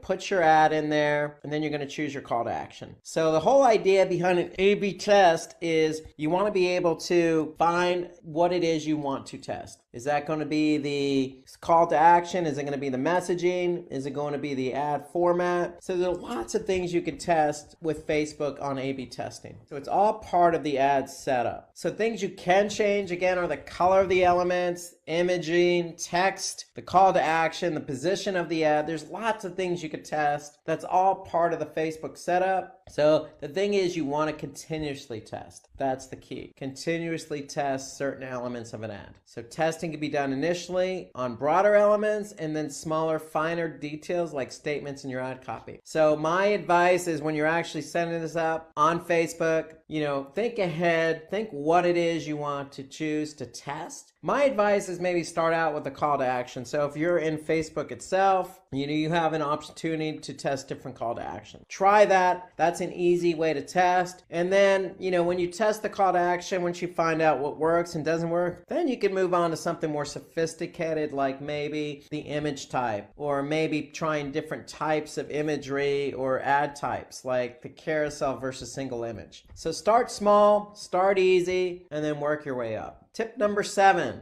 So we want to choose an appropriate call to action in your advertisements that will attract potential customers. So what do we mean? Well, you have different call to actions available to you. You want to choose one that aligns with your ad. So, for example, the Simplilearn ad about, hey, learn how SEO works, search engine optimization. So if you're trying to get somebody to, learn or take one of your courses, you're not asking them to actually shop now. You really want them to sign up. So that's the key. We want them to sign up. So use a call to action that makes sense. Tip number 8, choose the right audience for your advertisement. Okay, so what do we mean? So for this, you can consider, website visits, interests. It all depends on your objective. Okay, what is it you want people to do? If it's, customers in the buying process, then that's our objectives to get conversions. Then we want to move somebody over to a product page and get them to purchase. If it's focusing on just website visits, then maybe it's the objective of consideration. Maybe you just want to get people to your website to learn more about your product.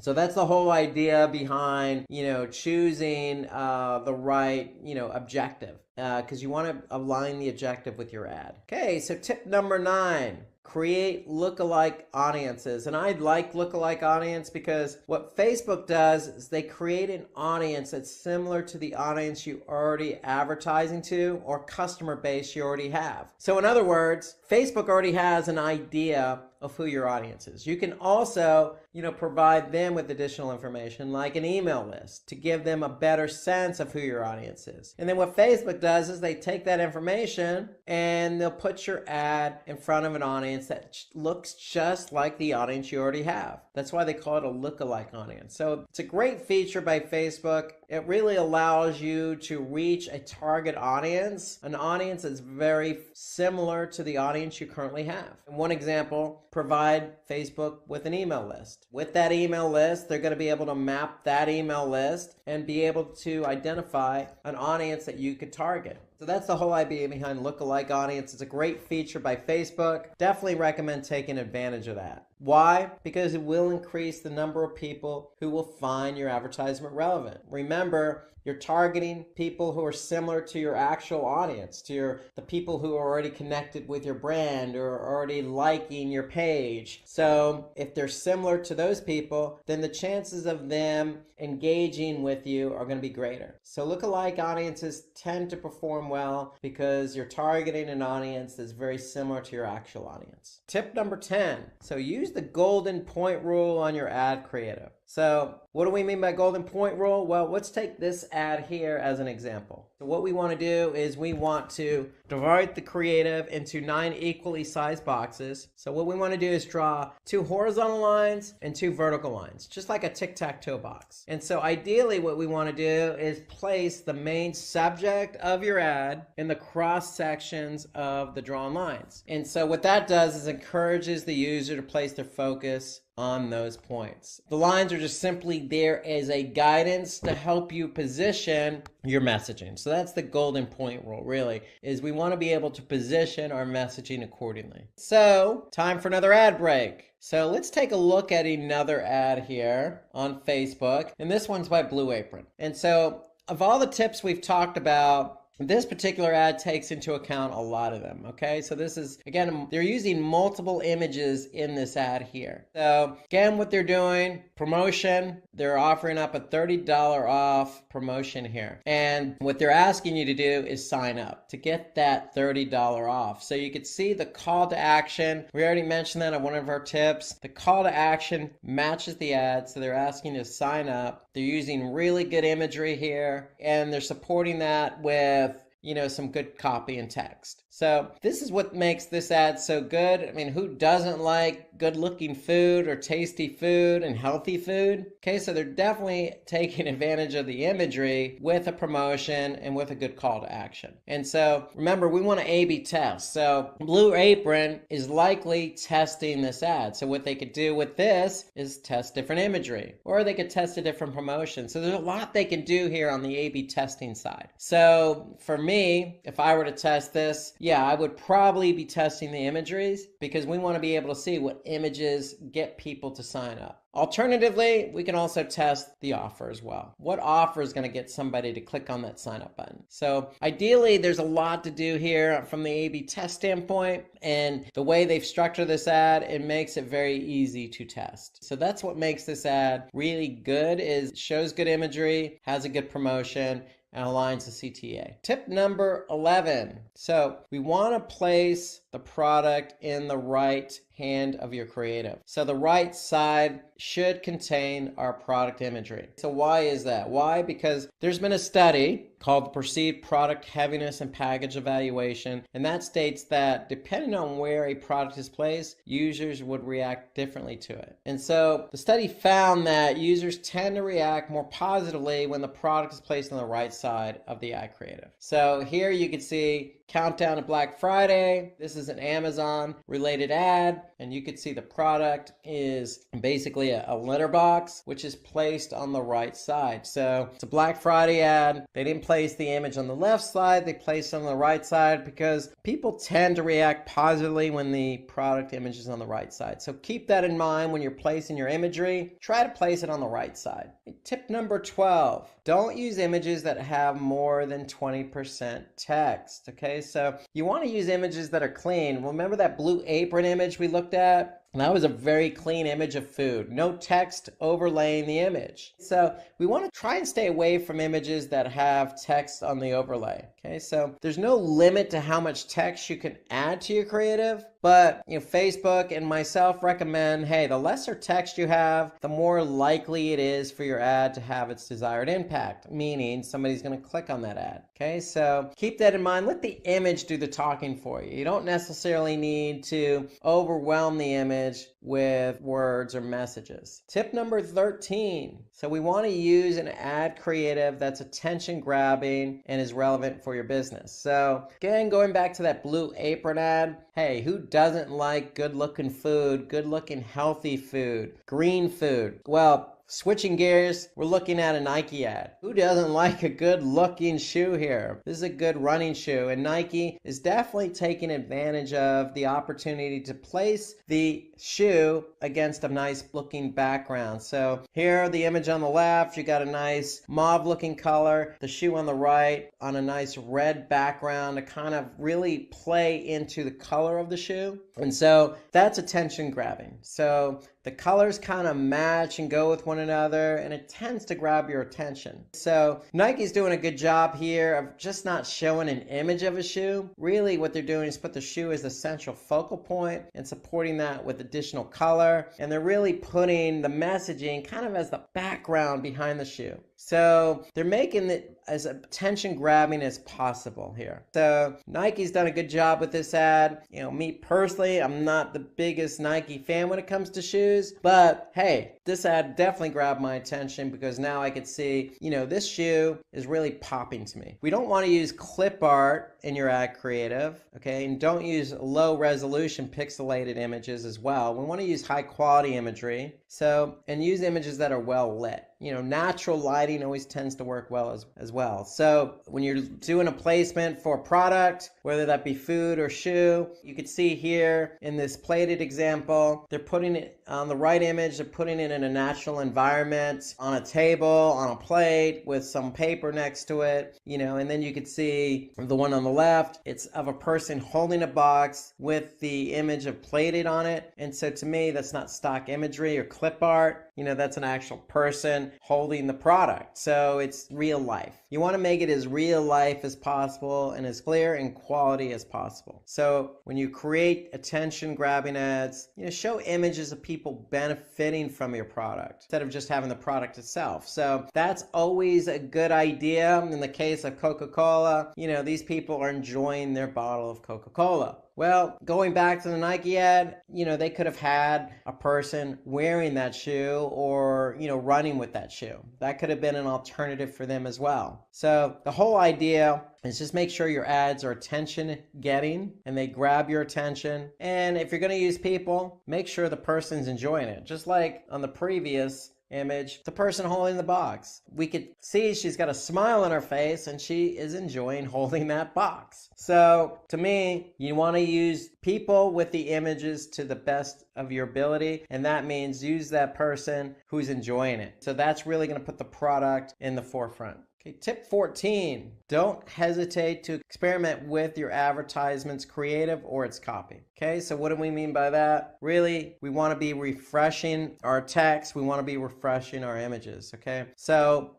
if you're going to place an ad on Facebook, don't let that be the only ad, okay? If you're using a single image ad, feel free to change out that single image from time to time, especially if a lot of people have seen that ad. So if you're using reach as your objective, and you're trying to reach as many people as possible, just keep in mind that if that ad is reaching the same people over and over again, it's going to get stale. And you want to be able to update that ad. So feel free to change out the imagery. Changing out the text is just as easy. Okay, so feel free to play around with the text. Even if you're not doing A/B testing, you can always change out the text just to see, hey, if changing out the text actually gets you better engagement or meets your goals. Tip 15, plan your campaigns for the holiday season, okay? So can't state this enough, towards October, November, December, there tends to be a lot of holidays, across multiple religions. Okay, so it's really the time of year where people are in full ad mode and audiences are in full watch mode. So advertisers are really pushing ads that time of year, especially Christmas, and people are accepting of that because they're used to it. So you want to be able to plan accordingly. So if you're doing your ads, you can easily engage with your audience if you're aligning your ad with that time of year. So during Christmas, most people are in the mood for shopping. So it's a time of year where you can really take advantage of increasing your sales, increasing your conversions. So you want to plan accordingly. And so if you're planning, months in advance, you don't have to do a full year. But,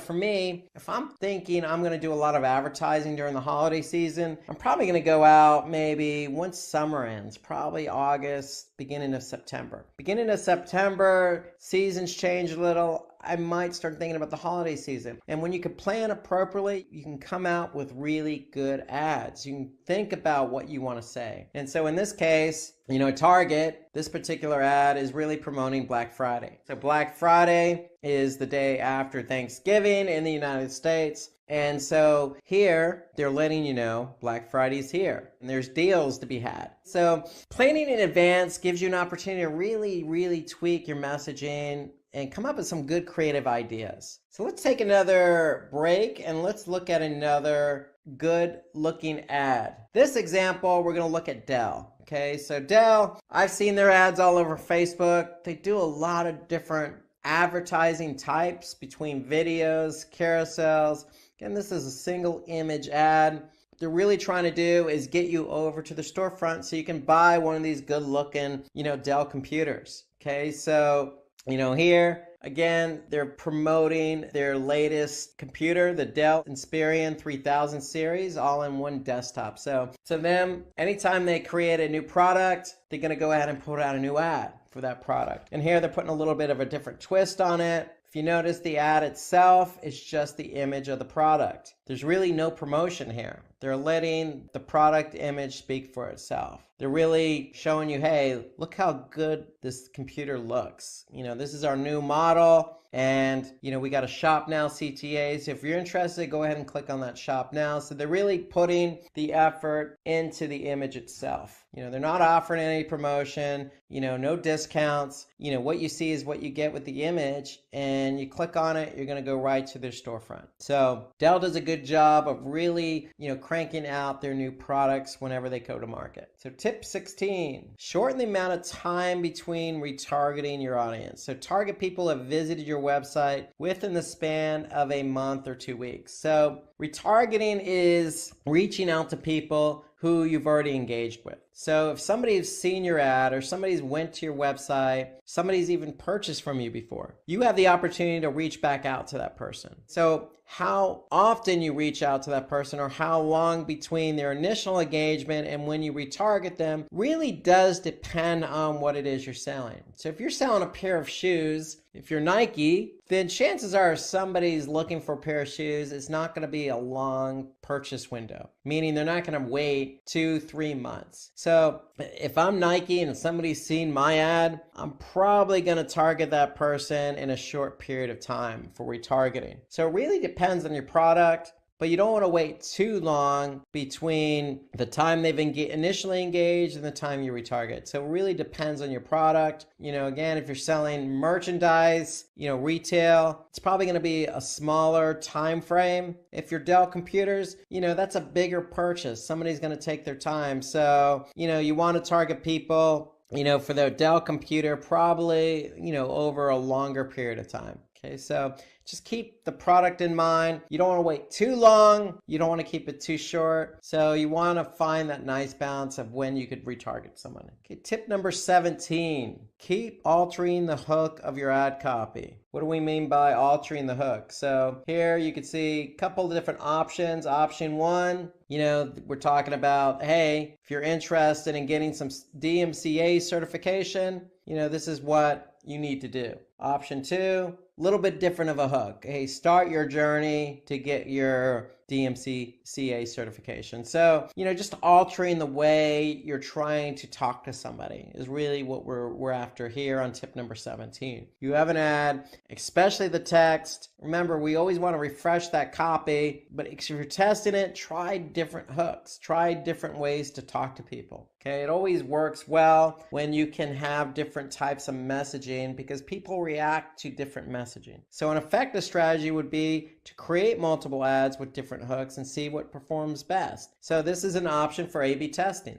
Okay, you have an option to add messaging. Go ahead and talk one way in one option, and then tweak that messaging, tweak that hook a bit in option B, and see what resonates with people. So that's a good option for A/B testing, is always look at the way you're going to try and get somebody to convert. Tip number 18, okay, respond to lead ad responses as soon as possible. So remember, one of your ad formats is a lead ad. Okay, so if you have a lead ad, basically what you're asking somebody to do is add their name, their phone number, and their email. If you get that information, don't sit on it, react to it. Just like the messaging, the Facebook Messenger, how it's almost instantaneous. Think of the lead ads the same way. Okay, you have somebody who's engaging with your ad by providing information. You don't want to sit on it. You want to respond as soon as possible. In fact, when you do engage with that person, let them know you're available on Facebook Messenger so they can actually then reach out to you via Facebook Messenger just to expedite the communication. But when you get that valuable information from the customer, respond as soon as possible. It's good customer service. Because the longer you take to respond, the less likely the customer will want to continue interacting with you. So there's no real good rule of thumb here, except for do it as soon soon as possible. Okay, tip number 19, add scarcity to your advertisements. So what do we mean by that? Well, in this example, we could see the top 100 registrations get free access. So by putting this into your ad copy, we're hoping your prospects are more inclined to buy your product due to that fear that they're not going to be one of the first 100 registrations. Okay, so it allows you to really put some sense of urgency in the ad to get somebody to react. So that's what we mean by, scarcity. Okay, so by doing so, it could affect the long-term credibility. We don't want to come across as fear-mongering by any means, but hey, if your promotion is the first 100 registrations get free access, then why not? Go ahead and put it in there. Some other examples could be, only 3 days left to register, or first 50 get 50% off, or, hurry now, there's only 2 days left. So there's other language you can put. So play around with the language. But if you only have certain slots available or a certain amount of days left, there's nothing wrong with putting that in the ad copy to get people to react. And so that's the whole idea behind, the scarcity, is you want to be able to let people know, hey, there's a limited edition going on here. If you're interested, go ahead and take advantage. Tip number 20, keep track of your ad relevance scores. So your ads do get scored. So the score ranges from 1 to 10. Okay, so what that score does is it's an indicator to signify the quality and engagement levels. So, if your score is between 1 and 6, then the ad isn't reaching the relevant audience and your audience isn't reacting to it. However, if your relevance score is between 7 and 10, then your ads are reaching the appropriate audience and you're getting a lot of interaction. So keep an eye on that. The lower the number, that means, hey, our ad's not getting to the right audience. And if it's not getting to the right audience, our audience isn't going to react to it. So it all starts with making sure you're reaching your audience with your ad. When your ad is reaching your audience and you're doing A/B testing, your audience is going to react to one of those two ads. So that's always going to help your relevance score. So keep an eye on that relevance score. Okay, so let's take another break here and let's take a look at an ad here by Blue Bottle Coffee. Okay, so I'm a big coffee drinker myself. I frequent Blue Bottle in San Francisco a lot. And so here, this is a nice image, a nice close-up image of coffee, and I really like this. Notice there's really no call to action here. Okay, so they're putting their website URL, the domain, bluebottlecoffee.com. They're saying, hey, we source great coffees, we roast them to perfection, and get them to you fresh. So I can vouch for that. Really putting their brand out there. Okay, so this is more of a brand awareness type ad. That's their objective. Their objective is, if you're going to drink coffee at some other location or with some other brand, hey, take a look at ours. We got good coffee too. We roast them pretty good and we make sure that you get them fresh. That's what they're trying to do. They're trying to introduce their brand to you. So this is a good example of a brand awareness ad, single image ad. They're definitely making use of the ad, the image itself, with a nice close-up shot of that roasted coffee. So that's what makes this ad so special. Brand awareness. The image is telling us, hey, this coffee looks pretty good. It looks nice and roasted. It looks pretty fresh. And maybe I'll give Blue Bottle Coffee a try. So that's why they're putting their domain there. Okay, so it's a good brand awareness ad, and the hope is to convert some people over to their brand. Okay, so tip number 21, include emojis in your ad copy. Okay, so emojis we know are popular. You use them in text, you use them on social media. There's hundreds of emojis nowadays that you could pick and choose from. They are really specific. And so here you can see in the case of Simplilearn, hey, if you're taking a digital marketing course with Simplilearn, it doesn't hurt to have some emojis support that message. So you always got the thumbs up, it's a good emoji. The image of the graduation, that's a good emoji. So, you always want to align, really fun, relevant emojis with your messaging. It kind of just helps it stick out a bit, and people resonate with emojis. And so it doesn't hurt to add those emojis in your ad copy. And especially if your competition is not using emojis, you want every advantage you can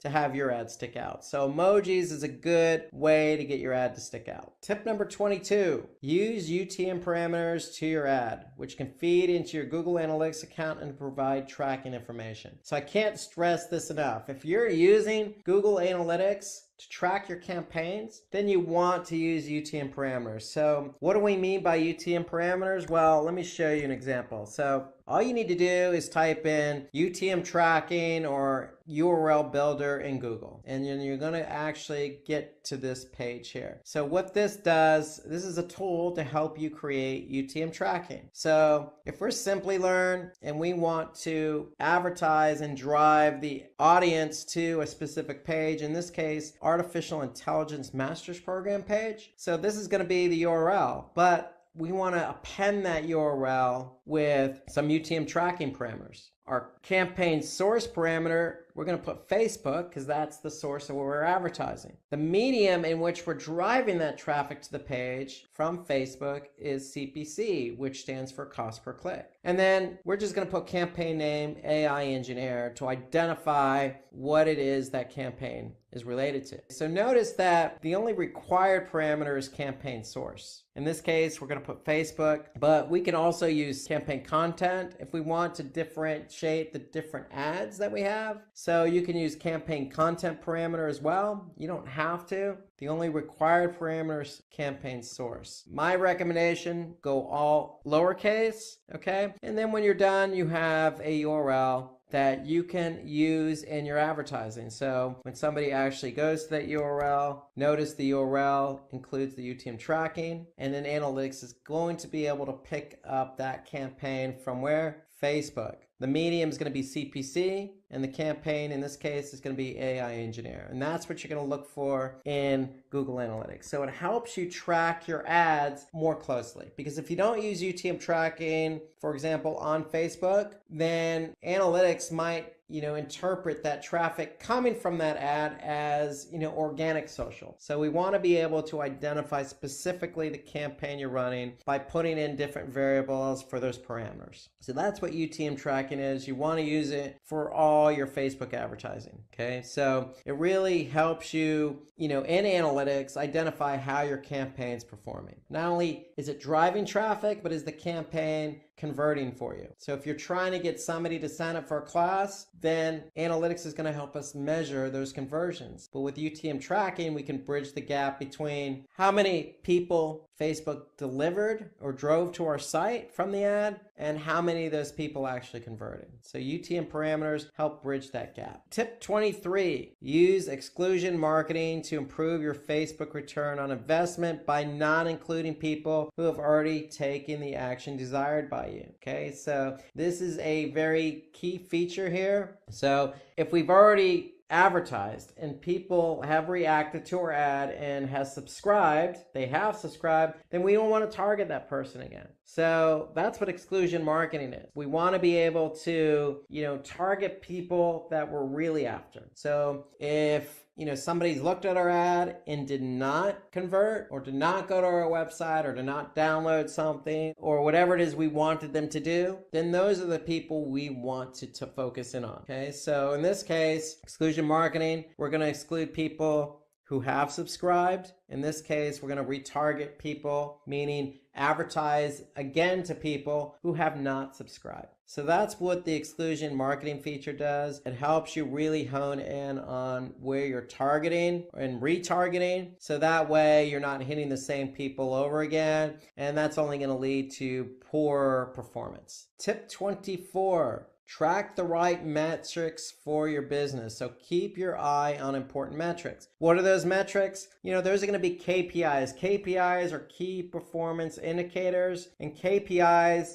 differentiate from metrics because KPIs are related to business goals. So track the right metrics for your business. What are the right metrics for your business? More than likely, it's going to be conversions or conversion rate, but you could be running a brand awareness campaign, just like Blue Bottle Coffee did. And so if you're running a brand awareness campaign, then maybe your KPI or metric is going to be a click, okay, or click-through rate. how many people are actually reacting to our ad. Okay, so you always want to align the right metric with your business. Okay, it's just very important that you're measuring against the right metric. If you're not, then it's going to be misaligned in terms of how you judge the campaign performance. Another set of metrics could be reach and frequency. So reach and frequency allow us to measure how many people saw the ad, and post engagement can determine how many users are reacting to your ads. CPC helps us determine the cost effectiveness, or how much we're paying for every click. You could see that information in your Facebook ad manager. For example, if I go to Facebook's ads manager, here I'm looking at some ads that we're running. Here, what can I see? I can see my reach, how many people I'm actually reaching, the frequency in which they're seeing my ad. Notice I can see my relevancy score. I can also see my cost per result. I can see the total clicks. So I have a whole set of metrics available to me. Really what I want to do is pick and choose the metrics that are most important to the ad I'm running. Okay, so if it's reach, am I reaching the full amount of people possible if I'm running a brand awareness campaign? Or it could be some other metric like conversion. So we want to be able to align the right metric with the right ad. Tip 25, take advantage of Facebook's location tracking tool for your advertisements. So Facebook allows us to advertise up to 25 countries with different states, provinces, cities, districts, and zip codes. So we can really hone in location-wise on where we want to target. So Facebook allows us to do that. So basically, it could be somebody in a particular area, or people who have recently been there, or traveling to that location, or actually live there. So really, you can hone in on a specific location based on certain set of criteria. So with this, you could take your marketing to the next level by approaching your competitors' customers by offering them better discounts. So that's the whole idea. Targeting your advertising on a specific location, and then knowing that your competitors are there, you can really put out some really good ads with some really good offers to really convert some of those people in that audience. Okay, let's take a look at another ad. Okay, so Grammarly, this is an ad that they've put out there. And again, you notice there's no real true call to action associated with the single image ad. Here, it's all about messaging. Here, they're saying, hey, download it free today. Okay, and so it's a browser extension that they're promoting. And really, they're trying to get you to identify with this particular brand that offers a specific product. So they do have a promotion in there. It's brand awareness. Hey, your life is about to change. I mean, the messaging is pretty, matter of fact. They're trying to get you to, hey, I need this in my browser as an extension. So for me, this ad is all about the messaging here. Okay, so with Grammarly, if you're in Gmail, you're in Word, you're in Outlook, they got you covered by using their browser extension. It's free, and by using it, it's going to make your life a lot easier. So for me, the ad works from a messaging standpoint. Not really big on the imagery, but it's really about this is who we are, and we can really rock your world if you use this browser extension. So they're really putting a lot of emphasis on the messaging. So for me, anytime somebody says my life's about to change, they've got my attention. Now let's get started. First off, let's have a look at an introduction to Facebook. Facebook was first launched in February 2004 and was initially known as the Facebook. In 2005, it removed the from its name, and it has now become the Facebook we all know today. It is now the world's most popular social media and social networking service. Next, let's have a look at Instagram. It was launched in 2010 for iOS and then in 2012 for Android by Kevin Systrom and Mike Krieger. Instagram has now evolved to become one of the fastest growing social media platforms in the world. In April 2012, thanks to its popularity, it was acquired by Facebook for approximately $1 billion in cash and stock. Now let's compare some stats between Facebook and Instagram. First, let's have a look at the worldwide stats. First off, Facebook. Like I mentioned earlier, Facebook is the largest social media platform in the world.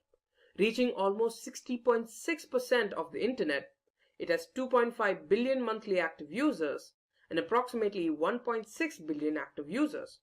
In fact, as of Jan 2020, The US has approximately 190 million and India has approximately 280 million Facebook users, an indication of a market that's still ripe for the picking.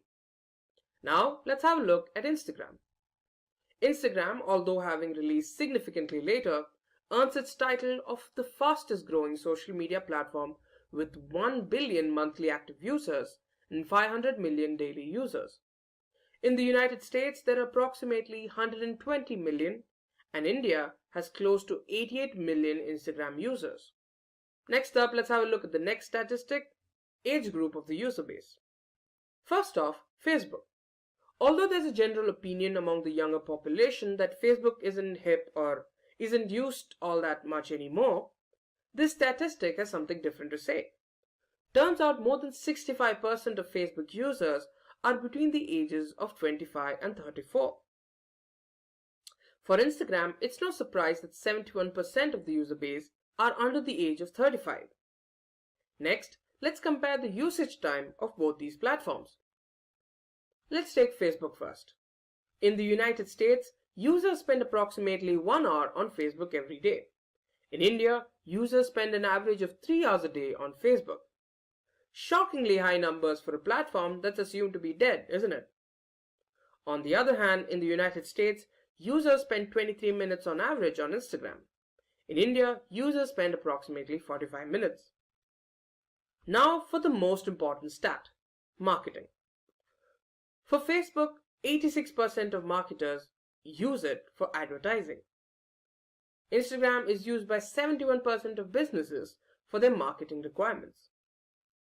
Now let's have a look at some industries that can work well on both these platforms. If you do belong to any of these industries, if you're not taking advantage of these platforms, you're missing out. So let's have a look at some industries that can capitalize on Facebook. Food and beverage companies, news and media, e-commerce, automobile, and packaged goods. Next time you're on Facebook, take a closer look at your feed. There's a good chance you'll see most of these industries' posts on it. Next up, Instagram. We have industries like fashion, athleisure, cosmetics, automobiles, and food and beverages. I can guarantee that if you take a closer look, you can find all these industries advertising on Instagram. Now let's take a closer look at how Facebook can help with marketing. First off, let's have a look at Facebook business pages. Now these are basically platforms where you can create an online presence for your organization for free. Moreover, they've got some great advantages to offer you as well. First off, your business page can keep your customers or potential customers informed. It can be about a new product launch, a webinar, a live broadcast, a new store opening, anything. Whatever it is, it can go on your Facebook business page. It connects people with your products and services. With your page, you get greater visibility, letting people know about the products and services that you offer. You can offer customer service as well. In fact, according to American Express, 90% of users use customer service as a deciding factor for whether or not they continue to do business with an organization. So, customer service is pretty important. Like I mentioned earlier, your business page provides a place where you can offer your followers offers and other advantages. And finally, the page lets you build a community, a highly targeted community that has a higher possibility of buying your products and services. Next, we have Facebook groups. With Facebook groups, you can build a community of like individuals. Some of the advantages that come with this are it provides a highly targeted audience. I mentioned earlier that business pages provide you with a highly targeted audience. Groups take that to the next level. It enables everyone to learn from one another. With a large community, there's a good chance that some members know things that others don't. Your group will enable them to communicate with each other and learn these new things. You also get honest feedback. Your customers, who are also likely part of the group, will be able to give their feedback on how they liked your product and perhaps even give you tips on how to improve. Now, since your group is filled with a community that's highly interested in your brand, you can also increase engagement in an organic manner. And as an extension of the previous point, you also get more leads and conversions. Next, Facebook has events. With Facebook events, your organization will be able to mobilize your brand and enable online consumer marketing. Basically meaning that you have a platform for letting people know about important announcements. Not to mention, there's also the opportunity to get some free advertising done. Events also help you increase brand awareness. Most people get to know about your brand by attending the event or just seeing the promotion for it. Now let's have a look at Facebook stories for groups and pages. A feature that is available for both groups and pages. It provides you the ability to appropriately represent your brand or business directly from your mobile device or desktop. Now, some of its advantages are that it helps you engage with your audience with stuff other than the usuals, like articles, videos, and other similar posts. This way, you can also vary the kind of content that you post. Moreover, stories can help you humanize your brand. Rather than seeming like you're pandering to your audience or seeing them only as potential leads or customers, stories help your brand show that you're genuinely interested in your audience. You can also reach your appropriate audience with greater frequency. Next, Facebook has Facebook Messenger. With Messenger, you can connect and interact with your audience at a personal level. In the last few years, Messenger has proved itself to be a great marketing tool. It helps acquire more customers. Now people are more loyal to a brand that genuinely cares about them, and by directly interacting with them through Messenger, their loyalty towards you is certainly set to improve. And as an extension of the previous point, you also get a greater number of transactions. And even if a customer doesn't give you a transaction, at least you're increasing your brand awareness. Then we have Facebook Live. Facebook Live gives you a platform to interact with your audience in real time. It can be used to diversify your content, providing your audience with something different from what they've received from your brand initially. Live can also be used to show what happens behind the scenes in your organization, further helping humanize your brand. And finally, you can also provide instant questions and answers to your audience, increasing engagement with them. Next, we have the Facebook Shop. The Facebook Shop is a business page tab application that enables your customers to purchase your products directly from your store. It also has the following advantages. Firstly, you can use the shop to drive new sales. You can give the customers who are on the fence about your product a small push by engaging them. And how can you do that? With deals and promotions. You can also reward advocates of your brand with special benefits to be availed from your store. And finally, you can build brand awareness and recognition. Now let's have a look at Facebook ads. Facebook ads help spread product or brand awareness in the newsfeed of a specific targeted audience on Facebook. Now some of the advantages of Facebook ads are that they help increase brand awareness, they enable you to advertise your products and services to the appropriate audience, and it provides you with greater reach while making you spend lesser amounts of money. It also helps you re-advertise or retarget your products to an existing audience. And finally, it helps increase revenue, sales, and leads. If you guys are interested in learning about Facebook ads, you can check out our Facebook ads video. I'll add it in the live chat, so you can check it out if you're interested. Now let's have a look at the final feature Facebook offers to help you with marketing. Facebook Insights. I'm sure all of you have heard about Google Analytics. Let's just say this is Facebook's version of that. With Insights, you get information that can help you refine your brand strategy by tracking and measuring results. It can help you determine reach and engagement, actions, people who are viewing your posts, when your fans are online, the type of posts that are working for you, and much more. That brings us to the end of the ways Facebook helps you with marketing. Now let's move on to Instagram. First off, we have Instagram business accounts. Instagram business accounts enable brands to be recognized as businesses. Now it also has the following benefits to offer. It's only with a business account that you can get Instagram Insights. We'll talk about Insights in a little more detail in a little bit. You can also add a contact button on your profile, enabling users to connect with you directly. You can also specify what kind of service you offer. by adding what industry you belong to in your bio. And finally, you also have the ability to add links to your Instagram stories. Now, I'm sure you've all seen the see more option in your stories, so now you know how that shows up. Now, if you guys are interested in finding out how you can increase followers on Instagram, you can check out our video on the same topic of the same name. I'll add the link in the live chat.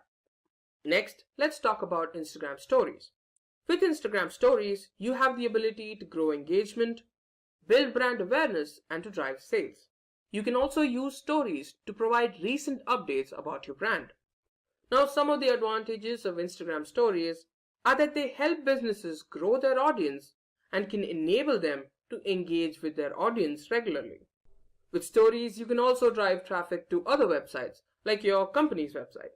It can also help diversify your content, setting it apart from the usual videos and photos. Next up, let's talk about Instagram DMs or direct messages. DMs help you grow your business by interacting with customers at a personal level. It can also help build connections with your users. By building a personal connection with your followers, their loyalty towards your brand is improved. Not only that, it helps you make or grow your connections within the industry. And as an extension of the last few points, this leads to easier lead generation and increased sales. Next up, we have IGTV. Now, IGTV is a platform that's gotten really famous recently. It enables your brand to get closer to its audience and enables it to be discovered by new people. Other benefits include greater visibility of your products and services, having the ability to educate and entertain your audience, improved engagement, and greater chances of conversions. Finally, it also helps build a community of a highly targeted audience. Next, we have Instagram Live. Instagram Live enables you to communicate with your audience in real time, further improving your discoverability and strengthening your connection with the audience. Moreover, it provides a lot of visibility. Your followers are immediately notified when you go on a live stream. And finally, it helps you interact with your audience in real time. This helps further humanize your brand. Next, we have Instagram ads. Instagram ads provides you with control over advertisements. You decide how they appear and who sees them. Like Facebook, Instagram has a number of different ad types to offer. They are photo ads, video ads, carousel ads, slideshow ads, and stories ads. Next up, Instagram offers an Instagram shop. The shop helps you incorporate your product catalog with your Instagram profile. At some points, even enabling users to access the shop directly from an image showing the same product. One of the major advantages of the Instagram shop is that it provides easy product discoverability. And since it provides visual marketing, it also leads to more sales. And finally, Instagram Insights. Instagram's answer to Facebook Insights and Google Analytics. Insights is an analytical tool that provides data on follower demographics, their actions, and your brand content. It helps determine engagement, impressions and reach, best and worst performing content, profile visits, website clicks, and much more. Instagram is one of the fastest growing social media networks. Its appealing format and functionality have driven people and businesses away from traditional networks like Facebook. Video content is the most popular content type on Instagram, so it's obvious that we need to dedicate one lesson to how to create, optimize, and promote your video posts on Instagram. We will start this lesson with showing you how to make great Instagram videos and talk about the different types of videos for Instagram. And we will then demo you how to use the various video capturing and editing tools you will find in the Instagram app. We will close this lesson with how businesses can use Instagram and how you can make money with it. Instagram has extensive features to create and promote videos, particularly with the growing appetite in using Instagram stories. Video is the most important content form on Instagram. It is important, though, to make sure that before you start creating your video, you have a good idea of what you want to achieve with it. Is it to create awareness, to generate leads, or are you answering questions that clients may have? Utilize the video editing features that Instagram has, or use some external apps if you want to go beyond what Instagram has to offer. There are enough tools for you to make your Instagram video a visual feast, as you can only create that on Instagram. Shooting and editing a great video. Video is now the most shared content type on Instagram. Where in the early days Instagram video was only 15 seconds long, nowadays you can upload 60-second videos and turn multiple videos from your camera roll into one video clip. And today Instagram has lots of different options within the app to create videos and optimize them for the newsfeed or for stories. Recently, Instagram announced IGTV. They're trying to take on YouTube with a dedicated video sharing app for vertical and landscape videos with a maximum length of 60 minutes for verified accounts or accounts with a large audience. However, anyone using the app will be able to upload up to 10 minutes of content to the platform. All in all, Instagram today is a fantastic network for brands to build brand awareness and to showcase their products or services. To shoot great videos for Instagram, you need to be aware of a few things. First of all, you need to shoot the video for Instagram. And Instagram has its own video formats. Video for the newsfeed tend to be square, whereas video for the stories must be vertical. The aspect ratio for vertical videos is 9:16, which gives you a perfect 90 degrees flip for normal widescreen video. It's also better to use your phone's native camera.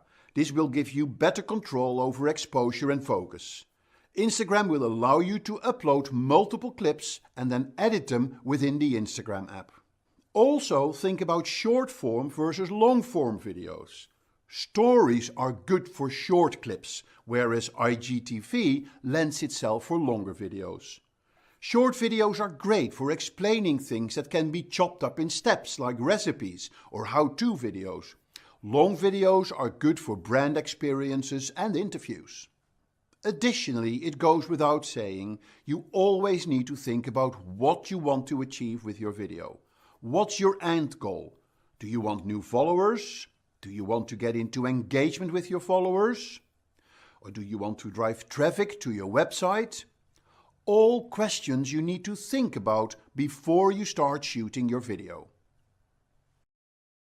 Video editing in external apps. Once you have shot your video, you can do some basic editing within the Instagram app.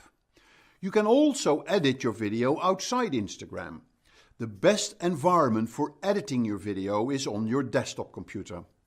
Apps like Adobe Premiere from Microsoft or iMovie from Apple will give you an extensive range of video and audio editing options. You can then save the edited file and move it to your phone via Google Drive, for instance, after which you can import the video file into Instagram. There are also many video editing apps for your mobile. They won't give you as many features as the desktop video editing, but they come a long way. One of my favorite apps is VideoShow. What I like about VideoShow is that it has a wide range of templates you can use as a format for your edited video. It also comes with an extensive song and music library. Video categories. So what type of video would work best on Instagram? Instagram lends itself for what we call snackable videos. A snackable video is short, compelling and entertaining. And they are designed to drive the viewer to some sort of action, like driving them to a landing page or to a fill-in form. Here are some examples of topics for your next Instagram video. It can feature your product features to show your followers what product you carry and why those products are unique. You can show your product in action. This is great for breaking up the monotony of staged product features. You can also give a sneak preview. In these type of videos, you announce news with a teaser, which gives your followers a sneak peek of what is to come. Behind the scene videos work very well on Instagram. They are great for building a more personal relationship with your audience. Think of office tours, staff introductions, a day in the life of. Tutorials will show your fans how to use your product. And finally, video series. They are great for building a community and for engaging with them. Once your community has seen an episode and they like it, they may want to come back for more. Video types. Besides different topics for your videos, you can also think about different formats for your videos. Looping videos can be created within the Instagram app. Looping videos start automatically from the beginning after the clip finishes. They can be very creative and work well to showcase movable product features. Stop motion video is an animation that is captured one frame at a time, with physical objects that are moved between frames. When you play back the sequence of images rapidly, it creates the illusion of movement. Both iOS and Android have lots of apps to create stop motion video. In a time-lapse video, you capture lots of photos of a scene over a period of time. These images are then put together to create a seamless sped-up video. Time-lapse videos work very well to show how something is built or made. And finally, hyperlapse videos. These are videos that allow you to squeeze several minutes of film into the 1 minute maximum set by Instagram. They are a bit like time-lapse videos, but the camera is moving. These videos are great to show behind-the-scene footage. How to use Instagram video options. There are various ways that you can make a video on Instagram, so let me show you how to do that. If you go to the Instagram app, it takes you to the news feed where you can browse. To make a quick video, you just click on the plus button, and that takes you to this shot of my phone, for instance. You need to make sure you activate video. If you click on the button, you can then make your video. You click again to stop recording and your video is ready. You can now play the video, and if you are happy with it, you click next, and then you can add a filter if you want to. I will come back to filters and editing later. Then you just click next, write a caption, tag people, add a location and share it. Your video is now posted on Instagram. This is the simple way. There's also a more advanced way of making your video. So let me discard this video. Go back to the newsfeed. We're now in the newsfeed. The creative way to create a video is go to your Instagram stories. To access your Instagram stories, you can swipe to the right. Or you can also click on the little camera on the top left of your screen that takes you to the same video screen. And now you see that you have more options. You can see that here at the bottom. You can do live video, you can do normal video, you can select boomerang video, you can do super zoom, you can focus on your video, rewind your video and record hands-free. So let me explain these in a bit more detail. For normal video, you just click on the video button and then you can see that it's recording. And when you're ready with the recording, then you let go of the button. And what you see now is that you have some extra options at the top, where you can add effects, stickers, drawings or text. So this is the simple way of making a video with added effects. You can also go for live video, and this is just like Facebook Live. When you click on Go Live, then Instagram will announce it to your followers. And then you can start your live broadcast. When you're ready with your live broadcast, Instagram will ask you if you want to post it on your stories or in your newsfeed, and then you're done with your broadcast. A very creative way of making videos is using Boomerang. Boomerang was a separate app which became very popular. It was then acquired by Instagram. A Boomerang video is a video that repeats itself. If I click on Boomerang, I'm going to get the phone and I will turn it. Then when you look at the video I created, you see how the video repeats itself all the time. You can do a lot of creative things with the Boomerang effect. You can make people move back and forwards, you can make objects move up and down, and then post them as short repeating videos. You also see that you can change the camera into selfie mode and you can add some special overlay effects as well. So there's different filters. I quickly scan through those. When you're in selfie mode, you can have funny face alterations as well. So lots of different effects that you can create here. So now let's look at the super zoom video. The super zoom is a bit like paparazzi video, also with different effects that you can add to it. So for instance, I want hearts on this video. Click on it and then it will zoom in and you will see hearts popping down. And here is the stamp effect. Click on it and there you go. When I do a focus video, it makes the background blurred. With rewind video, you can make the video playback by itself.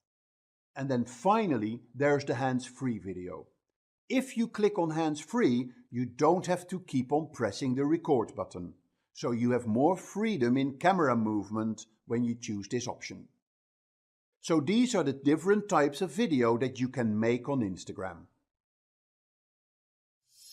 How to use Instagram video options and filters. To show you how the effects work on Instagram, I can go to Instagram and then into the story creation mode. And here I can just make a normal video. I can pan and move the video around a bit, so the video is ready now. And here I am in the screen where I have the different options to add creative effects to my video. So this is what I can do. First, I can download the video on my phone by clicking the downward arrow. I can then get different effects. I can add stickers. I can play without sound. I can draw on the screen and I can add text. There are many different options. And when you click on the effect button at the bottom, you see the effects that you can add to your video. There are effects that can be added when there is a face on the screen, but there are also effects that can be added as an overlay over the video. We can also add stickers like a location sticker and a mention or a hashtag sticker. Interesting thing about these text type stickers is that when you add these, Instagram will actually understand the text and will add them to the index for search. You can easily move the stickers over the screen, you can add a time or a date, and you can also add quizzes. So you can ask a question, for instance, do you like this? And then people can actually answer by dragging the slider. You can do a poll, and there's a whole range of other stickers that you can add to your video. You can draw as well. You can have a thin line or a thick line. You can change the color, you can do special effects, and you can erase as well. So you can do many different effects with this. You could create an effect where you wipe out the whole screen, and then with the eraser you can reveal sections of the video. You can get text, and then when you're done with it, you can add the video to your stories or save them as highlights on your profile page, or you can share it on your newsfeed. Monetizing your Instagram videos. There are many different ways to make money with Instagram. You can make money as an influencer by creating sponsored video posts. These are videos where you promote a product from a brand. And the brand will reward you for giving them access to your followers. Tap Influence is an excellent app to connect brands with influencers. You can also sell your videos. Instagram is a great place to showcase your content. 2020 is an excellent website where you can promote and sell your video content. And of course there is affiliate marketing, where you can promote your products from your affiliate partners and get a commission on each sale. ShareSale is a website where you can search for potential affiliate partners. Or why not sell your Instagram account if you no longer want to manage it? FameSwap is the place where you can do this. Finally, Instagram can also help you indirectly to make money. You could use it to promote your YouTube channel, and as we have learned in this course, there are many ways of making money through YouTube. Takumi is one of the leading online platforms where small influencers can get connected with big global brands. When you have more than 1,000 followers and you have good content, You will be able to use this network to identify brands to work with. Here are the takeaways of this lesson. Video has become the top content type shared on Instagram. And today Instagram has a whole range of options to create and optimize your videos for the newsfeed and for the stories. Short videos of maximum 60 seconds are best for Instagram. Instagram uses looping videos. They start automatically from the beginning after the clip finishes.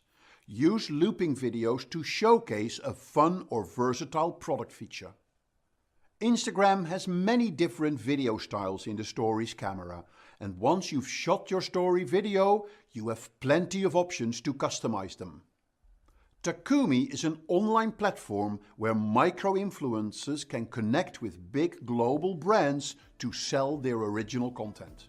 Greetings everyone, this is Rob Sanders and welcome to this Simplilearn webinar. Today we're going to talk about how to increase Instagram followers. Today's webinar we're going to have some tips and best practices for you to take advantage of to increase Instagram followers. So let's get started and talk a little bit about Instagram. So Instagram is not really an up-and-coming platform, it is already up-and-coming. A lot of users. In fact, 500 million daily active Instagram users. 500 million daily. The user base growth of more than 300% year over year. So it's growing and growing and growing. It's become more and more popular ever since it's launched back in 2010. And then there's more than 100 million photos uploaded daily. So it's a platform where you can upload photos, tag those photos, even use and implement videos. And photos have become very popular with the advent of mobile technology that the Instagram app makes it easy for you to post your photo. So there's no surprise there's a growth, there's no surprise there's a lot of users, there's no surprise that there's 100 million photos plus uploaded daily. And then there are 400 million stories posted daily. So when you post something, you can create a story out of it. And there's 400 million of those per day. And then there's more than 50 billion photos shared to date. So since 2010, platform now, which is now owned by Facebook, has become really, really popular. A good place for you if you have your own company, if you have your own brand, if you have your own product, it's a good place for you to really showcase that service, that product, that brand because of the user base, how easy it is to use, and the wide reach it has for you in which to tell your story. As I mentioned, there are lots of photos shared to date, close to $7 billion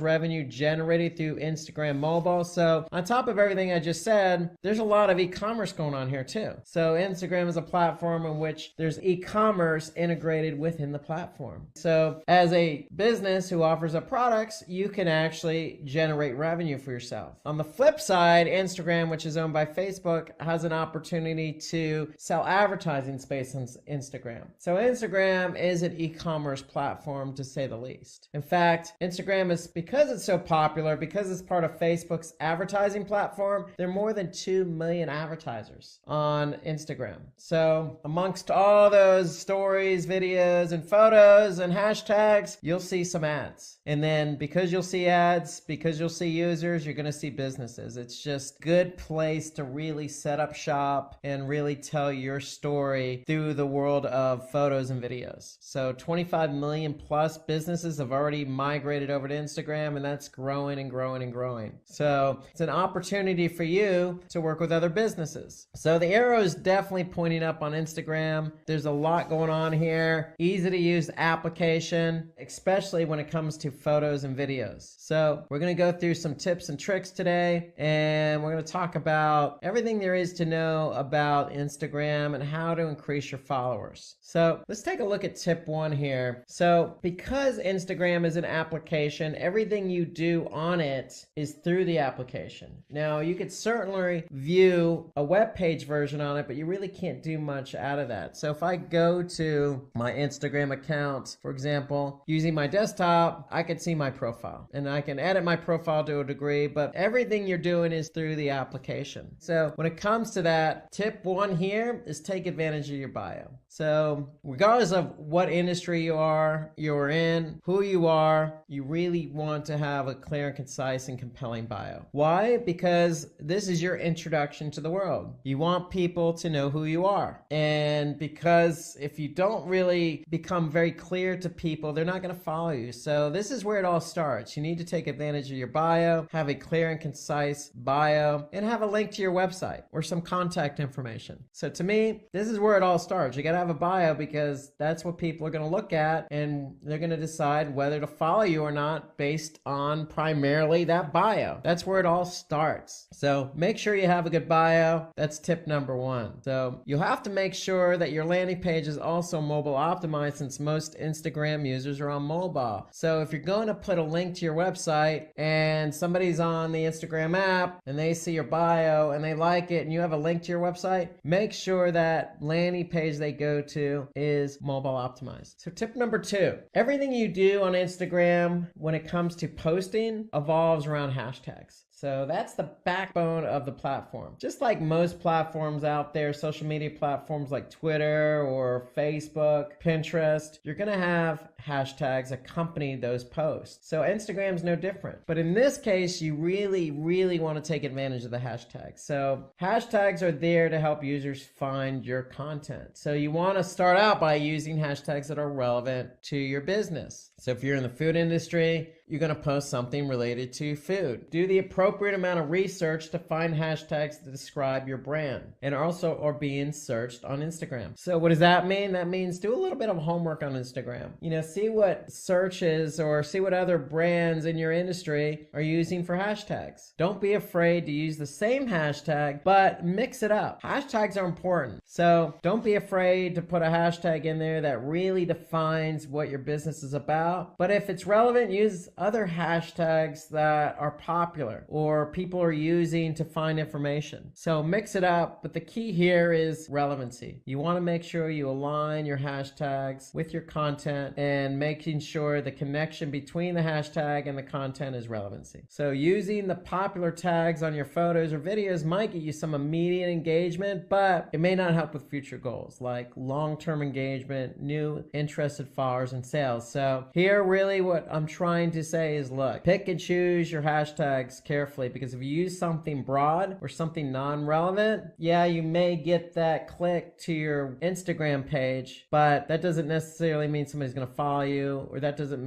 really mean somebody's going to be interested in what you have to offer. So if you use something really popular and broad, yes, you're going to get short-term gratification, but not long-term interest. Tip number three, post your content at the right time. So according to Sprout Social, which is a social media scheduling platform, among other things, so they deal with a lot of people using their platform and posting content via their platform. They have data, and they're telling us, based on the data they've collected, that the best time to post is between 2 and 3 p.m. and the best day to post is Thursday. Now, that may be all fine and true according to a Sprout Social study. And so you may want to go with this 2 to 3 p.m. and this is probably local, in case you're wondering what time zone we're referring to. So this is all local to you. So go ahead and try that out. Try 2 to 3 p.m. on Thursday. The thing is, what you're going to have to do eventually is figure out what the best time to post is. Okay, so if you're putting out a lot of content and you're putting out content throughout the week at certain times of the day or throughout the day, you're going to have to determine which time of day and what day is generating the best engagement for you. Who's looking at your post at what point of the day, what day of the week. And so you're going to really have to lean on a social media platform to help you determine that, because they're going to have the data that you need to determine what the best time of day to post is. Okay, so we'll talk about social media platforms here shortly. We just know that when you post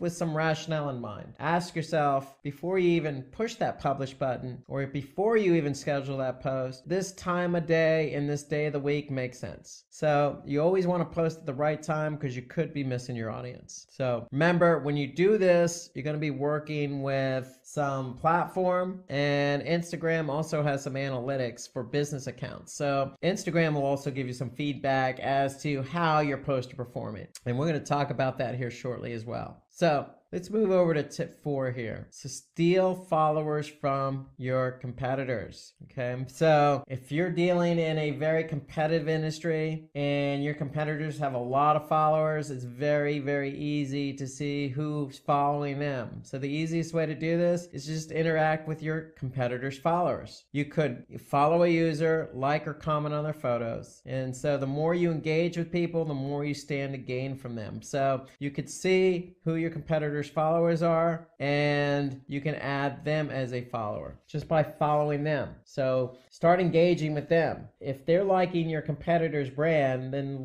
the chances of them liking your brand could be great. So check out who your competitors' followers are. If they seem like somebody who you would want to be following your brand, then go ahead and interact with them. And how you interact is, again, you can like something that they post, or you can comment on something that they posted. Okay, engage with them. Okay, it doesn't take that much time. It's a good way to gain followers. So if we're on Instagram, we can simply just click on the brand's followers. So here I can see this brand has 127 followers, and here I can see all the followers. And what I could do is simply just click on one of the followers and I can go to their profile. And from there I could see what they've posted in terms of videos and images, and I can like or comment. So just doing something as simple as this gets you an opportunity to engage with somebody who can then turn around and follow you. So tip 5, pay for sponsored posts and product reviews. So a number of ways you could do this here. So pay for a sponsored post. So you could find an influencer who satisfies a couple of requirements. They have large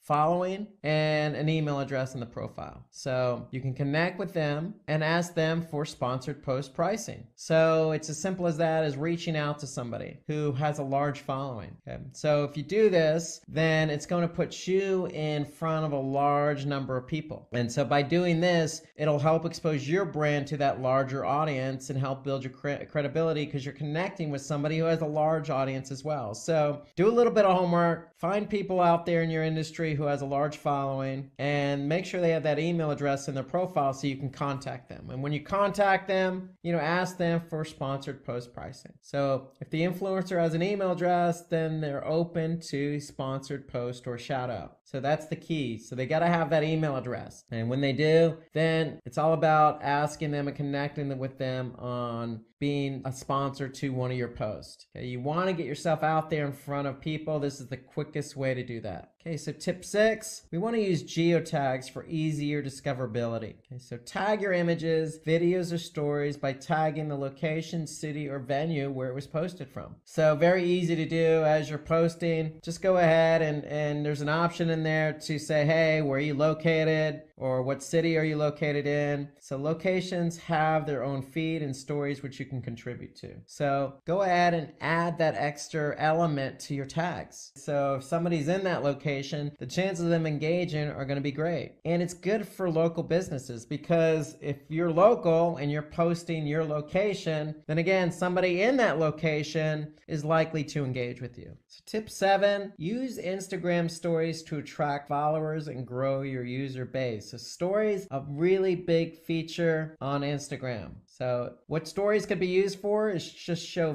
footage of an environment. So it could be your office, it could be your home, it could be the playground, it could be the golf course, it could be anywhere that you want to show footage of. So you want to post news relevant to your industry. So if you're in the food industry, hey, why not go in the back into the kitchen and post a story about how a particular bread or cake is made? Okay, show off your product. So if you are in that food industry and say you're in the pizza making business, perfect opportunity to show people via an Instagram story how to make that pizza and how you make that pizza, what ingredients you use. How unique is your particular product? And that's really what you want to get across when you do a story. You want to show something unique and relevant that's going to grasp people's attention. You can promote a company event. So if you're celebrating, say, 200,000 subscribers, create a YouTube video, or you can create an Instagram story. It works just as well. So you can endorse your company's blog post. You can post positive user reviews. So these are all features of a story.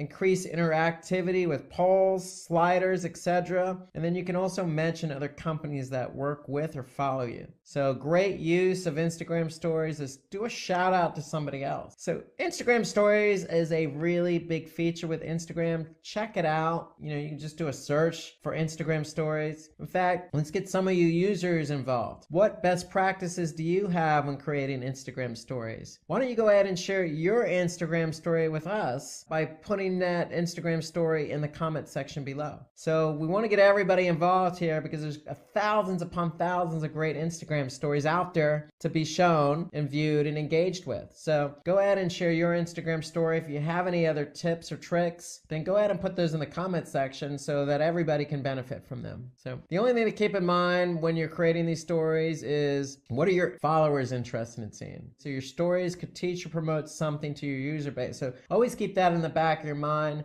For me, I always go back to what industry are you in? If you're in the food industry, hey, people who are following you are interested in food. If you're a pizza company, show off that pizza. If you're a bakery, show off how you make your breads and goods, baked goods. Whatever it is you have, show it off, because if somebody's following you, that's what they're interested in. So tip number 8, highlight important stories. So you want to highlights serve as the easiest way to create a first impression for a potential follower. So with highlights can be used to tease what your content's about, create a trailer for what your brand offers, promote your product. So highlights are there. It's a good feature. It's a first impression for potential follower. So it teases what the content's about. It creates a trailer, so to speak, for your brand and promotes your product. So use highlights. And again, any users out there who have good examples of highlights, go ahead and put those in the content section or comment section right below this video. So remember, stories have only a 24-hour lifespan, so highlights can be used to give them a second wind. Okay, so highlights serve a purpose. It teases what the content's about, it promotes the product, and it really kind of accentuates that story. Tip number 9, ask for followers. So sometimes people need a little push before they can follow you on Instagram, even if they enjoy your content. So you can ask users to become your followers in the caption, the comment section, or even work it into your content. So in other words, when you're posting something, don't be afraid to say, hey, follow me. I got some good stuff here. Be confident. You don't want to do it for every post, of course, but pick and choose. If you feel you have a really good post, really good image that you think is going to gain a lot of followers and engagers, then you don't necessarily need to put a caption in there. But if it is popular, then go ahead and say, hey, this is a popular post. Think about following me, or put something in the comment section. You want to do it kind of succinctly. You don't want to be begging, but just work it in to some degree.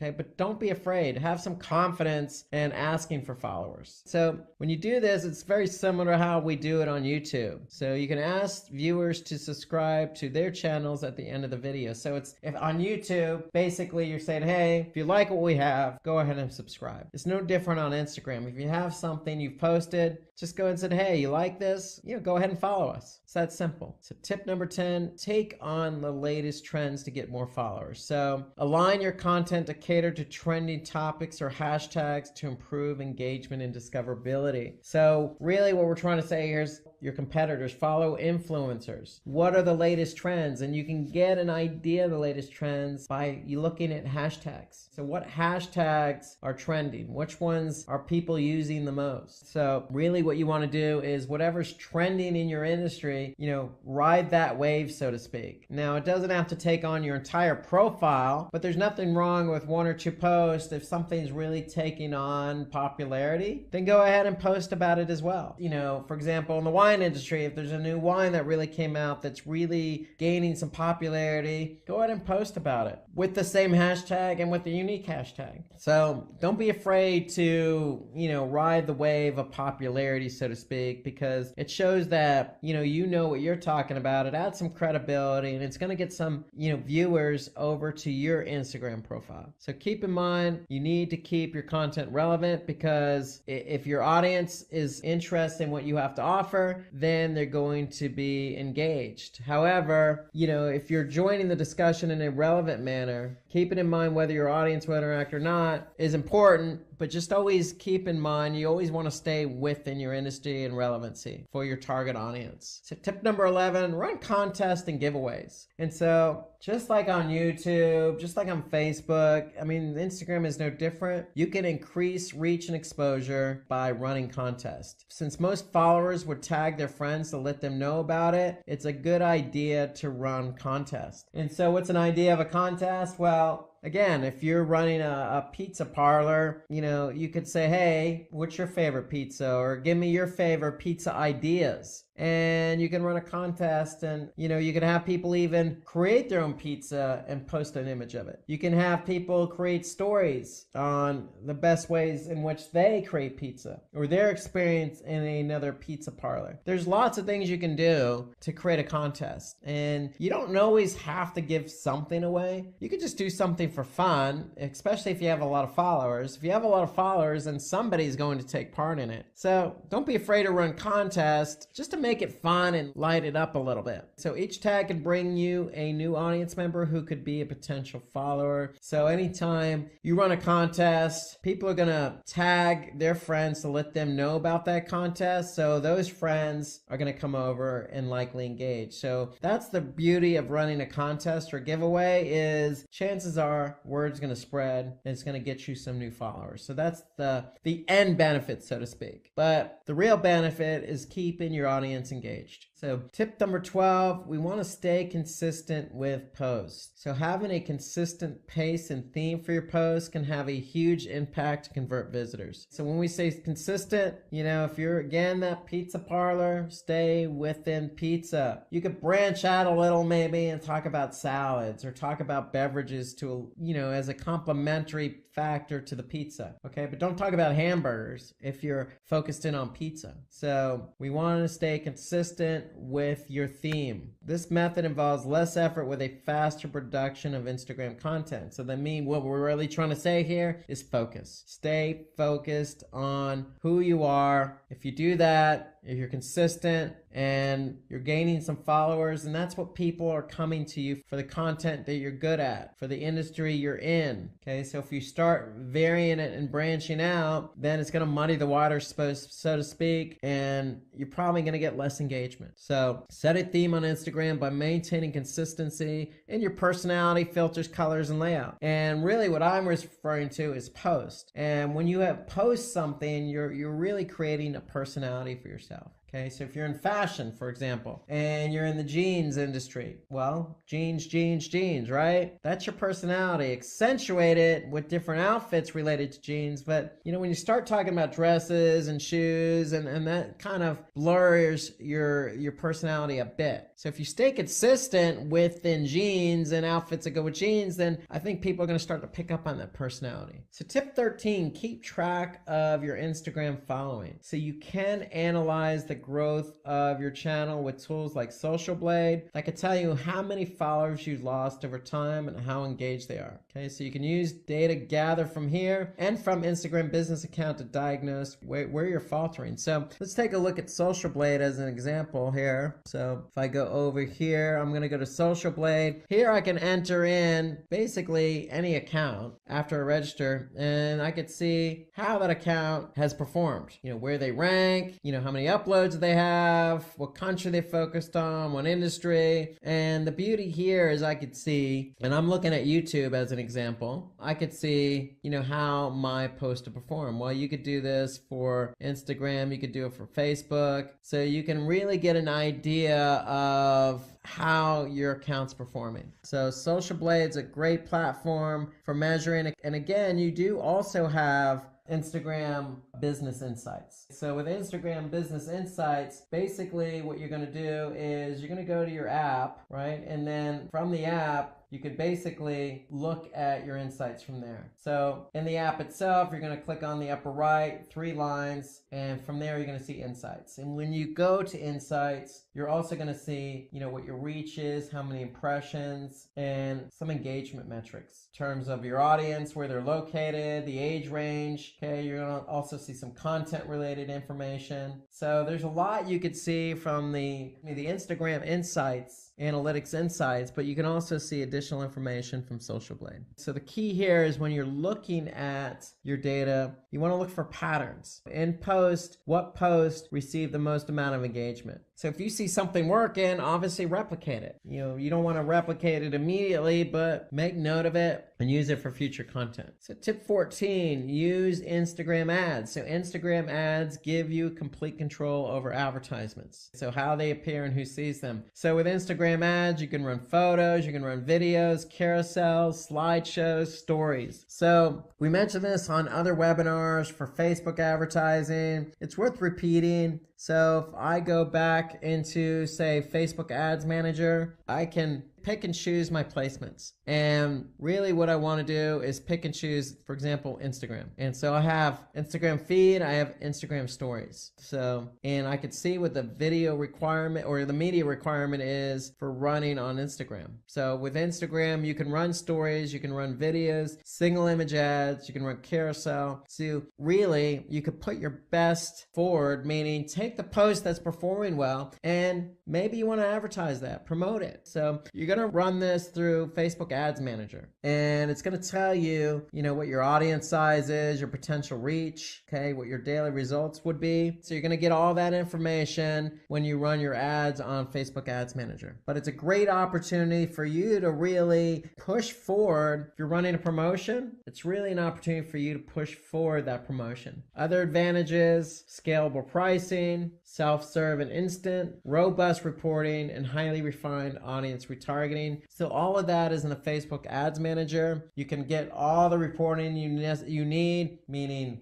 who saw the ad, did they click on it? Okay, you can refine that target audience. You can go back into Facebook Ads Manager and refine who your audience is. So lots of flexibility here on advertising on Instagram. But the key here is, if you want to run advertising on Instagram, think about what it is you're trying to promote. If you feel something needs to get promoted, then go ahead and, you can either, again, reach out to somebody and have them sponsor it, or you can run it as an advertisement. So let's move on to tip 15. So we want to create visually attractive and eye-catching ads. So if you are going to run ads, here's some things to keep in mind. Okay, you want to use images that are natural and seem native. Okay, you don't want to use any stock photography. First off, you want to use something that you've done. Okay, you want to minimize the amount of text, so let the image do the talking. You want to ensure your caption relates to the image and resonates with your audience. Okay, so you have an opportunity to add some text below the image. Okay, so make sure it resonates. And then, of course, use hashtags to show your ads to target your audience, but a wider relevant audience. So hashtags do play a role here as well. So these are some tips. If you're going to create ads, you want to take these into account. The whole point of the ad is to get people over to either web page or to your profile page, okay, so that they can engage and take action. So Instagram ads will help showcase your product, service, or brand in a way that's memorable and unique. So if you really want to get your vision, your brand, your product out there in front of a lot of people, then advertising on Instagram is a good way to do that. So since we've been talking about pizza throughout this webinar, this is a good Instagram profile here about pizza. I'm getting hungry just looking at this. Hopefully this is an example for all veg and non-veg pizza consumers. I mean, you can see this profile here. They got the website, they got the handle. Okay, so they have a lot of followers. So, if I'm in the pizza industry, I can go ahead and, click on their followers and see who's following them, who they're following. So some really good shots of pizza here. It looks like, a lot of people were involved in this. You could see lots of different examples here. Some cute ones, some funny ones, some humorous ones. So, just taking a look at something like pizza, which, most people enjoy, most. And you can kind of appreciate how much of an advantage Instagram can be, because you can accentuate photos, you can have fun with it, you can really run some contest here, give us your best pizza photo. So here, you could say use daily pizza as a hashtag for a feature. Okay, so they're even encouraging you to use a specific hashtag. So you can really do a lot here on Instagram. This is just a good example of what you can do and have fun with, with an example like pizza, just to give you some ideas. So let's move on to tip 16. Take advantage of Instagram tools. So you can use scheduling tools like Later, Hootsuite, and Buffer. So I can't stress this enough. When it comes to measuring the engagement of your Instagram post, you're definitely going to need a social media tool. So you're also going to need it if you do a lot of posting on Instagram. So let's take a look at an example. We'll use later.com. So if I go to Later, here I can see, I can use this to upload my images to my profile. So here you can see it's scheduled throughout the day of the week. So that way we're not overlapping. We're scheduling based on the times of the day that people are going to look at this. So here I could see, particular stories. If any stories are posted, okay, I can look at it from a weekly or monthly preview. I could see what's been posted, okay? And more importantly, as a schedule tool, I can also see the analytics. I could see, how many were posted, how many followers. So this is really important because, if my profile is growing, I want to be able to see what post performed best, what the audience was like, by gender, by age, by location. So again, I can look at it by post performance, story, or hashtag analytics as well. So Later really goes into details about, what's driving engagement. So here you can see some hashtags that this particular company is using on Instagram. So here you can see how many posts with this hashtag, and what kind of engagement did they receive? Did they receive likes, comments, impressions? How much reach did they get? How many saves? And it really just does go into detail. So Later does a good job. I like this platform, especially for Instagram. It's great for scheduling, but more important, in addition to the Instagram analytics, you can really lean on, this particular platform to get a really good idea as to, how particular posts are performing. Remember, if a post is performing, you want to reuse it at a certain point in time. Okay, learn from best practices, learn from what's working, learn from what's not working. If something's not working, then don't do it again. So you can really get a good breakdown here in later.com. So remember, these tools place an emphasis on automation, okay, enabling you to automatically post at a scheduled time. So you want to lock it in at a certain period of time and not have to worry about it. So it allows you to really hone in on that particular time of the day and day of the week so that you're really maximizing your chances of getting good engagement. Okay, so develop your own signature style. So set up a style and content theme so that you're able to stand out amongst the various competitors. So, again, just going back to our pizza example, lots of good photos of pizza, but this is their style. This is who they are. They're not a particular brand. They're just, people who like pizza. Okay. And they're having fun with it. Okay. So that's their style. They're posting really good shots of all this different types of pizza, different styles, different toppings. And just to give you an idea of how popular pizza is and what you can do with it. Okay. So again, this is a good basic example of what you can do with something as simple as pizza. So don't be afraid to experiment, try something different with your profile, do something different. You don't always have to follow what everybody else is doing. That's the great thing about Instagram. It allows you to be free and creative. In fact, if anybody has any styles that have worked for them,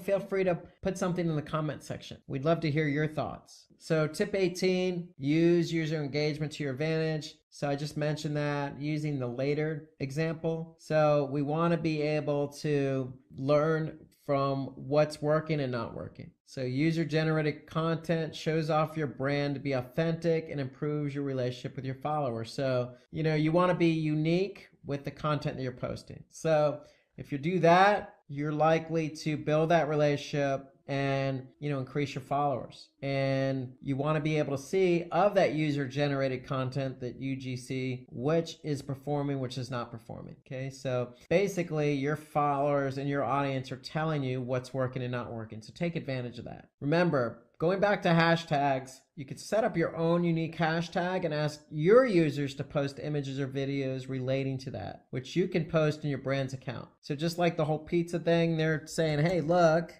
use daily pizza for a feature. Okay, that's a good example of something you can do as well. So you could set up a unique hashtag and say, hey, use this hashtag, and that'll help you gain some followers. That'll help you gain some notoriety and some visibility on your platform. Tip 19, use high quality images and videos. Just like on YouTube, just like on Facebook, Instagram's no different. Images must be of high quality, authentic, and original. I mean, again, one more time, going back to the pizza, these images look to be pretty high quality. I mean, if you have a decent mobile phone, that's all it takes. A mobile phone with a camera, that is. That's all it usually takes. You want to be able to get that right shot. You don't want to use anything that's of low quality because it really is going to take away from, the story you're trying to tell. So you don't have to be a professional per se. Just make sure what you're posting, whether it be video or whether it be an image, is of high quality. And remember, videos needs to be fun and informational without causing the user to lose interest. So, if you're going to create a video, go ahead and, you can make it short, make it fun. Okay, you can see here, these guys are just showing you how pizza's made. It doesn't take a long time. They're just going through the motions. They're not boring you with details. They're not talking. Really quick and easy. Just to give you an idea. It doesn't have to be as serious, it can be fun. So video content needs to be fun and informational without causing users to lose interest. That's the key. Short, sweet, unique, authentic, and fun. Have fun with it. So worth repeating, don't use stock images on Instagram because, they don't really bode well for your particular brand. It's Instagram. It allows you to post original content. That's the whole purpose of it. Okay, and on the video side, be concise, high quality, and informational enough. Okay, so you have to hold the user's attention here. So when we say concise, don't make it a 5-minute video. Obviously make it high quality, relevant to what you're trying to offer. And if you can do that, you're likely going to hold the user's attention. So tip 20, promote your Instagram page and other social media channels. So Facebook and Instagram are part of the same family. So this seems like a natural, but don't be afraid to promote it on other channels like Pinterest or YouTube. The whole idea is to get users to your Instagram page and encourage them to follow it. So, you can always put that URL in, other platforms like YouTube. Nothing wrong with that at all. Okay, you can also promote your page offline with print ads and during other relevant events. And then I would even take that a step further is you probably see, an Instagram logo on a web page along with other social media icons. So you always want to help promote Instagram on your webpage as well, but you can do it for offline with print ads. So you can simply just put, whatever your slug is for Instagram, whatever your ID is, whatever you're using on Instagram, that's what you can use. Don't be afraid to promote it offline or online.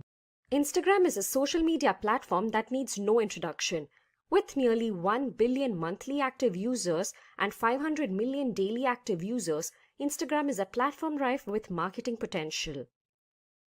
More than $7 billion revenue has been generated from Instagram Mobile, and it's home to more than 2 million advertisers. Not only that, marketing on Instagram has the following advantages too. You have increased conversions. According to research, more than 1/3 of the people using the app have used it to purchase products, which means by marketing your products on the app, there's a higher chance of conversion. You also have advanced targeting options. This is in part thanks to Instagram's parent company, Facebook. Instagram has access to just about all advertising features offered by Facebook ads. With this, you can advertise to people based on their age, location, gender, interests, and much more. You can also build better brand-follower relationships. You can stimulate conversion with your followers and build a connection with them. You'll also get a greater understanding of what your followers like and dislike based on their engagement. This enables you to make content they enjoy more and increase the chance of converting a user to a consumer. So let's have a look at how marketing is done on Instagram. Let's start with number 1, optimize your bio. Your bio is the first thing people notice when they get to your page. That's where they make the first impression of your brand, and that's why it's important for your bio to be informative, captivating, and engaging. Use your bio to provide a brief description of your brand or product, the type of content you'll be posting, brand hashtags, links to other social media platforms, and more. Your bio should also include a URL to where you want to drive traffic to, be it your brand's website or a page for a particular product. Make sure to track this link as well to see how much traffic it brings. Here's an example of how Samsung uses its bio effectively. You can see it's a very straightforward. It's got a branded hashtag. It talks about all the services Samsung offers. There are links to other pages and a link to the website as well. It's to the point and covers everything you need to know about it. Next up at number 2, we have create a content calendar.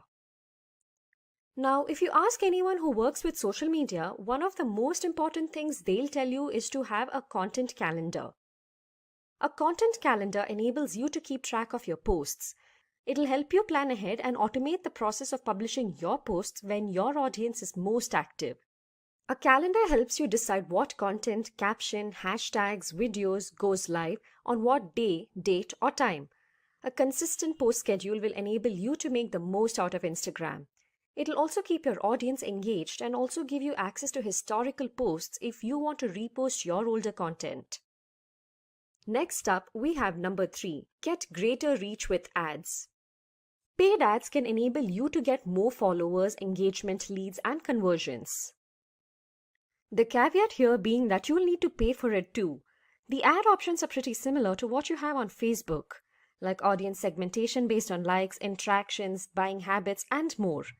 You also have a variety of ad formats to choose from, like story ads, image ads, video ads, collection ads, and more. Moreover, they can also be set up from Facebook Ads Manager. Here's an example from an ad from Body Shop, in which they're using a single image ad.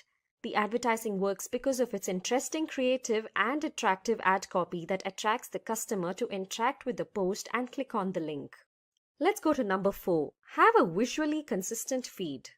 Instagram is a platform in which people gravitate towards aesthetically pleasing content. To authentic expressions and diverse perspectives, the objective is that your feed needs to match with your brand's identity and must appeal to the audience within your industry. What works nowadays are candid shots, muted, earthly tones with a low-key editing style. Your content must feel down to earth and your brand approachable. As you can see in the images, all of them have aesthetically pleasing images and a somewhat blue or underwater theme. And that's the kind of thing you should aim for.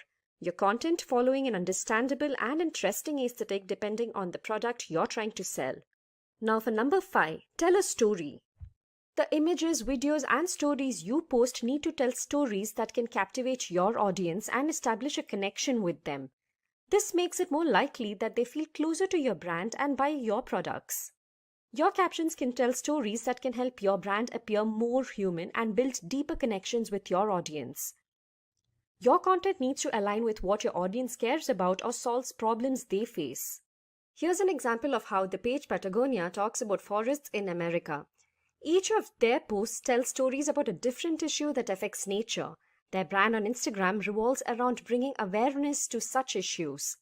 That's the kind of stories you should tell with your brand. Next up, number 6. Use the right hashtags. Using the right hashtags can make the difference between your post showing up on the Explore tab for everyone to see and it getting lost in the sea of content. Your hashtags shouldn't be too generic like #NewYear or #style since they'll have too much competition.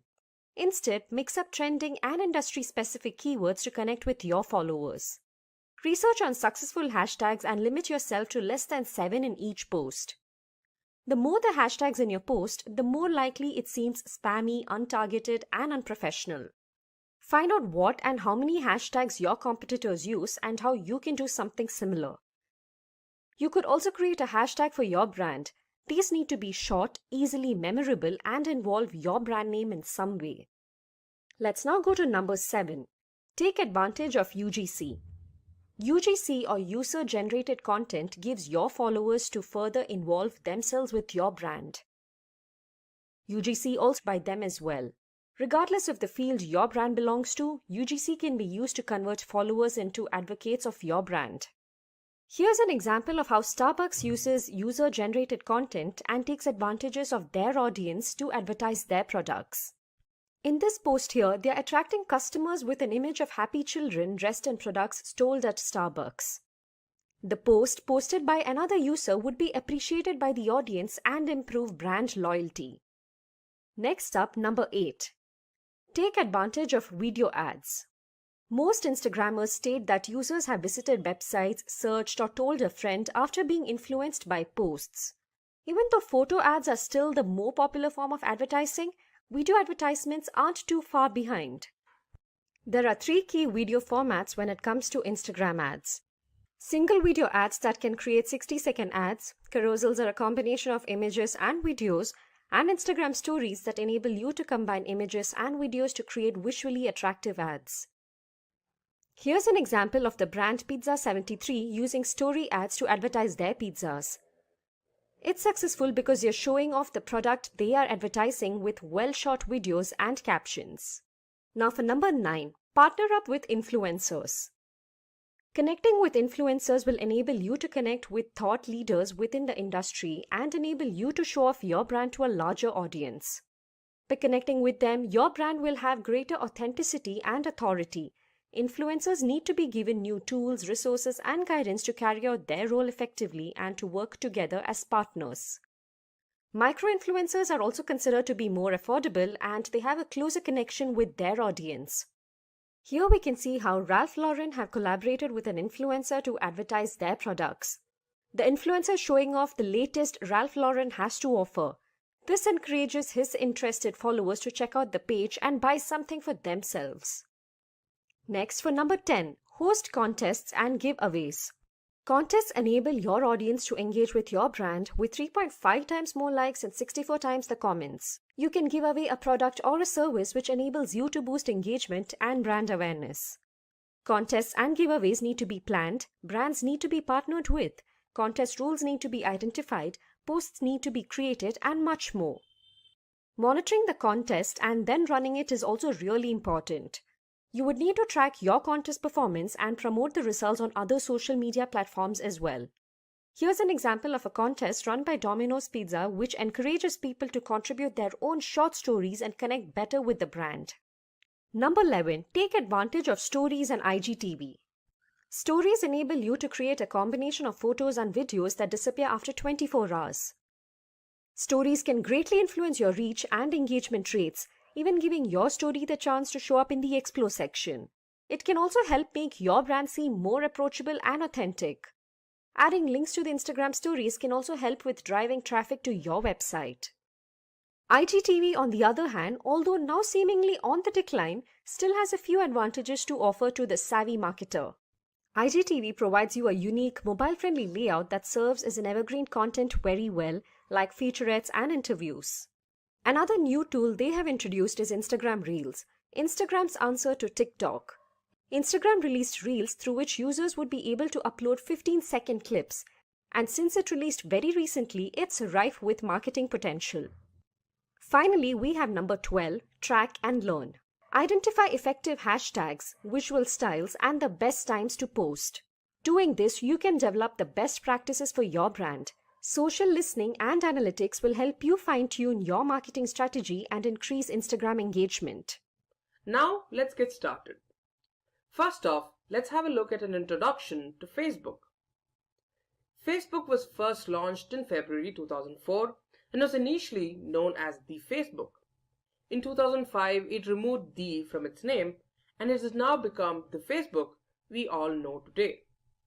It is now the world's most popular social media and social networking service. Next, let's have a look at Instagram. It was launched in 2010 for iOS and then in 2012 for Android by Kevin Systrom and Mike Krieger. Instagram has now evolved to become one of the fastest growing social media platforms in the world. In April 2012, thanks to its popularity, it was acquired by Facebook for approximately $1 billion in cash and stock. Now let's compare some stats between Facebook and Instagram. First, let's have a look at the worldwide stats. First off, Facebook. Like I mentioned earlier, Facebook is the largest social media platform in the world, reaching almost 60.6% of the internet. It has 2.5 billion monthly active users and approximately 1.6 billion active users. In fact, as of Jan 2020, the US has approximately 190 million and India has approximately 280 million Facebook users, an indication of a market that's still ripe for the picking. Now, let's have a look at Instagram. Instagram, although having released significantly later, earns its title of the fastest growing social media platform with 1 billion monthly active users and 500 million daily users. In the United States, there are approximately 120 million, and India has close to 88 million Instagram users. Next up, let's have a look at the next statistic, age group of the user base. First off, Facebook.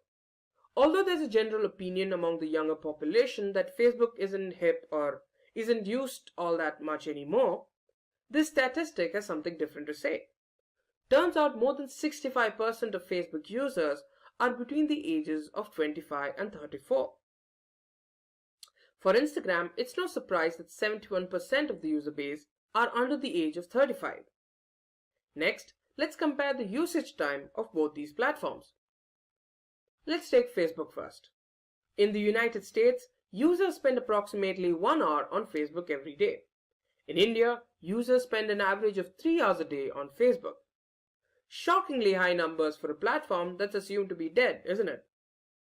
On the other hand, in the United States, users spend 23 minutes on average on Instagram. In India, users spend approximately 45 minutes. Now for the most important stat, marketing. For Facebook, 86% of marketers use it for advertising. Instagram is used by 71% of businesses for their marketing requirements.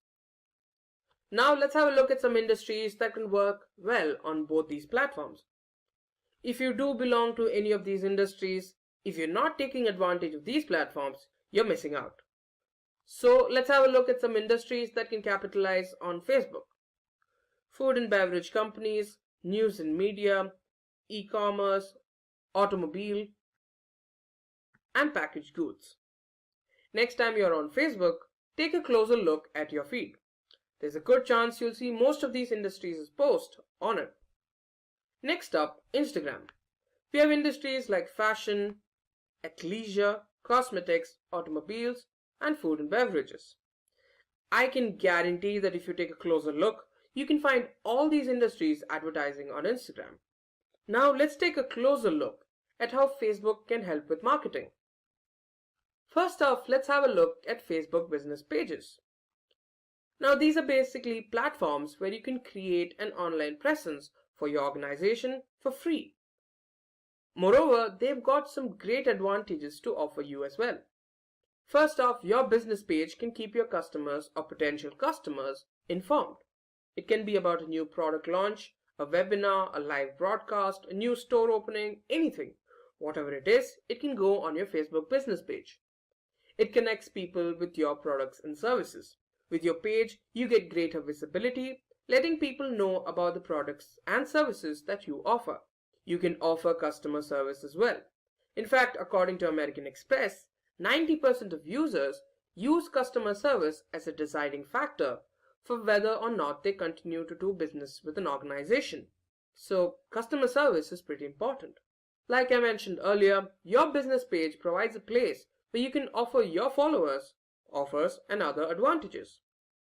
And finally, the page lets you build a community, a highly targeted community that has a higher possibility of buying your products and services. Next, we have Facebook groups. With Facebook groups, you can build a community of like individuals. Some of the advantages that come with this are it provides a highly targeted audience. I mentioned earlier that business pages provide you with a highly targeted audience. Groups take that to the next level. It enables everyone to learn from one another. With a large community, there's a good chance that some members know things that others don't. Your group will enable them to communicate with each other and learn these new things. You also get honest feedback. Your customers, who are also likely part of the group, will be able to give their feedback on how they liked your product and perhaps even give you tips on how to improve. Now, since your group is filled with a community that's highly interested in your brand, you can also increase engagement in an organic manner. And as an extension of the previous point, you also get more leads and conversions. Next, Facebook has events. With Facebook events, your organization will be able to mobilize your brand and enable online consumer marketing. Basically meaning that you have a platform for letting people know about important announcements. Not to mention, there's also the opportunity to get some free advertising done.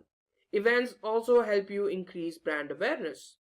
Most people get to know about your brand by attending the event or just seeing the promotion for it. Now let's have a look at Facebook stories for groups and pages. A feature that is available for both groups and pages. It provides you the ability to appropriately represent your brand or business directly from your mobile device or desktop. Now, some of its advantages are that it helps you engage with your audience with stuff other than the usuals, like articles, videos, and other similar posts. This way, you can also vary the kind of content that you post. Moreover, stories can help you humanize your brand.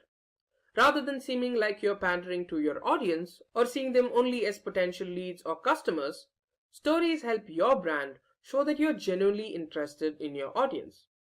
You can also reach your appropriate audience with greater frequency. Next, Facebook has Facebook Messenger.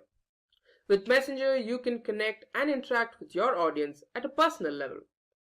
In the last few years, Messenger has proved itself to be a great marketing tool. It helps acquire more customers. Now, people are more loyal to a brand that genuinely cares about them. And by directly interacting with them through Messenger, their loyalty towards you is certainly set to improve. And as an extension of the previous point, you also get a greater number of transactions. And even if a customer doesn't give you a transaction, at least you're increasing your brand awareness. Then we have Facebook Live. Facebook Live gives you a platform to interact with your audience in real time. It can be used to diversify your content, providing your audience with something different from what they've received from your brand initially. Live can also be used to show what happens behind the scenes in your organization, further helping humanize your brand. And finally, you can also provide instant questions and answers to your audience, increasing engagement with them. Next, we have the Facebook Shop. The Facebook Shop is a business page tab application that enables your customers to purchase your products directly from your store. It also has the following advantages. Firstly, you can use the shop to drive new sales. You can give the customers who are on the fence about your product a small push by engaging them. And how can you do that? With deals and promotions. You can also reward advocates of your brand with special benefits to be availed from your store. And finally, you can build brand awareness and recognition. Now let's have a look at Facebook ads. Facebook ads help spread product or brand awareness in the newsfeed of a specific targeted audience on Facebook. Now, some of the advantages of Facebook ads are that they help increase brand awareness, they enable you to advertise your products and services to the appropriate audience, and it provides you with greater reach while making you spend lesser amounts of money. It also helps you re-advertise or retarget your products to an existing audience. And finally, it helps increase revenue, sales, and leads. If you guys are interested in learning about Facebook ads, you can check out our Facebook ads video. I'll add it in the live chat, so you can check it out if you're interested. Now let's have a look at the final feature Facebook offers to help you with marketing. Facebook Insights. I'm sure all of you have heard about Google Analytics. Let's just say this is Facebook's version of that. With Insights, you get information that can help you refine your brand strategy by tracking and measuring results. It can help you determine reach and engagement, actions, people who are viewing your posts, when your fans are online, the type of posts that are working for you, and much, much more. That brings us to the end of the ways Facebook helps you with marketing. Now, let's move on to Instagram. First off, we have Instagram business accounts. Instagram business accounts enable brands to be recognized as businesses. Now, it also has the following benefits to offer. It's only with a business account that you can get Instagram Insights. We'll talk about Insights in a little more detail in a little bit. You can also add a contact button on your profile, enabling users to connect with you directly. You can also specify what kind of service you offer by adding what industry you belong to in your bio. And finally, you also have the ability to add links to your Instagram stories. Now, I'm sure you've all seen the See More option in your stories, so now you know how that shows up. Now, if you guys are interested in finding out how you can increase followers on Instagram, you can check out our video on the same topic of the same name. I'll add the link in the live chat. Next, let's talk about Instagram stories. With Instagram stories, you have the ability to grow engagement, build brand awareness, and to drive sales. You can also use stories to provide recent updates about your brand. Now, some of the advantages of Instagram stories are that they help businesses grow their audience and can enable them to engage with their audience regularly. With stories, you can also drive traffic to other websites, like your company's website. It can also help diversify your content, setting it apart from the usual videos and photos. Next up, let's talk about Instagram DMs or direct messages. DMs help you grow your business by interacting with customers at a personal level. It can also help build connections with your users. By building a personal connection with your followers, their loyalty towards your brand is improved. Not only that, it helps you make or grow your connections within the industry. And as an extension of the last few points, this leads to easier lead generation and increased sales. Next up, we have IGTV. Now, IGTV is a platform that's gotten really famous recently. It enables your brand to get closer to its audience and enables it to be discovered by new people. Other benefits include greater visibility of your products and services, having the ability to educate and entertain your audience, improved engagement, and greater chances of conversions. Finally, it also helps build a community of a highly targeted audience. Next, we have Instagram Live. Instagram Live enables you to communicate with your audience in real time, further improving your discoverability and strengthening your connection with the audience. Moreover, it provides a lot of visibility. Your followers are immediately notified when you go on a live stream. And finally, it helps you interact with your audience in real time. This helps further humanize your brand. Next, we have Instagram ads. Instagram ads provides you with control over advertisements. You decide how they appear and who sees them. Like Facebook, Instagram has a number of different ad types to offer. They are photo ads, video ads, carousel ads, slideshow ads, and stories ads. Next up, Instagram offers an Instagram shop. The shop helps you incorporate your product catalog with your Instagram profile. At some points, even enabling users to access the shop directly from an image showing the same product. One of the major advantages of the Instagram shop is that it provides easy product discoverability. And since it provides visual marketing, it also leads to more sales. And finally, Instagram Insights.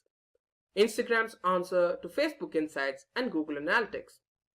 Insights is an analytical tool that provides data on follower demographics, their actions, and your brand content. It helps determine engagement, impressions and reach, best and worst performing content, profile visits, website clicks, and much more. And there you go, that's every way Facebook and Instagram can help you with marketing. Now we've laid out the facts for you. Keep in mind your requirements and make a wise choice.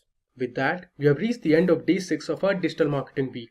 I hope the past 6 days were really interesting and informative and helped you learn the leading digital marketing skills. If you have any queries, please feel free to put them in the comment section of the video. We'll be happy to answer them. Thank you all for watching this live session. Thanks again and keep learning. Hi there, if you like this video, subscribe to the Simplilearn YouTube channel and click here to watch similar videos. To nerd up and get certified, click here.